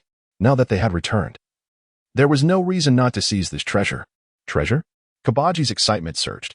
To be candid, he had forgotten when he began to share the captain's newfound fascination with riches, something he previously regarded with indifference. Well, honestly, I don't even know what it is, but this is what gives us the thrill of treasure hunting. The thrill of treasure hunting? Kabaji pondered, feeling he might not be quite ready for such concepts, and promptly sought guidance. Do you think we lack money? Upon seeing Kabaji's expression, Buggy's spirits lifted. He entered his life coach mode. Well, we have enough for food and drink. But didn't the captain mention wanting to buy a new ship? Kabaji's remark momentarily stifled Buggy's thoughts. It dawned on him that they truly were in need of funds. Exactly. You're absolutely right. Now, off to sleep with you. We must make haste tomorrow. With that, Buggy rose and ambled towards his tent. Huh. Kabaji was left bewildered. Captain, you still haven't told me what the thrill of treasure hunting feels like. Baki could only pretend not to have heard. Chapter 68. The following morning, the dawn broke gently. Baki and his companions continued onward, traversing for half a day until they finally reached a serene valley. At last, a moment to rest, Baki exclaimed, promptly seeking a shaded corner to sit down, for even the most resilient could not endure the relentless sun for so long. Finally, a reprieve. Moki sighed weakly. What have you been exhausting yourself with while riding on Ricky's back? Kabaji scoffed, his expression one of disdain, echoed by the nods of the surrounding subordinates. Is basking in the sun not tiring? Moki replied with utmost seriousness. Of course it isn't tiring. Kabaji and his subordinates retorted in unison. Ricky, tell them. Is basking in the sun exhausting? Moki asked, patting Ricky's head. With a mournful howl, Ricky expressed its fatigue. See, it claims to be quite weary. Moki declared triumphantly to the others. Isn't it all your fault? Taking a brief respite, the group engaged in various activities. Some drank water, others stared into the distance, while one went off to relieve himself. Captain Baki. Not long after, the latter returned hastily. What is it? Baki inquired, looking up. Over there. We have spotted a large group of injured birds. Oh. Baki's eyes brightened, recalling the narrative. These were the deceitful birds from the original tale that tricked Luffy and his crew into relinquishing their belongings. Baki suddenly sprang to his feet, exclaiming, Little ones. Lunch has arrived. Upon hearing this, the younger ones perked up with excitement. In the desert, sustenance is approached with caution. Securing a meal would mean a feast for them. Those foul birds may be feigning injury. You must pretend to rescue them. Once you have them in your grasp, do not let go. Do you understand? Understood. Meanwhile, the deceitful birds lay on the ground, pretending to be pitiful. After a while, they spotted Baki and his companions approaching, each laden with a backpack. A sly grin crept across their faces, only to be swiftly replaced by an expression of feigned sorrow as they began to wail mournfully. Baki and his companions wore expressions of deep concern. Oh dear, why are there a group of injured birds here? How pitiful! One exclaimed. Indeed, it is truly sorrowful to behold. We must rescue them at once. Another urged. Let us lift them up. It is far too cruel to leave them lying on the ground. Who could have done such a thing? It is utterly outrageous. There were a total of 11 birds, and each of Baki's 11 subordinates picked one up. The birds continued to emit their mournful cries, but suddenly, Baki and his crew erupted into laughter. Ha ha. These foolish birds. Our afternoon meal is secured. Realizing their predicament, the birds attempted to flee, but alas, Baki's men had them firmly in their grasp. Caw, caw. You deceitful creatures, they squawked, struggling in vain. Indeed, as the saying goes, one must eventually pay for their actions. Machi, do you understand what they are saying? Baki inquired, glancing at the soul beast tamer aboard the ship, who might possess some knowledge of the avian tongue. Machi was somewhat bewildered. If humans had dialects, how could one expect to comprehend birds? Nevertheless, he did not wish to appear foolish, so he feigned listening and nodded, suggesting they were asking for their release. Caw, caw. Don't misinterpret us. We only wish to curse you. As for begging for mercy? Absolutely not. They protested, expressing their sincere hope for freedom and acknowledging their wrongdoing. Machi continued to translate. Caw, caw. Do not insult us. We would rather die than submit. This time, Machi refrained from translating as Baki spoke up. Release you? Dream on. You dare to deceive us regarding our belongings? Such audacity knows no bounds. With that, Baki unsheathed his knife and fork, salivating in anticipation. Boys, let us get to work. Half an hour later, the captain exclaimed, the rocks here are like a natural oven. Kabaji cheerfully skewered a bird's wing on a stick and placed it upon the stones to roast. Baki expelled a bone, a testament to nature's allure. This flock of birds is indeed delectable, isn't it, my little ones? Oh. Each of the younger ones received a generous portion of meat, some still sizzling over the flames, while others were already indulging in their feast. In that moment, the desert seemed less daunting to them. Meanwhile, Luffy and his companions were not as astute. They were easily deceived by another group of cunning birds, resulting in the loss of all their belongings. At this juncture, Sanji and Luffy were embroiled in a quarrel. As for the others, what could they do but sigh? They had grown accustomed to Luffy's penchant for attracting trouble. After all, it's merely food. There is always a way to resolve such matters. Ace, observing this scene, couldn't help but chuckle softly. It seemed he need not worry about Luffy any longer. He had indeed found himself some commendable companions. After satisfying their hunger and thirst, the group in Pakistan set forth once more, invigorated and refreshed. After several hours of travel, a sudden scream echoed from the rear of the procession. Bucky swiftly turned his head, only to witness a bizarre, gaping maw clamping down on one of his subordinates, poised to devour him whole. However, the subordinate was no weakling either. With a surge of strength in his limbs, he engaged in a fierce struggle against the monstrous mouth. Bucky swiftly threw a punch, snapping the grotesque mouth's neck with a single strike, allowing his subordinate to break free and collapse onto the ground. Nearby crew members rushed to support him. Are you all right? Fine. Thanks to the captain, the shaken crewman replied, still pale with fear. Watch out. Suddenly, another warning rang out, snapping everyone to attention. Gigantic maws began erupting from the sand, snapping wildly in all directions. Open fire, Bucky bellowed, splitting his fingers and coating them in armament hockey before launching them in a frenzied decapitating assault. In moments, the threat was eradicated, without a single casualty among Bucky's crew. That was too close. Some of the nearly devoured crew patted their chests in relief. Yeah, all thanks to Captain Bucky. Long live Captain Bucky. Hurrah! Unimpressed by such feeble creatures, Bucky merely waved dismissively. Keep moving and stay alert. Aye. The crew responded, resuming their march, this time with genuine caution. At the sight of a giant lizard. Ah. Captain Bucky. At the sight of man-eating flowers. Ah. Captain Bucky. At the sight of a massive scorpion. Ah. Cap, will you all shut up already? Bucky roared. No sooner had he spoken than Moji's shriek pierced the air again. Do you have a death wish? Huh. Bucky snarled, glaring at Moji, who stood atop a distant dune. See, Captain. A pirate ship. A pirate ship is just a pirate ship. What's the big deal? Bucky scoffed, unfazed. His crew exchanged bewildered glances. But Captain, this is a desert. Clearly, you lack worldly knowledge. Desert pirates exist too, Bucky declared with an air of sophistication. Knowledge truly is power. Ah. So that's how it is. We've learned something new. The crew nodded in unison, clapping their fists together. Captain, we spotted your wife. Moji yelled again. A stunned silence fell before the crew whipped their heads toward Bucky, only to find him missing. Where'd the captain go? Chapter 69, that idiot, while the crew remained dumbfounded. Bucky was already sprinting toward the sand pirate's ship.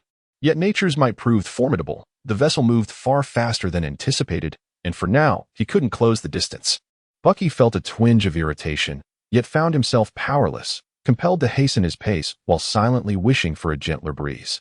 A minute later, he was oblivious to how far he had ventured, as the vessel began to decelerate, bringing the distance between them rapidly closer.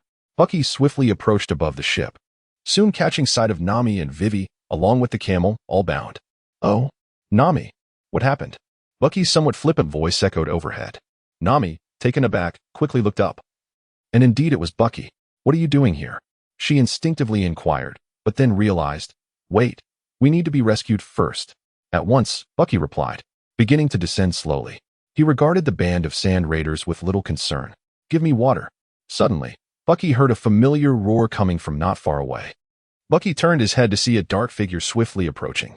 With a thunderous crash, both Luffy and Bucky collided with the main mast, resulting in a resounding crack as the mast splintered, sending dust swirling into the air. On the deck, Bucky, gripping Luffy by the collar, bared his teeth in fury. "You fool. Are you trying to get yourself killed?" Luffy, his lower body sprawled on the ground and his voice weak, replied, "I'm so sorry. I was just incredibly thirsty, so my aim was off. By the way, do you have any water?" "Water?" Baki removed the water canteen from his waist and handed it over. "Here." Luffy snatched it immediately. "Thanks a ton, Renault's uncle. But what are you doing here?" He gulped down the water without pause. "I saw Nami getting captured and chased after her. No idea how far I ran. Gotta head back soon." "Hey, stop drinking. I need some too," Baki explained, then yanked the canteen back when Luffy showed no signs of stopping. "Just one more sip, please." Luffy reached for it again. "No. You've had enough. Don't waste it." Baki smacked Luffy's hand away. "Cheapskate," Luffy pouted. "It's not about being cheap, you idiot." The two immediately tussled, rolling on the deck. "What are you two doing? Save us already." Nami, still bound, shouted furiously. "Luffy, please help us. Kaminiji is about to be eaten," Vivi said calmly, though her voice carried deep concern. "Coming." Baki shoved Luffy aside and strode toward Nami. Luffy, sitting cross-legged on the deck, tilted his head. "Wait, that thing is edible?" Suddenly, a massive figure loomed before him. After a pause, a tiny umbrella atop its head popped open with a plunk, leaving Luffy wide-eyed. "We, the Sand Pirates Barabara crew, have a motto." "A motto?" "In the desert, anything that moves, except our comrades, is fair game to eat." "Huh. We eat whatever falls our way too." "Eh? That LL give you a stomachache." "I'll be careful then." "Wahaha. You're one weird kid. You're weird too. Let us eat together." Thud. Nami, now freed by Baki, punched Luffy square on the head. "What the hell are you doing?" Soon, Zoro and the others arrived on the Sand Pirates ship. Baki, puzzled, eyed their empty hands. He had assumed the deceptive birds he encountered earlier were the same ones who tricked Nami's group. "Nami, what happened? Where's your luggage?" "All because of a certain idiot." Sanji jabbed a thumb at Luffy, his expression dripping with disdain. "Sorry," Luffy muttered, though his apology lacked sincerity. "Hey, what did you do?" "Making Nami go hungry pisses me off. A bunch of trickster birds stole our stuff. I couldn't catch them." Luffy actually looked guilty this time. "Huh. Trickster birds? We ate those," Baki said, bewildered. "Ate them? What do you mean?" The group struggled to process this. "This morning, we ran into some birds pretending to be injured, so we cooked them." "How could they have tricked you? Are you stupid?" "There's more than one flock of trickster birds in the desert," Nami deadpanned. "Right." Baki nodded and handed his canteen to Nami. "Here. I should go, my crew is waiting." Without waiting for a response, he leaped off the ship and strode back the way he came. But after a few steps, he froze. A familiar tremor ran through him. Nami clutched the canteen, muttering, "That fool. Nami, I'm thirsty, only Luffy could be this shameless." "Buzz off." Nami punched him flat without hesitation, then carefully stowed the canteen away. "Hey, what is Red Nose doing?" Chopper suddenly piped up, confusion lacing his voice. The group turned to see Baki crouched in the distance, digging into the sand. "Is he looking for meat?" Luffy perked up with interest. "That is your hobby." Zoro facepalmed. "Maybe you dropped something?" Sanji mused. "Or maybe there is treasure buried beneath the sand." "Desert treasure legends are pretty common," Usopp suggested. "That is just stories," Zoro retorted. "Wait, where is Nami?" Vivi blinked in surprise. They scanned the area and quickly spotted her, no longer on the ship. She has gone over to Baki. "What are you doing?" Nami frowned as she watched Baki dig fervently. Hearing a sound, Buggy's hand involuntarily paused, beads of sweat forming on his forehead. "It's nothing, really.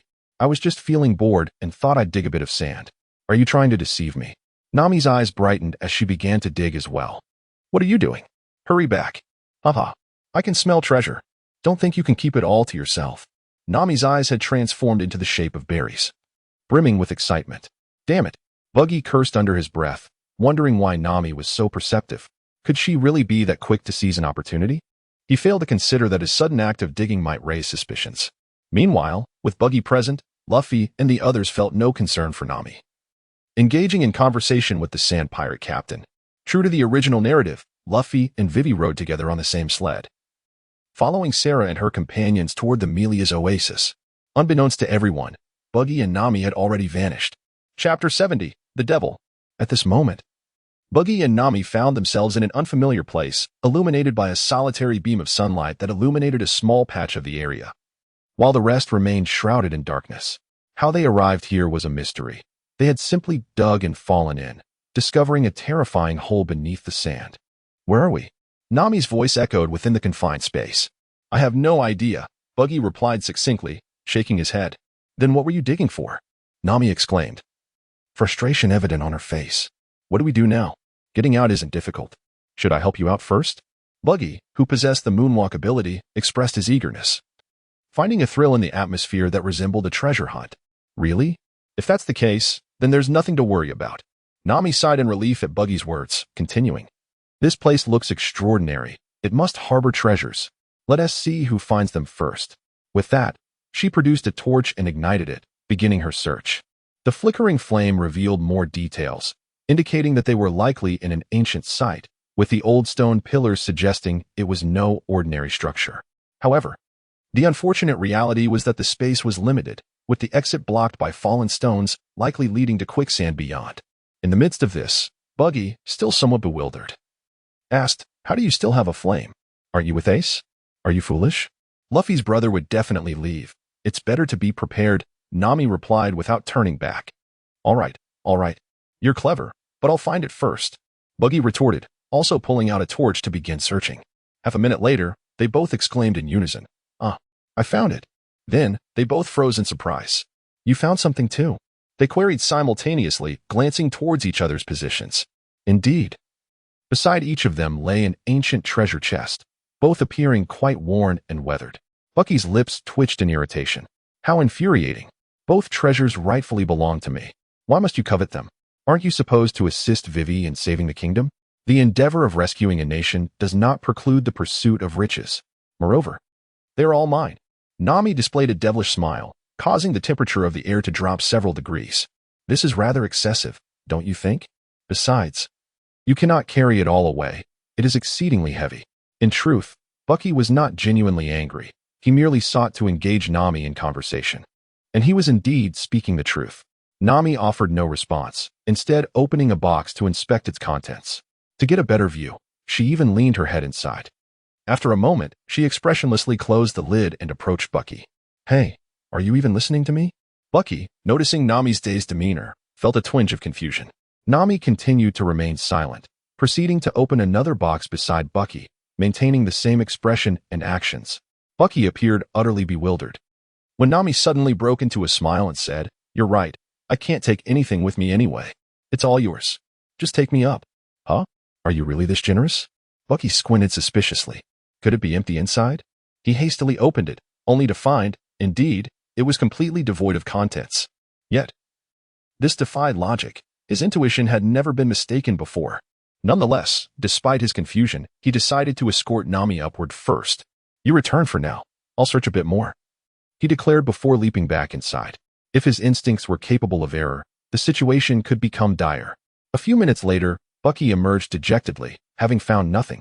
Thud. As he popped his head out, he collided forehead to forehead with Nami. Why haven't you left yet? Bucky inquired, though his expression was predominantly one of disappointment. Nami rubbed her sore forehead and replied, I'm not foolish. Did you find anything?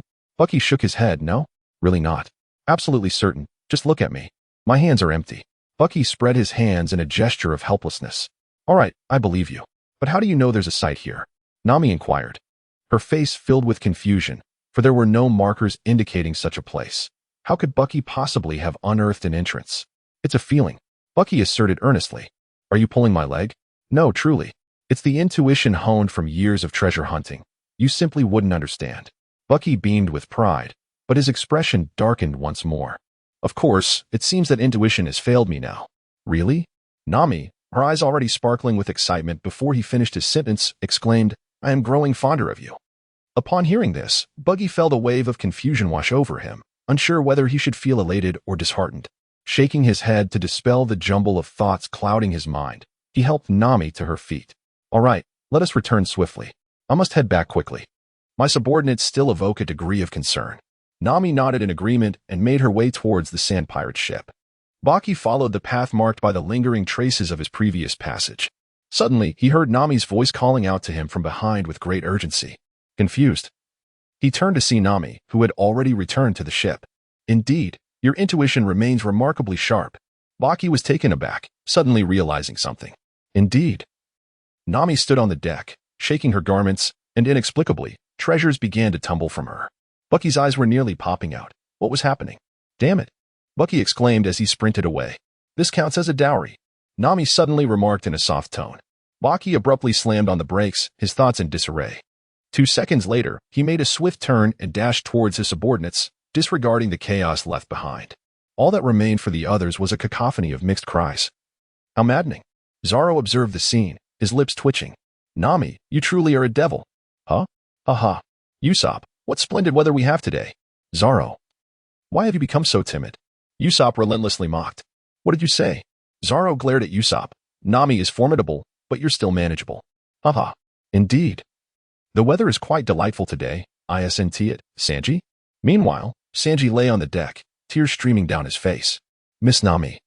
Why did you agree to that scoundrel with the red nose? Usopp patted his shoulder. You must be strong. Wah. Sanji, could you help me carry these treasures? They're so heavy, Nami said sweetly, packing her things into a bag. Absolutely. Miss Nami. Sanji sprang up, joy lighting his face as he hoisted the bag over his shoulder. Devil. Zoro. How terrifying. Usopp exclaimed. On another front, Baki soon encountered his subordinates who had followed the same trail. Captain, where is the lady? She is safe now, no need to worry about that. Let us press onward. Baki replied succinctly. Chapter 71.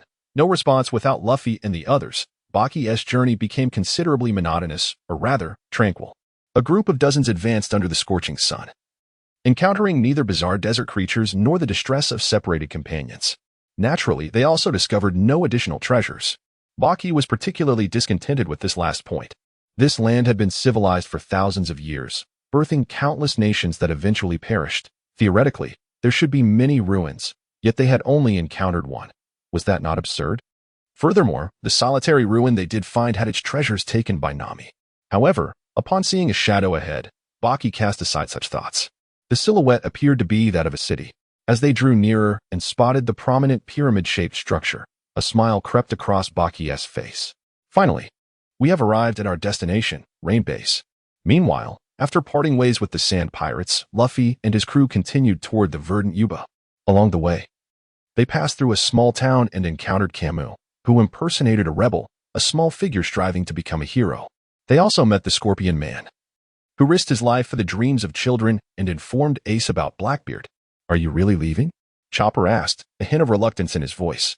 Indeed, Ace nodded. Since Blackbeard is not in Alabasta, I have no reason to remain in this country. Where will you go next?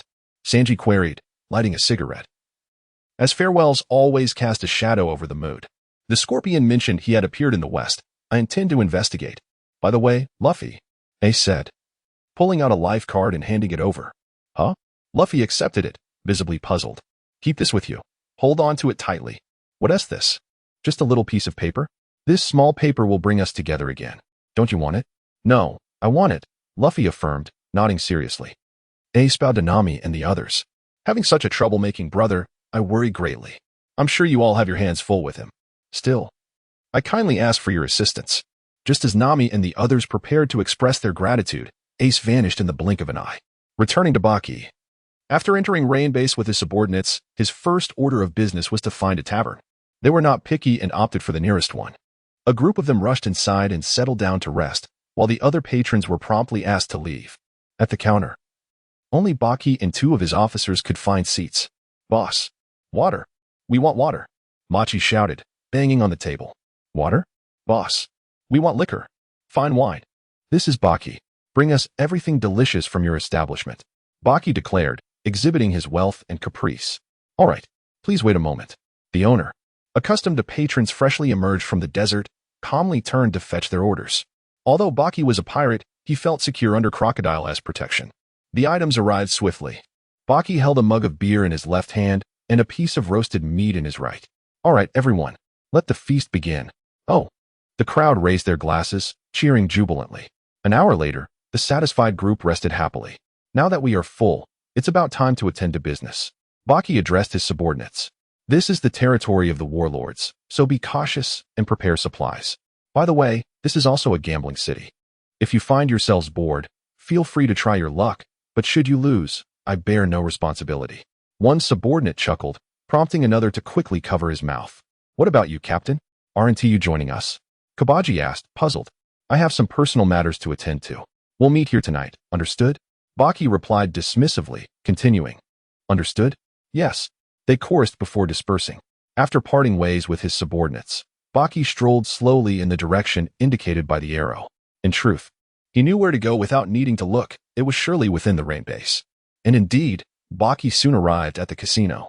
The hall overflowed with various gambling games, and the number of gamblers was substantial. However, Baki paid no heed to them and ascended the stairs directly. In no time, he reached a lavishly decorated room. Observing its opulence and reflecting on the system's peculiarities, Baki sighed. This must be Robin's room, right? No response. Tell me, how much do you truly adore women's rooms? Can't we change the scenery? Still, no reply. Fine, as long as I can level up. I wonder what Robin's treasures will be, Baki pondered, opening the door. To his astonishment, Baki found that the system had indeed changed the scene. However, it was not a new location. The room remained Robin's, yet this time it was not empty. Robin sat at the desk, a book in hand, staring blankly at herself. But she swiftly composed herself, placing the book down and rising. How did you end up here, Mr. Rednose? Would you believe me if I said I was lost? Baki replied, still somewhat dazed. What was he to do now? With her here, how could he take anything? Robin chuckled coldly. Where were you planning to go before you got lost? I can guide you there. Baki wore a look of exasperation. This woman was indeed endowed with a scheming nature. Taking a deep breath, he realized it was time to leverage the significance of his audacity. He began to search in the direction indicated by the system's arrow. Noticing Baki's silence, Robin chose not to interrupt, curious to see what rationale he might conjure. Eureka! Baki silently rejoiced as he spotted the treasure of their journey, a hat hanging on the wall, identical to the one atop Robin's head. Shang, why are you so fond of hats? Baki internally lamented. No response followed. Robin, Baki finally spoke, and Robin gazed at him with a bright smile. Actually, I am here to perform magic for you. Magic? Robin appeared bewildered. That excuse is rather feeble, don't you think? What excuse? Baki retorted. I speak only the truth. With that, he strode toward the hat. Upon reaching it, Baki pointed. See? It's right here, I assent it. Robin nodded with a smile, exhibiting a hint of curiosity. As soon as Bucky made contact, his hat was promptly consumed by the system. Disappeared, right? Bucky remarked, extending his arms and twirling around as if genuinely showcasing the feat to her. However, he had quietly made his way toward the door. Robin, with a look of astonishment, truly had not witnessed how the hat vanished. How was this accomplished? No response. Chapter 72. Can it be reverted? Robin, perplexed, glanced around. Where has everyone gone? Just then, a staff member entered, addressing her. Manager, the owner requests your presence. Robin nodded, reluctantly setting aside her concerns about Bucky. Meanwhile, our Bucky was somewhere in the casino hall. Stifling laughter. Surely, Robin must be utterly bewildered by now? The thought of her surprised expression made him chuckle heartily, though such behavior was not particularly conspicuous in the casino. Once he had calmed down, Bucky embarked on another significant endeavor. It was time to activate skills again. Sheng, come forth. What do you want? Stop disturbing my afternoon nap. Sheng emerged from behind the tree trunk, yawning. I called for you numerous times. Why did you not appear? Apologies, I was sound asleep. Sheng replied, solemnly bowing in midair. All right, it's not a matter of great importance. I merely wish to inquire if the fruit can awaken now. You must first elevate your body control to an intermediate level, with all attributes exceeding 1,000. For the first time, Sheng divulged the requirements to Bucky. Can the arm color be upgraded to intermediate? You need your strength attribute to surpass 1,000. Bucky glanced at his attributes. Although he had recently begun to pay attention to exercising, the progress was not particularly significant. Strength, 735, agility, 585, defense, 495. Frustrating. Then, I shall enhance my body control. Bucky was too lazy to ponder further. After all, it hardly mattered. If he couldn't win, he could always flee. The intermediate level of body control was successfully activated. Would you like to initiate the dungeon training mode? Yes. This time, I desire rubies. Heh. Shang let out a cold laugh, choosing to remain silent thereafter. Without further ado, Bucky began adapting to his body. This time, Unlike during the initial phase, the enhanced control merely made him more comfortable without requiring adjustment. However, if the improvement were too substantial, he would need to thoroughly study it. Firstly, his body's splitting ability had advanced once more. Taking fingers as an example. Previously, he could only split them once, but now he could divide a single finger into multiple segments, though Bucky hadn't yet discerned a practical use for this. Secondly, his ability to channel strength had improved, allowing him to concentrate power more naturally in specific areas, enhancing both offense and defense. Lastly, his balance had refined to the point where he could now split his legs midair, granting him greater freedom in flight through his devil fruit abilities. In less than an hour, Bucky emerged, though he bore no trace of joy from his newfound strength. La la la, I'm going back to sleep. Shang hummed a little tune before retreating. Damn it. Bucky glared resentfully at her retreating figure. This time, he had suffered a loss, having claimed both treasures. Bucky turned his attention once more to the tree's arrows. Still 2 red and 2 green. One red arrow pointed to Reluka Island, the other to Saint Island. Among the green arrows, one also indicated Reluka Island, while the other led to Goro Island. What the hell is this Reluka Island? Bucky muttered in confusion. Ah. Whatever, just follow the arrows. As for Saint Island, why did it seem so familiar? Damn it. He smacked his thigh in realization. Isn't that right here? And another one? Is the system suddenly handing out rewards? Now brimming with excitement, his earlier disappointment had completely vanished. However, Bucky wasn't in a hurry to claim it. After all, neither his hockey nor his devil fruit abilities met the conditions for advancement, and he had little interest in skills like swordsmanship. Besides, having just endured the desert ordeal, Bucky wasn't eager to suffer again so soon. A day of rest was in order. With a flicker of thought, the illusory tree vanished before Bucky's eyes. Surveying the gambling addicts around him, lost in their vice, he couldn't help but chuckle. Since he had nothing better to do, why not indulge a little? He exchanged some chips and began amusing himself. Of course, cheating was out of the question, just a harmless flutter to pass the time. Big, big, big. He roared excitedly alongside the other gamblers, though his bet was a mere 100 berries. Suddenly, someone rapped him sharply on the head. Who the hell? Got a death wish? Bucky spun around furiously, only to find a crowd of unfamiliar gamblers behind him. Red-Nosed Kuin, could you return my hat? Robin's voice whispered unexpectedly in his ear. Bucky glanced around, finding no one in sight. However, he soon recalled Robin's devil fruit abilities and looked further afield. Sure enough, there stood Robin on the second floor railing, smiling gently at him. Calmly, Bucky approached her. Under Robin's gaze, he slowly shook his head. Robin expressed her desire to strike someone. Meanwhile, the crew, having parted ways with Ace, arrived at their destination, Yuba. However, they encountered unforeseen complications. Due to inclement weather, the rebel forces had vacated the area, relocating to Katarina, which meant they had to retrace their steps. Although somewhat resigned, the group chose to return. Yet, midway through their journey, another situation arose. Luffy suddenly halted without warning, sitting beneath a tree and refusing to move. Usopp was taken aback. Hey, Luffy, what's going on? Nami, equally perplexed, called out to him. Luffy, with a sullen expression, declared, I'm done. The others looked bewildered. Sanji stepped forward, admonishing, this is not the time for stubbornness. If the millions of people in this country were to rise in conflict, the consequences would be dire. This is for Vivi. Let us go. Luffy shrugged off Sanji's hand, exclaiming, this is so boring. What did you say, you jerk? Sanji retorted angrily. Ignoring him, Luffy turned to Vivi, stating that even if they stopped the rebels, could they really thwart Crocodile? Arriving at Katarina would prove futile, as they were pirates after all. Not going is even better. Sanji, no longer angry, merely scoffed, recognizing that while Luffy's words were often unfiltered, they struck a chord. Luffy closed his eyes and asked, you don't want anyone to die, right? Even in a riot involving millions, you still wish for everyone to be safe. Don't you think that es Navi? Vivi, lifting her hat, exclaimed. What is wrong with that? I don't want anyone to lose their life. What is wrong with that? People will die, Luffy replied, opening his eyes and looking at her calmly. With a sudden motion, Vivi punched Luffy in the face. Please stop saying such things. Everyone is innocent. In response, Luffy returned the punch, though he didn't exert much force. Then why are you betting your life on this? Vivi's eyes glistened with tears. I have no other stakes left to gamble. Luffy interrupted. At the very least, we should wager our lives too. We are partners, aren't we? Chapter 73. We want to know ultimately, Luffy and his companions altered their course, heading towards the rain base. Meanwhile, Buggy continued to engage Robin in conversation. Why can't it change back? That was my favorite hat. Robin maintained her smile, yet Buggy sensed an ominous aura. Well, magic often comes with unexpected surprises. I suppose your hat just had a stroke of bad luck, Buggy remarked, attempting to make a discreet exit. Heh, Robin scoffed coldly. You think you can just leave? Aren't you going to compensate me? Compensate? Sure. Just tell me what style you want, and I'll buy it. Buggy gritted his teeth, acknowledging his own fault. He might as well accept his fate this time. I want one exactly like the previous one. Do you remember what it looked like? Robin continued to smile, surprisingly intrigued by this trivial matter.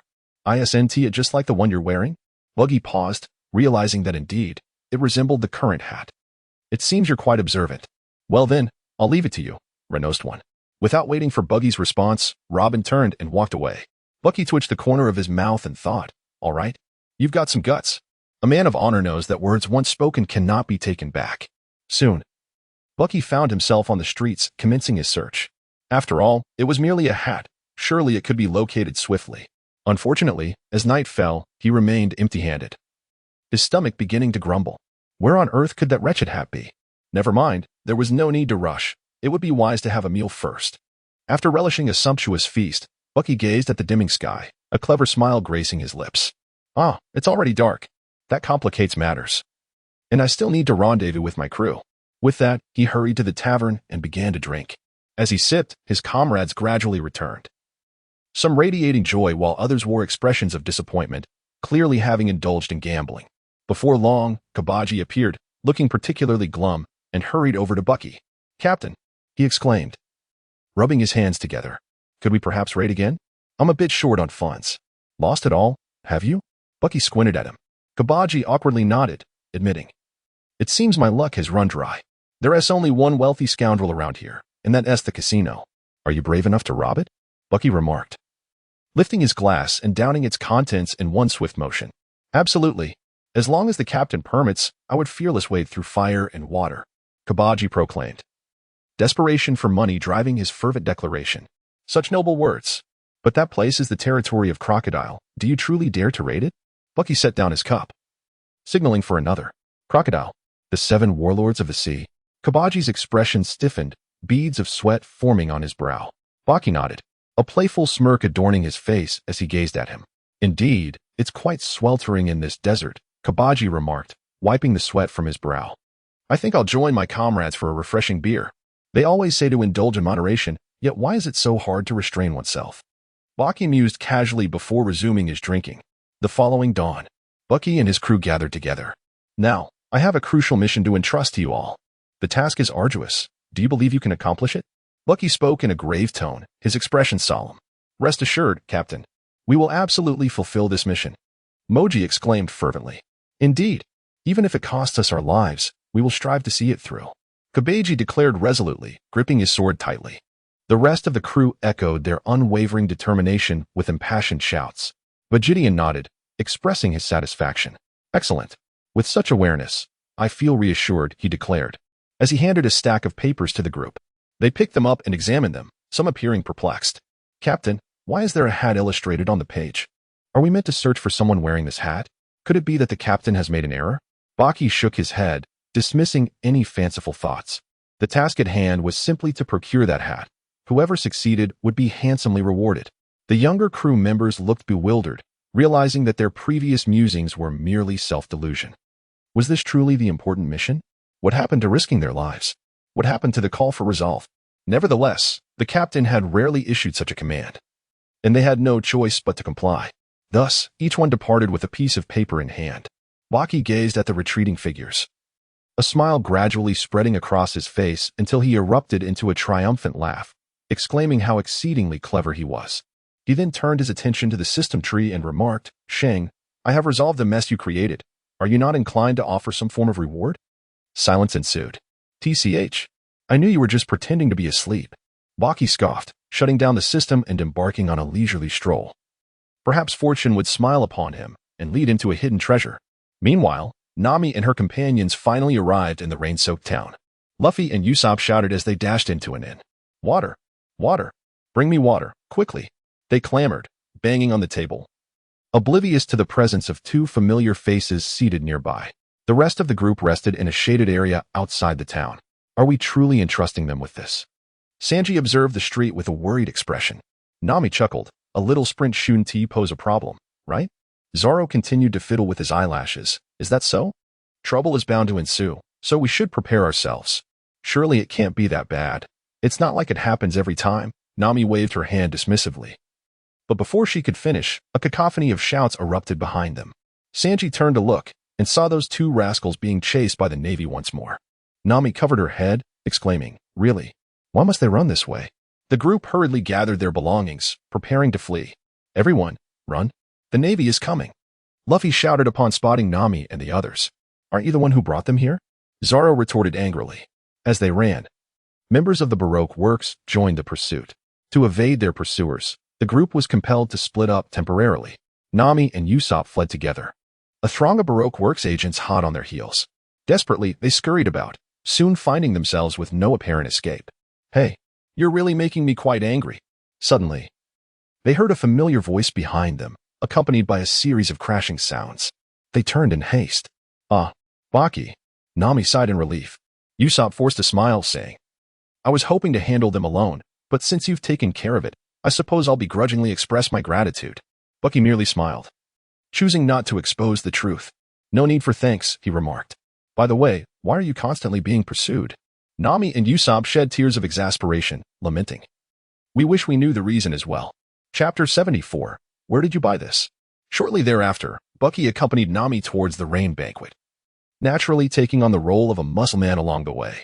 It wasn't long before Zoro and Luffy also made their appearance, closely followed by Smoker. "What brings you here?" "Clown Bucky?" Smoker inquired, his demeanor turning cautious upon sighting Bucky, aware that he was a formidable adversary. Baki disregarded him, instead focusing on the eager Luffy, his expression one of exasperation. "Are you really planning to charge in?" "Indeed. I shall send Crocodile flying," Luffy declared, exhaling a puff of air, brimming with confidence. "Hey, don't ignore me, you jerk," Smoker exclaimed, his head practically steaming with rage, and I mean literally steaming. Baki remained indifferent to him, and he resolved to impart some wisdom to Luffy. "Can you defeat Smoker?" he inquired. "No, my fists are of no consequence against that fellow," Luffy replied, shaking his head with candor. "Crocodile is far more formidable than Smoker. Do you believe you can prevail?" Baki warned with earnest gravity. "I understand." Luffy nodded in acknowledgement. "Do not underestimate others. This time, I shall not allow your escape," Smoker shouted, launching a punch toward them. Baki swiftly turned and blocked the punch, exclaiming, "Why are you always trailing us? Isn't it bothersome? I'll send you flying." Just then, a loud shout from Luffy echoed from behind, and upon glancing back, Baki noticed that Luffy was already sprinting toward the main gate. Bucky, overwhelmed with frustration, exclaimed, "What do you know?" Usopp patted him on the shoulder, offering a semblance of consolation. "Take heart. You'll grow accustomed to it." With that, he dashed off after Luffy. Bucky, resigned to the chaos, decided to follow suit. His intentions focused on safeguarding Nami. "Curse be it. I shall not allow your escape," Smoker declared, shaking off his hands as he pursued them. Inside the casino, Luffy raised his voice, calling out, "Crocodile, step forth." Nami struck him on the head, exasperated, yelling like that won't draw him out. "Indeed," she added. "The opponent is a national hero. Do you truly wish to make enemies of everyone here?" Usopp mirrored her concern, pondering, and without Vivi. Who even knows what Crocodile looks like? Speaking of which, where has Vivi gone? Nami questioned, equally perplexed. In unison, the three exchanged glances and shouted, "Vivi! Crocodile! Where are you?" As Baki stepped through the door, he was greeted by a rather amusing scene. A smirk tugged at the corners of his mouth as he remarked, "Nami, how has Luffy led you astray?" Smoker made a reappearance, clearly still quite taken with her. Baki cast an amused glance at Luffy, who appeared rather exasperated. "That guy is truly bothersome," Luffy grumbled, before darting off in a random direction, which fortuitously happened to lead to the entrance of the VIP room. As he ran, a fork in the path emerged, with clear signage indicating that the left led to the VIP room while the right directed toward the pirates. Baki, fully aware of the situation, wore an expression of resignation. Understanding the circumstances was one thing, but following Luffy was another matter entirely. Thus, he found himself pondering whether to accompany him or not. Bucky had yet to make a decision, while everyone else had already turned left, and he instinctively followed Nami. Just as he realized what was happening, the mechanism activated and began to descend. Buggy embraced Nami, ascending gracefully with the moonwalk technique. Faintly hearing the astonished murmurs of the crowd below, What on earth is happening? Came Smoker's incredulous voice. How could I fall for this? Exclaimed Zoro. Above. Nami gazed at Buggy, her expression one of bewilderment. This turn of events had taken her by surprise. So, you all are here merely for comedic effect, then? Buggy sighed. Conceding. Well, I have a brilliant idea. Would you care to give it a try? What idea? Nami replied, her tone laced with skepticism. For the individual before her was hardly a paragon of reliability. Without further ado, Buggy scooped Nami into his arms and leapt down, declaring, "Let's rendezvous with Luffy." Ah! Nami screamed in fright. Buggy erupted into hearty laughter, exclaiming, "You dare to steal my treasure. How thrilling." Soon, they both descended to the ground, however, as Buggy held Nami. Their landing was secure. You two have fallen as well? Luffy observed Buggy and Nami with an air of composure, remarking on the cleverness of the trap. Usopp, equally unfazed, concurred. Indeed, there was no way to avoid it. This is truly the essence of treachery. Buggy nodded with a wicked sense of amusement. Boom, boom, boom. Nami achieved a triple kill. Are you all fools? This trap could have been evaded. And Buggy, what on earth are you doing? Why did you jump down again? You've played right into the enemy's hands. Nami shouted furiously. Meanwhile, Luffy suddenly collapsed onto the ground, exclaiming, I haven't been able to exert any strength since earlier. Seizing the opportunity, Smoker swung his weapon towards him. Baki swiftly maneuvered in front of him, catching the 10 hands, and questioned, Who do you intend to strike? Have I consented to this? Well done, Baki. Nami praised him. Humph. Smoker snorted disdainfully and stepped back. Meanwhile, Luffy appeared lifeless, utterly devoid of energy. Observing the bewildered expressions on Nami and the others, Baki felt compelled to elucidate the nature of Sea Prism Stone. After listening, Nami nodded, realizing that the barrier was indeed constructed from this substance. Otherwise, how could this fellow remain unable to transform into smoke and escape? Baki remarked, casting a glance at Smoker. Now, hurry and take us up. Nami implored Baki, seeing him as their last hope. Indeed, red-nosed uncle, can't you fly? Usopp echoed, his face radiating anticipation. Baki revealed a grim smile, saying, Nami, those treasures, never mind. We might as well wait for death here. Before Baki could finish his words, Nami had already plopped down on the ground, crossing her arms and taking a break. You two truly make a perfect match, Zoro commented with a hint of sarcasm. Surprised that there was someone who could make Nami falter when it came to treasures. This is hardly the time for your childish outbursts. Usopp exclaimed, equally exasperated. It was rare for Luffy to remain calm, yet Nami was the one who seemed to be losing her composure. You are quite the surprise to me. A raspy voice suddenly echoed from outside the cage. But since we're all destined for the same fate, do as you please. The group turned to see a red chair slowly rotating towards them, revealing a man draped in a brown cloak, a scar running across his face, none other than Crocodile. Is that guy really one of the 7 warlords? Zoro thought cautiously, sensing an aura of extreme danger. He has an even more loathsome face than I imagined, Smoker remarked, visibly displeased as he detested the warlords the most. What an impressive chair you have. Where did you buy it? Baki interjected. What are you even paying attention to? Chapter 75. Would you like some meat? Are you Crocodile? Luffy suddenly slammed his fist onto the ground. Crocodile stood, intrigued by Luffy's boldness. Hey, you jerk. Let's settle this once and for all. Luffy shouted, leaning against the railing, but soon slumped down weakly. Are you an idiot? I told you not to touch that railing. Usopp yelled in frustration. Baki patted his shoulder. Seems you're not accustomed to this either. Straw Hat Luffy. I must commend you for making it this far. I'll take great pleasure in ending you, but you'll have to wait a little longer. After all, the guest of honor hasn't arrived yet, Crocodile remarked with a sinister grin. Guest of honor? Nami blinked in confusion. My partner has gone to fetch her, Crocodile rasped. Though his smile remained. Baki, however, was growing impatient. This guy just won't stop posturing, will he? But picking a fight now seemed unwise. Best to wait and observe. As time dragged on, boredom set in. Baki proposed a game of imitation. I'll do Chopper, he declared, splitting his torso into miniature Bakis, flailing his limbs comically. Even if you praise me, I want to be happy, you idiot. Haha, that's spot on. Luffy and Usopp roared with laughter, clapping wildly. Baki himself dissolved into giggles. Next was Luffy's turn. Mimicking Sanji, he pursed his lips and pretended to hold a cigarette. Did you eat the meat? Another round of uproarious laughter followed, the trio rolling on the floor in hysterics. Finally, Usopp stepped up. I'll do Nami, he announced, lowering his head with a dark expression. I haven't forgotten the money you owe me. Thud, thud, thud. Will you all take this seriously? We're in a dire situation. And this is how you behave? We're just bored. Luffy whined. Yeah, exactly. Baki nodded in agreement. Can't help it if we're stuck here, Usopp added. That's why it's a dire situation. Usopp weakly interjected. Just roll away with those treasures. Renault's uncle, it is not the time to be stubborn. What are treasures compared to one's life? Usopp resolved to urge once more. Baki shook his head resolutely, his stance unyielding on this matter. Relax, everything will be fine, he reassured. Usopp could only heave a helpless sigh. Thud. Nami's foul mood found its unfortunate target in Zoro, who was abruptly awakened by a punch. Morning already? Zoro mumbled groggily, blinking in confusion. It's noon, you idiot. Every single one of you is utterly unreliable. Nami fumed, her patience wearing dangerously thin. What a spirited young lady. Crocodile mused, swirling his wine glass as Nami's outburst echoed through the room. Nami turned her fiery glare toward him. While Baki's attention was irresistibly drawn to the lavish feast spread before them, a thought flickered through his mind. He tested his ability discreetly, confirming he could still separate his body parts here. Perfect.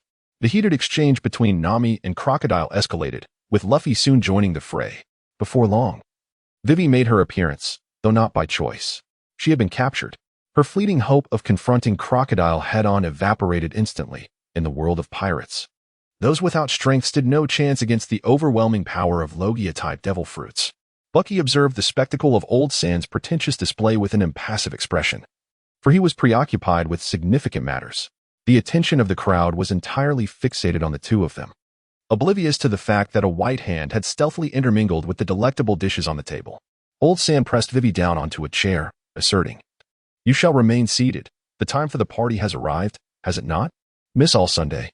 Robin produced a clock, a subtle smile gracing her lips. As she noted the clock striking past midnight, signaling the commencement of the utopian operation, the gathering fell into a momentary stupor. What was this utopian operation? The only response came from Crocodile's boisterous laughter. After a prolonged fit of mirth, he was about to speak when another voice interjected. Luffy, care for some meat? It was none other than Bucky. Of course, but I'm currently trapped in this cage. Are you an idiot, red-nosed uncle? Luffy retorted with a look of disdain. You have no right to say that. Bucky fumed as he seized Luffy and hurled him aside.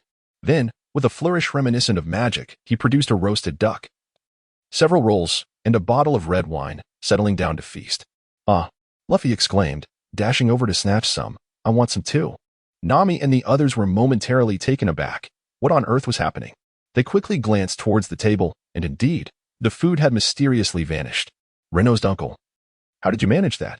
Usopp exclaimed, his face a picture of astonishment, before he too joined the fray for meat. For they had only drunk water upon arrival and were now famished. Share some of that wine with me. Zoro chimed in, having not even sipped water. The sight of the wine was tantalizing to him. Bucky swiftly shielded the roast duck, yet he passed the red wine to Zoro without hesitation. Thud. Bang. Thud. Bang. Nami delivered 2 punches and 2 kicks, 4 men collapsed in an instant. You 4. Couldn't you assess the situation properly? Smoker pinched the bridge of his nose in exasperation, wondering just what kind of absurd pirates he was even pursuing. Outside the cage, Crocodile spared no further thought to the matter. In his current state of arrogance, the presence of a thieving little rodent hardly concerned him. Let them eat their fill before their final journey. What difference does it make? Upon hearing this, Buggy was enraged. How dare he insult me like that? Just wait until I finish my meal, and you shall see. Robin couldn't help but stifle a laugh, though she quickly masked it, ensuring no one noticed. Vivi was engulfed in her own heavy thoughts, lacking the leisure to find humor. She glared fiercely at Crocodile and demanded, "What exactly do you mean by that?" Crocodile laughed heartily once more, regaling everyone with tales of his flawless scheme, or rather, boasting about it. The plan has already commenced.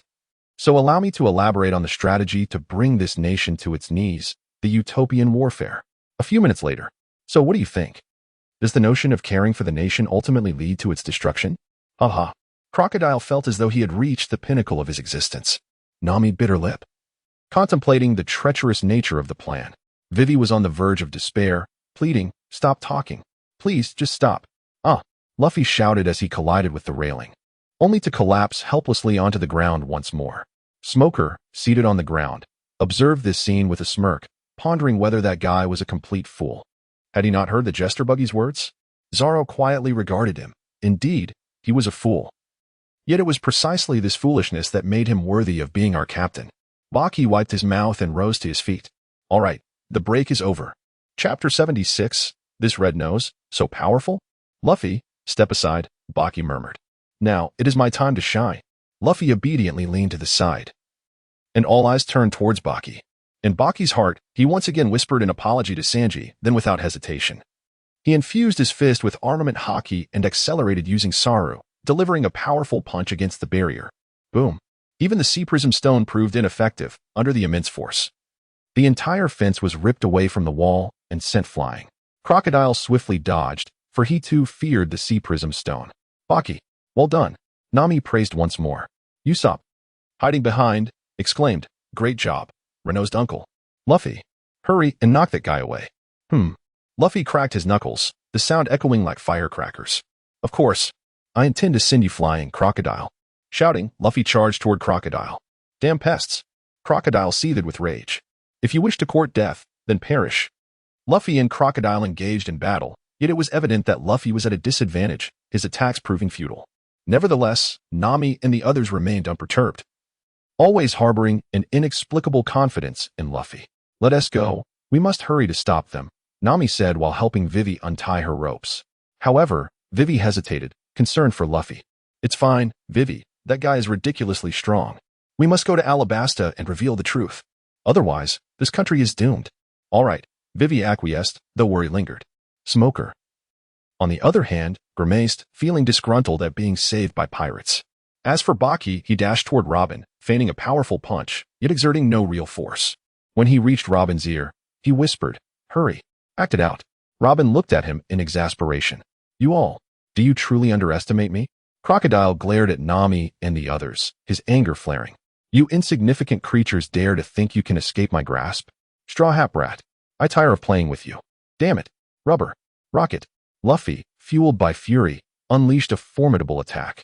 Alas, the outcome remained unchanged. His arm merely passed through Crocodile. Yet, it was not entirely without consequence. Luffy shattered the glass wall, allowing the sea to surge in. Moreover, with the emergence of a breach, other areas began to fracture under the combined onslaught of the seawater and the banana crocodiles. Crocodile, familiar with the surroundings, immediately transformed into sand and darted toward the exit upon witnessing Luffy's destruction of the glass. Robin, too, whispered a quick run into Baki's ear before swiftly retreating. Bucky had no desire to soak in seawater, though he followed along in the escape. As for the others, they wouldn't die anyway, so he didn't care. Nami, if Bucky took her away, there was no guarantee Luffy and the others would survive. The rest were still dazed when seawater splashed out, immediately incapacitating Smoker and Luffy. True to the original events, Luffy ordered Zoro to rescue Smoker.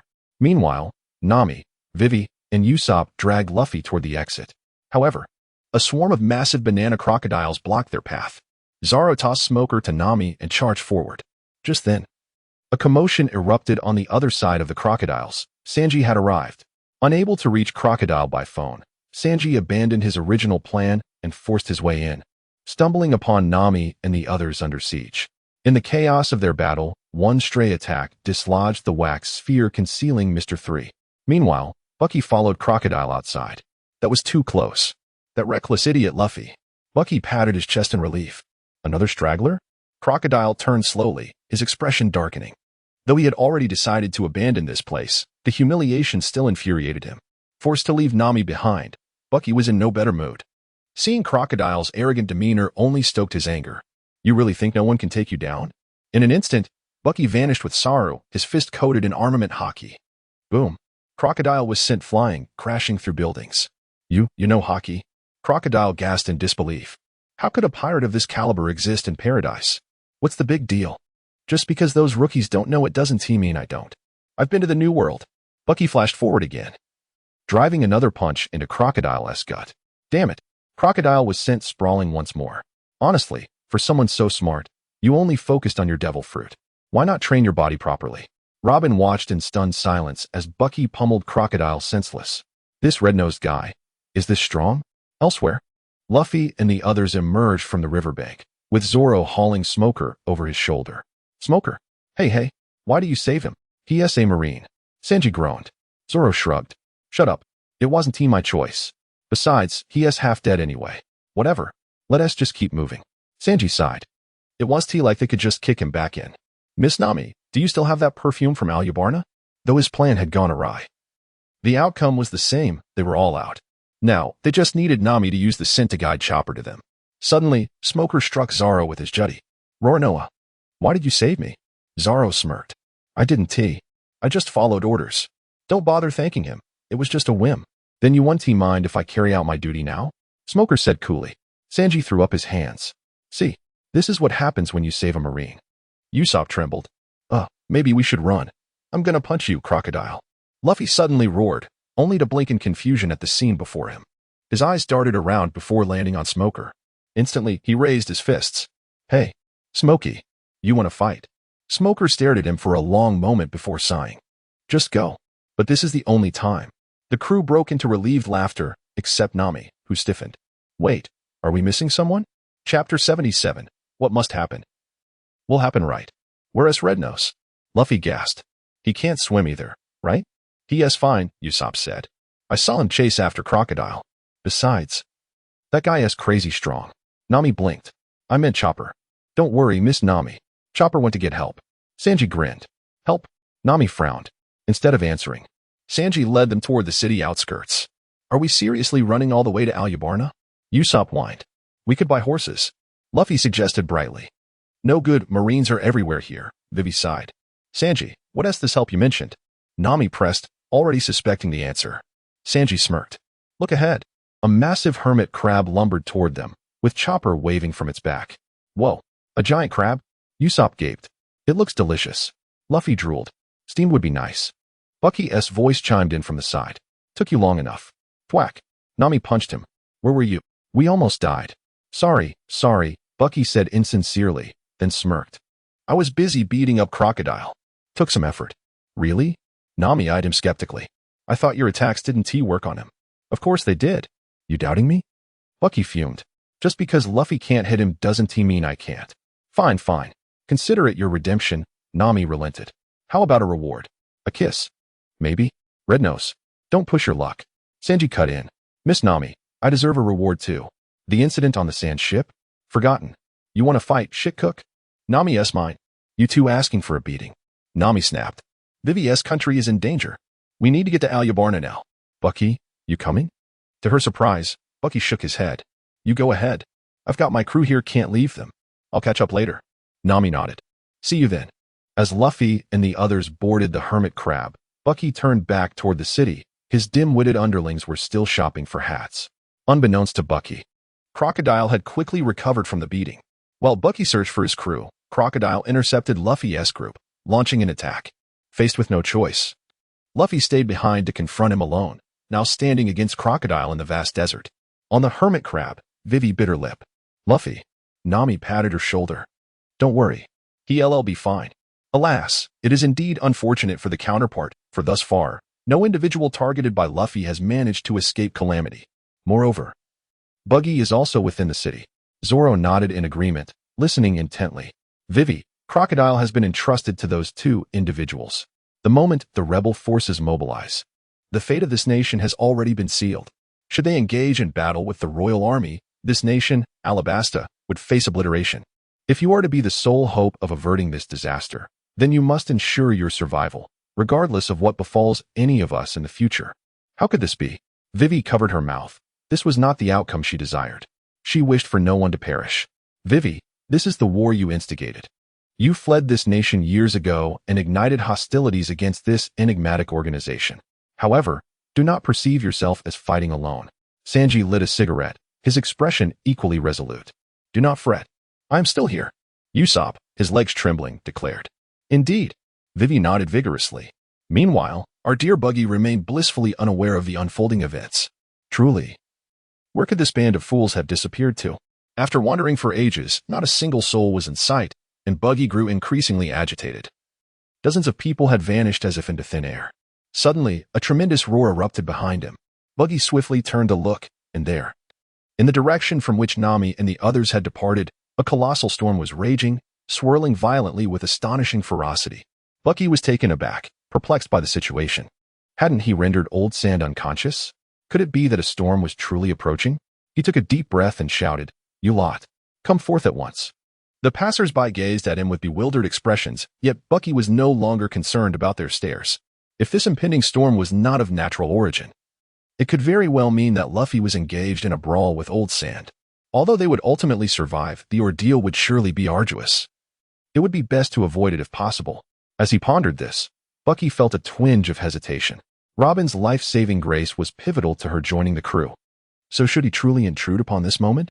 Just then, as Bucky wavered in his decision, a subordinate who had overheard the commotion appeared, albeit stealthily. Baki followed him into a narrow alley where most of the underlings had gathered, along with Kabaji. "I was wondering why I couldn't find you. It turns out you were all holed up here. What on earth is going on?" Baki exclaimed, his expression filled with anger. "Captain, there are Navy soldiers." Kabaji, acutely aware of his own capabilities, felt confident against the enlisted men, but encountering an officer would pose a significant threat. Bucky pondered for a moment, then sighed, asking how many more were missing. There were still Machi, Licky, and 3 other brothers. Kabaji had already counted them. "Let us go find them. A mere navy does not frighten me." As he spoke, Bucky stepped out of the alley, resolute in his decision to let Luffy face failure for once. So he would learn the importance of self-protection. Yes, his underlings cheered, following closely behind, their confidence bolstered by their captain's presence. Soon, Bucky and his crew sauntered down the street in search of their companions, and before long, they were gathered together. Subsequently, Bucky scavenged a substantial amount of food, fresh water, and medical supplies, even acquiring a horse for each of his men. By this time, the sun had set. Chapter 78, The Battle Begins in the Desert.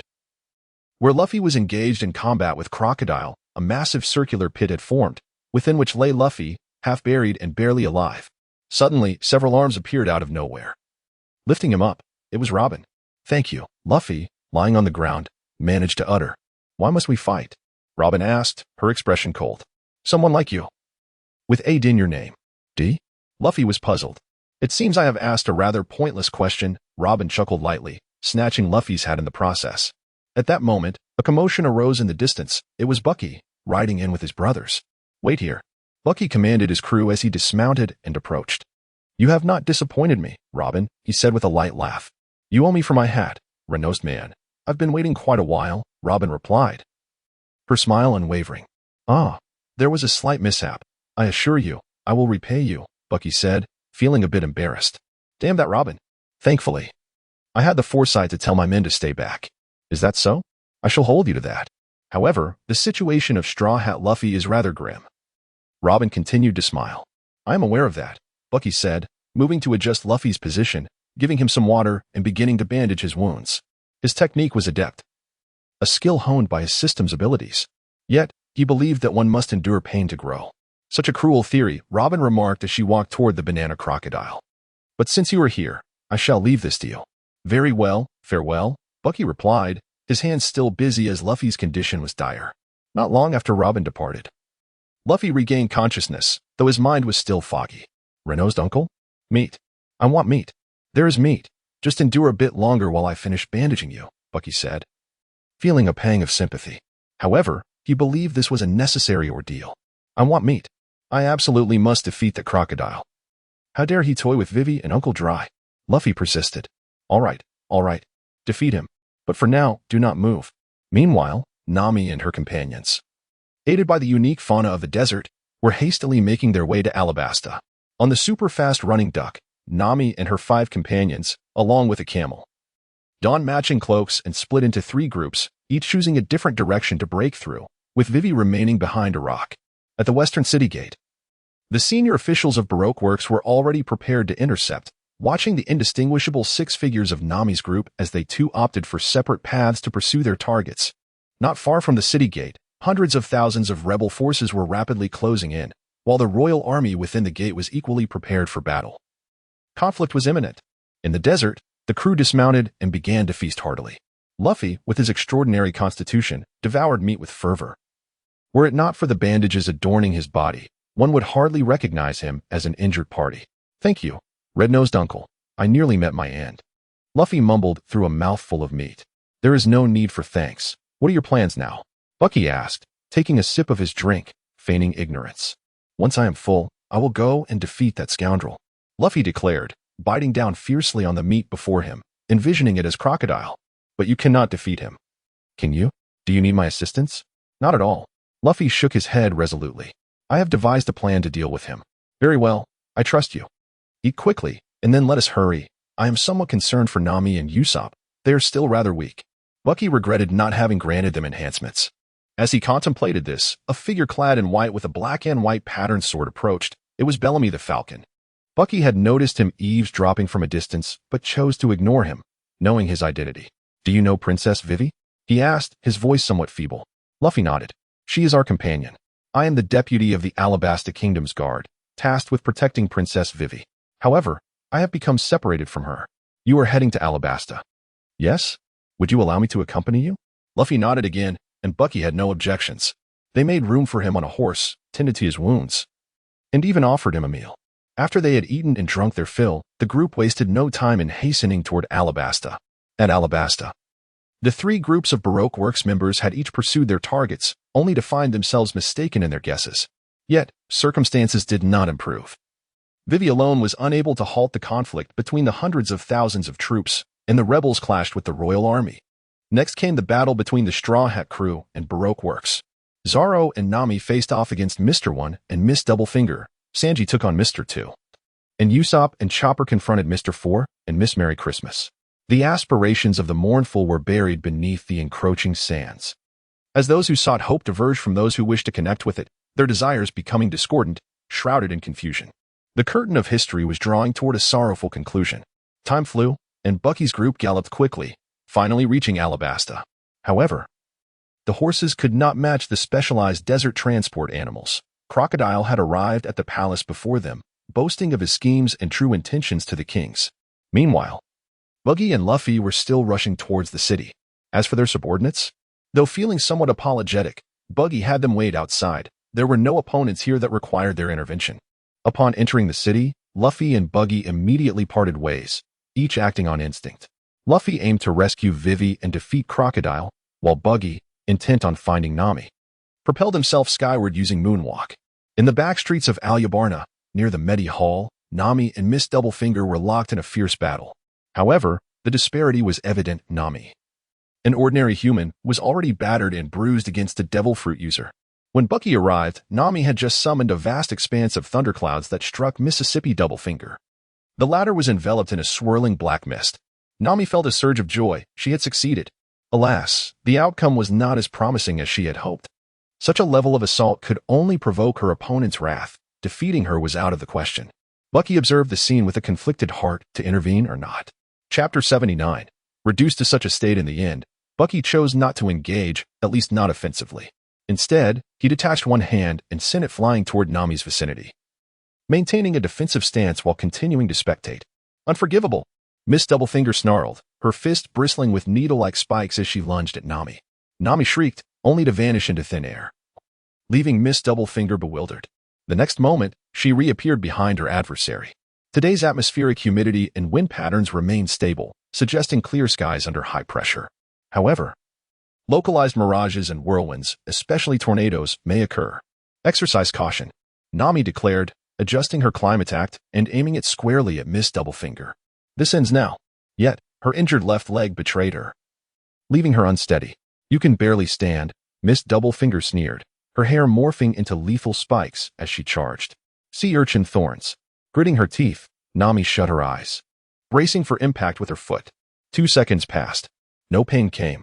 Cautiously, she opened her eyes, only to find the deadly spikes frozen mere centimeters from her soul. Seizing the moment, she triggered her weapon. Tornado tempo. Bang. Bang. 2 startling explosions erupted, followed by a pair of small pigeons fluttering out from the climate act, cooing innocently. Nami blinked in utter confusion. What in the world? Usopp's prank. Miss Doublefinger scoffed. A cheap trick. Pathetic. But as they stood distracted, the pigeons coiled around her, spinning faster and faster until, with a resounding boom, she was catapulted through 2 solid walls. Exhaling in relief, Nami slumped against the remaining wall. Such stubborn pride. Bucky's voice murmured beside her. Startled, she turned to see him approaching leisurely. You bastard. Where were you? I nearly died. She snapped, though her tone carried more exasperation than anger. As Buggy approached her, he remarked, I've been here for quite some time. I merely wish to provide you with an opportunity to shine. Thud. You scoundrel, Buggy. Nevertheless, Nami smiled broadly, realizing she was still capable of assisting others. All right, all right. You're impressive, Buggy conceded, already tending to Nami's wounds with a seriousness that surpassed his previous efforts in rescuing Luffy. To think you were actually a doctor? Nami exclaimed, astonished by Buggy's deafness. What do you expect? How else do you think you managed to endure until you reached Chopper? Buggy replied gruffly, his hands working tirelessly.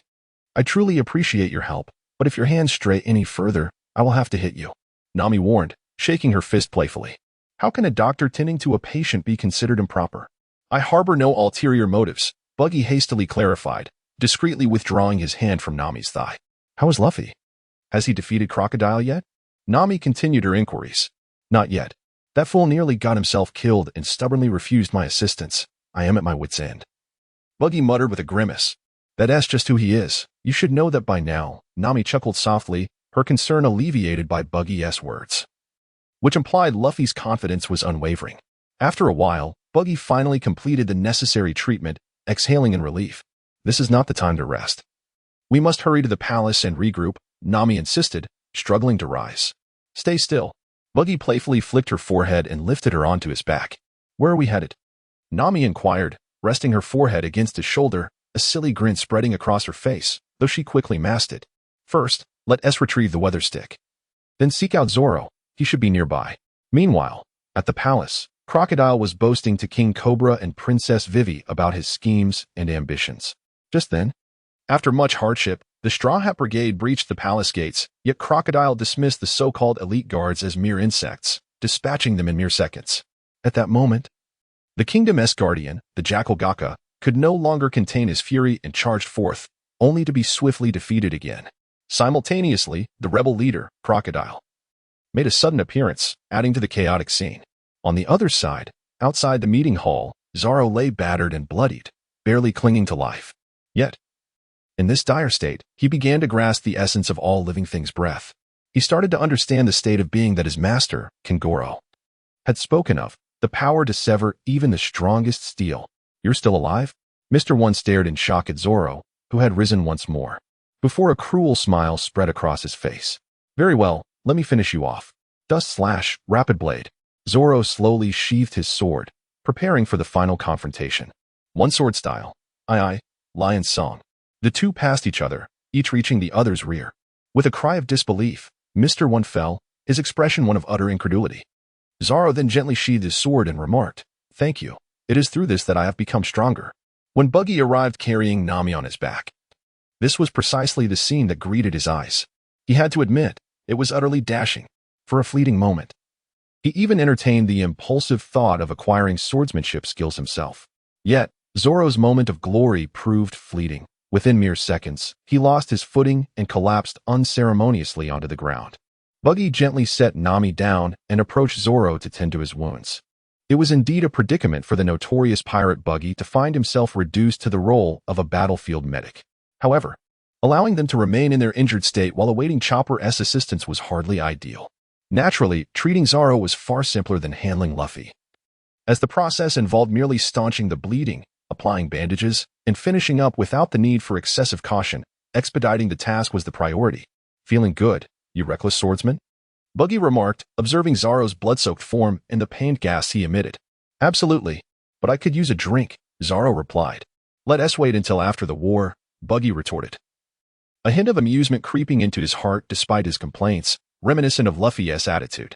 Before long, Buggy completed the bandaging, and Zoro, displaying remarkable resilience, rose to his feet. Let us go and regroup with them, he declared. Baki nodded and carefully lifted Nami onto his back. Let us go, he urged. Zoro glanced at the exquisite bandages adorning Nami's body, then at his own, his lips twitching. Hey, you red-nosed fool. Is this truly the handiwork of the same person? Chapter 80. The discrepancy in treatment. I still lack proficiency in my skills. Fluctuations in ability are to be expected, Baki claimed nonchalantly, his heart steady as he spoke. Let us not dwell on this. We must hurry and join them. Curse it. Zoro gritted his teeth and followed suit. Meanwhile, at the palace, Vivi and Koza stood before the troops, attempting to persuade them to surrender and avert conflict. Unfortunately, as Koza spoke on the front lines, He was assassinated by a member of Baroque works hidden among the two armies. Crocodile then conjured a fierce sandstorm, rendering Vivi's voice inaudible to the soldiers. Provoked by the escalating tensions, the troops finally engaged in battle. Helpless, Vivi found herself grasped by the throat, lifted into the air by Crocodile. Your idealism is both grotesque and impractical. Only those with strength can speak of reality, and you lack the qualification. Crocodile observed her with a smile. Even if it is ugly, I will not give up. I am the princess of this nation. I will save my country. Vivi gasped in pain, struggling to articulate her resolve. In just 15 minutes, your Navi desire to save everything will lead to the demise of your beloved citizens. Crocodile exclaimed, laughing heartily. What folly! What talk of quelling rebellion! What salvation for the kingdom! It is your tedious game of ideals that brings forth innocent sacrifices. Let me tell you, you cannot save this country. Farewell, princess.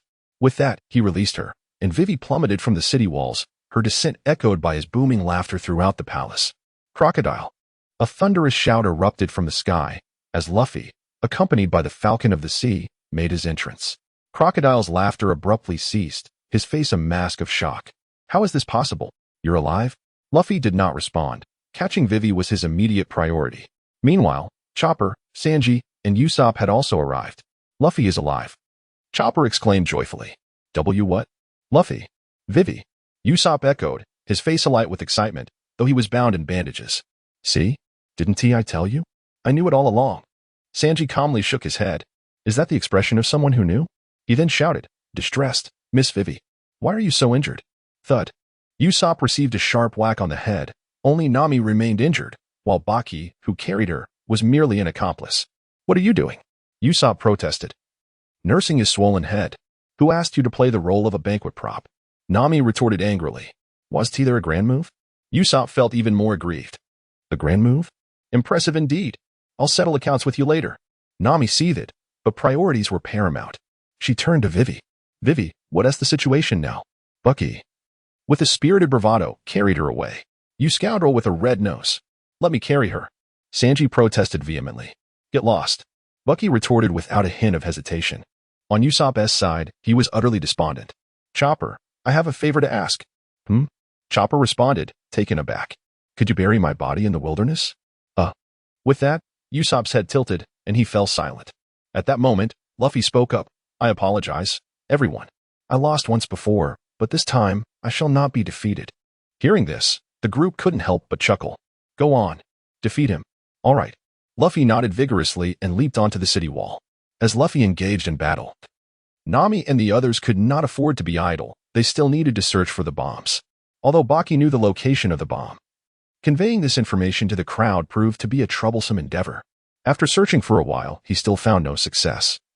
And the people began to feel a sense of panic. Suddenly, Buggy turned to Vivi and inquired.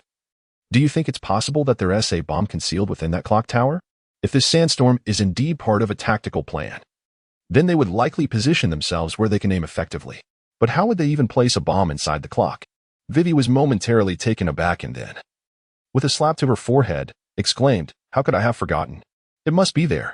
Everyone was momentarily stunned, and Buggy feigned a look of confusion. Vivi elaborated.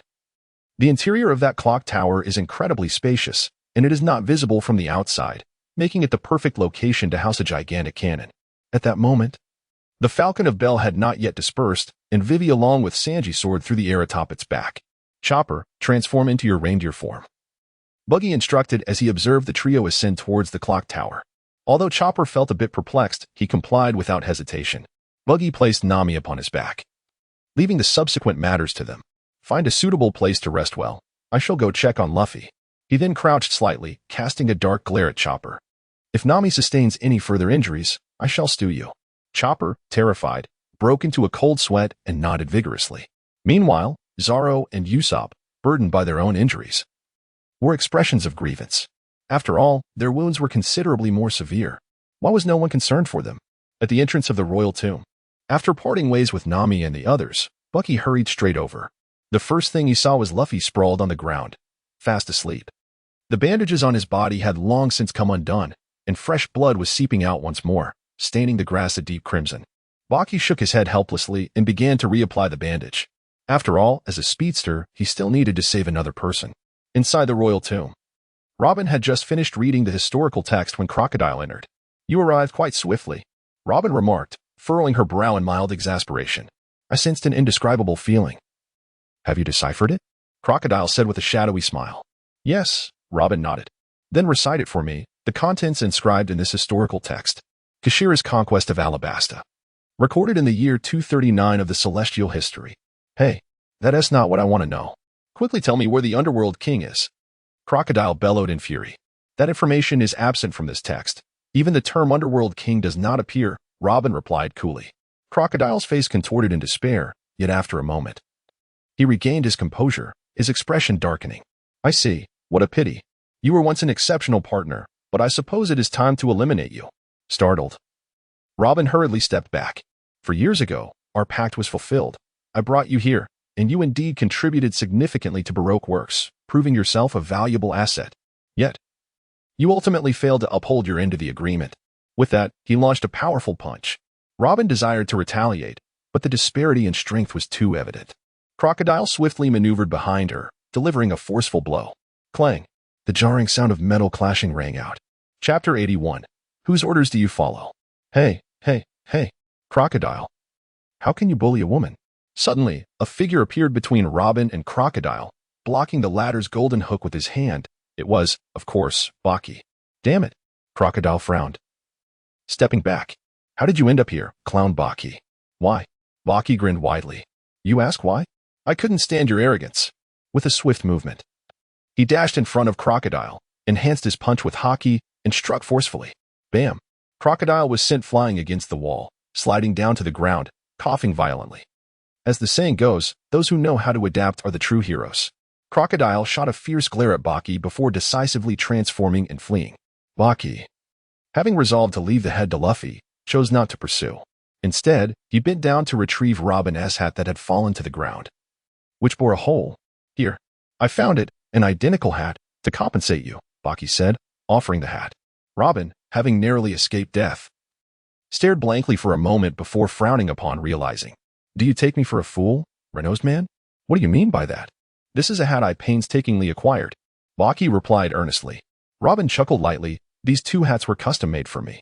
Where did you procure yours? Your hat looks splendid. The craftsman saw a business opportunity and produced many identical hats for sale. Baki continued his nonsensical banter. Oh, really? Then what about the hole in it? Robin pointed to the hole created by Crocodile's golden hook, smiling as she spoke. Bucky's eyes widened in astonishment. Are you not aware? This is the latest fashion. Robin's lips twitched slightly, realizing the kind of person Bucky truly was. I cannot comprehend what you were saying, Bucky persisted, continuing his performance. Never mind, Robin sighed, shaking his head, wishing to disengage from the topic. You have certainly endured much, cunning Mr. Rednose. And, thank you. No need for thanks. I prefer practicality, Bucky replied. As Bucky spoke, the ground suddenly trembled violently.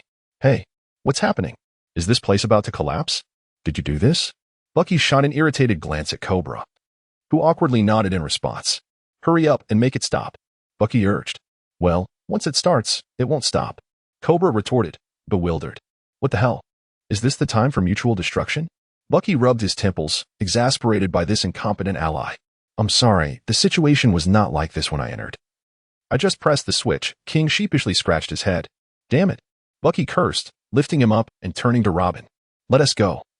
There is nothing here that you desire, right? Robin nodded and followed suit. Outside the entrance, on the grassy ground, Luffy suddenly awakened. I'm well rested, he exclaimed, still a bit dazed. Wait, I couldn't move my body, so I just took a nap. What was I supposed to be doing? A second later, it's Crocodile. I'm going to knock him away. He SH on Bucky's side. As the trio stepped outside, Luffy and Crocodile were already locked in a fierce battle. However, judging by the situation, Luffy remained at a clear disadvantage. Or rather, against Crocodile's venomous golden hook, he simply couldn't unleash his full potential. Bucky cast a fleeting glance before turning away, utterly unconcerned about Luffy's situation. His instincts drew him toward Nami's direction, where an ominous premonition lingered in the air. Aren't you going to assist? Robin inquired, perplexed by Bucky's indifferent stride as he passed by without hesitation. Baki grinned wickedly. That bastard never wanted my help in the first place. You stay here and keep watch. I've got other matters to attend to. With that, he unceremoniously dropped King Cobra onto the ground. Take a good look at what this man has done for your daughter. Why should I stay? Robin frowned in displeasure. Because we're Nakama. You understand nothing. Luffy's furious roar echoed in her ears. Stunned, she found herself actually watching. This Straw Hat captain was different, after all. King Cobra, too, settled himself on the ground. The fate of the nation now rested in the hands of this reckless boy. As for Baki, he sprinted toward the plaza. Nami and the others should still be there, right? Chapter 82. Rain brings hope, damn it. Of course they wouldn't just sit still. Baki scoured the area where he'd left them, but Nami and the others were nowhere to be found. Grumbling under his breath, he quickened his pace toward the clock tower. They were too kind to even protect themselves properly. Unacceptable. Atop the clock tower, thanks to Baki's intervention, Vivi and her group had arrived early and swiftly dispatched Mr. 7 and Mississippi Father's Day.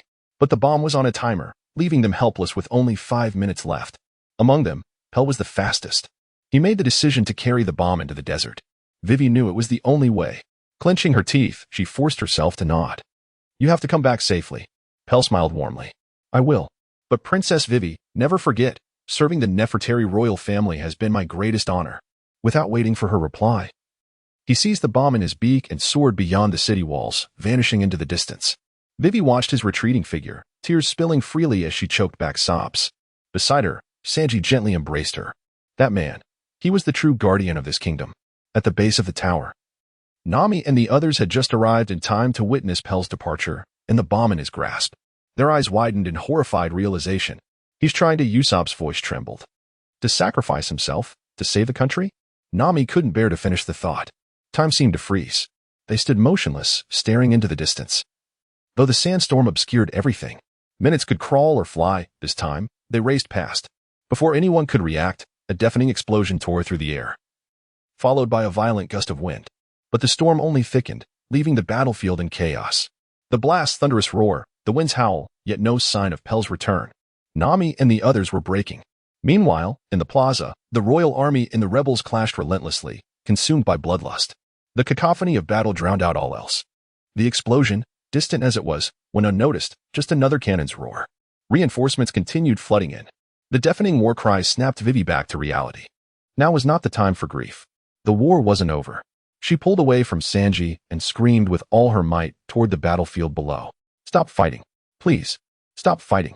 But her voice was lost in the chaos. Nami, recalling Pell's final act, watching the soldiers still locked in combat, felt her vision blur with tears. Why? Someone gave everything to protect you. Why won't you stop? Why? She leapt down from Chopper, shoving Zoro and Usopp. What are you waiting for? Do something, anything. Even if it's just one person, we have to reduce the casualties. Sobs racked her body as she dashed forward, only for a hand to yank her back. Baki had arrived. Let me go? Nami thrashed. I have to help. Don't be reckless. Baki held firm, his other hand snagging Zoro and Usopp mid-step and tossing them back to the ground. Sit your asses down. You're half dead already. Stop pushing yourselves. His tone was uncharacteristically sharp. You don't understand. Nami screamed. Can't you hear Vivi? We have to help her. Against tens of thousands of soldiers? What can a handful of dying fools do? Baki's glare darkened as he took in their blood-soaked bandages. But even if it's just one person, Nami's tears wouldn't stop. Yeah, don't you care? Usopp wailed, struggling to rise. Zoro stayed silent but made to stand as well. Honestly? No, I don't pity them. Baki wasn't one for sugarcoating, especially not with Nami. The group stared at him, stunned. But I do care about you. And I promise, this ends now. Really? Nami's struggles ceased, her tear-filled eyes searching his face. She thought all hope was lost. Usopp, Zoro, and Chopper watched Baki in confusion. Nami, calm down and look at the sky. In there. He pointed toward the palace. They turned, just in time to see a figure soaring into the air. Crocodile. Buggy curled his lips in disdain. Truly, if he had been summoned, the issue would have been resolved in an instant. That fellow is truly capricious. However, Nami paid no heed to Buggy's complaints. Instead, she embraced him with exuberance, exclaiming, We won. That guy? In an instant, Buggy ceased his complaints, realizing that entrusting the matter of the brawl to Luffy had its merits. He tightened his embrace around Nami. Indeed, I had a premonition of this from the very beginning. Usopp exclaimed with fervor. Zoro offered a gentle smile, remarking, Now this feels appropriate, Captain. On the clock tower, Sanji found himself too preoccupied to harbor any resentment towards Buggy, for Vivi had likewise wrapped her arms around him. Drip, drip. The sound of water droplets began to resonate, falling onto the ground, landing on bodies, and echoing within hearts. The wind and sand were swept away, allowing Vivi's voice to finally reach the ears of the onlookers. As she spoke, Sanji stealthily descended the stairs. However eloquent Vivi's words may be, the fury of rebellion was not easily quelled. How could the war come to an end? Could those who had perished accept such a reality? The two factions faced each other once more. Lay down your arms, royal army. Gaka suddenly appeared atop the building, shouting fervently, "You as well, rebel army." Captain Icolum of the Royal Guard emerged, cradling a small boy, the one who knew the truth. "Please, listen to the truth, everyone." A voice echoed from the sky. It was Bell, who had finally returned, albeit in a disheveled state, yet alive. He soared down to Vivi, gently lowering her to the ground. Meanwhile, in the distance, Buggy carried Nami, Chopper bore Usopp, Zoro wielded his sword, and Sanji hurried after them. "Let us proceed to retrieve Luffy," Buggy said softly, moving towards the battlefield at the palace. Chapter 83. The importance of the body. Before long, they encountered Cobra, who was bearing Luffy on his back, shortly followed by Vivi. Noticing that Buggy remained silent, Cobra recounted the situation briefly. "Thud, why did you hit me?" Buggy exclaimed, bewildered after receiving a punch. "With Luffy in such a state, why didn't you lend a hand?" Nami snapped, her ire rising as she observed Luffy lying motionless on the ground while Buggy appeared unscathed. "I told him not to let me help. Do you understand? This is a matter of a man's dignity." Buggy felt unjustly wronged. Zoro and Usopp nodded in agreement. Indeed, this was a battle that belonged solely to him. Nami scoffed, exclaiming, "I truly cannot comprehend what you lot think about all day." Zoro leaned against the wall, suggesting, "Vivi, you should hurry back to the square." "Indeed. It's a pity to have staved off a national rebellion without the speeches of the king and princess to conclude it properly," Usopp added with a smile. Vivi returned a gentle smile in response. "Then, let us gather everyone. You know, we are wanderers." Sanji lit another cigarette, grinning. "I prefer not to be entangled with the affairs of the state." Nami and Chopper also politely declined. Baki remained silent, lost in thoughts unknown. After a while, the figures of Vivi and Cobra faded from view. "You fools can sleep if you wish. I shall keep watch," Baki murmured softly. The others, in response, expressed their gratitude and collapsed to the ground. "Honestly," Baki scoffed as he proceeded to carry them one by one into the shelter, for the rain continued to fall. He then settled beside them, vigilant. "Sometimes, I truly cannot comprehend you all. What is the purpose of this? If I were not here, if it were not Dasky leading the navy, well, you all seem to find sitting here rather dull," Baki mused, his thoughts wandering. "I wonder if the younger ones outside are in any danger?" In the square, the torrential rain washed away the fury and brought an end to the conflict. Yet the sorrow lingered, indelible. Cobra lowered his head, reflecting on the irrevocable actions we had taken. Vivi, equally dejected, struggled to find words of comfort for everyone. "Regret is only natural." Cobra's voice broke the silence, asserting that in times like this, anyone may remain silent, but as a king, he cannot. The desire to atone is equally valid. Though his voice was soft, it resonated clearly in the ears of all present. The weight of loss was immense. Yet we gained nothing. However, this marks a new beginning. Regardless of who our adversaries were, the war has commenced and now concluded. No one can erase the events of the past, yet we must rise from this conflict. We must continue to live. On the side of the navy, Baki made his presence felt. However, Dasky resolutely refrained from taking action, as it was an order. "Chief Chow, this is a rare opportunity.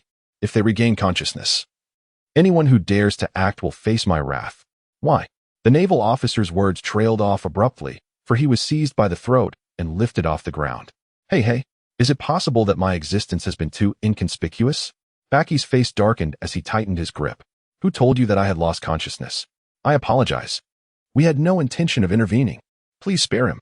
Dasky hastily bowed in apology, fully aware of Baki's formidable strength, which was beyond their capacity to contend with. "TCH. Baki scoffed, tossing the officer aside. "Get lost. If you wake them up, none of you will return." With a look of resentment, Dasky clenched her teeth and departed. "Hey, that naval officer, wait a moment," Baki suddenly called out to her. Dasky turned back, a mix of confusion and the effort to hold back tears on her face. "If you wish to grow stronger, bring 1,000,000 berries to find me," Baki said cryptically before resuming his seat. Dasky stood in astonishment for a moment before moving forward again. "Let us go." After a brief wait, Baji observed the arrival of the king and Vivi. accompanied by a contingent of soldiers. Everyone watched as Vivi bit her lip. Baki slowly rose to his feet and approached her, expressing nothing more than a desire to rest. Please escort them back to the palace, Nami. You can carry her. Vivi nodded in agreement, instructing the soldiers to carry the others while she took Nami on her back. She then turned to Baki and inquired, What about you? I have matters to attend to, so I shall take my leave. Kindly look after them, Baki replied, not waiting for her response before swiftly departing. Upon reaching the location where his crew awaited, he found them far more obedient than Nami and her companions, all patiently waiting in the rain. As soon as they spotted Baki, they erupted into cheers. Hey, little ones, the great Baki has returned. Why are you not seeking shelter from the rain? He shouted from a distance. Kabaji chuckled. It would be unfortunate if the captain could not find us. You little rascals. Baki remarked, feeling a twinge of emotion. Is there still plenty of food? Absolutely, Kabaji replied loudly. Recalling how they had stocked up on an abundance of provisions in the previous city, having been thoroughly intimidated by the desert. That's splendid. Let's head back. The Navy has arrived, and I hope our ship remains undetected. Oh, the crew cheered in unison. On the journey, Baki called out, Shang, come here for a moment. What is it? Sho fluttered down from the treetops, still looking utterly exhausted. How long have you been sleeping? Why do you still look like this? Baki questioned, incredulous. Well, I have my duties too. Shang pouted, clearly displeased. Duties? Are you still working as a customer service representative for other travelers? Baki exclaimed in astonishment. Is the ferry market really that scarce? What absurd thoughts are you entertaining? I'm here to maintain the system. What if one day it malfunctions and grants you extra skills? Is there such a possibility? Baki asked, intrigued. However, your health is paramount. You must rest adequately each day and not overexert yourself, understand? Baki adopted a concerned expression, akin to a boss checking on an employee. Thank you for your concern. I will take care of myself. Nevertheless, the situation might be the reverse, Shang said with a sly smile. No, you have completely sidetracked me. I meant to ask if there are any skills that could further enhance my crew's abilities, Baki admitted, still feeling a tad uneasy about their strength. Indeed, there are skills such as the evolution aura, devil fruit aura, and swordsmanship aura, Shang nodded. But as Baki's eyes gleamed with anticipation, she continued, however, dear host, you are far from meeting the requirements for them. Is that true? Baki questioned, skepticism creeping in as he began to examine the skills. Only to feel despair as they were all of golden level. All right, let us return. Really now, Baki sighed, waving his hand in resignation. Indeed. One should not be overly greedy. Host, have you forgotten something? Shang suddenly interjected. Baki was taken aback, pondering the meaning of it. The system's arrow spoke in a soft, ethereal voice. Damn. Baki suddenly realized, having completely forgotten. Overwhelmed with excitement, he exclaimed this aloud, drawing the curious gazes of his comrades. Bucky disregarded them, casting a glance at the arrow, which deviated slightly from the intended course. However, at least it was not heading in the opposite direction, prompting a sigh of relief. All is well, let us proceed. Bucky called to his subordinates. Understood. After half a day, the rain gradually ceased. On the deck of the Baikadaupu, the crew members remaining aboard were engaged in various leisurely activities. Some were playing cards, others were exercising, while a few were fishing, embodying a sense of carefree enjoyment. Is our food supply sufficient? One of the fishermen inquired suddenly. We can last for another 2 days. However, if you catch more fish, it will last even longer. A female subordinate responsible for food management responded loudly. That's good to hear. By the way, it has been several days. Why haven't the captain and the others returned? It's quite dull here. The fisherman continued. Who knows? If you're bored, you might take a stroll in the desert. Perhaps you will encounter some intriguing creatures. Another fisherman replied with a chuckle. Perhaps not. I think I shall stick to fishing, the man retorted, somewhat disgruntled, recalling his previous harrowing experience. Attention! Something is approaching across the riverbank. I can't see clearly. A lookout suddenly shouted. Everyone hastily abandoned their activities.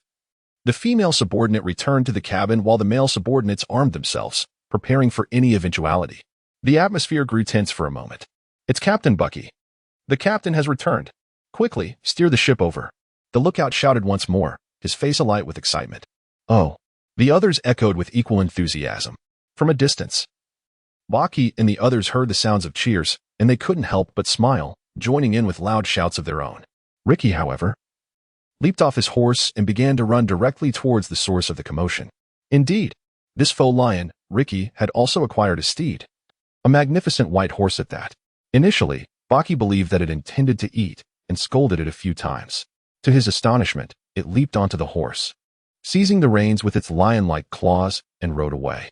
The expressions of Baki and his companions were filled with bewilderment. Who would have thought that Leaky could ride a horse? Only Leaky wore an expression of profound emotion, for it had long aspired to become a prince on a white steed. Now, with its dream realized, it felt a sense of fulfillment in life. Upon returning to the ship, the crew of Buggy found their provisions insufficient. Thus the feast had to be momentarily postponed. Luffy and his companions remained languidly sprawled in the palace, yet Buggy, confident in their safety, chose not to dwell on them further. Instead, his thoughts turned to the quest for the treasure, with the compass directing them towards the desert. As the ship continued to dock, he urged everyone to rest, declaring, "I too shall take a moment to repose. Do not disturb me." The weary travelers, recently returned from the desert, hastily consumed a meager meal before succumbing to slumber. The remaining crew members understood and resumed their own tasks, though they felt a greater sense of security with their captain aboard. In the captain's quarters, Buggy once again presented the compass. "Once I acquire the treasure, may I temporarily retain the current direction of the arrow? I wish for it to remain unchanged." "Certainly, but doing so would render the new direction unobservable," came the reply. "That is of no concern. As long as it is feasible, you may continue to rest," Buggy responded. "You only asked me this after handing me over? I am quite vexed," he added. Baki disregarded him and began to gather his belongings. "Humph." Shang let out a cold snort and turned back. Baji quietly slipped away from the Baikudapu and hastened towards the direction of the arrow. Advancing with the grace of a moonwalk, his pace significantly swifter than when he had accompanied his companions. However, the exertion took its toll, necessitating brief respites every half hour. After several hours of travel, he finally beheld his destination, a solitary building nestled within the desert, the very Spider-Man safe he sought. The people from Baroque Studio have all fallen unconscious in the royal city, leaving this place devoid of any presence.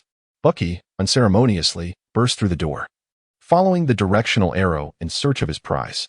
Within a cabinet, he discovered what appeared to be a colorful piece of cloth. What on earth? Bucky was momentarily taken aback and reached out to touch it. He received the treasure, the Bora headscarf, and was prompted to activate a skill. Bora? As in Miss?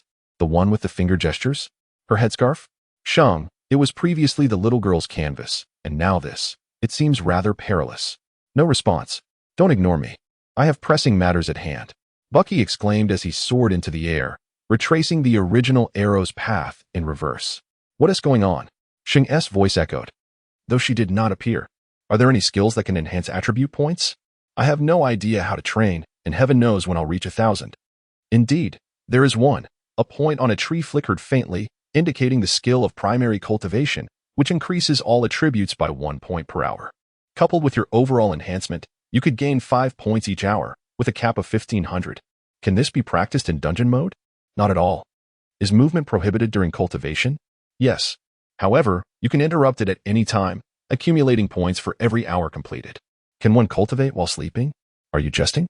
Clearly, that is not permitted. Nevertheless, it's still quite satisfactory. Activated. Skill cultivation, primary, successfully illuminated. Bucky, now in a hurry to return, found it impractical to conduct any experiments, and thus continued on his journey. Upon his return to the ship, the Baikadaupu, Bucky employed his familiar tactics once more. Utilizing his observation haki, he effortlessly slipped back into the captain's quarters, while his crew remained oblivious to their captain's disappearance for nearly 10 hours. After Buck collapsed onto the bed, he instantly succumbed to slumber, utterly fatigued. His vitality had even diminished by 20 points. Although his digital form would gradually recuperate, he felt a psychological compulsion that a brief rest might expedite the recovery. Time slipped away unnoticed, and eventually, Buck stirred from his slumber. He dismissed the fixed arrow within the system, and a new arrow materialized, albeit with an oddity. Shang, what does this movement signify? Am I to chase after it? Indeed. What of it? Shang responded calmly. Not only must you pursue it, but you also need to seize it. Seize? Don't lead me astray. If it belongs to someone, wouldn't he that make me a pervert? There was no reply. Baki's lips twitched, yet he found himself powerless as the situation had already been set in stone. Stepping out of the captain's cabin, he gazed at his cheerful comrades, then at the clear sky and the azure sea, which lifted his spirits considerably. Chapter 85. Financial constraints. Subsequently, Baki conferred with the navigator and they decided to steer the ship back to Narahara, as they needed to replenish their supplies before embarking again. Moreover, they were in urgent need of a celebration. To their surprise, the journey was remarkably tranquil, devoid of any naval vessels, and they soon arrived at the shores near Narahara, ready to disembark. The war had not significantly impacted Narahara, allowing Baki and his crew to procure supplies with ease before returning to their ship, where the festivities commenced. They feasted on meat and drank heartily, their voices rising in jubilant song, igniting the atmosphere with exuberance. Meanwhile, due to Baki's 2 treatments, Luffy's condition was not as dire as depicted in the original narrative. He awakened within 2 days, ready to celebrate. This time, the banquet was held within the palace, offering a far more lavish spread than that of Baki's crew. "Where's the red-nosed uncle?" Luffy pondered aloud, finally realizing someone was missing.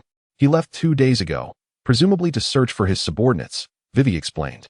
"Is that so?" Luffy mused, taking another hearty bite of chicken leg. What a pity, considering all this delicious food. The others shared in his lament yet continued to indulge in their feast. After satiating their appetites, they proceeded to the bathhouse.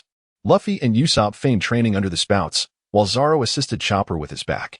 Cobra, on the other hand, relaxed in the water. Sanji patted Ikelim, his expression mischievous. "Where's the women's bath?" Ikelim swatted him away, exclaiming, "You fool! How could I possibly tell you? Princess Vivi is there. Don't be so stingy." Sanji persisted.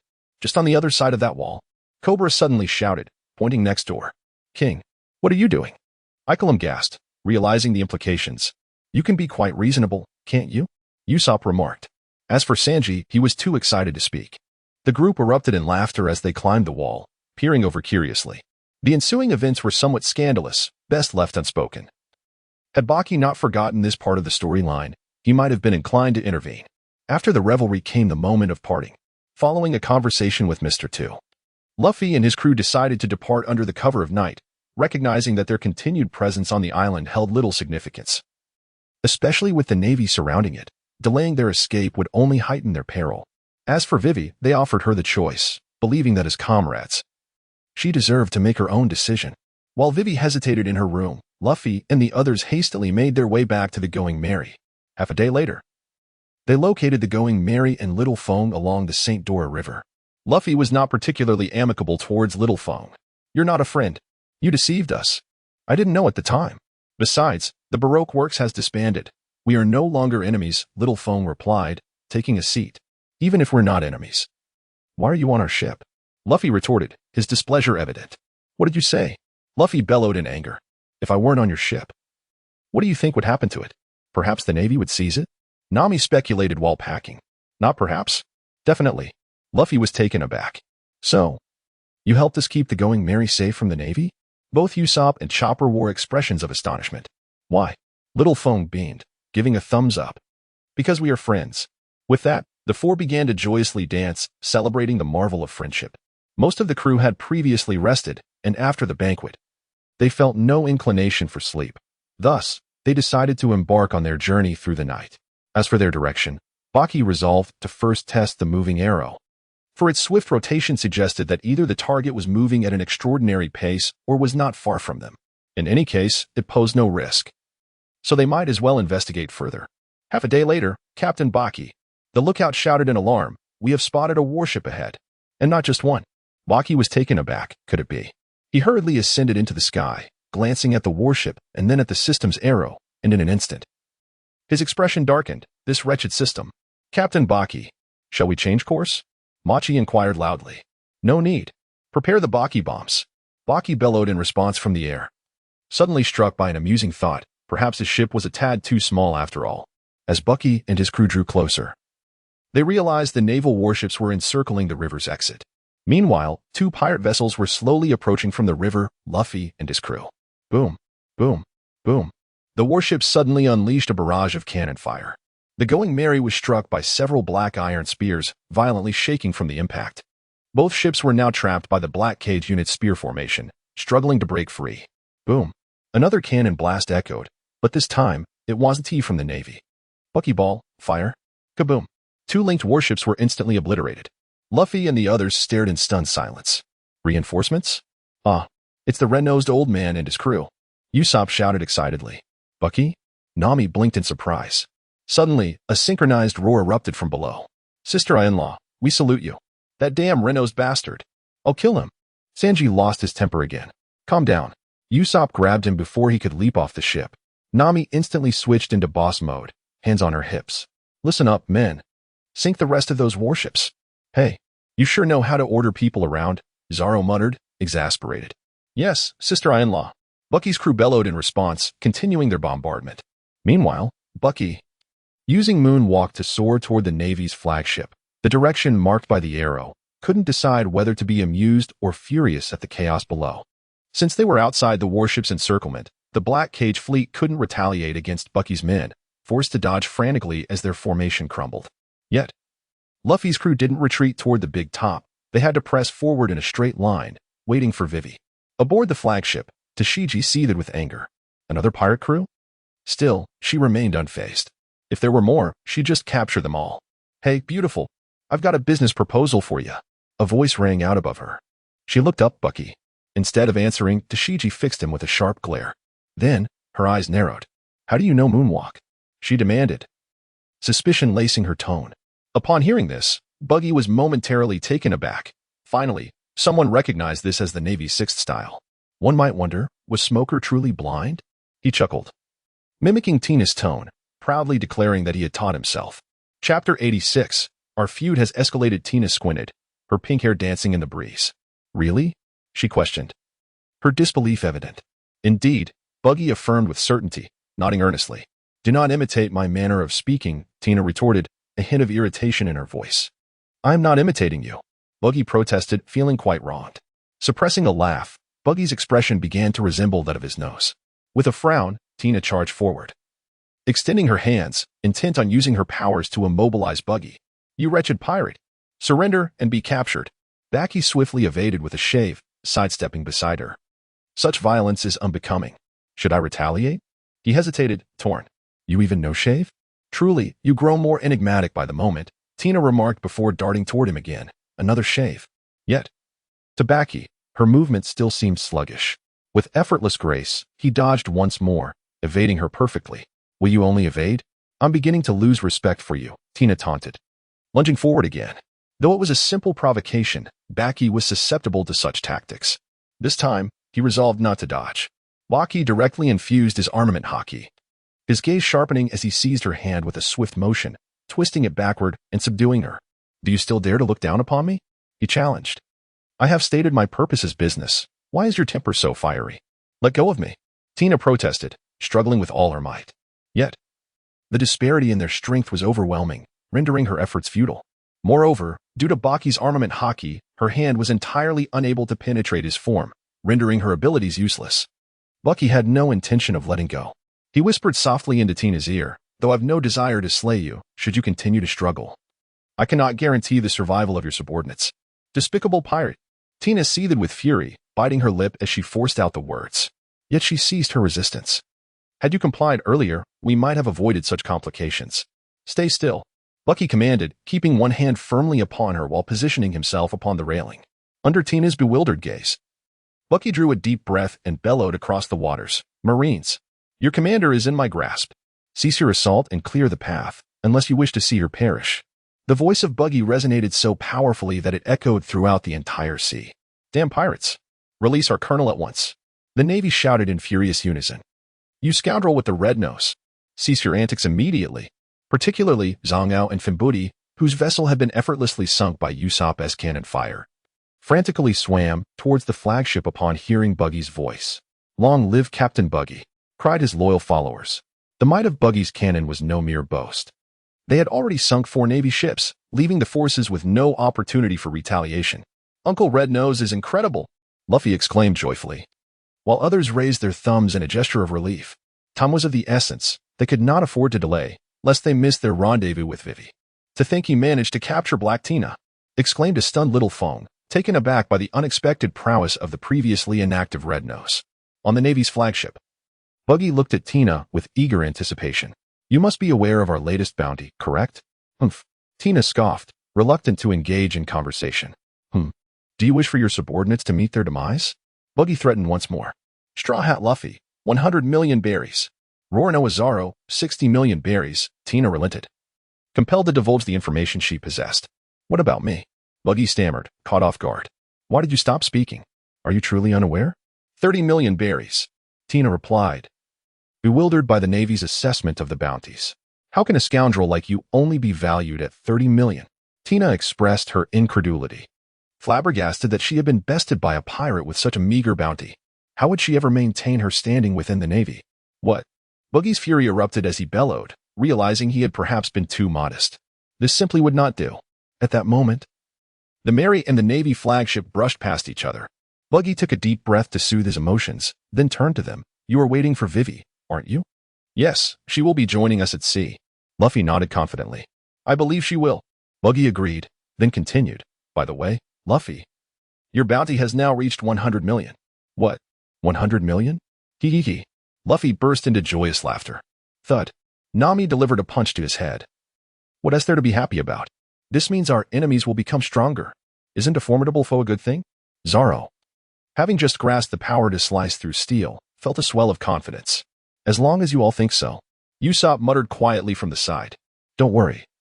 Zaro, you also have a bounty now, 60 million berries. Buggy chuckled lightly. 60 million? Not bad. What about that damn cook? Surely it's not more than mine? Zaro grinned with satisfaction. Indeed, that lecherous chef has a bounty of 0 berries, Buggy said with a mocking expression. That guy actually thinks he can get close to my Nami? Unforgivable. Then that means he has no bounty at all? Zaro was momentarily stunned, then laughed even harder. Looks like I overestimated him. That damn Mosshead and that damn Renost guy. You two are really getting on my nerves. Are you looking for a fight?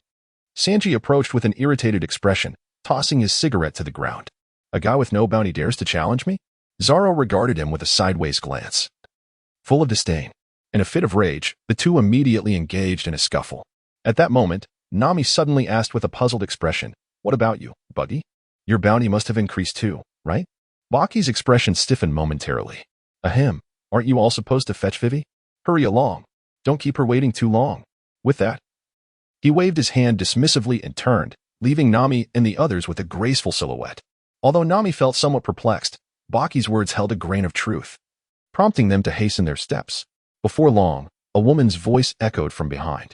Your bounty hasn't increased, you know, Tina kindly reminded. Damn you, Tina. Do you wish for death? Baki's voice thundered in response.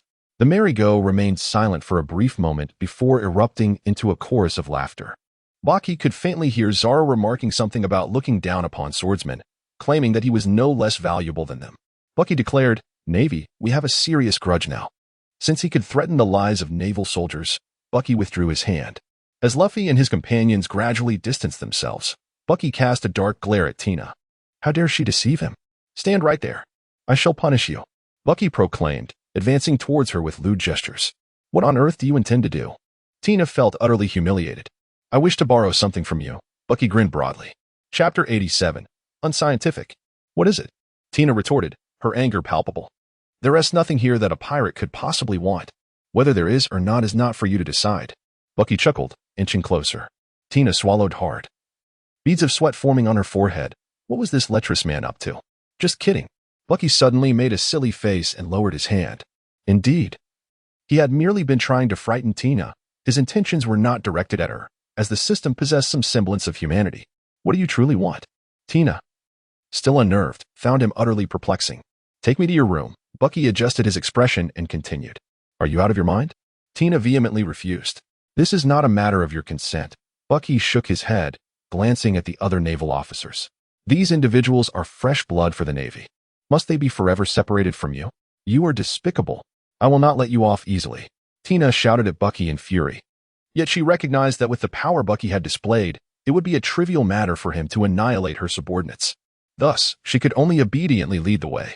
As Bucky gazed ahead, he found that the direction aligned perfectly with the system's arrow, stirring within him a sense of anticipation. What might it be? A pirate.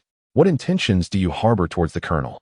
The naval soldiers, witnessing Tina escorting Bucky towards the ship's cabin, erupted in shouts, their minds conjuring ominous speculations. Nothing of consequence. Merely trivial matters. However, should you dare to assail my vessel, do not expect to see your colonel again, Bucky declared, brandishing a dagger menacingly near Tina's throat. Cease at once. We assure you we will not retaliate. But we implore you to instruct your subordinates to refrain from attacking as well. I cannot bear to watch my men perish before my eyes." The first mate, beads of sweat forming on his brow, stood resolutely upright. "I am not making requests. You are unqualified to negotiate with me," Buggy retorted darkly, his gaze fixed intently upon him. The first mate met Buggy's glare with unwavering determination. "TCH," Buggy scoffed, his head thrown back as he bellowed, "Stop firing, everyone. Await my return." "Thank you," the first mate replied, nodding slightly. Bucky chose to ignore him and turned to Tina, urging her to leave. Meanwhile, Luffy and his crew had arrived at the designated location, Tamalisk, but Vivi was absent. However, her voice delivering a speech echoed through the air. Vivi and Chopper leaned sorrowfully against the railing. Zoro, with a slight grimace, remarked, "Did you hear that?" That was undoubtedly Vivi's voice. It was merely a playback of the Albana ceremony. She had evidently decided not to come. Sanji, with a cigarette in his mouth, wore a similarly helpless expression. "No. It's just that someone sounds remarkably like Vivi," Luffy insisted, unwilling to accept the reality. "Come on, it's already past midnight," Sanji sighed again. "How could she not come? Let's go find her." Luffy still refused to believe it. "Give it up, Luffy. She is no longer the same as when she was with us," Sanji said as he made his way toward the cabin. With no other option, Luffy had to relent as the Mary began to change course. "Everyone," Vivi's voice suddenly rang out behind them. Luffy and the others transformed their sorrow into joy, excitedly turning to see Vivi and Karu waiting on the shore. Yet, as Vivi's next words reached them, their smiles froze once more. "I have come to say goodbye. I cannot go with you." The group fell silent, patiently awaiting her next statement. "Though I long for adventure, my love for this country remains strong, and thus, I cannot leave." Luffy grinned. "Oh, I see." Vivi, now in tears, continued, "Although I must stay here, if we meet again one day, will you still call me a companion?" Just as Luffy was about to respond, Nami swiftly covered his mouth, warning him not to answer her. "There are Marines everywhere. If they discover our connection with Vivi, she will be in grave danger." After a prolonged silence, Luffy and the others simultaneously raised their left hands, revealing the marks on their arms, an unspoken bond among them. Some things are destined to be remembered eternally. Meanwhile, Bucky had also entered Tina's room, which was adorned in a pink hue, reminiscent of her hair. "I didn't realize you had such an adorable side," Bucky teased. "What exactly do you intend to accomplish?" Tina inquired, increasingly curious. "You must have a transponder snail to contact the department head, right?" Bucky said while glancing toward the arrow direction, where a desk remained as usual. "Yes. Is that your objective?" Tina asked, somewhat taken aback. "What else could it be? Do you think I am up to no good?" Bucky continued to jest while searching for potential treasures, noticing the glasses on the desk. By chance, could that be it? After all, Daz's treasure was glasses. "Yes, that's it. But you mustn't say anything strange, or it will trouble Tina," she thought, no longer considering refusing him, realizing that she would likely continue to be threatened. It was better to resolve this quickly. Perhaps this red-nosed fellow wasn't as terrible as she had imagined. Baki casually approached, then feigned nonchalance as he seated himself on a chair by the table, inadvertently brushing against the glasses. "Acquire the precious Tina sunglasses, and kindly select a skill to illuminate." Baki released a sigh of relief, yet he refrained from hastily selecting a skill, for his attribute points were woefully inadequate, precluding the choice of any worthwhile abilities. He picked up the communication device and dialed. "Is this Colonel Tina? This is the headquarters."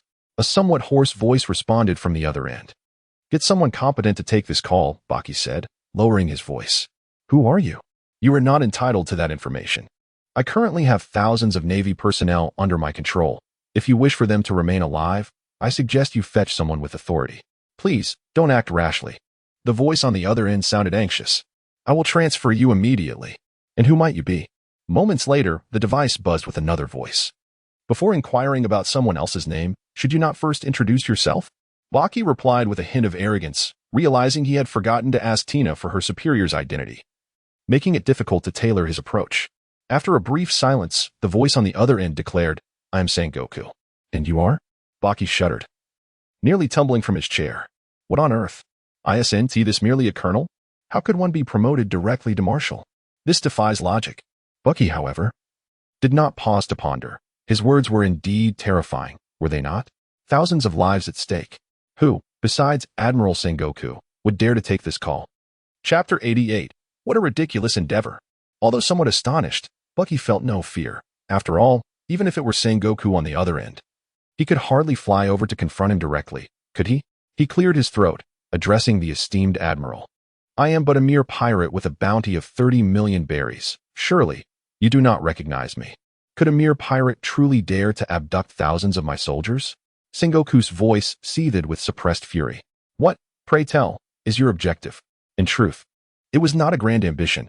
He merely wished for an increase in his bounty, for 30 million was, quite simply, insufficient. The other end fell silent as Sengoku grappled with a sense of bewilderment. What kind of request was this? Simultaneously, he found himself in a moral quandary. Such a flagrant disregard for justice surely warranted an increase in his bounty. Yet, if conceding to the demand meant yielding to the pirate's whims, was that not a compromise of his principles? For the sake of the Navy's justice, should he raise the bounty or refrain? After a brief moment of waiting without a response, Bucky urged, Marshal, what are you hesitating about? There are thousands of lives at stake. Do you doubt my capabilities? I can easily take down Crocodile. Crocodile? The warlord. Who exactly are you? Is this incident in Alabasta connected to you? Sengoku's voice emerged again, filled with increasing suspicion. My apologies for not mentioning it earlier. I am Buggy the Clown, and I suppose I have some connection to the matter concerning Crocodile. However, that is not the crux of the issue. The real question is whether you will agree or not. Why is there such hesitation? Just give me a straightforward answer. Buggy remained oblivious to Sengoku's internal conflict. I agree. Have the naval commander take the call. Sengoku suddenly realized that this was no longer a matter of pride. Thousands of soldiers were in jeopardy. It would have been better if you had said so earlier. Buggy chuckled and continued, I will temporarily release them. But if my bounty doesn't increase in a few days, I shall capture them again. You ought to investigate me properly and hope to present a bounty that satisfies me. You will undoubtedly be satisfied. Sengoku's voice was icy, emphasizing the word satisfied, hinting at underlying implications that Buggy paid no heed to.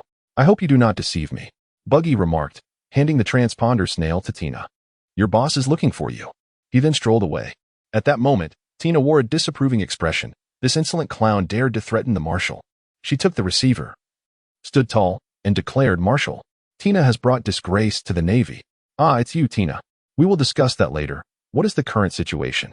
Sengoku was unaware that Buggy had already left, and with pirates nearby, he refrained from expressing his anger. Yes. Tina initially led a fleet of over 10 warships to capture the Straw Hat Kid, Luffy, but she was intercepted by the pirate Buggy, who was using the lives of soldiers as leverage. Tina is currently his captive. What are the casualties? The count is yet to be finalized. But 6 warships have already been sunk. Tina gritted her teeth, feeling utterly ashamed. He is using the lives of soldiers as leverage? Does that imply his strength is not formidable? Sengoku pressed for more intelligence. No, he is incredibly strong, Tina admitted, acknowledging her powerlessness against him. Moreover, he is proficient in the 6 styles. What? Hand the phone to that fellow. Sengoku's fury surged, realizing the gravity of the situation. The 6 styles are exclusive to the Navy. Should that knowledge leak, the consequences would be dire. He has already left, Tina replied awkwardly. Left? Hurry, and Sengoku paused mid-sentence. Forget it. Immediately draft a detailed report and send it over. I need to investigate where this clown Buggy has emerged from. Understood. Tina responded and set the transponder snail down. On the other end, Sengoku hung up and began issuing orders. Tina exited her quarters, making her way to the deck. On the deck, Fambody spotted her and exclaimed excitedly, Colonel, are you all right? That guy didn't harm you, did he? Zango shared a fierce expression. That insolent clown. How dare he treat you like that? I must kill him.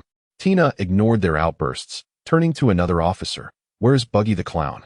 He has already flown back. The officer pointed to the sky. Wait, no? It seems he is returning. Tina looked up to see Buggy approaching via moonwalk, his face twisted with rage. She couldn't help but wonder if the soldiers had attacked his ship. Just then, Buggy's booming voice reached her ears. Who was the fool who said my nose is big and red? As Baki suddenly crashed onto the deck, the entire warship trembled. What has happened to me? Zhang Ao, undeterred, boldly brandished his hypnotic ring, exclaiming, You, with the red nose, dare to bully our colonel. Do you wish for death? Tina gently supported her head, exclaiming, What a foolish teammate. Bucky seized him by the throat, declaring, I have no desire to meet my demise, but your fate is uncertain. As he spoke, he tightened his grip. Stop.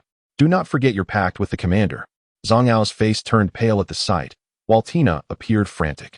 Although he was a fool, He was nonetheless a fiercely loyal subordinate. Humph. Bucky scoffed, forcefully hurling him into the distance, unsure of where he landed. It was he who provoked my wrath. Whether he lives or dies is now in the hands of fate. A sinister smile crept across Bucky's face as he ascended once more. You. Tina glared at Bucky's retreating figure, filled with indignation, yet utterly powerless to intervene. Meanwhile, Bucky had returned to the ship, the Baki. Lads, let us depart. Why? Are we not going to plunder? Captain Bucky's first mate Kabaji inquired, perplexed. Hadn't the captain always relished raiding the Navy's possessions, food, weapons, treasures, and even women? What nonsense. This is merely a band of paupers. Aside from food and arms, they possess nothing of value. Let us go. Bucky spoke the truth.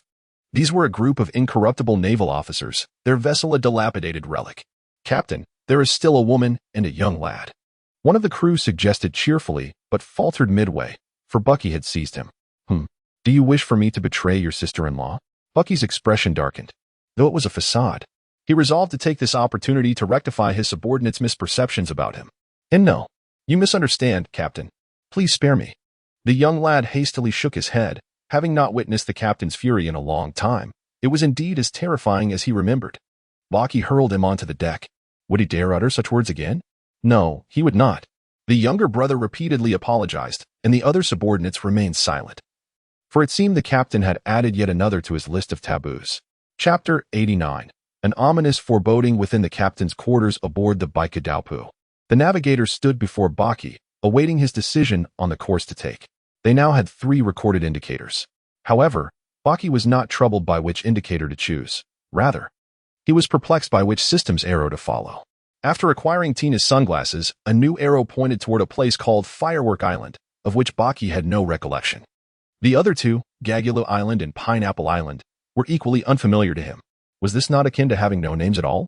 He glanced at the direction of the recorded indicators, and, by coincidence, one of the directions aligned with that of the arrow pointing to Pineapple Island. This one then. Given such serendipity, Baki resolved not to choose at all. Following fate was the true principle. Indeed, the navigator acknowledged, before departing. Bucky commenced his training. However, this practice proved to be even more tedious than he had anticipated, consisting solely of meditation. While it served well for cultivating one's character, as for enhancing his strength. Had it not been for the collective increase of 5 attribute points after an hour, Bucky would have found it hard to believe. Over 2 hours later, a subordinate knocked on Bucky's door. What is it? Bucky rose to open the door. Although he could converse while remaining stationary in his meditation, he had grown weary of it. It was a rare occasion for someone to interrupt him, so he thought to indulge in a bit of leisure. It would be even better if something entertaining were to occur. He discovered that the pirate ship where his sister-in-law was located was nearby. What a coincidence! Bucky was taken aback. This Pineapple Island was marked with a green arrow, and he had not expected to encounter Luffy and his crew. Baki swiftly ascended to the deck, and upon closer inspection, he indeed spotted the Mary not far off. Little ones, follow them. I shall go seek your sister-in-law, Baki declared, soaring into the air with a leap. Captain, are you truly willing to forsake your brothers for a woman? Kabaji suddenly lamented in an exaggerated wail. Bucky was left speechless, pondering the absurdity of the situation. Captain Bucky, I have a brilliant idea, a young crew member suddenly exclaimed. Everyone, including Bucky, turned their attention towards him, eagerly anticipating his next words. The captain could bring his sister-in-law aboard our ship. Indeed, Captain. The other crew members chimed in enthusiastically. Bucky softly remarked that she required 1 billion berries for the ship transfer fee, asking if anyone could lend her some money. A moment of silence enveloped the ship. Captain, safe travels. Hurry along, Captain. Do not keep your sister-in-law waiting too long. Luffy, I have returned once more. Bucky landed directly on the deck of the Mary. Renault's old man. Luffy chuckled, yet a tinge of melancholy crept into his voice as he added, Vivi has chosen to remain and govern the kingdom. She cannot join us on our adventures. The others, save for Zoro, wore expressions of sorrow. It was an unavoidable circumstance. After all, she still bore the title of princess. Bucky, however, seemed less affected, perhaps because he had anticipated this outcome. Zoro shrugged, asserting, since you all are so reluctant to part from her, why not simply bring her along? Barbarian. Chopper. Utterly disappointing. Nami. Green algae head. Sanji. Three-sword style. Luffy. When it was Usopp's turn, he found himself momentarily speechless. Wait a moment, Luffy, 3-sword style is not an insult. 4-sword style. Adding one more sword does not change a thing. Usopp replied, utterly bemused. Bucky patted Zoro on the shoulder, remarking on the arduousness of spending the entire day with this group of individuals. Indeed, Zoro replied, cradling his head in frustration. It was quite a headache.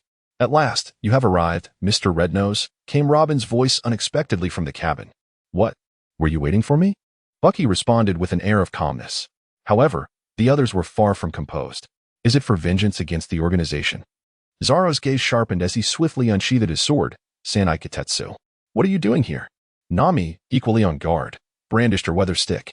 As for Usopp, he began to run in a frenzy, with an utterly confused Chopper trailing behind him. The group subtly encircled Robin. Buggy pressed down on Zoro's sword, reassuringly saying, It's all right. It's all right.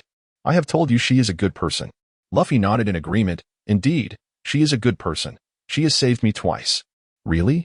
Nami appeared somewhat stunned at their unanimous affirmation. Robin, utilizing her powers, knocked the climax from Nami's hands, cautioning, Do not point such a dangerous object at me. As I have previously mentioned. Nami's expression stiffened. When did you arrive? I have always been here, Robin replied calmly. Settling into a beach chair and gesturing to her attire, This is your clothing, isn't it? I borrowed it. What on earth are you planning? Nami exclaimed, bewildered. Baroque works. Nami shouted, her expression filled with confusion. Robin paid her no mind, instead turning her gaze to Buggy, who suddenly felt an ominous premonition. Renault's fellow. You haven't forgotten what you did to me, have you? Sanji glared at Buggy with a murderous intensity. You bastard. What did you do? Nami narrowed her eyes, casting a malevolent look at Buggy. Speak properly. You scoundrel Robin. I am truly sincere towards Nami. Do not utter such misleading words. Where is the misunderstanding? I have endured intolerable treatment. Remember to take responsibility. Robin stated as she nonchalantly reclined on the beach chair. Buggy, what do you mean by intolerable treatment? Nami asked with a radiant smile, yet Buggy already sensed an overwhelming aura of danger. Meanwhile, Sanji was utterly heartbroken, lying on the ground drawing circles, muttering. Nami is like this, and the newly appeared beautiful sister is also like this. Life. Usopp gently patted his shoulder. You must learn to be strong. As for Chopper, he remained in a daze, pondering, who is she? Baki felt that provoking Robin was indeed the greatest blunder of his life. It was merely a hat. Was it really worth such a reaction? A hat? Nami looked on in perplexity. Baki led Nami to a secluded spot and began to elucidate the notion of performance blunders and quick thinking in times of crisis. After listening intently, Nami nodded gently and smiled, inquiring, why did you choose to perform for her? Bucky felt as though a dagger had pierced his heart. Shang, you have truly put me in a dire predicament. Bucky, in a moment of desperation, devised another clever plan. Meanwhile, Luffy gazed at Robin. Thanks for saving me twice. Otherwise, I would have perished. No need for thanks. But could I ask you for a favor? Robin inquired with her chin resting on her hand, a smile gracing her lips. Huh. Luffy responded, a look of confusion adorning his face. Allow me to become your companion. What? The others were taken aback. I have nowhere else to go. I was quite intrigued by what you said to Crocodile about companions, so please let me stay aboard this ship. Robin recounted the events following Bucky's departure. Her gaze fixed expectantly on Luffy. Chapter 90, Night Conversations. Nami and Bucky paused, joining the others and observing Luffy. Is that so? Well, there is no helping it. I agree. Luffy nodded, finding Robin rather agreeable. Hey, Luffy. Everyone, except for Bucky, looked utterly bewildered. It's fine. She is really not a bad person, Luffy grinned. As for Bucky, Nami chose to remain silent. The subsequent events unfolded with greater ease. Robin began to showcase the art of winning hearts. Luffy, already settled. Chopper? Luffy helped smooth things over. Nami?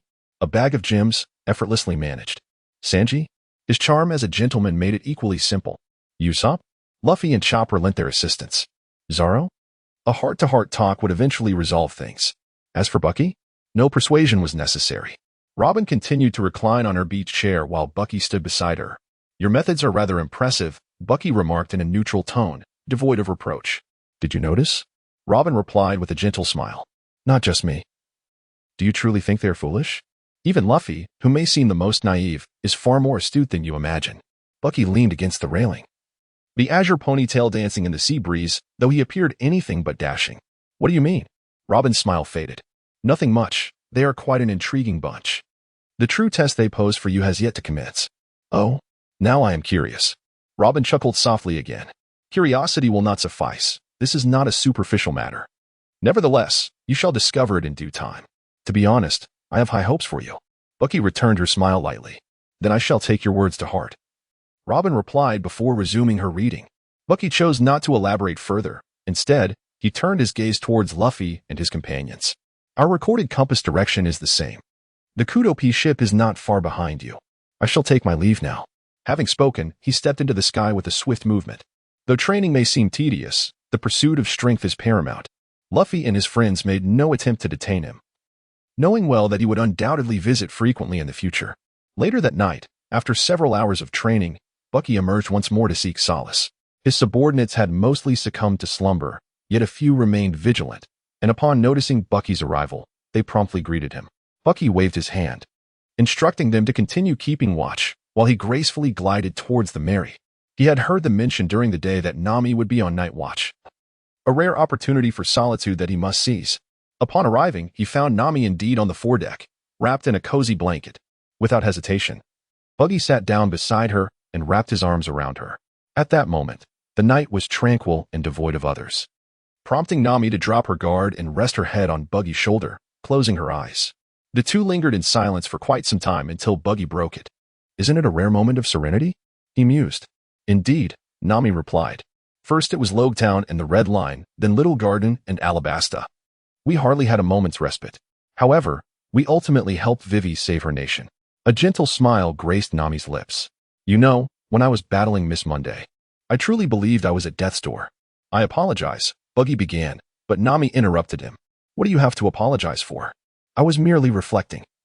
I hold no blame against you. After all, it was you who intercepted her final attack for me, wasn't it? Bucky nodded silently, allowing Nami to take the spotlight. After that devastating tornado technique, I wasn't certain if she still possessed any combat capability. My heart was gripped with mortal fear at the time. Fortunately, you made your timely appearance. How truly remarkable. You extraordinary beings always demonstrate such formidable prowess. Baki paused, realizing that Nami too had begun contemplating how to become stronger. Suddenly, a brilliant idea struck him, and just as he was about to speak, Nami's voice resonated once more. Do you have something on your mind? Not at all. What could possibly trouble me? Baki replied with a light chuckle. You're lying. Your expression is different from usual. Speak up, or I shall punch you, Nami declared, her right fist waving before Baki. You're being rather domineering, Baki exclaimed, taken aback. However, Nami was correct. He indeed harbored concerns. I am merely grappling with the dilemma of how to manage the relationship between the two ships. In truth, I genuinely wish to join you, but the crew is quite the source of anxiety. I am at a loss regarding how to handle this. Isn't it simple? You can bring them along with us, Nami suggested. But this is your adventure. I am thrilled that Luffy is willing to accept me, but bringing along a whole crew feels like it would disrupt your atmosphere. Baki lamented, a tinge of sadness creeping into his voice. Is there truly a way to satisfy both sides? Do you think Luffy would mind? Nami retorted, incredulous. Wouldn't he? Baki was taken aback. Absolutely not. Don't you know Luffy by now? He wouldn't care about such trivialities, she assured him. That's true. Your crew isn't a conventional pirate crew. So it stands to reason that such matters wouldn't bother you, Baki mused, a smile breaking across his face. After all this time, if Luffy were to mind, his character would surely have made that abundantly clear. It seemed he had been overthinking the situation. Just keep that in mind. However, to be safe, I shall inquire on your behalf tomorrow. Bucky nodded, and the two fell into silence once more. After a moment, he spoke. Nami, do you mind my red nose? It's large and crimson, resembling that of a clown. Usopp has a long nose, so what is there to mind? Nami replied, gently tapping Bucky's nose. It's rather amusing. Why do I feel that isn't a compliment? Bucky squinted suspiciously. Haha, Nami chuckled awkwardly. Don't focus on such trivialities. Time flies when one is enjoying themselves. And before they knew it, dawn was approaching. An island appeared on the horizon, presumably the famed Pineapple Island. I should be heading back, Bucky declared, rising to his feet and glancing at the sleepily blinking Nami. By the way, how about a farewell kiss? Get lost, Nami exclaimed, raising her fist as if to strike. Bucky instinctively shut his eyes, bracing for the anticipated blow. However, instead of pain, he felt a sudden warmth on his lips, something soft pressed against them. The sensation was fleeting, and when Bucky opened his eyes, Nami had already turned away, walking off, left bewildered in the wind. Bucky was taken aback by this unexpected turn of events. With a silly grin, he headed back to the Going Merry, sensing that today would be a splendid day. Filled with the promise of unknown treasures on Pineapple Island, perhaps something truly remarkable. Unbeknownst to Buggy, at that moment, Nami's cheeks were also tinged with crimson, her heart fluttering like a startled fawn. She took several deep breaths to regain her composure and, glancing towards the cabin, called out, "Everyone, wake up. I see land." Chapter 91. A note on publication. In truth, I have little to convey, as I have already expressed most of my thoughts previously. To reiterate, reading novels is primarily about enjoyment, and so is my endeavor in writing. I never aspired to achieve greatness through fan fiction. I simply wish to follow the storyline as it unfolds. If you seek original narratives, there are countless One Piece fanfics available. My intention is to portray my version of Buggy as Bartolomeo, with Nami as the sole heroine. If this does not appeal to you, feel free to look elsewhere. If you wish to remove it from your bookshelf, that is perfectly acceptable. However, I would be grateful if you could leave a first subscription before departing. I extend my heartfelt gratitude to the readers who support me, for your recommendations and donations provide the motivation I need to continue writing. As for donations, I maintain that those who wish to contribute and have the means may do so freely. If your finances are limited, a first subscription would suffice. Of course, if you choose to continue supporting me, I would welcome it with open arms. In summary, regardless of the challenges faced, reaching this point has not been easy. Although the results may not be stellar, I must admit I have enjoyed the writing process immensely. Starting today, there will be a fee for reading, which may lead to a decline in readers, but I have grown indifferent to that. I am determined to embrace the path of a laid-back author. As you know, I write without a stockpile of chapters, so any surge in content upon publication should be taken lightly, correct? I do have conditions for additional updates, though mentioning them may be futile if I receive a total of 5,000 gold coins in donations, or 100 consistent subscriptions, or 50 genuine comments. Superficial ones do not count. I shall dedicate myself to producing more content. As for monthly votes, I believe they hold little relevance for me. But if anyone finds themselves with an abundance of votes and is unsure where to cast them, I would not mind accepting them. That will be all for now. Wishing you a happy new year. Chapter 92. I see unique potential in you. The Merry-Go was the first to dock, while Buggy anchored the ship on the opposite side of the island. Although Nami was indeed correct, Buggy still felt a sense of unease. At last, he understood why this place was dubbed Pineapple Island. The island bore an uncanny resemblance to a pineapple, with fruits shaped like pineapples dotting the landscape. Even though the trees resembled coconut palms, the fruits here are quite good. They can serve as provisions. Gather as many as you can, and we shall hold a feast tonight. Buggy commanded loudly. Yes, Captain. His crew responded in unison, dividing into several teams, each shouldering a basket, and began to harvest the fruits.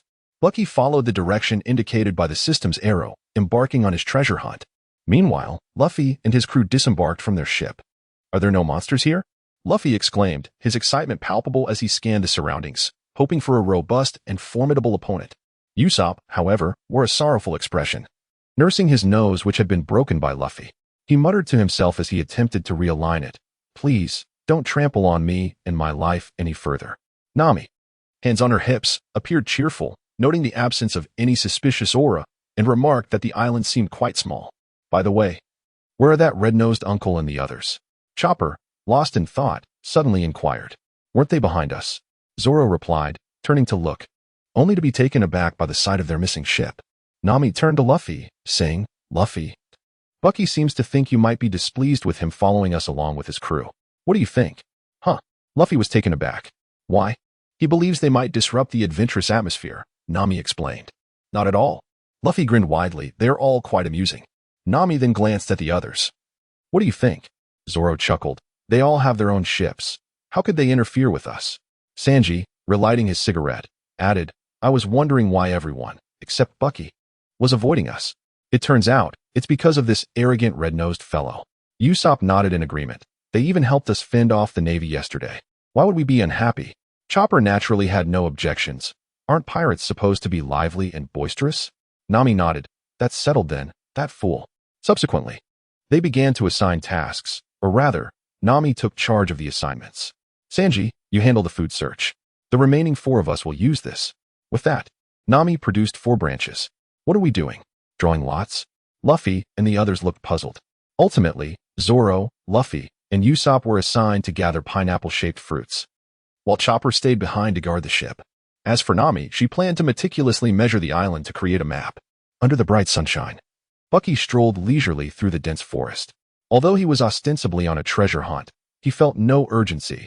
The splendid weather was perfect for a casual walk. Besides, what if someone had buried treasure here, and he happened upon it?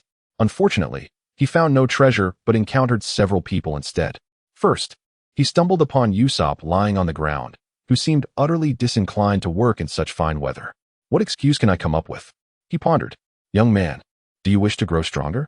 Bucky's voice suddenly echoed in his ear, startling Usopp into jumping up from the ground. Upon recognizing the visitor, he flopped back down, exclaiming, "It's that red-nosed uncle. You scared me to death." Bucky continued, "Usopp, I perceive that you possess extraordinary potential. You are a rare breed of warrior upon the seas. The peace of the ocean rests upon your shoulders." Usopp squinted suspiciously. "What are you up to?" "I possess a secret technique that can instantly enhance your abilities.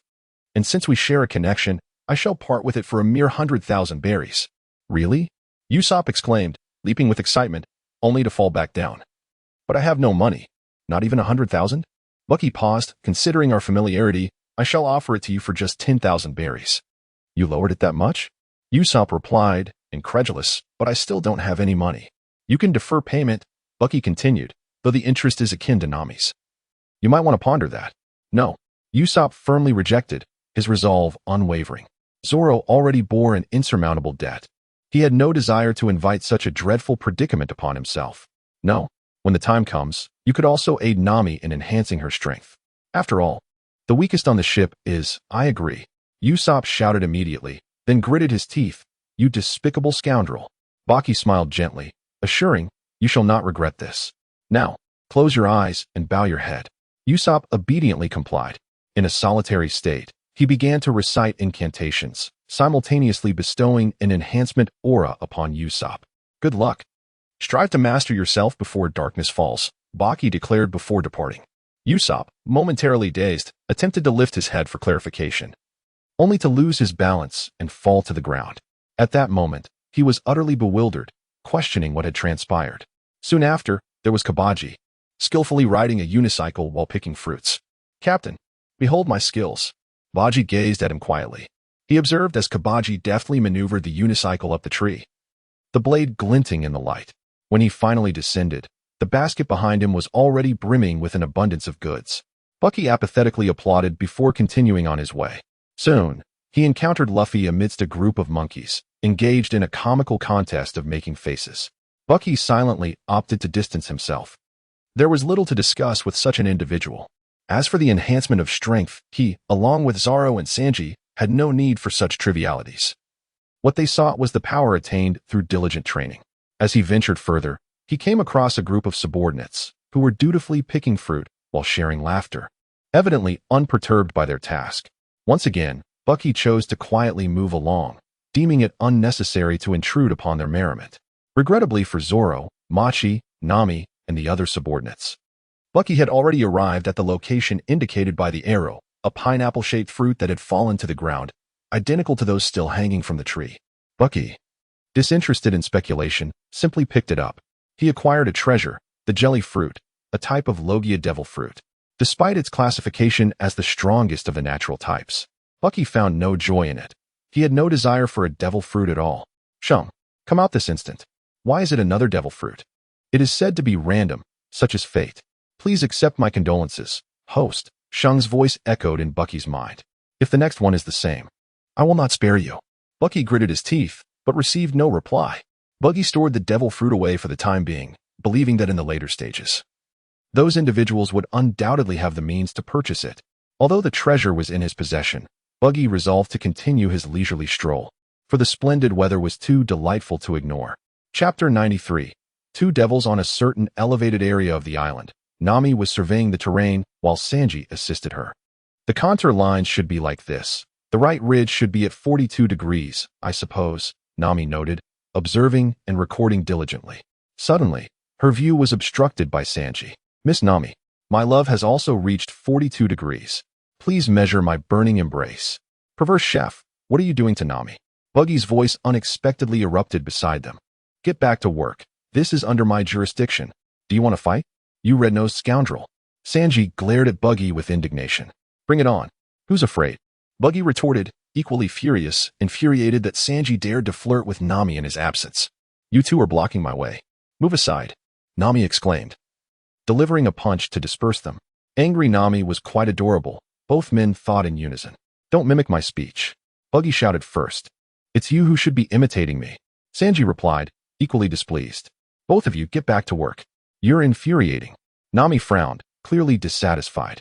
Yes, Miss Nami, Sanji said, his eyes sparkling with hearts as he walked away. Bucky did not leave. He was there for a purpose.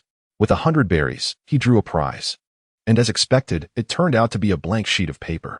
However, this was precisely what Bucky desired. He handed the paper to Nami, asking, Nami, take a look at this paper. Do you find it useful? Nami accepted it and examined it attentively.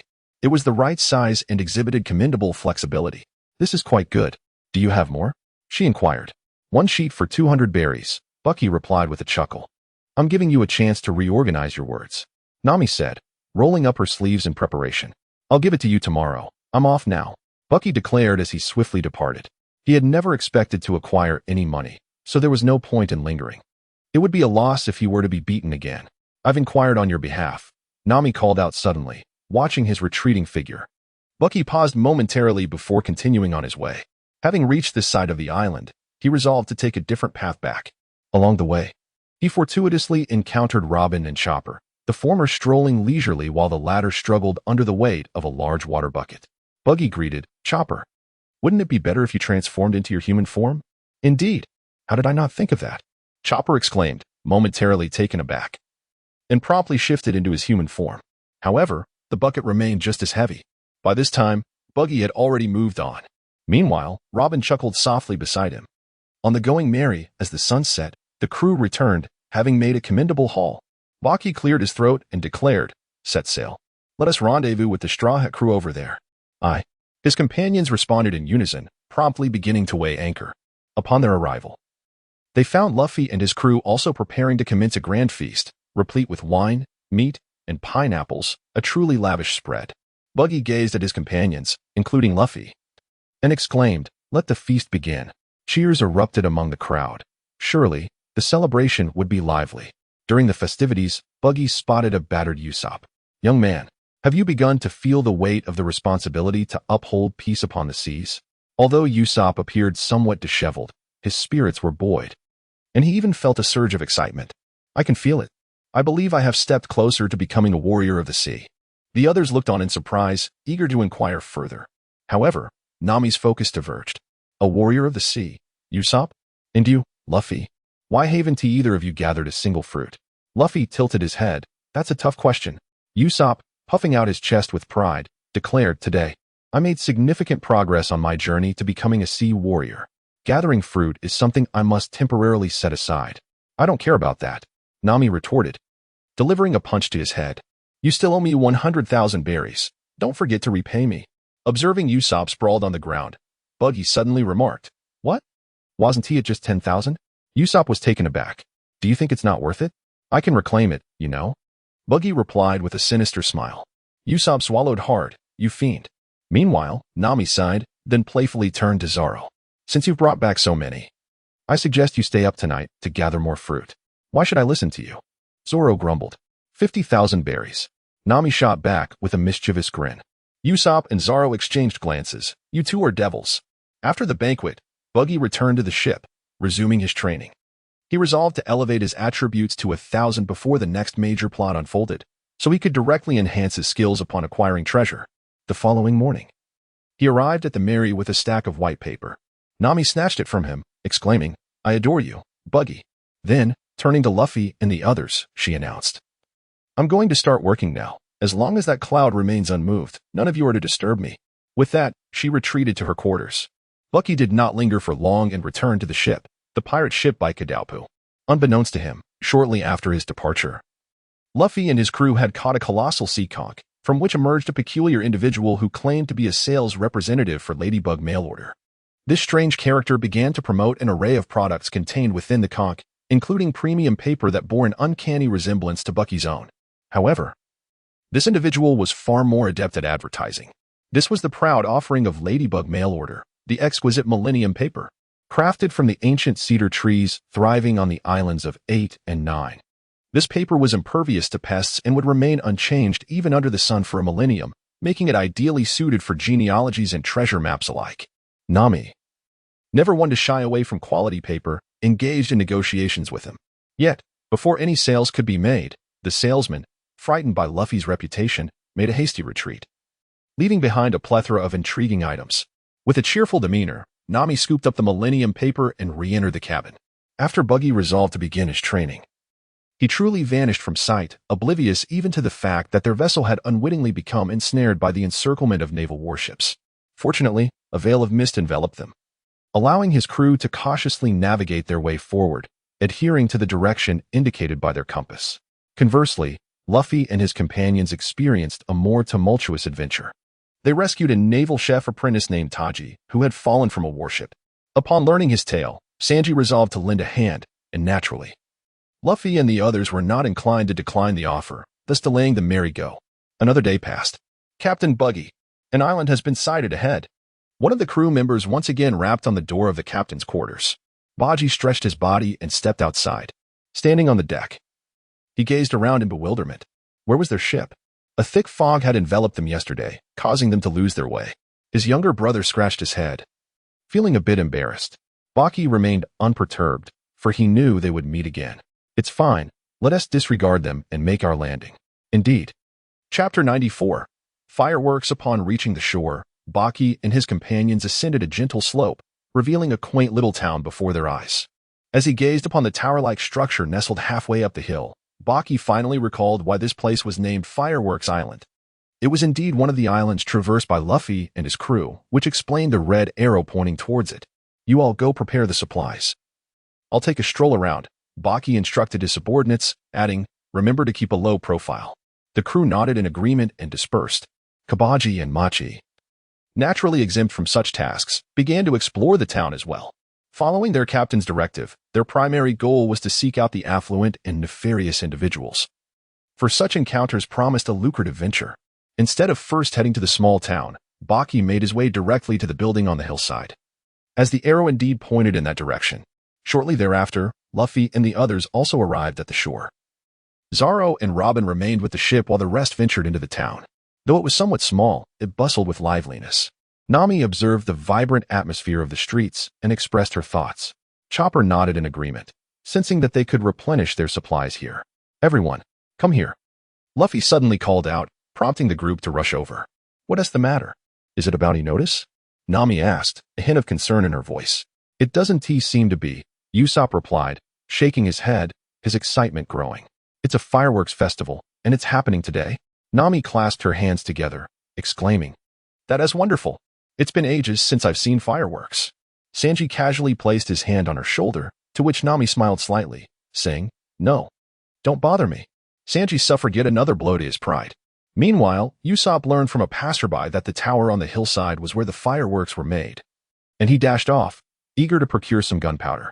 Bucky followed the arrow and soon arrived at a small room, which he instinctively knew belonged to the little girl. Having become more cautious after the incident with Robin, he first glanced around to ensure no one was present before stepping inside. The search was remarkably effortless, as the target was glaringly obvious. He acquired the third firework of the treasure, a small jade, and was prompted to activate a skill.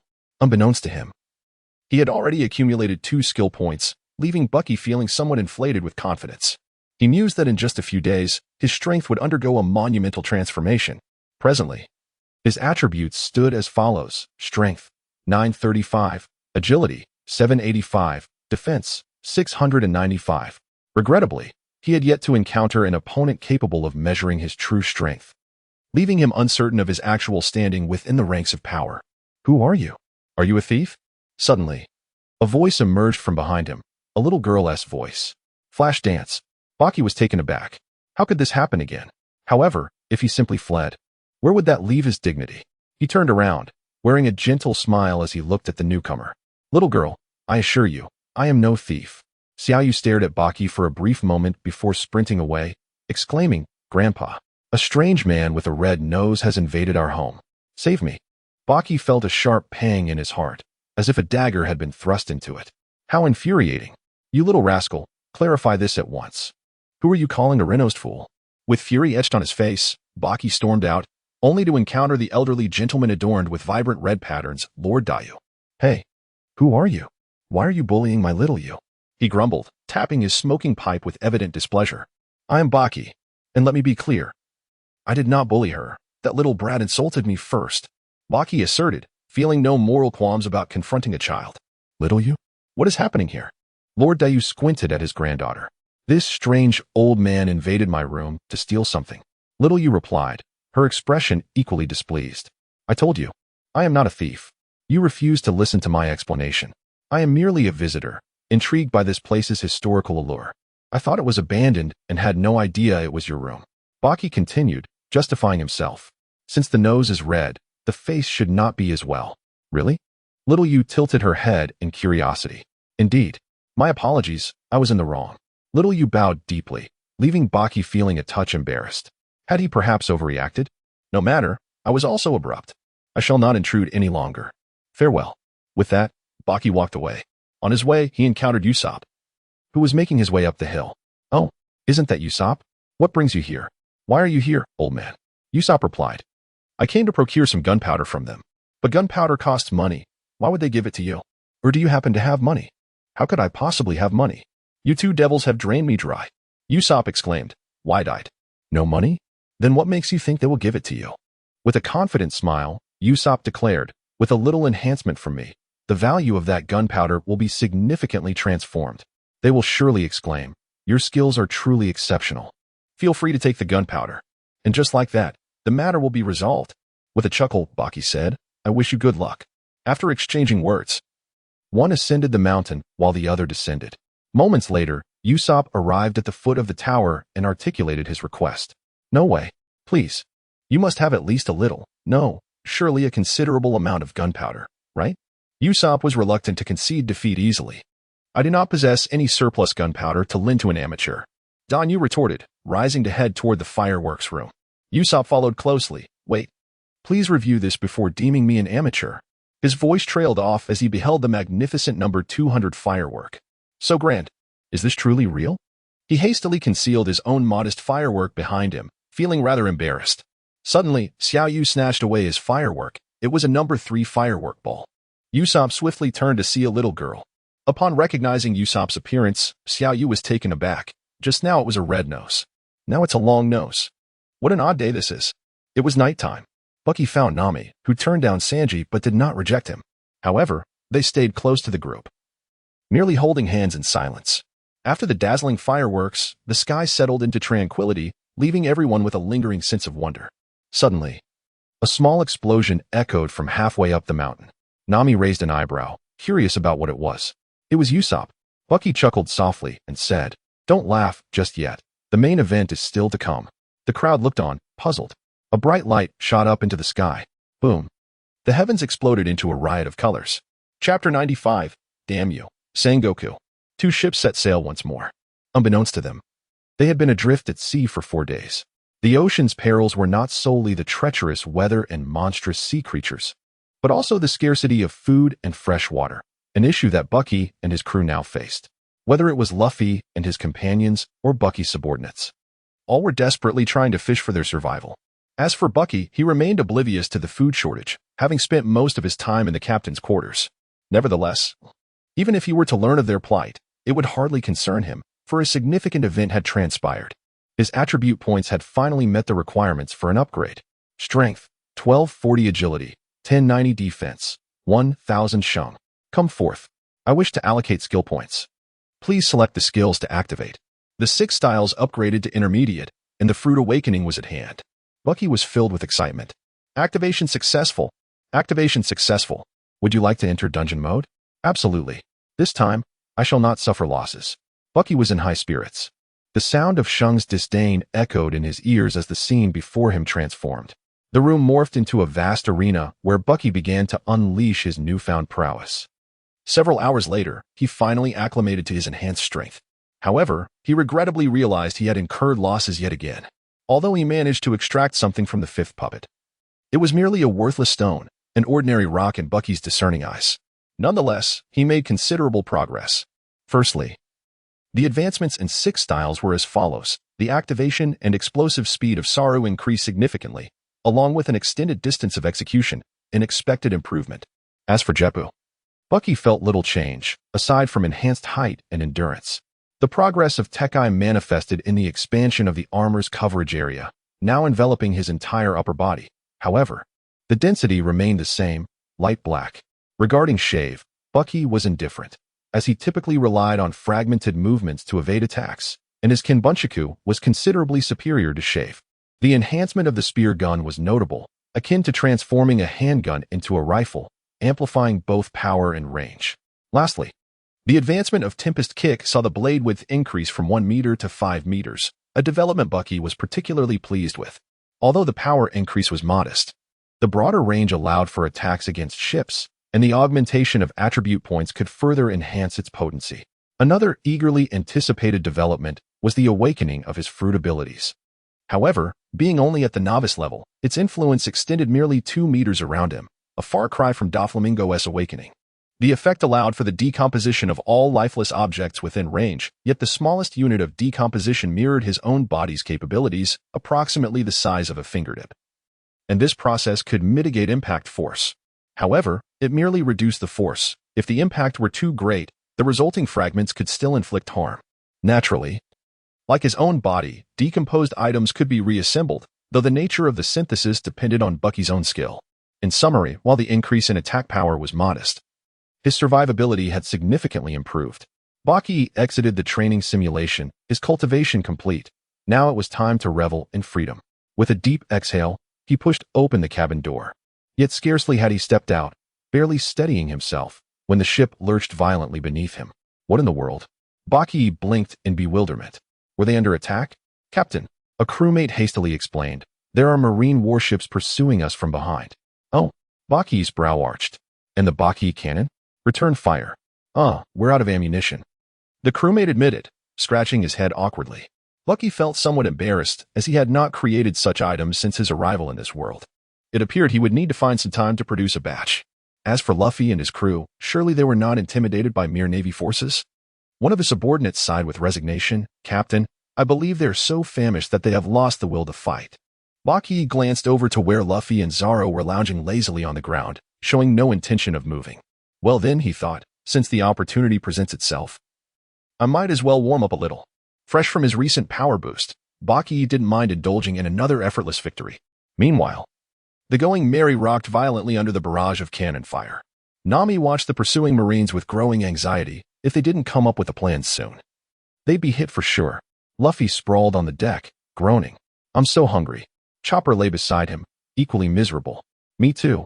Zoro sat nearby, polishing his swords with a scowl. Damn Marines, why won't they just give up? Luffy turned to Usopp, who was futilely holding a fishing rod. Still nothing? Usopp shot him an exasperated look. This isn't the time for fishing. There's not even a drop of water left. Chopper's tongue lolled out. At this rate, we'll either starve to death or die of thirst. Just then, Sanji emerged with a tray of delicate pastries, presenting them to Robin with a flourish. Luffy, Chopper, and Usopp immediately protested, launching into a scuffle with the cook. Nami sighed, pressing a hand to her forehead. How can they be so carefree at a time like this? Suddenly, a chorus of screams erupted from behind the Mary. The crew whirled around to see several marine ships, sliced clean in half, as if by an invisible blade. The cause? Baki, hovering effortlessly in the air. With each flick of his foot, terrifying white slashes arced downward, cleaving through the warships like butter. Nami's face lit up. Now that's what I call reliable. Unlike you lot. Whoa. Amazing. Luffy, Chopper, and Usopp gaped in awe. Zoro merely smirked. So he can launch flying slashes too? Just how many tricks does that guy have? The power itself didn't impress him. He could easily match that level of swordsmanship. Baki didn't destroy every ship, though. There were too many, and besides, he had some looting to do. Landing on the lead marine vessel, he found the officers already paralyzed with fear. When they recognized him, their terror spiked. Be Buggy the Clown. Baki grinned. So I am famous now. Then it hit him. Wait, did my bounty go up? Hey, what's my current reward? A marine officer swallowed hard, voice trembling. F500 million berry. Why are you here? You're supposed to be in Sabaody Archipelago. Bucky, what the? Damn you, Sengoku. Chapter 96. When power becomes a double-edged sword, Baki boldly settled into the wooden chair once occupied by the former naval commander, exuding an air of arrogance. "Bring me all the recent news about me," he commanded. The naval officer, bowing and nodding, was acutely aware of the formidable pirate before him as a mere naval sergeant. He felt utterly insignificant, realizing that even 100 of himself would fall short against such a notorious figure. He glanced at his aide, instructing you, "Go fetch the relevant newspapers." The aide complied and hurried away, anxiety gnawing at him, especially after the loss of several warships. Shortly, the newspapers arrived, and Baki began to peruse them. Unbeknownst to him, a group of naval soldiers had already taken aim at his head. Meanwhile, thick fog began to envelop the area, revealing the treacherous waters ahead, scattered with hidden reefs, a region classified as highly dangerous.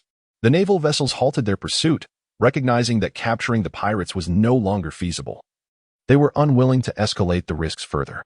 The ship Bigudapu also gradually came to a stop, as the captain had yet to return from the warship. In such dense fog, losing one's way could spell disaster. Conversely, the Mary was not as fortunate. Although Baki had temporarily thwarted the navy, Nami, unaware of the perilous nature of the waters, decided to anchor the ship, inadvertently sailing into danger. Surrounded by whirlpools and reefs, they dared not stop, striving to navigate through the treacherous sea. Fortunately, Nami's exceptional navigational skills, coupled with the crew's adept teamwork, enabled them to swiftly traverse the fog-laden waters. "I see land. An island," Usopp shouted from the lookout.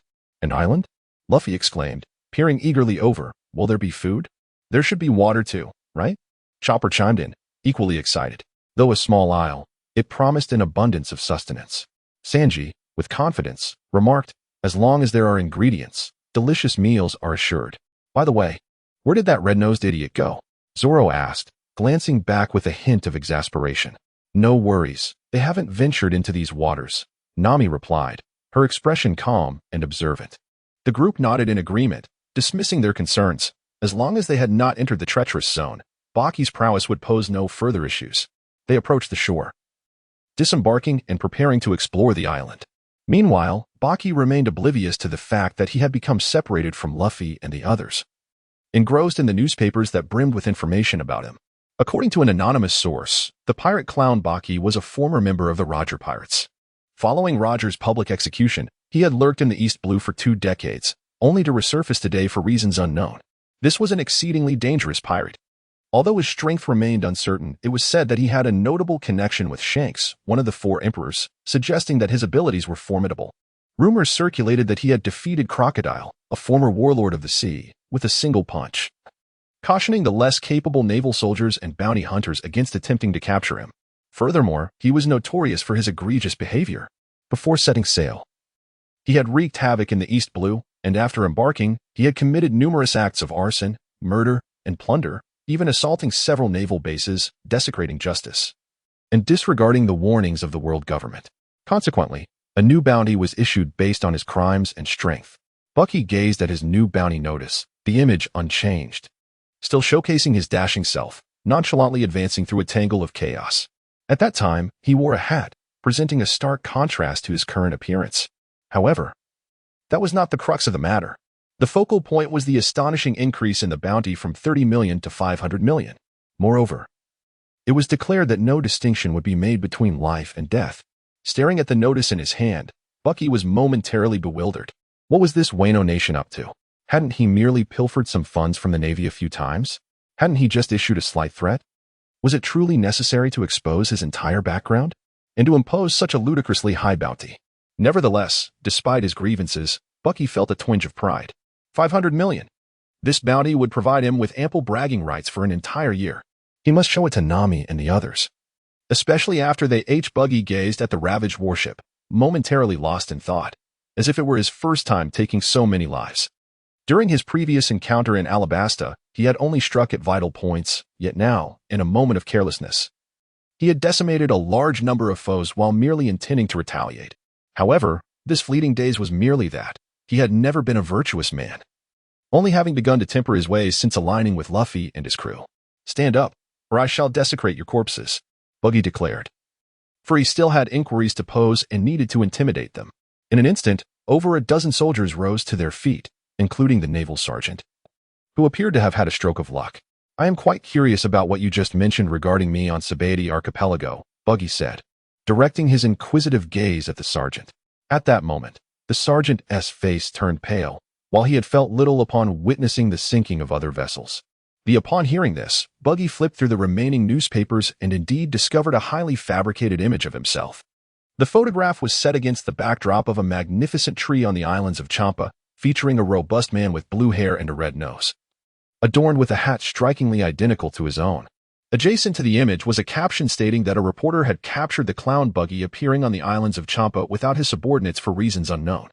Chapter 97. I am not myself. Although Buggy felt an overwhelming urge to ridicule this impostor for possessing nothing more in common with him than hair and nose, he restrained himself, recognizing that this charming brother had drawn the bounty hunter's ire away from him, for which he ought to express gratitude. Regrettably, after perusing all the newspapers, Buggy found no bounty notices for Kabaji and Moji. It seemed their opportunities for visibility were scarce, and their abilities were inherently lacking. At that moment, Buggy finally had the leisure to survey his surroundings. The Mary was nowhere to be seen, but the Kudo was stationed right alongside the warship, with his subordinates eagerly poised for action. Come over here, Buggy shouted. His subordinates promptly secured the ship's rope, brandishing knives and guns, and boarded the warship. Relocate the food, weapons, and treasures. Oh, his subordinates cheered, their stomachs growling in anticipation of a hearty meal. As for the Navy soldiers, they had been thoroughly intimidated by Buggy and dared not resist. They lay flat on the ground, feigning death. Bucky no longer paid heed. He tucked the bounty notice into his pocket and returned to the ship, the Baki. Reclining on his exclusive chair, he opened the system interface, realizing that since he had parted ways with Luffy and the others, he needed to examine the directional arrows. 2 unchanged arrows, one red and one green, both pointed towards Reluca Island, while a new green arrow indicated Goat Island, and a new red arrow pointed to Sky Island. Were they to venture to Sky Island so soon? He would need to accompany Luffy and the others to ascend there. And as for Reluca Island, which storyline was that associated with? Curiously, there were 2 arrows. Goat Island. Its name was as straightforward as Pineapple Island and Fireworks Island. It seemed prudent to visit this one first. Meanwhile, Luffy and his companions had successfully climbed to the small island along the cliffside. The island's peculiar shape afforded an excellent vantage point, offering a broad view of the surroundings. They could faintly discern a small dot on the distant sea, seemingly approaching. Could it be the old man? Should we wait for him? Usopp suggested, as Bucky had enhanced his abilities, and his admiration for Bucky had soared to unprecedented heights. Moreover, since they owed him a debt, it would be wise to cultivate a good relationship. If they did so, perhaps repayment would be unnecessary. For Luffy and the others, it mattered little whether they waited or not. However, since a suggestion had been made, they decided to wait, knowing it wouldn't be for long. In terms of scavenging, Bucky's subordinates were seasoned, swiftly completing their task. The Baki set sail once again, heading towards the Goat Island chosen by Bucky. The island was not far, and soon they glimpsed its outline. At that moment, a lookout shouted, "Captain, I see the lady." "Oh," Bucky exclaimed with delight, soaring upwards to seize the telescope. Indeed. On the cliff of the small island, Nami and the others were gazing in their direction. "You lot need not disembark. Prepare for a feast. I shall return shortly," Bucky called out, utilizing the moonwalk to glide over. The intermediate moonwalk was far swifter than the ship, and Bucky could barely hear the shouts of his subordinates behind him. In no time, Bucky reached Luffy and his companions. "What are you doing standing here? Aren't you going on an adventure?" Bucky queried, somewhat perplexed. Thud. Nami delivered a punch to his head. "We kindly waited for you. How dare you look displeased?" Baki was momentarily taken aback, quickly altering his expression, realizing the situation. "How touching. It feels rather insincere, doesn't it?" Usopp remarked, exasperated. "Let us go. Onward to adventure." Baki was eager to shift away from the topic. "Aren't we waiting for them?" Zoro pointed towards Baki's subordinates lingering in the distance. As Nami had mentioned, they began to take notice of the issue. "No need. They aren't coming ashore. Once we finish exploring this island, I shall surprise you." Baki replied with a mysterious smile. "A surprise? What kind of surprise?" Luffy inquired. Curiosity etched across his face. "If I tell you, it won't be a surprise anymore." Baki shook his head. "If they aren't coming ashore, then why are you?" Nami exclaimed. "I have you to accompany me, so you should return," Sanji interjected. "You scoundrel chef. Do you wish to fight?" Baki rolled up his sleeves, visibly displeased. "Bring it on. Who is afraid?" Sanji declared, unflinching. Ultimately, they all ventured onto the island. Is it uninhabited? Robin speculated, absorbing the tranquil ambience surrounding them. Suddenly, a bleat resonated from ahead. It's a sheep, Chopper exclaimed, somewhat excited. However, four individuals had already dashed forward. Meat. It's meat, Luffy declared. Let me handle it. Sanji added. Stop. Don't run. Usopp shouted. Why should I follow? Baki protested. Just then, Nami stood in their path, saying, Wait a moment. No matter how hungry, we can't harm such adorable sheep. Zoro unsheathed his sword, smirking. It seems the lovely sheep have taken a liking to us. The group froze, realizing they were encircled by a flock of sheep. Why not capture them all for a feast? Baki suggested. Agreed. Luffy echoed. We concur. Sanji, Zoro, and Usopp chimed in. No, they are under someone else's command. Chopper hurriedly intervened. Baki and the others felt discomfort. Although they weren't truly afraid of the sheep, they felt reluctant to act, leaving them in a passive predicament. In a moment of desperation, Chopper transformed, causing an old man perched in a tree to fall, startled. He looked at Chopper with terror, exclaiming, What a strange creature. Luffy was taken aback, a bizarre old man falling from the tree. Chopper inquired of the goat, and indeed, the one giving orders was this old man. He must have thought we were going to attack him, Zoro chuckled. Rest assured, we only seek provisions and water. Sanji replied with a smile. However, I wouldn't mind searching for treasure, Baki remarked candidly. Can pirates be trusted? Furthermore, let me make this clear. There is no treasure here. The old man shouted in fury. Though I am poor, I am still a man. Do as you will. Sanji laughed heartily. Ah, I see. I am a chef, skilled in frying and boiling. Wait, I was joking. You devil. A killer. The old man, terrified, fled, only to become stuck in a tree branch. Zoro swung his sword, severing the branch, yet the old man fainted from fright. Truly a coward, Usopp scoffed. Bucky gazed at him in utter disbelief, questioning his authority to utter such words. Chopper glanced around, realizing with alarm that his heart had nearly ceased to beat. The crowd momentarily froze, then turned their attention towards Zoro. Zoro, exclaimed Luffy, how ruthless. Usopp chimed in, that is too much. Nami added, you green-haired fool. Sanji protested, it wasn't me. I didn't do anything. I know nothing. Zoro and Bucky exchanged a look of gratitude for the unwavering support they had received. Chapter 98. Buy one get one free. Eventually, the group escorted the elderly man back to his home. After an intense session of resuscitation by Chopper, the old man finally regained consciousness, expressing his relief, lamenting how close he had come to death. When dealing with pirates, one must never let their guard down, he mused. Usopp, with a disdainful expression, retorted, you fainted all on your own. This fellow could spin a tale even more exaggerated than mine. Was Uncle Sheep's heart truly stopped from fright? Luffy inquired, perplexed. What did you think? Do you genuinely believe Zoro would strike? Bucky looked at him, incredulous. The Grand Line is fraught with unforeseen events. I can hardly fathom how that fragile heart of his continues to beat, Sanji remarked, somewhat intrigued. Fortunately, he didn't actually perish, Nami sighed in relief. What is so fortunate about it? The old man suddenly sat upright, producing a small abacus. Let me calculate for you. You all caused me to strain my back and nearly lose my life. Now I can't even cut grass or fetch water. My losses are substantial, at least 50 million berries. The group, led by Buggy, walked away with visible impatience. However, Nami appeared somewhat intrigued, engaging in a calculation with him while fiddling with his small abacus.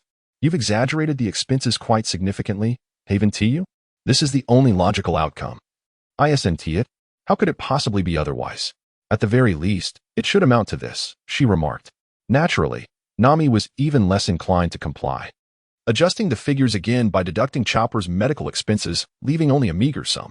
This prompted the old man to burst into tears, lamenting that today's youth only knew how to bully the elderly. Let us go, let us go. Just an old codger, and he dares to extort us? Buggy stated with irritation, noticing Nami's discomfort. Zoro and the others nodded in agreement, expressing their concurrence. Alas, there are always those overflowing with compassion. Luffy, scratching his head in exasperation, said, I understand, Uncle Goat, we shall lend a hand. With that, Luffy's companions had no choice but to assist him.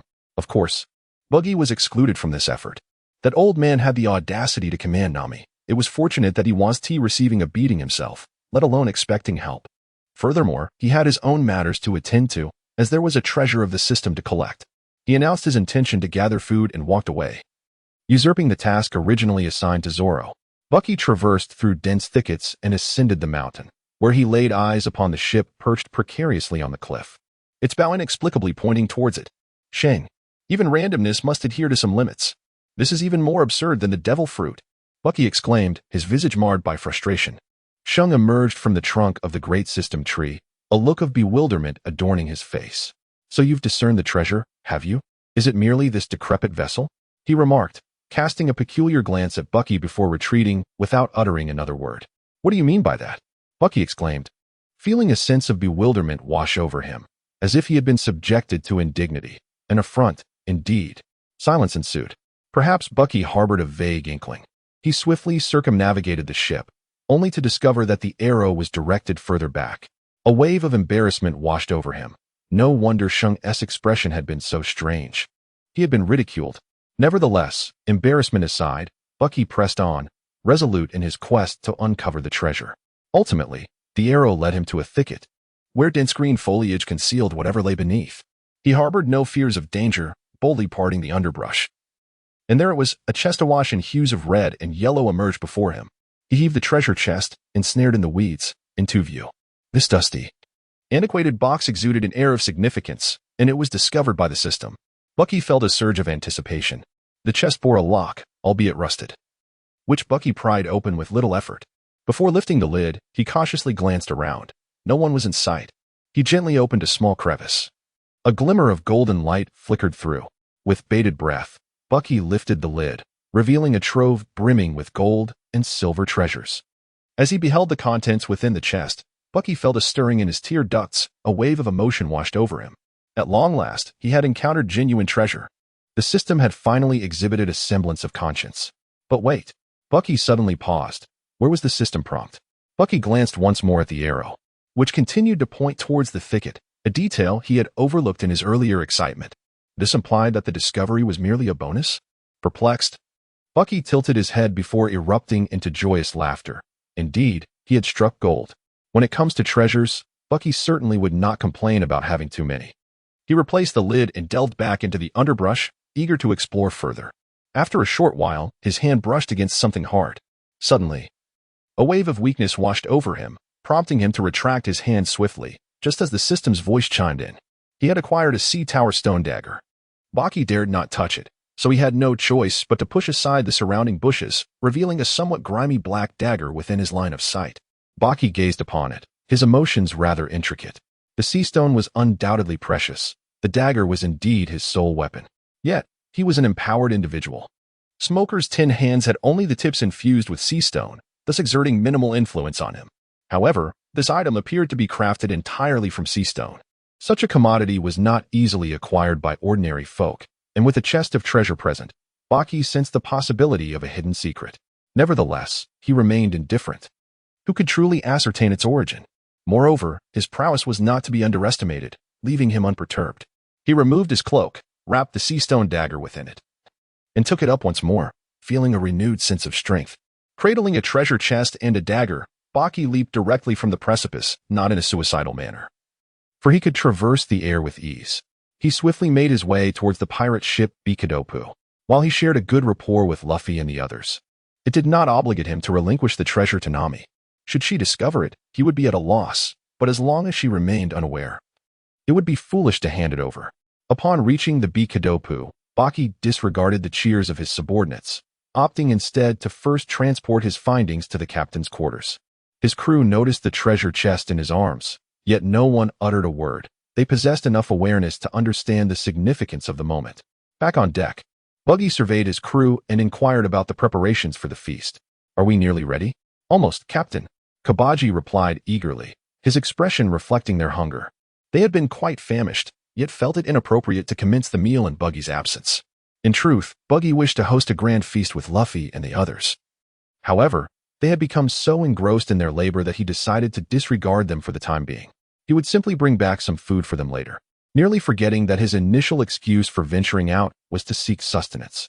Chapter 99, an accidental oversight unbeknownst to the oblivious Luffy and his companions, who continued their arduous tasks. They had grown weary compared to their earlier spirited enthusiasm. That elderly gentleman was truly excessive, incessantly burdening them with additional work. Usopp wore a disgruntled expression, nearly resorting to striking the old man's head with his hammer. "I'm about to collapse from exhaustion," Nami exclaimed, wiping the sweat from her brow, her face a portrait of resignation. Luffy simply lay sprawled on the ground, his stomach growling in protest. "By the way, why hasn't Buggy returned yet? I should have gone to find him," Zoro remarked. Bucky placed the box on the ground and lifted the lid, simultaneously retrieving items as he remarked, "Did I not just promise you all a surprise? However, since you all remained here, we shall have to relocate the feast." The crowd gazed in awe as Bucky unveiled one piece of grilled meat after another, along with fruits and beer, their mouths watering uncontrollably, utterly oblivious to his words. Particularly, Luffy had already begun to indulge, captivated by the delectable spread before him.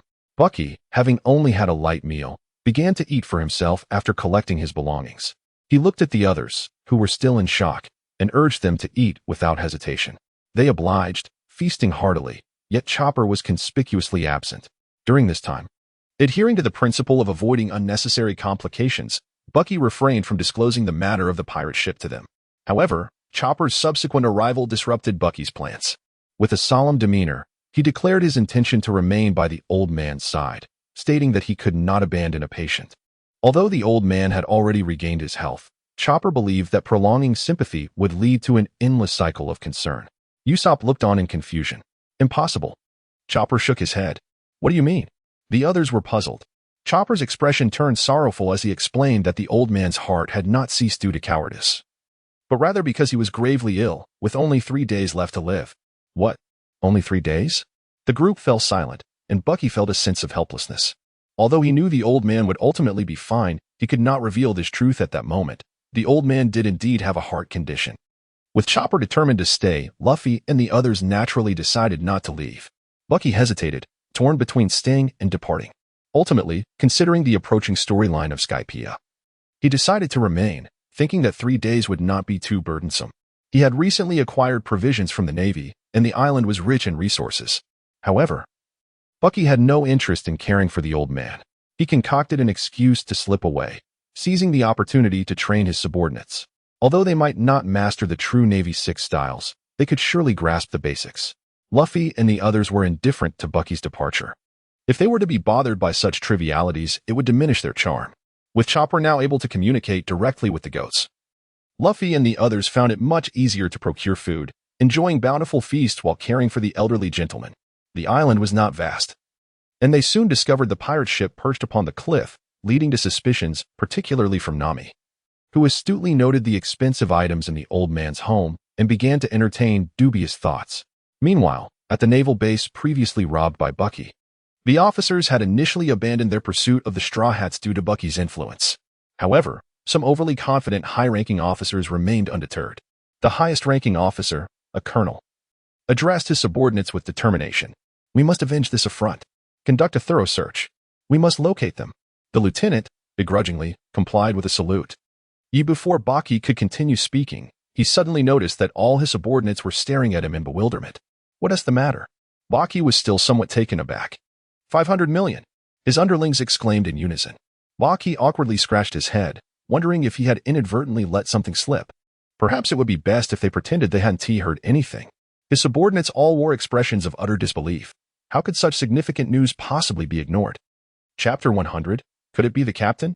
Baki gestured to his subordinates, indicating that this was not the crux of the matter, and urged them to resume the discussion at hand, the dance of the Flash. Although his subordinates were filled with curiosity, they had no choice but to comply and continue listening, given the captain's directive. Bucky uttered some words of encouragement, then gestured towards one side, indicating that those who wished to become combat members should stand there.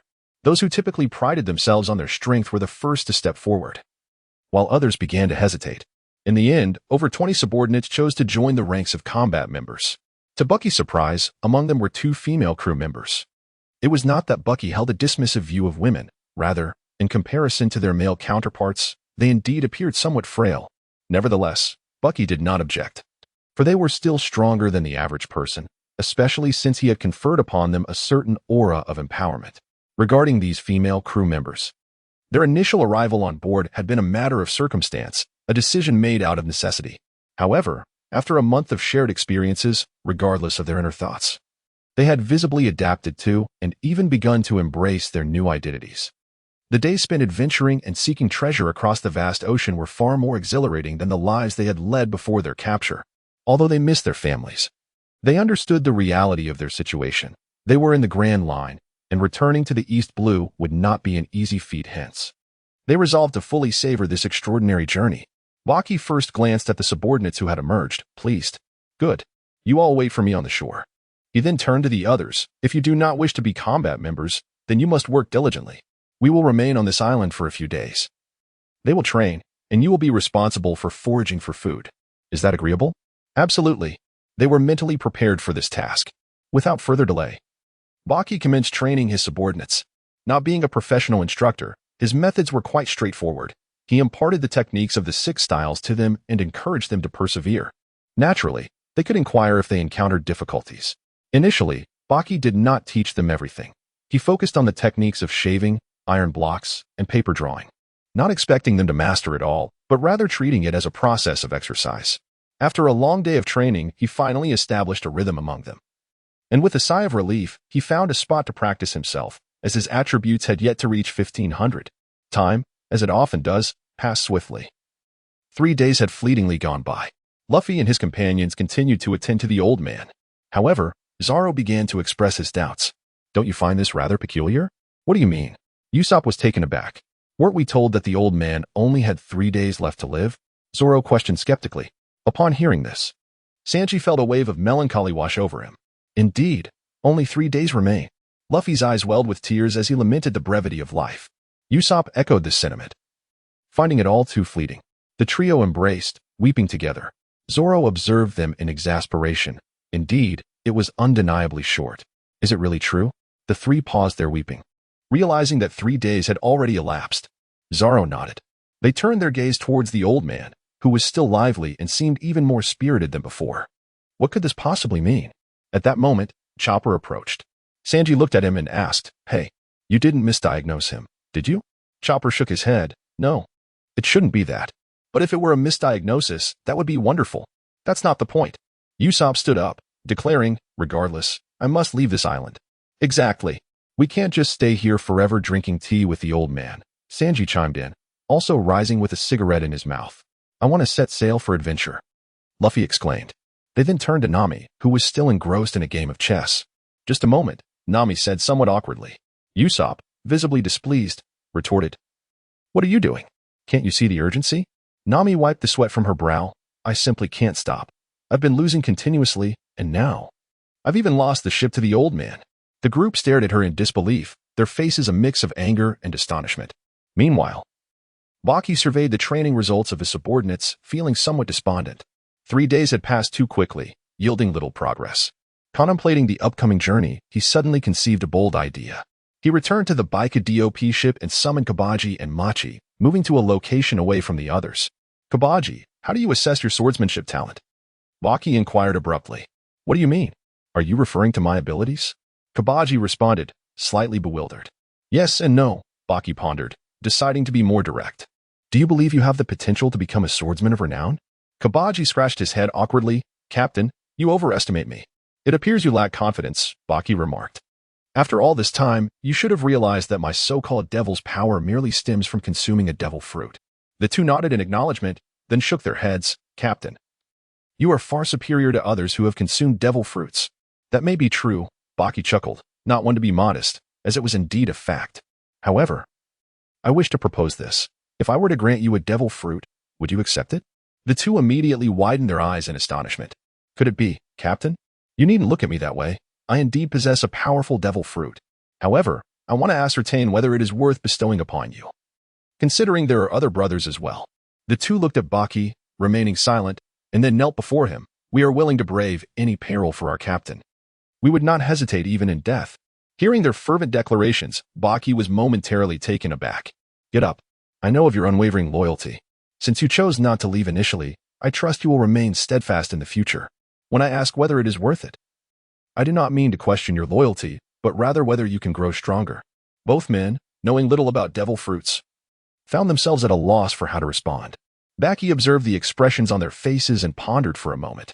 After a while, he came to a realization. Even if their development turned out to be subpar, wasn't he still here? Offering guidance wouldn't be difficult. Having resolved his thoughts, Baki retrieved 2 devil fruits from his coat. He handed the pineapple-shaped one to Kabaji. This is the Logia-type Daro Daro no Mi. Consuming it grants you the ability to elementalize, much like Crocodile or Smoker. Ordinary attacks will be useless against you. As for its specific applications, I'm not entirely certain. But it certainly won't disappoint. Even if you fail to refine its powers, you'll still become formidable. However, his tone darkened should you dare neglect its development. I shall ensure your demise is nothing short of spectacular. The other fruit was passed to Moji. This is the Zoan-type Tora Tora no Mi model, Tiger. It allows you to transform into a ferocious beast. While it may not rival the Logia's initial might, I believe the ability to become something so delightfully fluffy suits you. Moji, any objections? Objections? The two could scarcely contain their excitement as they eagerly accepted the fruits, their eyes gleaming with fervor. These were devil fruits, after all. Chapter 101. You dare return? Buggy gazed at the devil fruits in the hands of the 2 individuals, feeling a pang of regret. They could fetch a fortune of several hundred million. Yet, he understood their unwavering loyalty to him, as well as their earnest desire to grow stronger and assist him. Over the course of 2 months, Buggy had truly come to regard them as brothers, and he had witnessed their tireless efforts. Since the system had fortuitously granted him the devil fruits, why not fulfill their aspirations? Treasures of this nature could always be acquired anew. The powers of the devil fruits cannot be easily adapted to. After consumption, you may need to remain on this island for a while, Buggy remarked. Observing the excited expressions on their faces. The 2 paused momentarily, then decided, let us wait until we set sail before we eat them. Buggy shook his head, stating that their ship was ill-equipped to facilitate the practice of fruit abilities. If the vessel were to be damaged by them, it would spell doom for the 3 of them.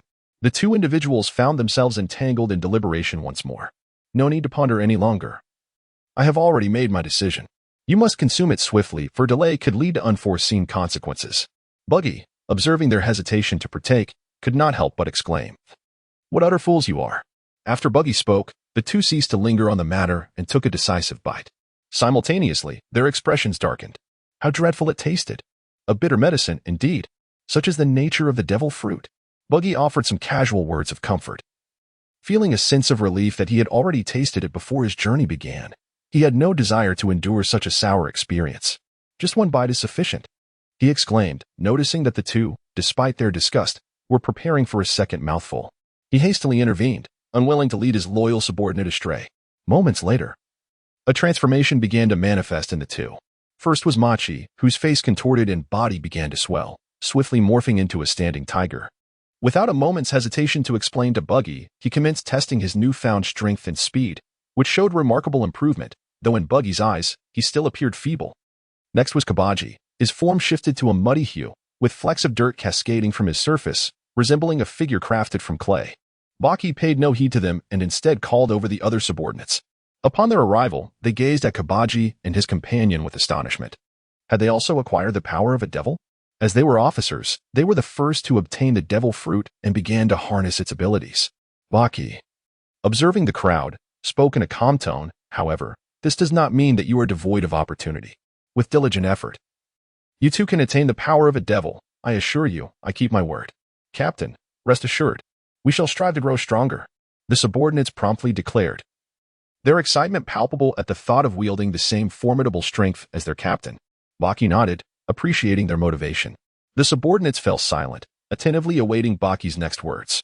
In the past 3 days, you may have noticed that your progress has been rather minimal, Baki remarked, a shadow crossing his face. This is not your fault.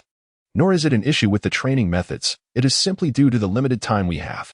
Indeed, I believe that with a few more days, I could surpass 10 strikes, allowing me to move as swiftly as the captain, one particularly talented subordinate suggested regarding the shaving technique.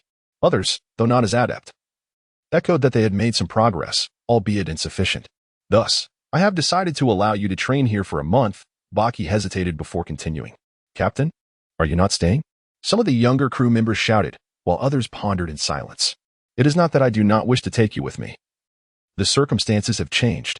With a bounty of 500 million on my head, our adversaries are sure to be formidable.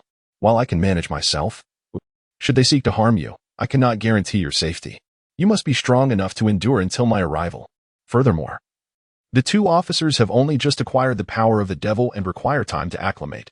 Once they have adapted, your strength will pose no danger in this vicinity. Noticing some subordinates still yearning to speak, Baki interjected, "No more discussion. My decision is final. Focus on your training. There is ample food here. If I have not returned in a month, proceed to Water 7 and await my return." Water 7? The subordinates queried in confusion. "Regardless, you possess a log pose. Once you reach the next island, you can inquire about its location. It is an excellent shipbuilding hub. When we reunite, we must acquire a new vessel. Is that understood?" "Understood." With the captain's decree, they felt compelled to refrain from further opposition, resolving instead to dedicate themselves to their training. "Excellent. To ensure safety, during your training, I permit you to lower the pirate flag, but once you set sail, it must be raised. Kabaji, Machi, do you have confidence in safeguarding the pirate flag?" Baki asked, directing his gaze at Kabaji and his companion. "Absolutely." The two, recently imbued with the devil fruit's power, responded with unwavering confidence. Baki nodded in satisfaction. He sent off the other subordinates and offered some suggestions to Kabaji and Machi regarding fruit development, keeping it general. As for the specifics, it would depend on their plans. As long as they did not deviate too drastically from their styles, Baki was not inclined to impose changes. They merely needed to handle ordinary opponents. The formidable admirals would be left to him. However, their immediate task was to adapt, which was not particularly challenging, so Baki refrained from elaborating further. Having arranged everything satisfactorily, he felt relieved and hurried towards Luffy and the others. Yet, a twinge of concern lingered in his mind about not attending to that old coot. Would they be displeased if he continued along with them? Clearly, he was overthinking. On his way, Baki encountered Luffy and his crew rushing downhill. "What's the hurry?" he asked, bewildered. "The Navy is coming," Nami exclaimed as she continued her descent. "Are these Navy fools not afraid of death?" Baki scoffed, leisurely making his way down the mountain. Upon reaching the base of the hill, Luffy and the others noticed only a single warship. "Is that all?" "It doesn't look like they intend to fight," Nami remarked, puzzled. "Then what are they here for?" Usopp echoed, equally baffled. "The Straw Hat Pirates." A Navy sergeant approached. "I'm Sergeant Minky of the Navy. It's a pleasure to meet you." Luffy and his crew stood momentarily stunned, sensing something amiss with this fellow's demeanor. Just then, Baki's voice resonated behind them. "Oh, you dare come here?" Chapter 102. "Oh, the Navy Admiral." Suddenly, the previously arrogant sergeant's expression shifted dramatically as he shouted in terror, "Turn back. Quick, turn back." The unfortunate previous lieutenant had already met his end, and the new lieutenant, witnessing the chaos, was bewildered. He promptly patted Sergeant Mibaki shrugged and produced the bounty notice from his arms, passing it over with a sense of resignation. Alas, he sighed. Nami, with a look of bewilderment, received the document and, upon glancing at it, promptly sank to the ground in shock. Sanji and the others turned to see what was amiss, their expressions equally perplexed. How could this be possible? Luffy's jaw seemed to drop to the floor, while Sanji's cigarette fell from his grasp. Zoro and Chopper widened their eyes in astonishment, and Usopp trembled in fear, stuttering, 500 million. Are we about to face an extraordinarily formidable foe? Bucky shook his head, asserting that it was not the case. There were no formidable opponents here. Moreover, he was quite formidable himself and had nothing to fear. At this moment, Luffy regained his composure and gazed at Bucky with excitement, exclaiming, "Uncle, you were truly impressive." Zoro and Sanji nodded in agreement. Indeed, there was nothing to fear. Yet, fear gripped Nami and Usopp, who were on the verge of tears, pondering why they had boarded such a perilous vessel. "By the way, how did your bounty increase to such a height? Wasn't it 30 million before?" "This leap is rather substantial," Zoro inquired with curiosity, feeling a twinge of discomfort at the thought of being outpaced by that rascal with the red nose. The others turned their attention to Bucky, equally eager to uncover the reason. "I have no idea what those Navy bastards are thinking," Bucky replied, his face contorted with anger. "Was it just because I threatened him? Is Sengoku really that extreme?" "Sengoku?" Nami questioned, her brow furrowing in confusion, as if the name rang a bell. "You don't know him?" Bucky was taken aback. "You truly don't know Sengoku?" However, realizing that information was primarily disseminated through newspapers, he understood why they might be unaware and chuckled lightly. "He is the Fleet Admiral of the Navy, you know." "Oh, the Fleet Admiral." Nami nodded, her eyes widening in realization. The Fleet Admiral. Sanji and the others were similarly stunned, feeling as though they might suffer a heart attack like the old man. Luffy, however, looked perplexed. Who is the Fleet Admiral? He is the Chief of the Navy. Bucky responded incredulously, questioning how Garp had raised his grandson without imparting any fundamental knowledge. What? The chief of the Navy? Luffy exclaimed in shock. Grandpa's boss is even more formidable than Grandpa. How terrifying. Usopp, meanwhile, wore a bemused expression, noting that Luffy's reflexes were always a beat behind. And what did you threaten him with? Nami pressed on, her curiosity piqued, as were Usopp and the others. A few of Bucky's subordinates had also gathered nearby, having not strayed too far since the ship was still anchored. Bucky hesitated, mumbling, I simply asked him to raise my bounty, speaking quite politely, so I shouldn't have crossed any lines. Bang. Nami, disregarding the onlookers, delivered a punch to his head. Are you an idiot? Wouldn't it be better to have a lower bounty? Why would you want it raised? Instead of responding, Bucky turned his gaze towards Luffy. Naturally, the higher, the better. Luffy, completely oblivious to Buggy's intent to deflect the pressure, answered earnestly. You guys are truly something. What can Nami do? She, too, felt helpless and could only sulk in solitude. Meanwhile, the naval warship successfully executed a turn and prepared to depart. However, at that moment, a thunderous rumble echoed from the cliffside. The Navy crew was momentarily stunned, their sergeant momentarily forgetting his fear, wearing an expression of disbelief. How could this be? How could a pirate ship descend from the mountains? The scene was one of astonishment among the crew, each reacting with their own distinct perspective. Nami gazed in disbelief, truly amazed that they could navigate the seas. Luffy, with a broad grin, exclaimed, It's the old man. As for Buggy, he struggled to suppress his urge to comment. Feeling as though Newton's coffin lid was about to burst open, the ship slid down the mountainside, traversed the forest, and glided across the beach, finally reaching the ocean. Well done, Uncle Sheep, Luffy shouted with exuberance. Hey, this is all too chaotic, Sanji retorted with a smirk. Your heart has T-stopped, has it? Zoro chimed in, equally unimpressed. Don't talk nonsense. Nami shot him a disapproving look. It's not impossible, though. This is a bit thrilling, Buggy interjected, unable to restrain his sarcasm. Chopper, hearing the commotion, cried out in alarm, Old man, are you all right?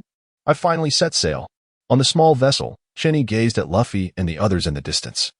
Reflecting, they've truly become pirates. From this day forth, this shall be the pirate ship, the Chenny. As for the Marine sergeant, he realized that no amount of treasure was worth the risk to life. Regaining his composure, he promptly ordered his subordinates to accelerate their departure. This place was far too perilous. Bucky showed no interest in stopping him, and neither did Luffy and his companions. They simply let him run off. Subsequently, Luffy extended his arm to grasp the Thousand Sunny, exerting a force that effortlessly drew it closer, leaving Bucky momentarily astonished by the sheer strength of this individual. Uncle Sheep, are you all right? Luffy inquired, observing Chopper's somewhat dazed expression, flashing a playful smile. Your hand? Chopper's attention shifted elsewhere, pondering if it was the result of a devil fruit. Indeed, Luffy nodded, stretching his mouth wide. I am a rubber man. Chapter 103. Did you use your strength? Unable to resist Nami's enthusiasm, Chopper recounted the tale of how Sheep had consumed the money. Although Bucky was already aware of the incident, he couldn't shake off a sense of sympathy, coupled with a lingering curiosity about the origin of the treasure he had stumbled upon. Following that, Bucky, undeterred by the old man's presence, engaged Luffy in conversation. Luffy, for a while, I will be accompanying you again. Is that all right? Of course, Luffy nodded. Haven't you been with us all along? No, I mean it will just be me accompanying you. The other crew members must remain here for the time being. Bucky clarified, realizing Luffy had misunderstood him. Why? Luffy asked, puzzled, as he believed Bucky was not the sort to abandon his comrades. You've seen my bounty. I will surely attract numerous enemies. I am fine, but they would be in danger. Thus, I've given Shaka and Moji a devil fruit and taught some of the other crew members basic martial arts. They need to stay here and train diligently for a while. However, I wish to seek treasure, so I must first accompany you. Additionally, if I maintain a low profile, the Navy might remain unaware of my presence on your ship, which may prevent them from pursuing us. Buggy elaborated extensively, then gazed expectantly at Luffy. Essentially, he was inquiring whether Luffy would join his pirate crew, to which Luffy thoughtfully nodded, affirming, I agree. If it makes you happy, then so be it. Buggy, too fatigued to argue further, accepted this arrangement. As for the others surrounding them, Luffy's consent elicited no objections. However, they were somewhat intrigued by Buggy's mention of the devil fruit, as Nami and her companions had never encountered one before. Yet, since the fruit had already been consumed, Buggy could offer no further insight. Well then, Let us prepare to set sail, Nami declared as she led the way toward the Going Merry, followed closely by Zoro and the others. Wait a moment. Robin interjected suddenly. It seems a substantial fleet of Navy warships is lying in ambush outside. What? Is that true? Nami halted in her tracks. It is indeed. Chopper nodded, momentarily forgetting their pressing matters in the excitement. What will you do? The enemy comprises several warships. Don't worry. We have Buggy with us. He'll handle it swiftly, Nami replied cheerfully, recognizing that while Buggy could be unreliable at times, his combat skills were commendable. Best not to rely on me, Buggy countered, shaking his head. Unless we find ourselves in a life-or-death situation, I would prefer not to intervene. Why not? Nami asked, puzzled. If I engage, the Navy will realize I'm aboard your ship, which would lead to even more naval pursuers during our subsequent journey. It's best left to Luffy and the others, Buggy explained, casting a glance toward Luffy. Luffy grinned confidently, proclaiming, Leave it to me. I'll send those Navy scoundrels flying. Zoro, too, offered a subtle smile, adding, I haven't had a good fight in a while. All right. You all are quite formidable. Nami remarked with exasperation, recognizing that they were indeed a group of battle-hungry individuals. The group then made their way aboard the Going Merry. Baki gazed at his younger comrades, urging them to diligently hone their skills. Once Kabaji and Machi acclimated, they need not fear the ordinary Navy. As for that old man, lend him your support when possible. However, should he wish to set sail, do not hinder him. I shall take my leave now. Captain, we will surely put forth our utmost effort. The younger members exclaimed in unison. Though they parted for the third time, they found no solace in the separation, rather. It invigorated their resolve to ensure they would not lag behind. Luffy and the others bid farewell to the old man one by one. Let us meet again upon the vast ocean, Luffy declared with a radiant smile. Indeed. Once I have repaired the ship, I shall embark on an adventure. Old Shinny waved his hand in agreement. We shall await your return, Shinny pirates. Baki and the others were uncertain of the Navy's direction, so they opted for a random choice, naturally led by Luffy. After advancing for a while, fog enveloped them, yet they continued on their linear path. As time passed, the fog began to dissipate, and Nami glanced around, momentarily puzzled. Where was the Navy? Behind us. Baki's tone was somewhat peculiar. How could Luffy have so effortlessly evaded the Navy? What? Luffy appeared taken aback, then suddenly shouted, Damn Navy. We are here. Thud.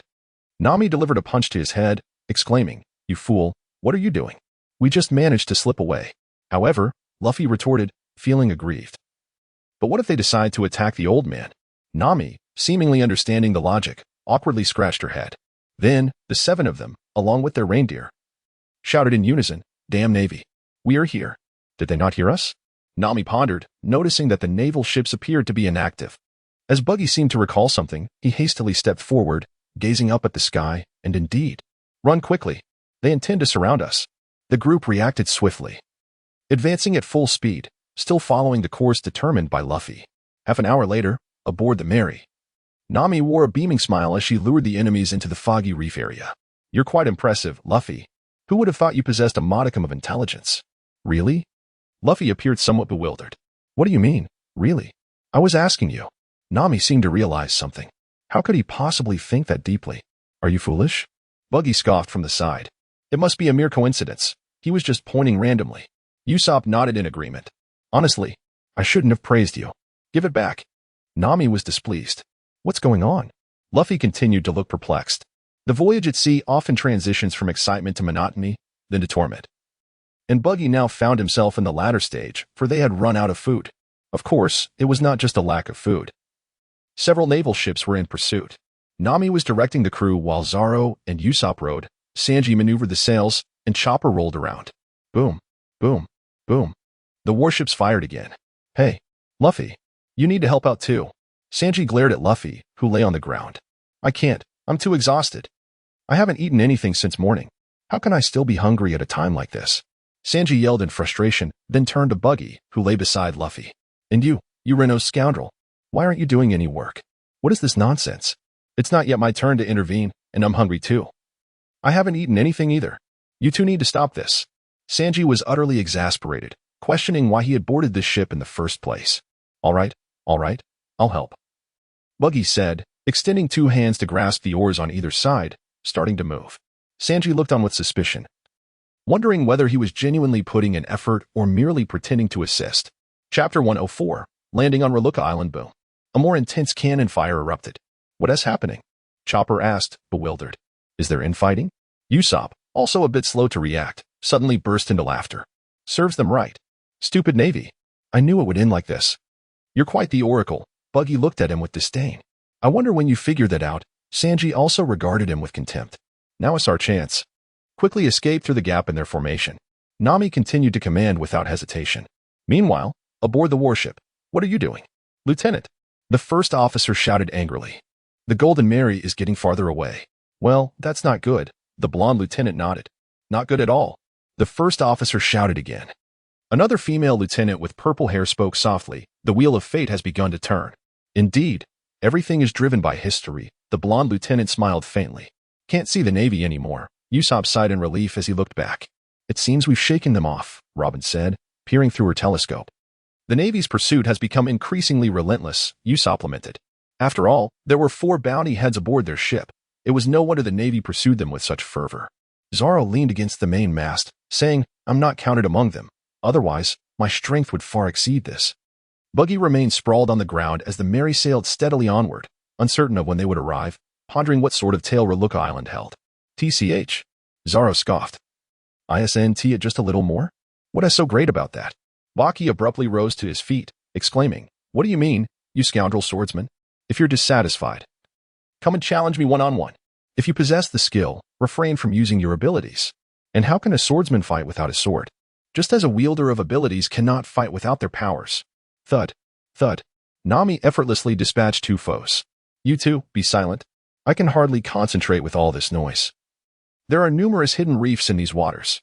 What if something were to happen to the ship? Indeed, we acknowledge our mistake. Baki and Zoro apologized sincerely. It was wise to avoid provoking Nami in her current state. A port. Chopper suddenly exclaimed with joy. Where? Baki and the others rushed to the bow of the ship. Look, is that not a lighthouse? Chopper pointed excitedly at a towering structure ahead. If there's a port, there must be food, right? Luffy shared in the excitement. Time to eat. Baki shouted enthusiast as Buggy was about to abandon him. He suddenly sensed danger approaching from behind and swiftly dodged aside, leaving that person behind. He witnessed Luffy, shouting about food, casually stepping forward. Hey, you almost stepped on me, you jerk. Buggy exclaimed, his face contorted with irritation, yet Luffy had already moved on. Don't take it to heart. Let us proceed, Nami said, linking her arm with Buggy's, suggesting they go shopping. Sanji, observing this, felt a shadow of despair wash over him. Believing his fragile heart had shattered, Bucky wore a skeptical expression, sensing that something was amiss. Are you trying to spend my money?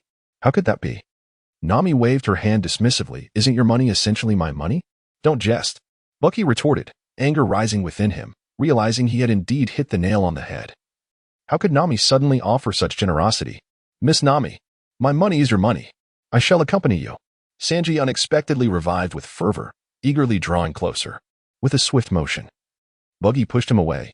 Do you have money? You scoundrel chef. Of course I do. Sanji declared proudly, having just received his wages from Nami. That is for purchasing food. Not yours. Buggy retorted with disdain. Sanji found himself momentarily at a loss for words. Well, do you have money? Indeed. Buggy replied, his expression one of pride, as he believed his wealth surpassed that of Luffy and his companions combined. Enough bickering. We know you have money. Let us move. Nami interjected, striding ahead while pulling Buggy along. I want to go too. Sanji, undeterred, hurried after them. I'm coming as well. Chopper chimed in, following suit. I'll join. Usopp began, only to be interrupted by a sudden voice. Hey, you over there. I have something to ask. Usopp and Robin exchanged puzzled glances at an odd little old man. Is he a newly minted comedian? Robin wondered, her brow furrowed in confusion. Perhaps he is a swindler. Usopp mused, equally bewildered. Neither. You're all wrong. The old man exclaimed in frustration before calming down. Have you ever seen a rainbow fog? Meanwhile, Buggy and his companions arrived at a small town. You two go buy food. Buggy instructed Sanji and Chopper. How infuriating. Sanji grumbled, though recognizing the necessity of the request. He vented a few more complaints before departing. He decided to seek out Robin. Chopper, though somewhat puzzled, sensed that following Sanji would be the wiser choice. Once the two had left, Buggy took Nami's hand. Let us go shopping. I'll pay. That's more like it, Nami replied with a gentle smile. And they set off to explore. Half an hour later, Baki's hands are laden with an array of items, although they are not heavy. He finds himself unable to hold hands. Bucky seethed with frustration, cursing Nami for her reckless extravagance as she spent without a care, indulging in every whim without the burden of her own finances. However, one small consolation for Bucky was that, despite her lavish spending, Nami did possess a talent for haggling, employing her skills with a ferocity that sometimes involved threatening Bucky, whom she regarded as her personal weapon of intimidation. When they encountered yet another shop unwilling to lower their prices, Bucky could no longer contain himself, exclaiming, "Nami, why on earth do you carry my bounty notice with you? It could save us money." Without even glancing back, Nami replied nonchalantly, "Heh." Bucky's expression twisted with exasperation as he shot a fierce glare at the shopkeeper. "This is all your fault. You will regret this." The terrified proprietor trembled, having never encountered a pirate with such a staggering bounty, fearing for his very life. Chapter 105. Very well. Likewise, the two continued their shopping spree for quite some time. "Nami, do you wish to buy more?" Bucky inquired. "Of course," Nami replied, her laughter ringing with joy. "Who knows when we might come across another town?" Bucky let out a gentle sigh. It seemed he could no longer bear the burden. Suddenly, the sounds of a skirmish echoed from ahead. I surmised it must be Luffy and his companions, and a smile crept across Buggy's face, for it seemed salvation was at hand. Nami, gritting her teeth, wore an expression of helplessness. Why must these rascals always stir up trouble? Regardless, the two hastened towards the commotion. They beheld Sanji engaged in a fierce battle with a colossal robot, the clash resounding vibrantly, though it appeared he had taken quite a shock. As Buggy and Chopper approached, Nami expressed her confusion regarding the situation. Buggy, finally recalling the storyline, realized they had arrived at the island enveloped in a vibrant mist, a place abundant with treasures. In the original narrative, Luffy and his crew had failed to seize them. But now, fortune was on their side. Unaware of Buggy's peculiar demeanor, Chopper softly remarked that they were tax collectors, known for their electric discharges. "Hey, do you need assistance?" Buggy called out, confident that he could resolve any conflict with a single punch. "No need. Just protect Miss Nami," Sanji replied, shaking his head, assured that there was no cause for alarm. Seeing the newcomers, Rake, clad in electric armor, remained indifferent and ordered his team, Power Division, increase output. Suddenly, Nami and Buggy's hair stood on end, while Chopper's fur bristled. Something feels amiss, Nami thought, growing increasingly anxious. Rake unleashed a powerful attack, sending a rolling thunderbolt hurtling towards them. Boom! The ground erupted beneath them. "It's fine, he's avoided it," Nami reassured, though she and Chopper couldn't see clearly. Buggy, however, perceived the situation distinctly. The intensity of the lightning posed little threat. Taking a deep breath, Sanji launched another offensive, and the battle intensified. "We should return to the ship. There are too many items, and I can't fight like this," Buggy suggested, making his way toward the port, with Nami and Chopper following, trusting in Sanji's capabilities. At that moment, Chopper noticed the absurd number of shopping bags Buggy was carrying and discreetly glanced at Nami, thinking, how terrifying. Even a notorious pirate with a bounty of 500 million can be so easily bullied? Bucky felt a wave of emotions and forced a smile that was more sorrowful than a cry as he turned to Chopper. Before long, Sanji caught up with them. "We can't fight that guy. Let's retreat for now." Soon, the four arrived at the docking area, only to find the Thousand Sunny missing. Chopper looked utterly bewildered. What happened? Nami shared his confusion. Could it be that group just now took it to pay off their debts? Chopper speculated. Honestly, that green-haired fool is utterly useless. Sanji grumbled. So it must be over by the harbor? Nami said, setting off in that direction. Naturally, Buggy was aware of the ship's whereabouts. However, he refrained from speaking and walked alongside Nami towards the port. Meanwhile, Luffy and his companions discovered a grand sailing vessel, the Talia Star, docked at the harbor. Following hence, they swiftly boarded the magnificent ship. Regrettably, their intended target was nowhere to be found. Instead, they stumbled upon the iridescent mist. By the time Sanji and the others arrived at the port, Luffy and his crew had already set sail aboard the Mary. Upon reaching the port, the formidable Rake re-emerged, proving to be quite a nuisance. Sanji wore an irritated expression, finding the weaponry exceedingly troublesome. "Do you want me to step in?" Buggy inquired once more, growing increasingly anxious as he still had treasures to plunder. However, interrupting someone else's battle felt rather inappropriate, so he decided to seek consensus first. "You mustn't intervene." Before Sanji could voice his thoughts, Nami interjected. "Why not?" Buggy and Chopper looked perplexed. "What if you damage my belongings? Can you afford to compensate me?" Nami replied, visibly displeased. What do you mean, your belongings? Buggy retorted, equally displeased. After all, I paid for them. Indeed, you did pay, but they are still my possessions, Nami asserted with an air of entitlement. What sort of twisted logic is that? This is no different from when you pilfered my treasure, Buggy exclaimed, recalling their initial encounter, during which that bag of treasure seemed to have never been returned. When did I ever steal your treasure? No, what you did wasn't theft, it was robbery. Where's the evidence? I simply don't recall. Chopper observed the two suddenly quarreling, then glanced at the beleaguered Sanji and sighed softly. These two are devils. Just then, Rake was struck by an unseen force and sent flying. This interruption caused Nami and Buggy to pause, both turning to look. Rake stood up and pointed at the coins scattered on the ground. Did you drop these? Absolutely not, Nami replied, exasperated. Did he not see them? Chopper added with a smirk. Who could blame him for dressing like that? Buggy shrugged. Noticing the lack of response from Buggy and the others, Rake raised his voice again. I'm asking if you did this. And if we did? Sanji replied coolly, a cigarette dangling from his lips. Rake fell silent and bent down. He is actually picking them up. Buggy and the others were utterly bewildered. Was this man unhinged? As for the port tax, I have received it. Welcome to become citizens of Erugia. With the money in hand, Rake's demeanor transformed instantly, becoming friendly, even engaging Nami and the others with tales of Epps Konstad. The soldiers reported seeing your ship sail into the iridescent mist. It cannot be mistaken. According to the mayor, there are mountains of treasures within.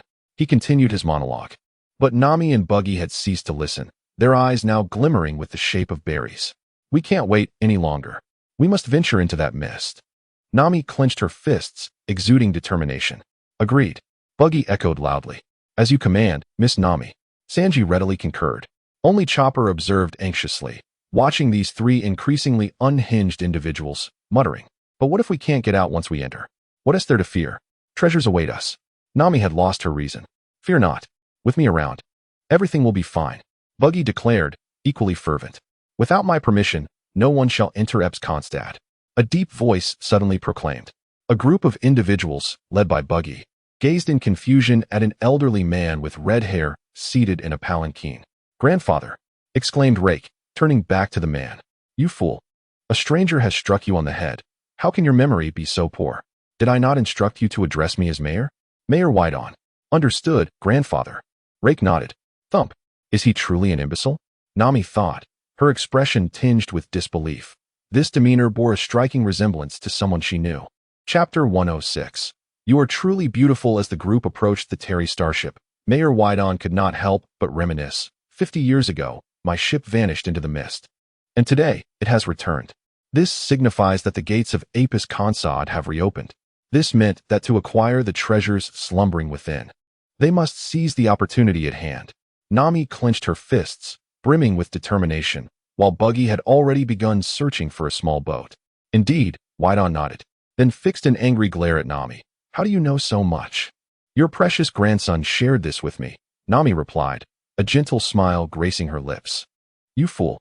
Whiteon kicked Rake on the head. Did I not say to refrain from discussing the treasures with others?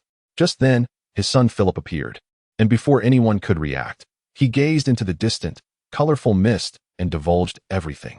What kind of secret is this? Sanji remarked, his expression one of disbelief. It seemed that the 3 generations of this family shared a common foolishness, Nami quipped.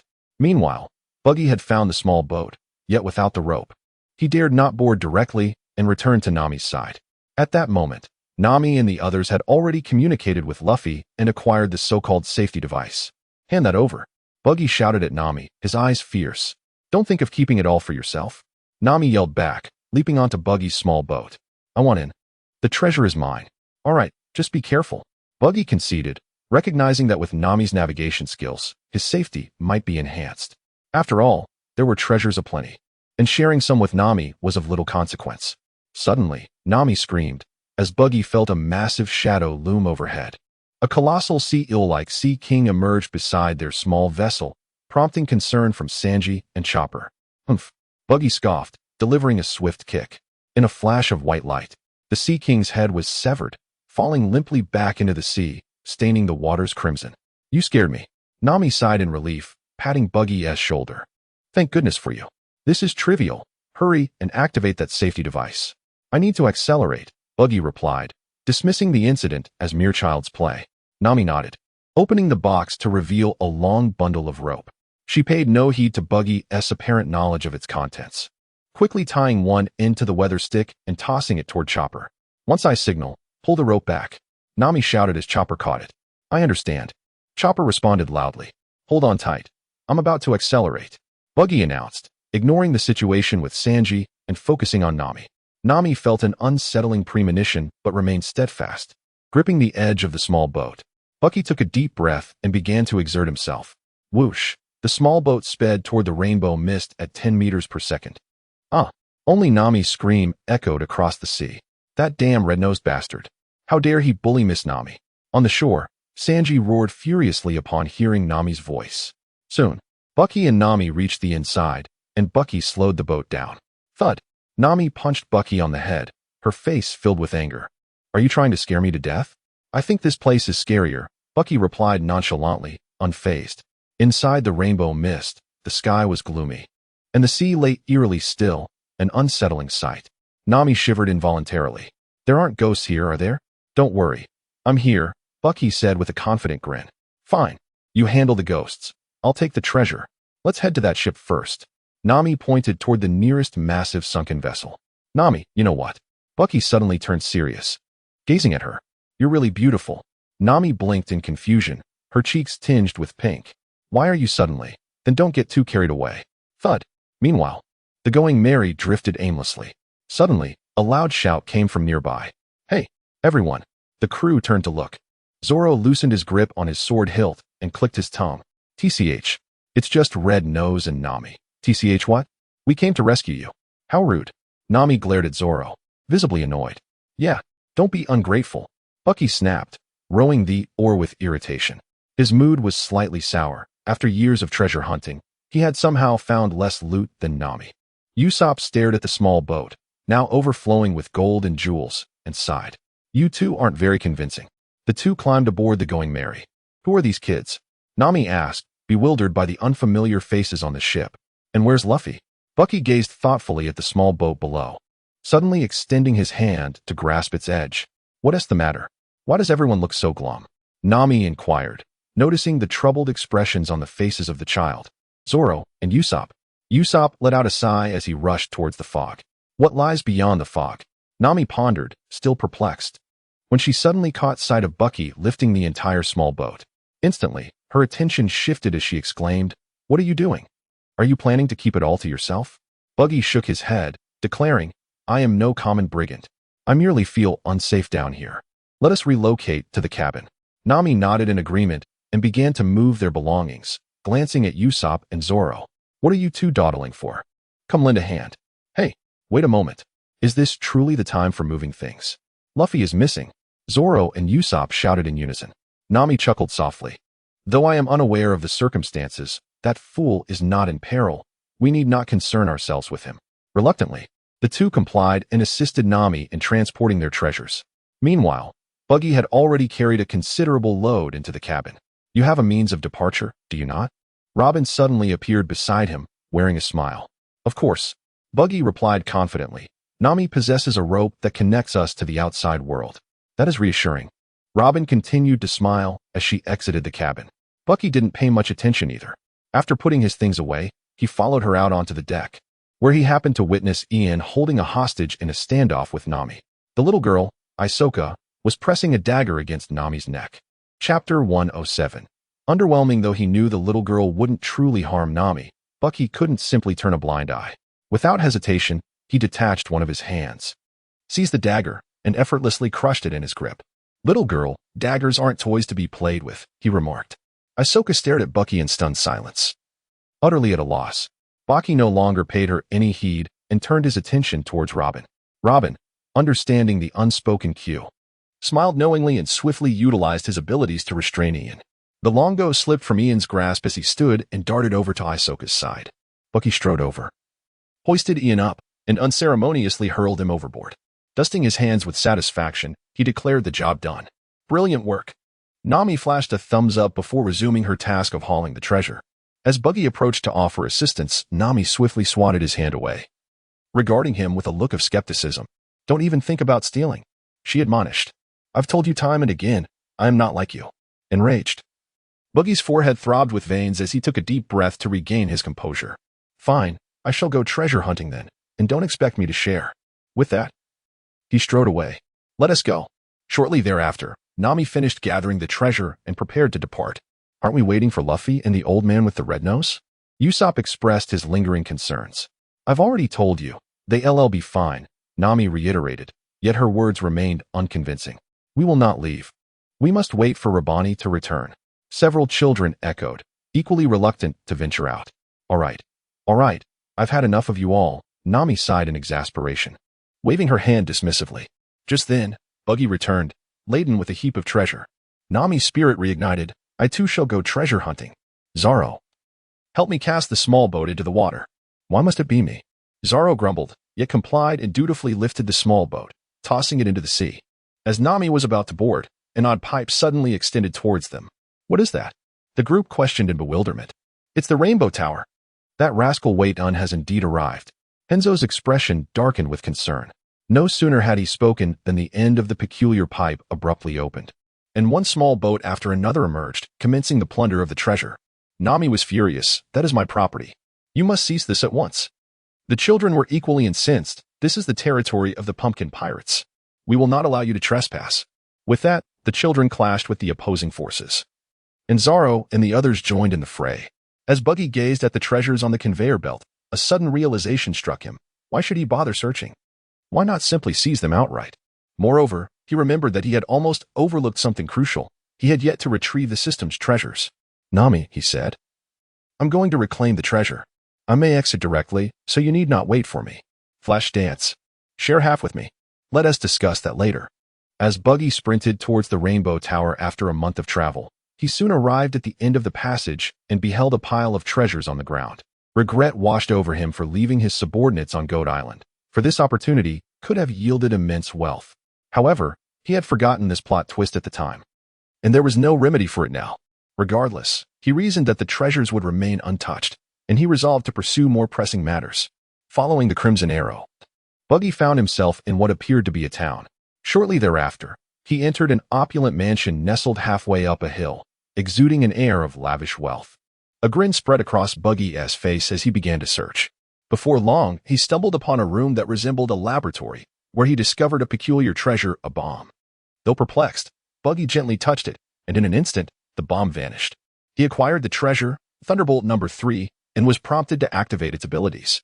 What exactly is Thunderbolt number 3? Why is it considered a treasure? Buggy pondered, receiving no response. Please, don't play dead.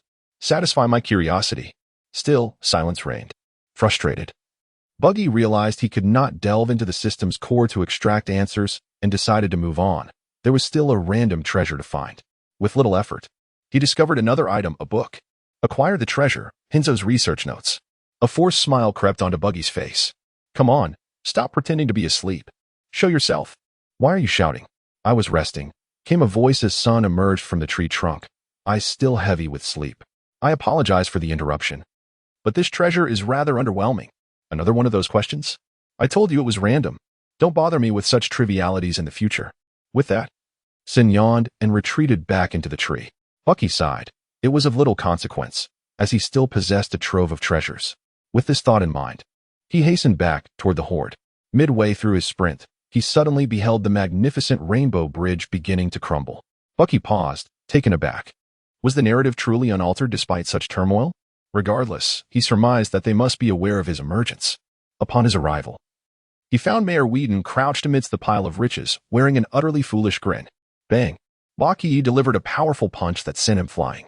This treasure belongs to me. It's mine. Wheaton roared in fury, scrambling to his feet, only to be violently knocked away once more by an unseen force. Chopper and Sanji had arrived. What's going on? Where's Miss Nami? Sanji demanded, his face etched with anxiety as he glared at Baki. Why are you the only one who came out? Chopper still clutched the rope in his hands. I got out first. But this bastard went and blew up the Rainbow Tower. Baki spat bitterly. Do you still have the Din Din Mushi? Sanji shook his head. Damn it. Baki had no way of knowing if they would escape as they had in the original timeline, and his mood darkened. Bad news. The rainbow mist is starting to disappear. Chopper suddenly cried out in alarm. Bucky gazed into the distance, and indeed, it began to dissipate. He quickly raised his head and beheld a vibrant mist gradually taking shape atop the mountain. What could that be? Sanji and Chopper followed his gaze, and then, in utter bewilderment, they exclaimed, "It's fine, they will emerge soon." Bucky felt a sense of relief. "What do you mean? Please clarify." Sanji continued to be perplexed, wondering what on earth was happening. Baki glanced at him. The situation here was rather intricate, and for someone without first-hand experience, it might be difficult to grasp immediately. In any case, just keep your eyes on that one over there. Sanji sighed in resignation and continued to stare intently. After a while, the Mary suddenly soared into the air, spinning several times amidst the bewildered gazes of the onlookers, before crashing back onto the sea's surface, sending up a tremendous spray. The Mary was left in ruins once more, its figurehead even severed from the hull. Bucky quietly closed his eyes. "Mr. Newton, I beg your pardon." Chapter 108. I implore you to let me say a word. Are they all right? Sanji looked anxiously at the Mary, yet Bucky did not seem overly concerned. The protagonist's aura would shield them. Indeed, before long, Luffy and the others emerged from the sea. Upon reaching the shore, Nami, with a worried expression, scanned her surroundings and soon spotted Bucky, her face relaxing as she offered a faint smile. Feeling a warmth in his heart, Bucky hurried over. Upon reaching Nami's side, he had yet to utter a word when bang! He was swiftly knocked to the ground by Nami's punch. What madness is this? Bucky glared at Nami with indignation. Where have you been? You worried us. Nami, her expression no less severe, retorted, Did I not say so? Bucky, feeling a tad awkward, scratched his head. Humph. Nami scoffed. Where's the treasure? What? Bucky was taken aback. Why should I give it to you? We shall divide it equally. After a moment of contemplation, Bucky realized that he could never utilize all the treasures he possessed. Thus, he decided to share a portion with Nami and nodded, inviting her to follow him. He then turned to Chopper, urging, Chopper, you come over to assist as well. Oh, Chopper replied, complying without hesitation and joined them. Upon arriving at the designated spot, Nami's eyes gleamed with the hue of berries as she gleefully scooped up a handful of treasures, exclaiming with exuberance, It's mine. All of it is mine. Ignoring the frantic Nami, Baki busied himself with preparations, seizing the initiative. Meanwhile, the Navy made a sudden appearance and apprehended Wide On, witnessing the actions of the lieutenant. Hinzo was taken aback. Could it be that you are Rabani? He pondered. With a playful smile, the lieutenant removed his glasses and replied, Did I not mention that we would inevitably return? Beside him, the violet-haired lieutenant, Isoka, likewise spoke softly. Hinzo, with tears welling in his eyes, observed as Luffy and his companions chuckled softly. Oh, and how could I forget? Straw Hat Pirates. Rabani's expression turned grave as he directed his gaze towards Luffy. I must arrest you all. How ruthless.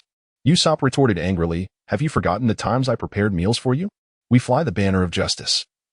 How can we allow wanted pirates to escape? Rabani exclaimed dramatically, closing his eyes and raising his voice. What an unfortunate turn of events. We must escort Wide On and his crew back to Navy headquarters. Would that not allow the Straw Hat Pirates to slip away?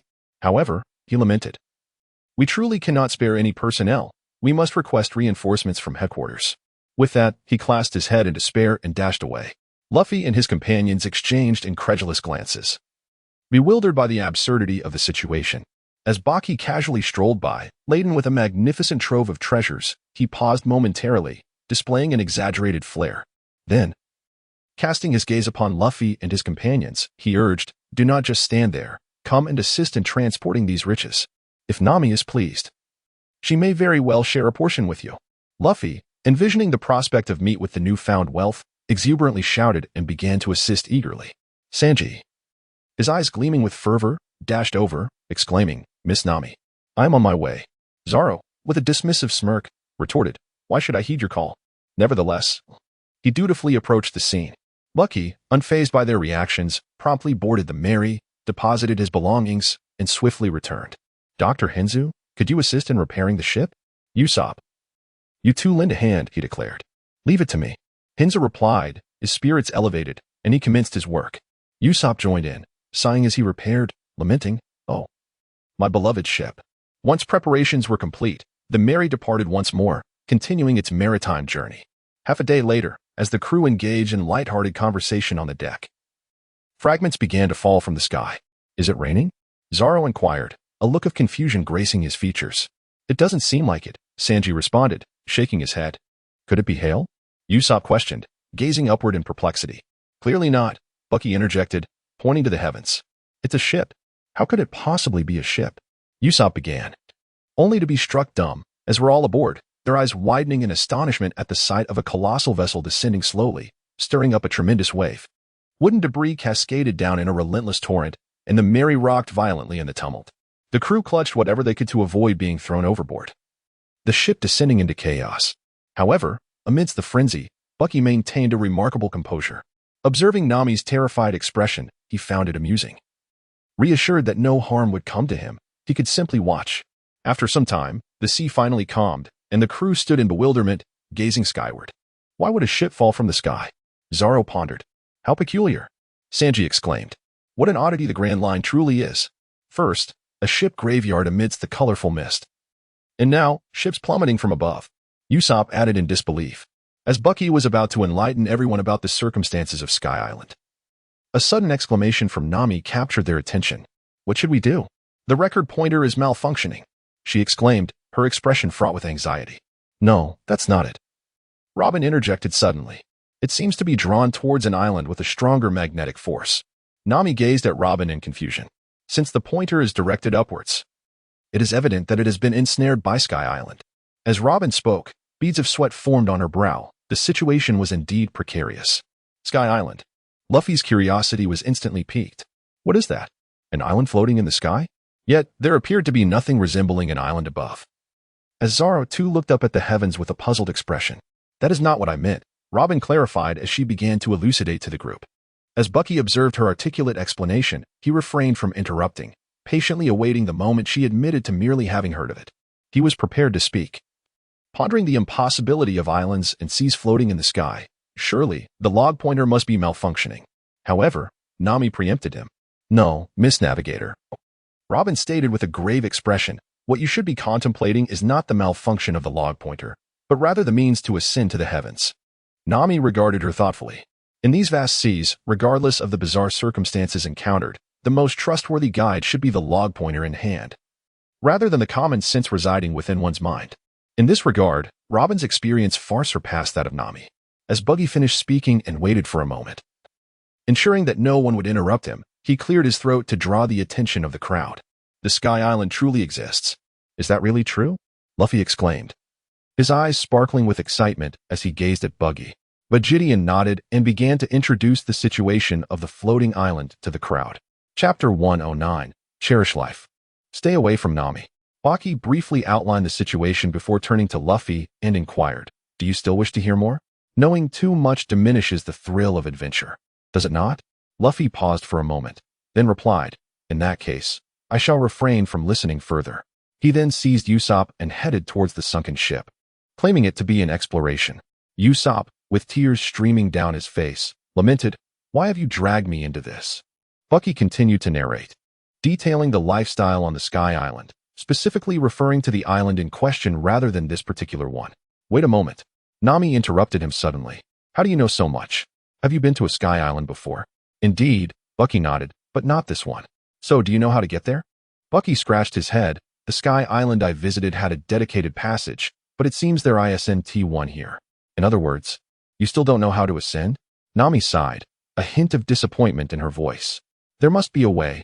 After all, this massive ship can reach it, Bucky said, gesturing towards the nearby sunken vessel. Nami nodded in agreement, but then her expression changed as she glanced at the sunken ship. What are you two fools doing? Next to the Mary, the ship had sunk, along with Luffy and the others. Help! Luffy shouted weakly. Fortunately, Usopp was nearby and quickly dragged him back to the Mary. Once Luffy regained his composure, he pulled out a map of the Sky Island, excitement gleaming in his eyes as he looked at everyone. This revelation further solidified the group's belief in Bucky's claims. However, the information was still insufficient, necessitating further exploration of the sunken ship. But that ship has already sunk, Usopp reminded, noticing Nami's determined demeanor. Then fish it back up. All right, Luffy exclaimed enthusiastically, clutching a fishing net. Are you an idiot? Bucky adjusted his headgear, while Zoro nodded solemnly beside him. Then, Usopp began to brainstorm, swiftly crafting several diving apparatuses on the spot, with the diving team consisting of Luffy, Zoro, and Sanji. As for Bucky, observing the makeshift diving gear constructed from a battered barrel, He deemed it wiser to stay ashore under the pretense of safeguarding the others. As the three descended into the water, Chopper shouted into a microphone. "This is Chopper. Please respond." The three small speakers chimed in turn. "This is Luffy. There are so many monsters here. Is this a sea serpent's lair? This is Sanji. Oh no. It's staring at me." Nami nodded. "Okay. What is okay?" Usopp retorted angrily, then muttered under his breath, "Thank goodness it's not me going down." "Treasure your life. Keep your distance from Nami," Bucky echoed in agreement. Sharing a knowing glance with Usopp, both feeling a sense of camaraderie. Suddenly, distant shouts of "We salvaged it.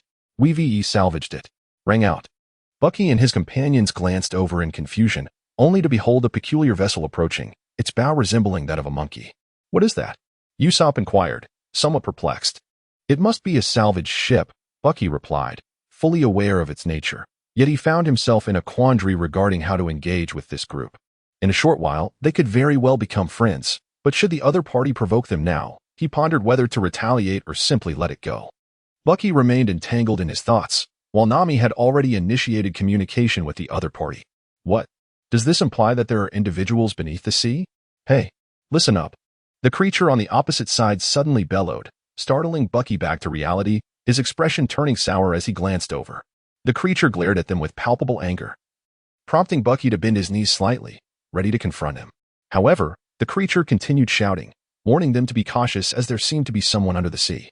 Fortunately, he was a fool. Bucky heard the mocking remarks from Nami and Usopp, causing him to halt his advance. It appeared that a confrontation was off the table. Instead, he began to observe how they conducted their salvage operations. Viewing it in the animated series was vastly different from witnessing it in reality, at least in the anime. One wouldn't be exclaiming in surprise incessantly. "Uncle, what are you saying?" Chopper inquired, his expression one of confusion as he looked at Bucky, unable to comprehend the language. "Bucky," wearing a peculiar smile, urged Chopper, "Come, repeat after me. What the hell? What the hell?" Chopper softly echoed. Thud. Do not teach Chopper such strange expressions. Nami glared at Bucky, fully aware that his intentions were far from innocent. Meanwhile, Robin pondered quietly, "What language is this? Why does it seem so unfamiliar to me?" Buck did not respond to her, as he was uncertain how to reply.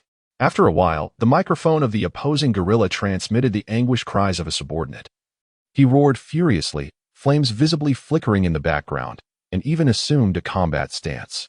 "We are not taking photographs," Nami said, exasperated, waving her hand dismissively. "What?" The gorilla paused, awkwardly retracting the prop. At that moment, the cries for help from the subordinate echoed once more, and without hesitation, he leaped into the sea.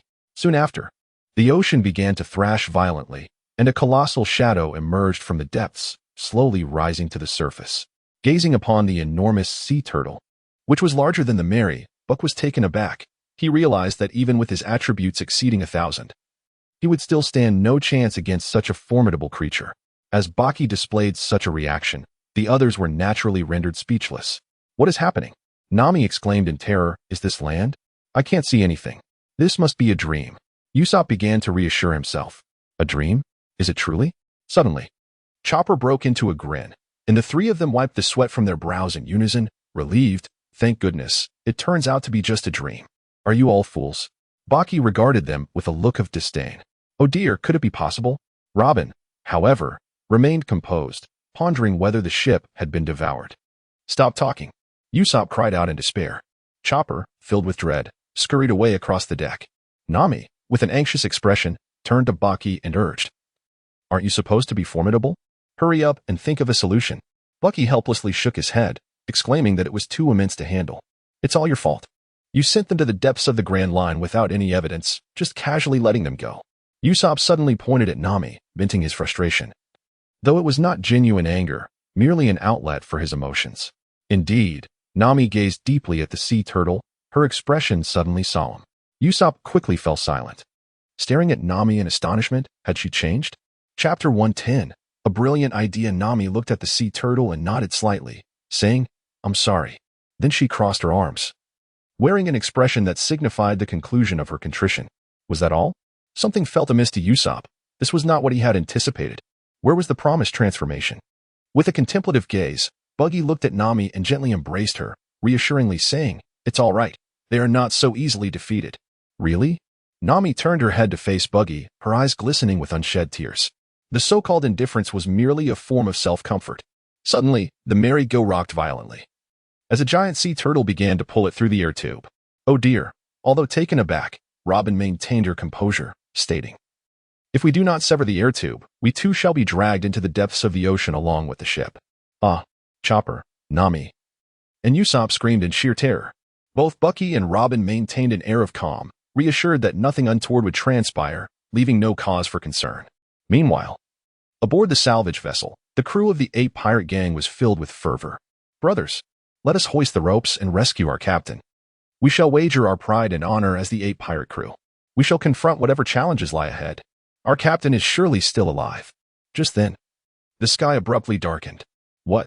Usopp found himself bewildered once more, questioning the sudden turn of events. Is it nighttime already? Chopper stared vacantly at the heavens. Just as Bucky was about to elucidate the situation to everyone, a commotion arose beside the Mary, and suddenly, Luffy was flung onto the deck, landing motionless. "Luffy!" Nami exclaimed, rushing over to him, and began to slap him frantically. "What happened? Is he dead?" Baki instinctively swallowed, feeling a pang of sympathy for that cruel scoundrel Nami. However, it was a relief that Luffy, being made of rubber, would not feel any pain. After a while, Zoro and Sanji joined them, engaging in conversation with Usopp. Ignoring them, Buggy approached Nami, his expression one of exasperation. "I implore you, please do not torment Luffy." Nami's cheeks flushed slightly as she paused, yet he remained unresponsive. "Leave it to me," Buggy declared, squatting beside Luffy and whispering, "Time for meat." "Meat? Where's the meat?" Luffy sprang up from the ground, excitement radiating from him as he scanned his surroundings. "See? This method is indeed effective," Buggy remarked with a triumphant glance at Nami. Nami offered an awkward yet polite smile, pondering the peculiar nature of this strange assemblage. "Where's the meat?" Luffy continued to baffle. "What time do you think this is?" "There's no time for meat. Come help. We are setting sail." Zoro bellowed at him. "Wait." Another booming voice echoed through the air as a figure descended rapidly from above, landing on the Mary. "You lot. How dare you trespass on my territory and meddle with my treasures? Do you think you can escape?" In an eye, Bucky was about to make his move when suddenly, he sensed an eerie shift in the atmosphere. Following the bewildered gazes of those around him, his eyes landed upon a colossal figure looming in the distance. Initially startled, he quickly realized it was merely the projection of a Sky Islander. Turning to explain this to Luffy and the others, he abruptly halted mid-sentence. To his astonishment, the crew shrieked "Monster!" in unison before frantically paddling away, propelling the going Mary forward at breakneck speed. Bucky glanced around, noticing that even Robin appeared startled, and couldn't help but curl his lip at the sight of such inexperienced individuals. The ship was indeed moving at an impressive speed, and before long, the Mary had escaped the dark expanse of sea, revealing a clear sky once more. On board the Mary, the crew, exhausted, found themselves seated on the deck. Although Bucky felt no fatigue, he too took a seat. Sanji wiped the sweat from his brow and lit a cigarette, acknowledging the fact that the Grand Line was a place rife with bizarre occurrences. Today was no exception. It began with a colossal ship plummeting from the sky, leaving Zoro equally drenched in perspiration. Then, the log pointer indicated the heavens, and Nami wore a look of lingering dread. Shortly thereafter, an odd humanoid ape arrived, claiming he wished to salvage the ship, which left Usopp feeling rather despondent about life. They then encountered a gigantic sea turtle capable of swallowing an entire vessel, prompting Chopper to let out a sigh. Suddenly, night fell upon them, and Robin rested her chin on her hand, feeling a slight headache. To top it all off, a monstrous creature appeared, exceeding even the giants in size by several folds, which left Luffy with an expression of rare terror. Even I would be frightened by that. It is a humanoid ape. With a swift motion, Bucky delivered a punch that sent the creature flying, exclaiming, "I've endured you for long enough, you wretched monkey." Then, turning towards the crew, Bucky was struck by a brilliant idea. "Hey, do you want to know what just transpired?" he asked, donning an air of someone who knew everything. "Huh?" Luffy blinked in confusion. "Didn't we already say? Humanoid ape, sea turtle, night, monster. I mean, do you want to know why it suddenly turned to night? And what exactly that enormous monster is?" Bucky began to tease their curiosity. "Hey, do you know?" Luffy inquired eagerly. "Tell us." "Oh, I didn't realize you possess such insight, Rednose," Zoro chimed in, equally intrigued. Even Robin displayed a keen interest, her thirst for knowledge insatiable. With a triumphant smile, Buggy extended a finger and proclaimed, 1,000 berries for each. Thud, thud. In quick succession, hands conjured by Nami and Robin's abilities appeared. "Speak quickly." Nami glared at Buggy with fury. Are you still demanding payment? Are you feeling a bit too cheeky? Robin, on the other hand, regarded him with a serene smile.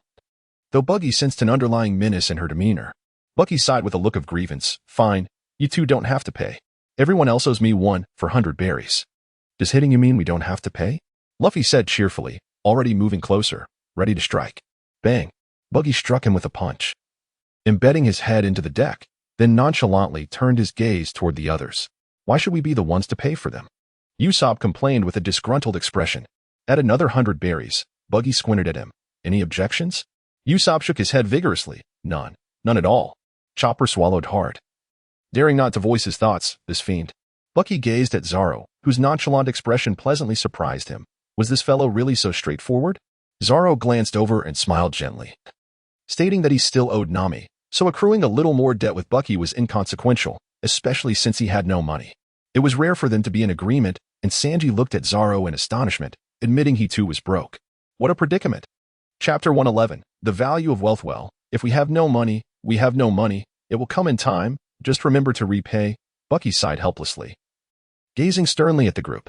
What we just witnessed was, in fact, proof of the Sky Island. What? Is that true? Indeed. When the Sky Island floated above us, it transformed the night sky. The shadows of the island's inhabitants fell upon the sea, manifesting as the enormous creature we just saw. You all noticed that the color of this so-called monster was identical to the shadows we typically observe. Bucky transformed into an analytical sage, knowledge he had possessed in his previous life. Now that you mention it, it does seem plausible, Robin mused, tilting her head thoughtfully. All right, let us hurry back. Luffy shouted with enthusiasm. Shut up. Nami glared at him, concerned about encountering that colossal turtle again. Besides, what is the point of going back? We'll just end up beneath the Sky Island and then steer upward to reach it. Luffy remained exuberant, while Usopp and Chopper joyfully danced alongside him. Luffy, how do we steer upwards? Bucky asked curiously. Luffy paused, then suddenly collapsed onto the ground, weeping. Right? There's no way to steer upwards. Don't be like that. There must be a solution. Bucky hastily pulled him to his feet, unable to bear the sight. Luffy quickly regained his composure, exclaiming, Nami, let us go to the Sky Island. Bang. Nami slammed her fist onto the deck. Luffy, listen carefully. We have no idea how to get there, do we? Luffy, equally irate, shot back. Aren't you the navigator? Think of something. Think? You must be joking. It's not as if wishing will conjure a solution. I don't care. I absolutely want to go to the Sky Island. Your desire is futile. I've already told you we cannot go. I still want to go to the Sky Island. Bang. The argument ceased. Nami took a deep breath, conceding that continuing to quarrel was pointless. Did you recover anything useful? Everything is right here, Sanji said, emptying the contents of the 3 bags. Nami examined the items closely but sighed in disappointment. They were merely scrap metal, devoid of anything she required. Resigned, she turned to Bucky with a pleading expression. Don't look at me. I'm at a loss. Bucky wiped the imaginary sweat from his brow and shook his head helplessly. Some matters were beyond explanation.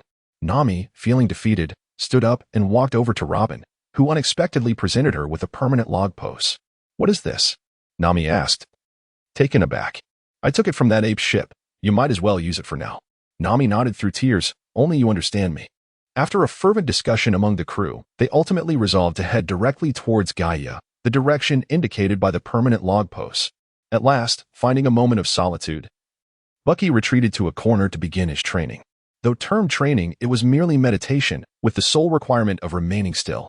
Concurrently, he summoned the system tree. The red arrow, representing the system's treasures, still pointed towards the Sky Island above, while the one that had previously indicated Lelugia Island now directed towards Shandora, also pointing skyward, signifying that a visit to the Sky Island was inevitable. Buggy suddenly no longer regretted parting ways with his underlings, as separating upon arrival here would have made things even more ambiguous. The green arrows symbolizing random treasures, which originally pointed to Goat Island and Reluca Island, now indicated Skypiea and Long Ring Long Land. When it came to treasure hunting, Buggy felt he had become almost indifferent, merely tagging along with Luffy while casually seeking riches. But he didn't blame himself. After all, there was no real motivation to improve when every opponent could be effortlessly defeated. What was the point of leveling up? Besides, his current wealth was already substantial, and with no pressing need to spend it, the drive to seek more had dwindled. After some thought, he summoned Shang. Shang, can you tally up my assets? Seeing the numbers might give me some motivation. A rough estimate will do. Then display it on the system interface from now on. Sheng remained silent. Moments later, the system screen flickered briefly, and when Buggy looked again, several new lines of data had appeared. Identity: treasure hunter, captain of the Buggy Pirates. Crew member of the Straw Hat Pirates. Name: Buggy. Wealth: 652. 43 million berries. Various treasures converted to market value based on Sabaody archipelago rates. HP: 100 strength, 1500 agility, 1390 defense, 1300 devil fruit, Bara Bara Nomi, awakening. Initial stage: system skills. So, it acknowledges I'm on Luffy's ship now? Buggy mused as he examined the updated data. Wait, I have over 6 billion in treasure? That last chest and the rainbow mist must have been more lucrative than I thought. Though the smallest unit is 10,000, guess that's what Shing meant by rough. Strength is maxed, and agility and defense are nearly there too. Ah, right, I still have a skill point left. Almost forgot. Even if Luffy is overpowered enough to handle it all. Better to be safe. Let us upgrade armament hockey to intermediate. Skill upgraded successfully. Now that he knew the exact extent of his wealth, Buggy suddenly felt tempted to try the lottery function again. After being scammed by Shing once before, he had avoided it entirely. Shing, I'm about to spend. Don't cheat me this time, just tell me honestly, what can I get from the 1,000 berry and 10,000 berry draws? Good stuff, obviously. You said that last time, and I ended up with blank blueprints, newspapers, spoons, and candy, though the taste wasn't too bad. Well, think of it as randomized online shopping with items equivalent in this world, Shing explained, unusually forthcoming. So no chance of getting cultivation manuals or divine artifacts. Of course not. This world has its own manuals and artifacts. Shing quickly retorted. Fair point. Buggy pondered for a moment.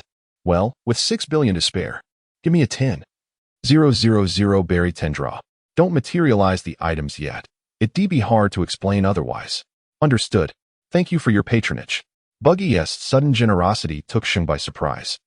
But soon, a radiant smile spread across his face as he watched the captain.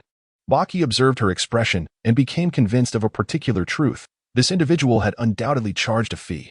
Nevertheless, having already drawn, he decided to examine the outcome, only to be met with disappointment. Chapter 112. Arrival at Magic Valley Town. Beneath the Grand System tree lay several ethereal items, which seemed to float in a dreamlike manner. 2 small telephone bugs, 5 sheets of high-grade blank blueprints, 2 exquisite spoons, and finally, a jar of sweets. Shing, I demand an explanation. Baki's countenance darkened. What sort of randomness was this? Aside from the telephone bugs, everything else resembled merely an upgraded version of a 100-berry lottery. Did they truly consider him a fool?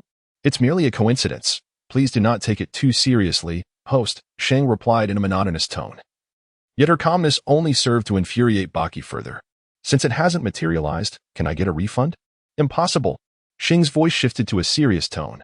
Please remember, host, all rights to explain the lottery belong to the system. Scoundrel! Baki exclaimed, his anger palpable, shattering his cultivation mode. Sheng, unfazed by the insults, cheerfully suggested. How about trying the 100 million option? That is a real profit, I assure you. Get lost. You should return to your slumber. I intend to cultivate. Very well. Sheng replied with her ever-sweet smile. Thank you for your patronage. Several hours later, feeling somewhat fatigued, Baki concluded his cultivation and rose to stretch his limbs. Hey, Red Nose. Were you napping?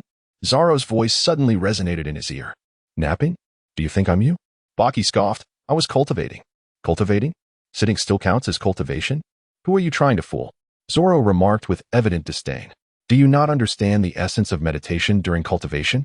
Meditation? Zoro pondered for a moment. He certainly was aware of the concept, but he found it astonishing that someone like Baki could engage in such introspection. Is meditation that simple? My cultivation is far more complex than that. You're rather boastful. I suspect you are merely daydreaming. Believe what you wish. It's futile to explain to someone who only knows how to wield a sword. Just know that after my training, my physical prowess surpasses yours, Baki declared, choosing to ignore Zoro's presence. I can respect your meager abilities, but claiming your physical strength exceeds mine? That I cannot ignore, Zoro replied, visibly displeased, as he moved a barrel of liquor closer. Shall we compare? Bucky placed his hand on top as well, declaring with conviction, I shall make you concede defeat wholeheartedly. On the other side of the merry-go, Luffy lounged lazily on the ship's figurehead. Aren't we there yet, Usopp? Yeah, still no sign of it. Usopp replied from the crow's nest, scanning the horizon with a telescope. That island called Jaya shouldn't be too far, right? Nami nodded in agreement. The weather has been stable since earlier. We should have already entered the island's climatic zone by now. Lifting his gaze to the sky, Luffy mused.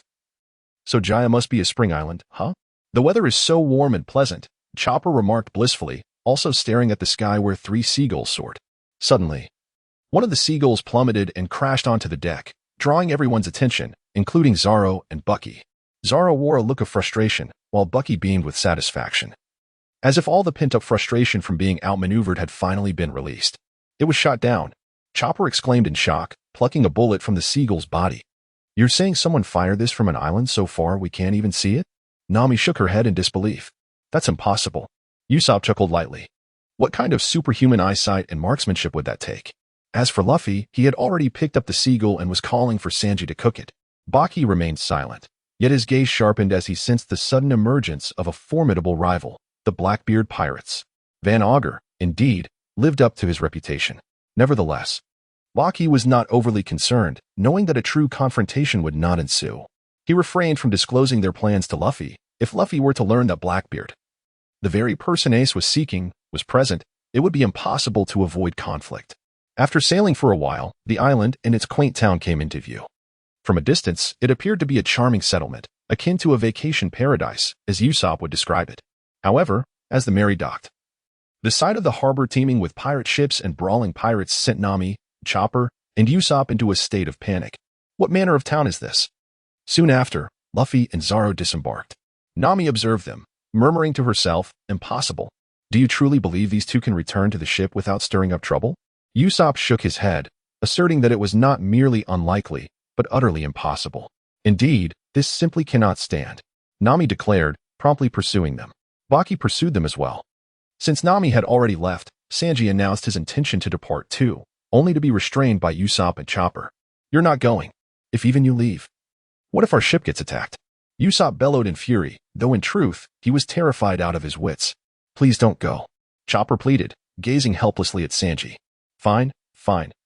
Sanji sighed in resignation, relenting and staying behind. Meanwhile, Nami attempted to dissuade Luffy and Zoro from picking a fight. Nami, Baki suddenly interrupted. She turned to face him. Don't bother. Baki shook his head. A Luffy who avoids trouble? Is that really the Luffy you know? Nami paused, then broke into a grin. True. In the end, he'll have to clean up his own mess anyway. Besides, this place doesn't seem like it have any leads on Sky Island. However, to Baki's surprise, Luffy stubbornly made a vow instead. I swear I won't pick any fights or cause trouble here. Nami glanced at Baki. He said it himself. Then she turned to Luffy. Promise? Yeah. Luffy nodded, and Zoro grunted in agreement beside him. Hey. You two sound so half-hearted about a decision you made yourselves. Nami rolled her eyes in exasperation. Fights worth fighting will be fought, and those that aren't won't be. No need to worry. Baki chuckled lightly before walking alongside Nami. Despite the chaos, this atmosphere is rather pleasant, almost feels like a date. As they strolled, a figure suddenly collapsed in front of the 4 of them. Who's that? Luffy tilted his head in confusion. As Baki's expression darkened, he hesitated, contemplating whether to intervene in the unfolding drama. However, before he could decide, Luffy had already tossed him onto a horse, and indeed, Baki produced the basket of apples. With an air of nonchalance, Luffy selected one, and trusting in Luffy's luck, Baki refrained from objecting. Yet, a sudden thought crossed his mind, prompting him to take an apple for himself. He then glanced at Nami and instructed her to move away. Realizing what was about to transpire, Nami swiftly distanced herself. Luffy took a hearty bite of the apple, while Baki hurled his apple at the unsuspecting Toxic Q. With a resounding boom, the nearby tavern erupted in a sudden explosion. Passers-by were left bewildered, questioning the commotion. A bystander explained that a peculiar individual had distributed apples, resulting in the unfortunate demise of 5 individuals upon consumption. As the words settled, Nami, filled with dread, rushed towards Luffy. Simultaneously, Zoro, brimming with fury, unsheathed his sword and glared at Toxic Q, demanding to know his identity. It's nothing to worry about. If there were a problem, it would have exploded by now, Baki interjected, restraining Zoro. He then turned his attention to Toxic Q, remarking, You're quite fortunate. Taken aback by the sudden assault, Toxic Q was momentarily stunned but soon regained his composure, smiling at Luffy, acknowledging the latter's luck as well. With that, he staggered away, and neither Baki, Luffy, nor Zoro attempted to stop him. What on earth is happening in this town? Nami fumed, her frustration evident. Nami, don't be upset, Luffy consoled her with a casual demeanor. Baki chimed in, it's not as if anything serious occurred. Do you realize you were almost killed for no reason? Nami questioned Luffy, her fear palpable, before turning her gaze to Baki. And you? Did you already know the apples would explode? You didn't T-stop Luffy, and you threw one yourself. If it had detonated, the three of you would have been finished. Such occurrences are commonplace, Luffy replied, still unfazed. Relax, not even 100 bombs could take us down, Baki reassured her, mirroring Luffy's nonchalance. Didn't I tell you to run away in advance? Do you think I'm worried about you too? Nami retorted, her mood unlightened. With a huff. She turned away, exclaiming, honestly, can this town even gather credible information? They soon encountered Bagas, whose arrogant demeanor sparked Baki's desire to engage him in a fight. However, upon observing Nami's expression, he decided against it. Luffy and Zoro felt similarly, especially upon hearing others refer to him as champion. As the four continued their journey, they arrived at a stunning seaside villa district. Baki gazed with keen interest at the picturesque scenery, finding it quite delightful to pause for a moment here. Suddenly, a peculiar manager approached, informing Baki and his companions that the area had been reserved, thus prohibiting any uninvited entry. Are we not even allowed to take a glance? Luffy expressed his discontent. Nami, too, appeared somewhat displeased. What is the matter? At that moment, a boisterous voice echoed from outside. Where did these insolent little brats come from? The manager hurriedly attended to the newcomer. Mr. Sachis, this way please. This individual, known as Sachis, was accompanied by a woman who regarded Baki and his friends with evident disdain. Enough of the pleasantries, get them out of here. They're filthy and clearly impoverished. Indeed. Begone, you filthy brats. Sachis sneered as he confronted Luffy. Luffy turned to Nami, asking, may I send this guy flying? Absolutely not. Both Nami and the manager shouted in unison.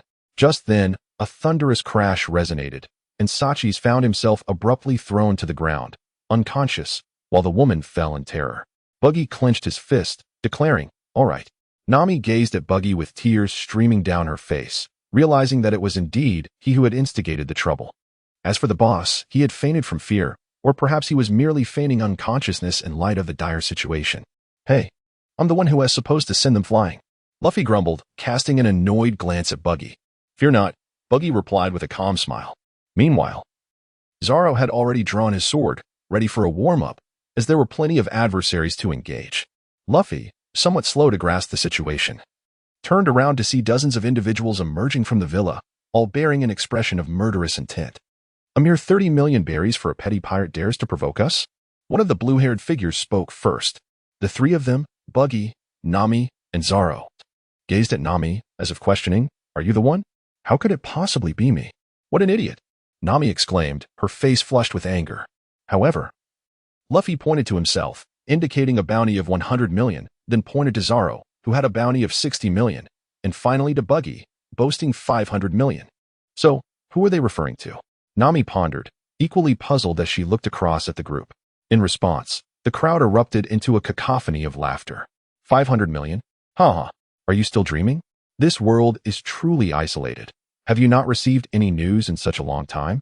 Buggy sighed, turning his gaze to Luffy. I've just vented my frustration. These clowns are now your responsibility. Oh, Luffy bellowed as he charged forward, filled with disdain for this obnoxious group that exuded an aura he found repulsive. These seemingly formidable figures were reduced to kneeling before him, as he unleashed a flurry of punches and kicks, plunging the scene into chaos. Zoro shot a disgruntled glare at Buggy, questioning, why do I feel as though you look down on me? Have you forgotten our earlier contest? Buggy regarded him with a sidelong glance. TCH. Zoro scoffed. Irritation etched across his face. He was about to assist Luffy when he turned around and froze in astonishment. The previously arrogant group now lay unconscious on the ground. Zoro smirked. Is that it? How pathetic. His mood soured further. He still had pent-up frustration to release. Luffy glanced back, equally displeased, exclaiming, they're far too weak. Nami had lost her patience with the violent antics, thinking, let them be. Under Luffy's relentless assault, what was once a charming villa neighborhood had turned into a scene of devastation. The trio decided not to linger any longer and departed without a backward glance. In the tavern, four individuals, including Buggy, sat at the bar, indulging in libations. Beside Luffy was a burly man, and upon a casual glance, Buggy was taken aback. Goodness, Is that not Blackbeard? The difference from their encounter atop the battlefield was stark. He had failed to recognize him at first glance. What ensued was a classic exchange between two natural adversaries. They both took a bite of cherry pie and simultaneously slammed their hands on the table, exclaiming, "Hey, boss." The onlookers turned their attention. "This cherry pie is utterly dreadful. Is it not delicious?" They raised their glasses and downed their drinks. "Why is this beverage so delightful? Is there something amiss with your palate?" Blackbeard glared darkly at Luffy. "I reckon your head is the one with issues." Luffy retorted, unyielding. He pushed aside the cherry pie and called out, "Boss, I wish to purchase 50 portions of meat to take back." Blackbeard grinned widely. "Boss, I would like to order 51 pieces of cherry pie. Wait a moment. Let my meat order be altered to 52. Apologies, I shall change my pie order to 53. Forget it.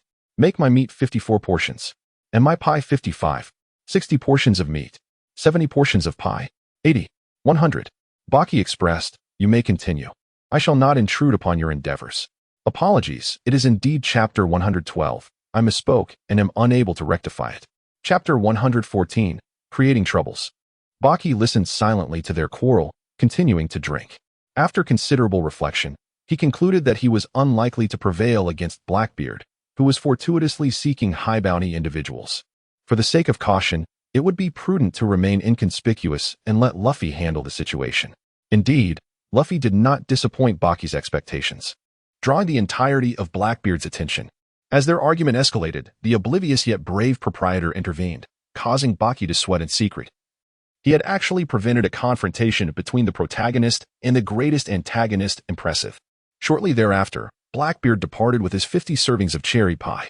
No sooner had he left than a yellow-haired pirate entered, wearing a menacing expression. "Is there a Straw Hat pirate here?"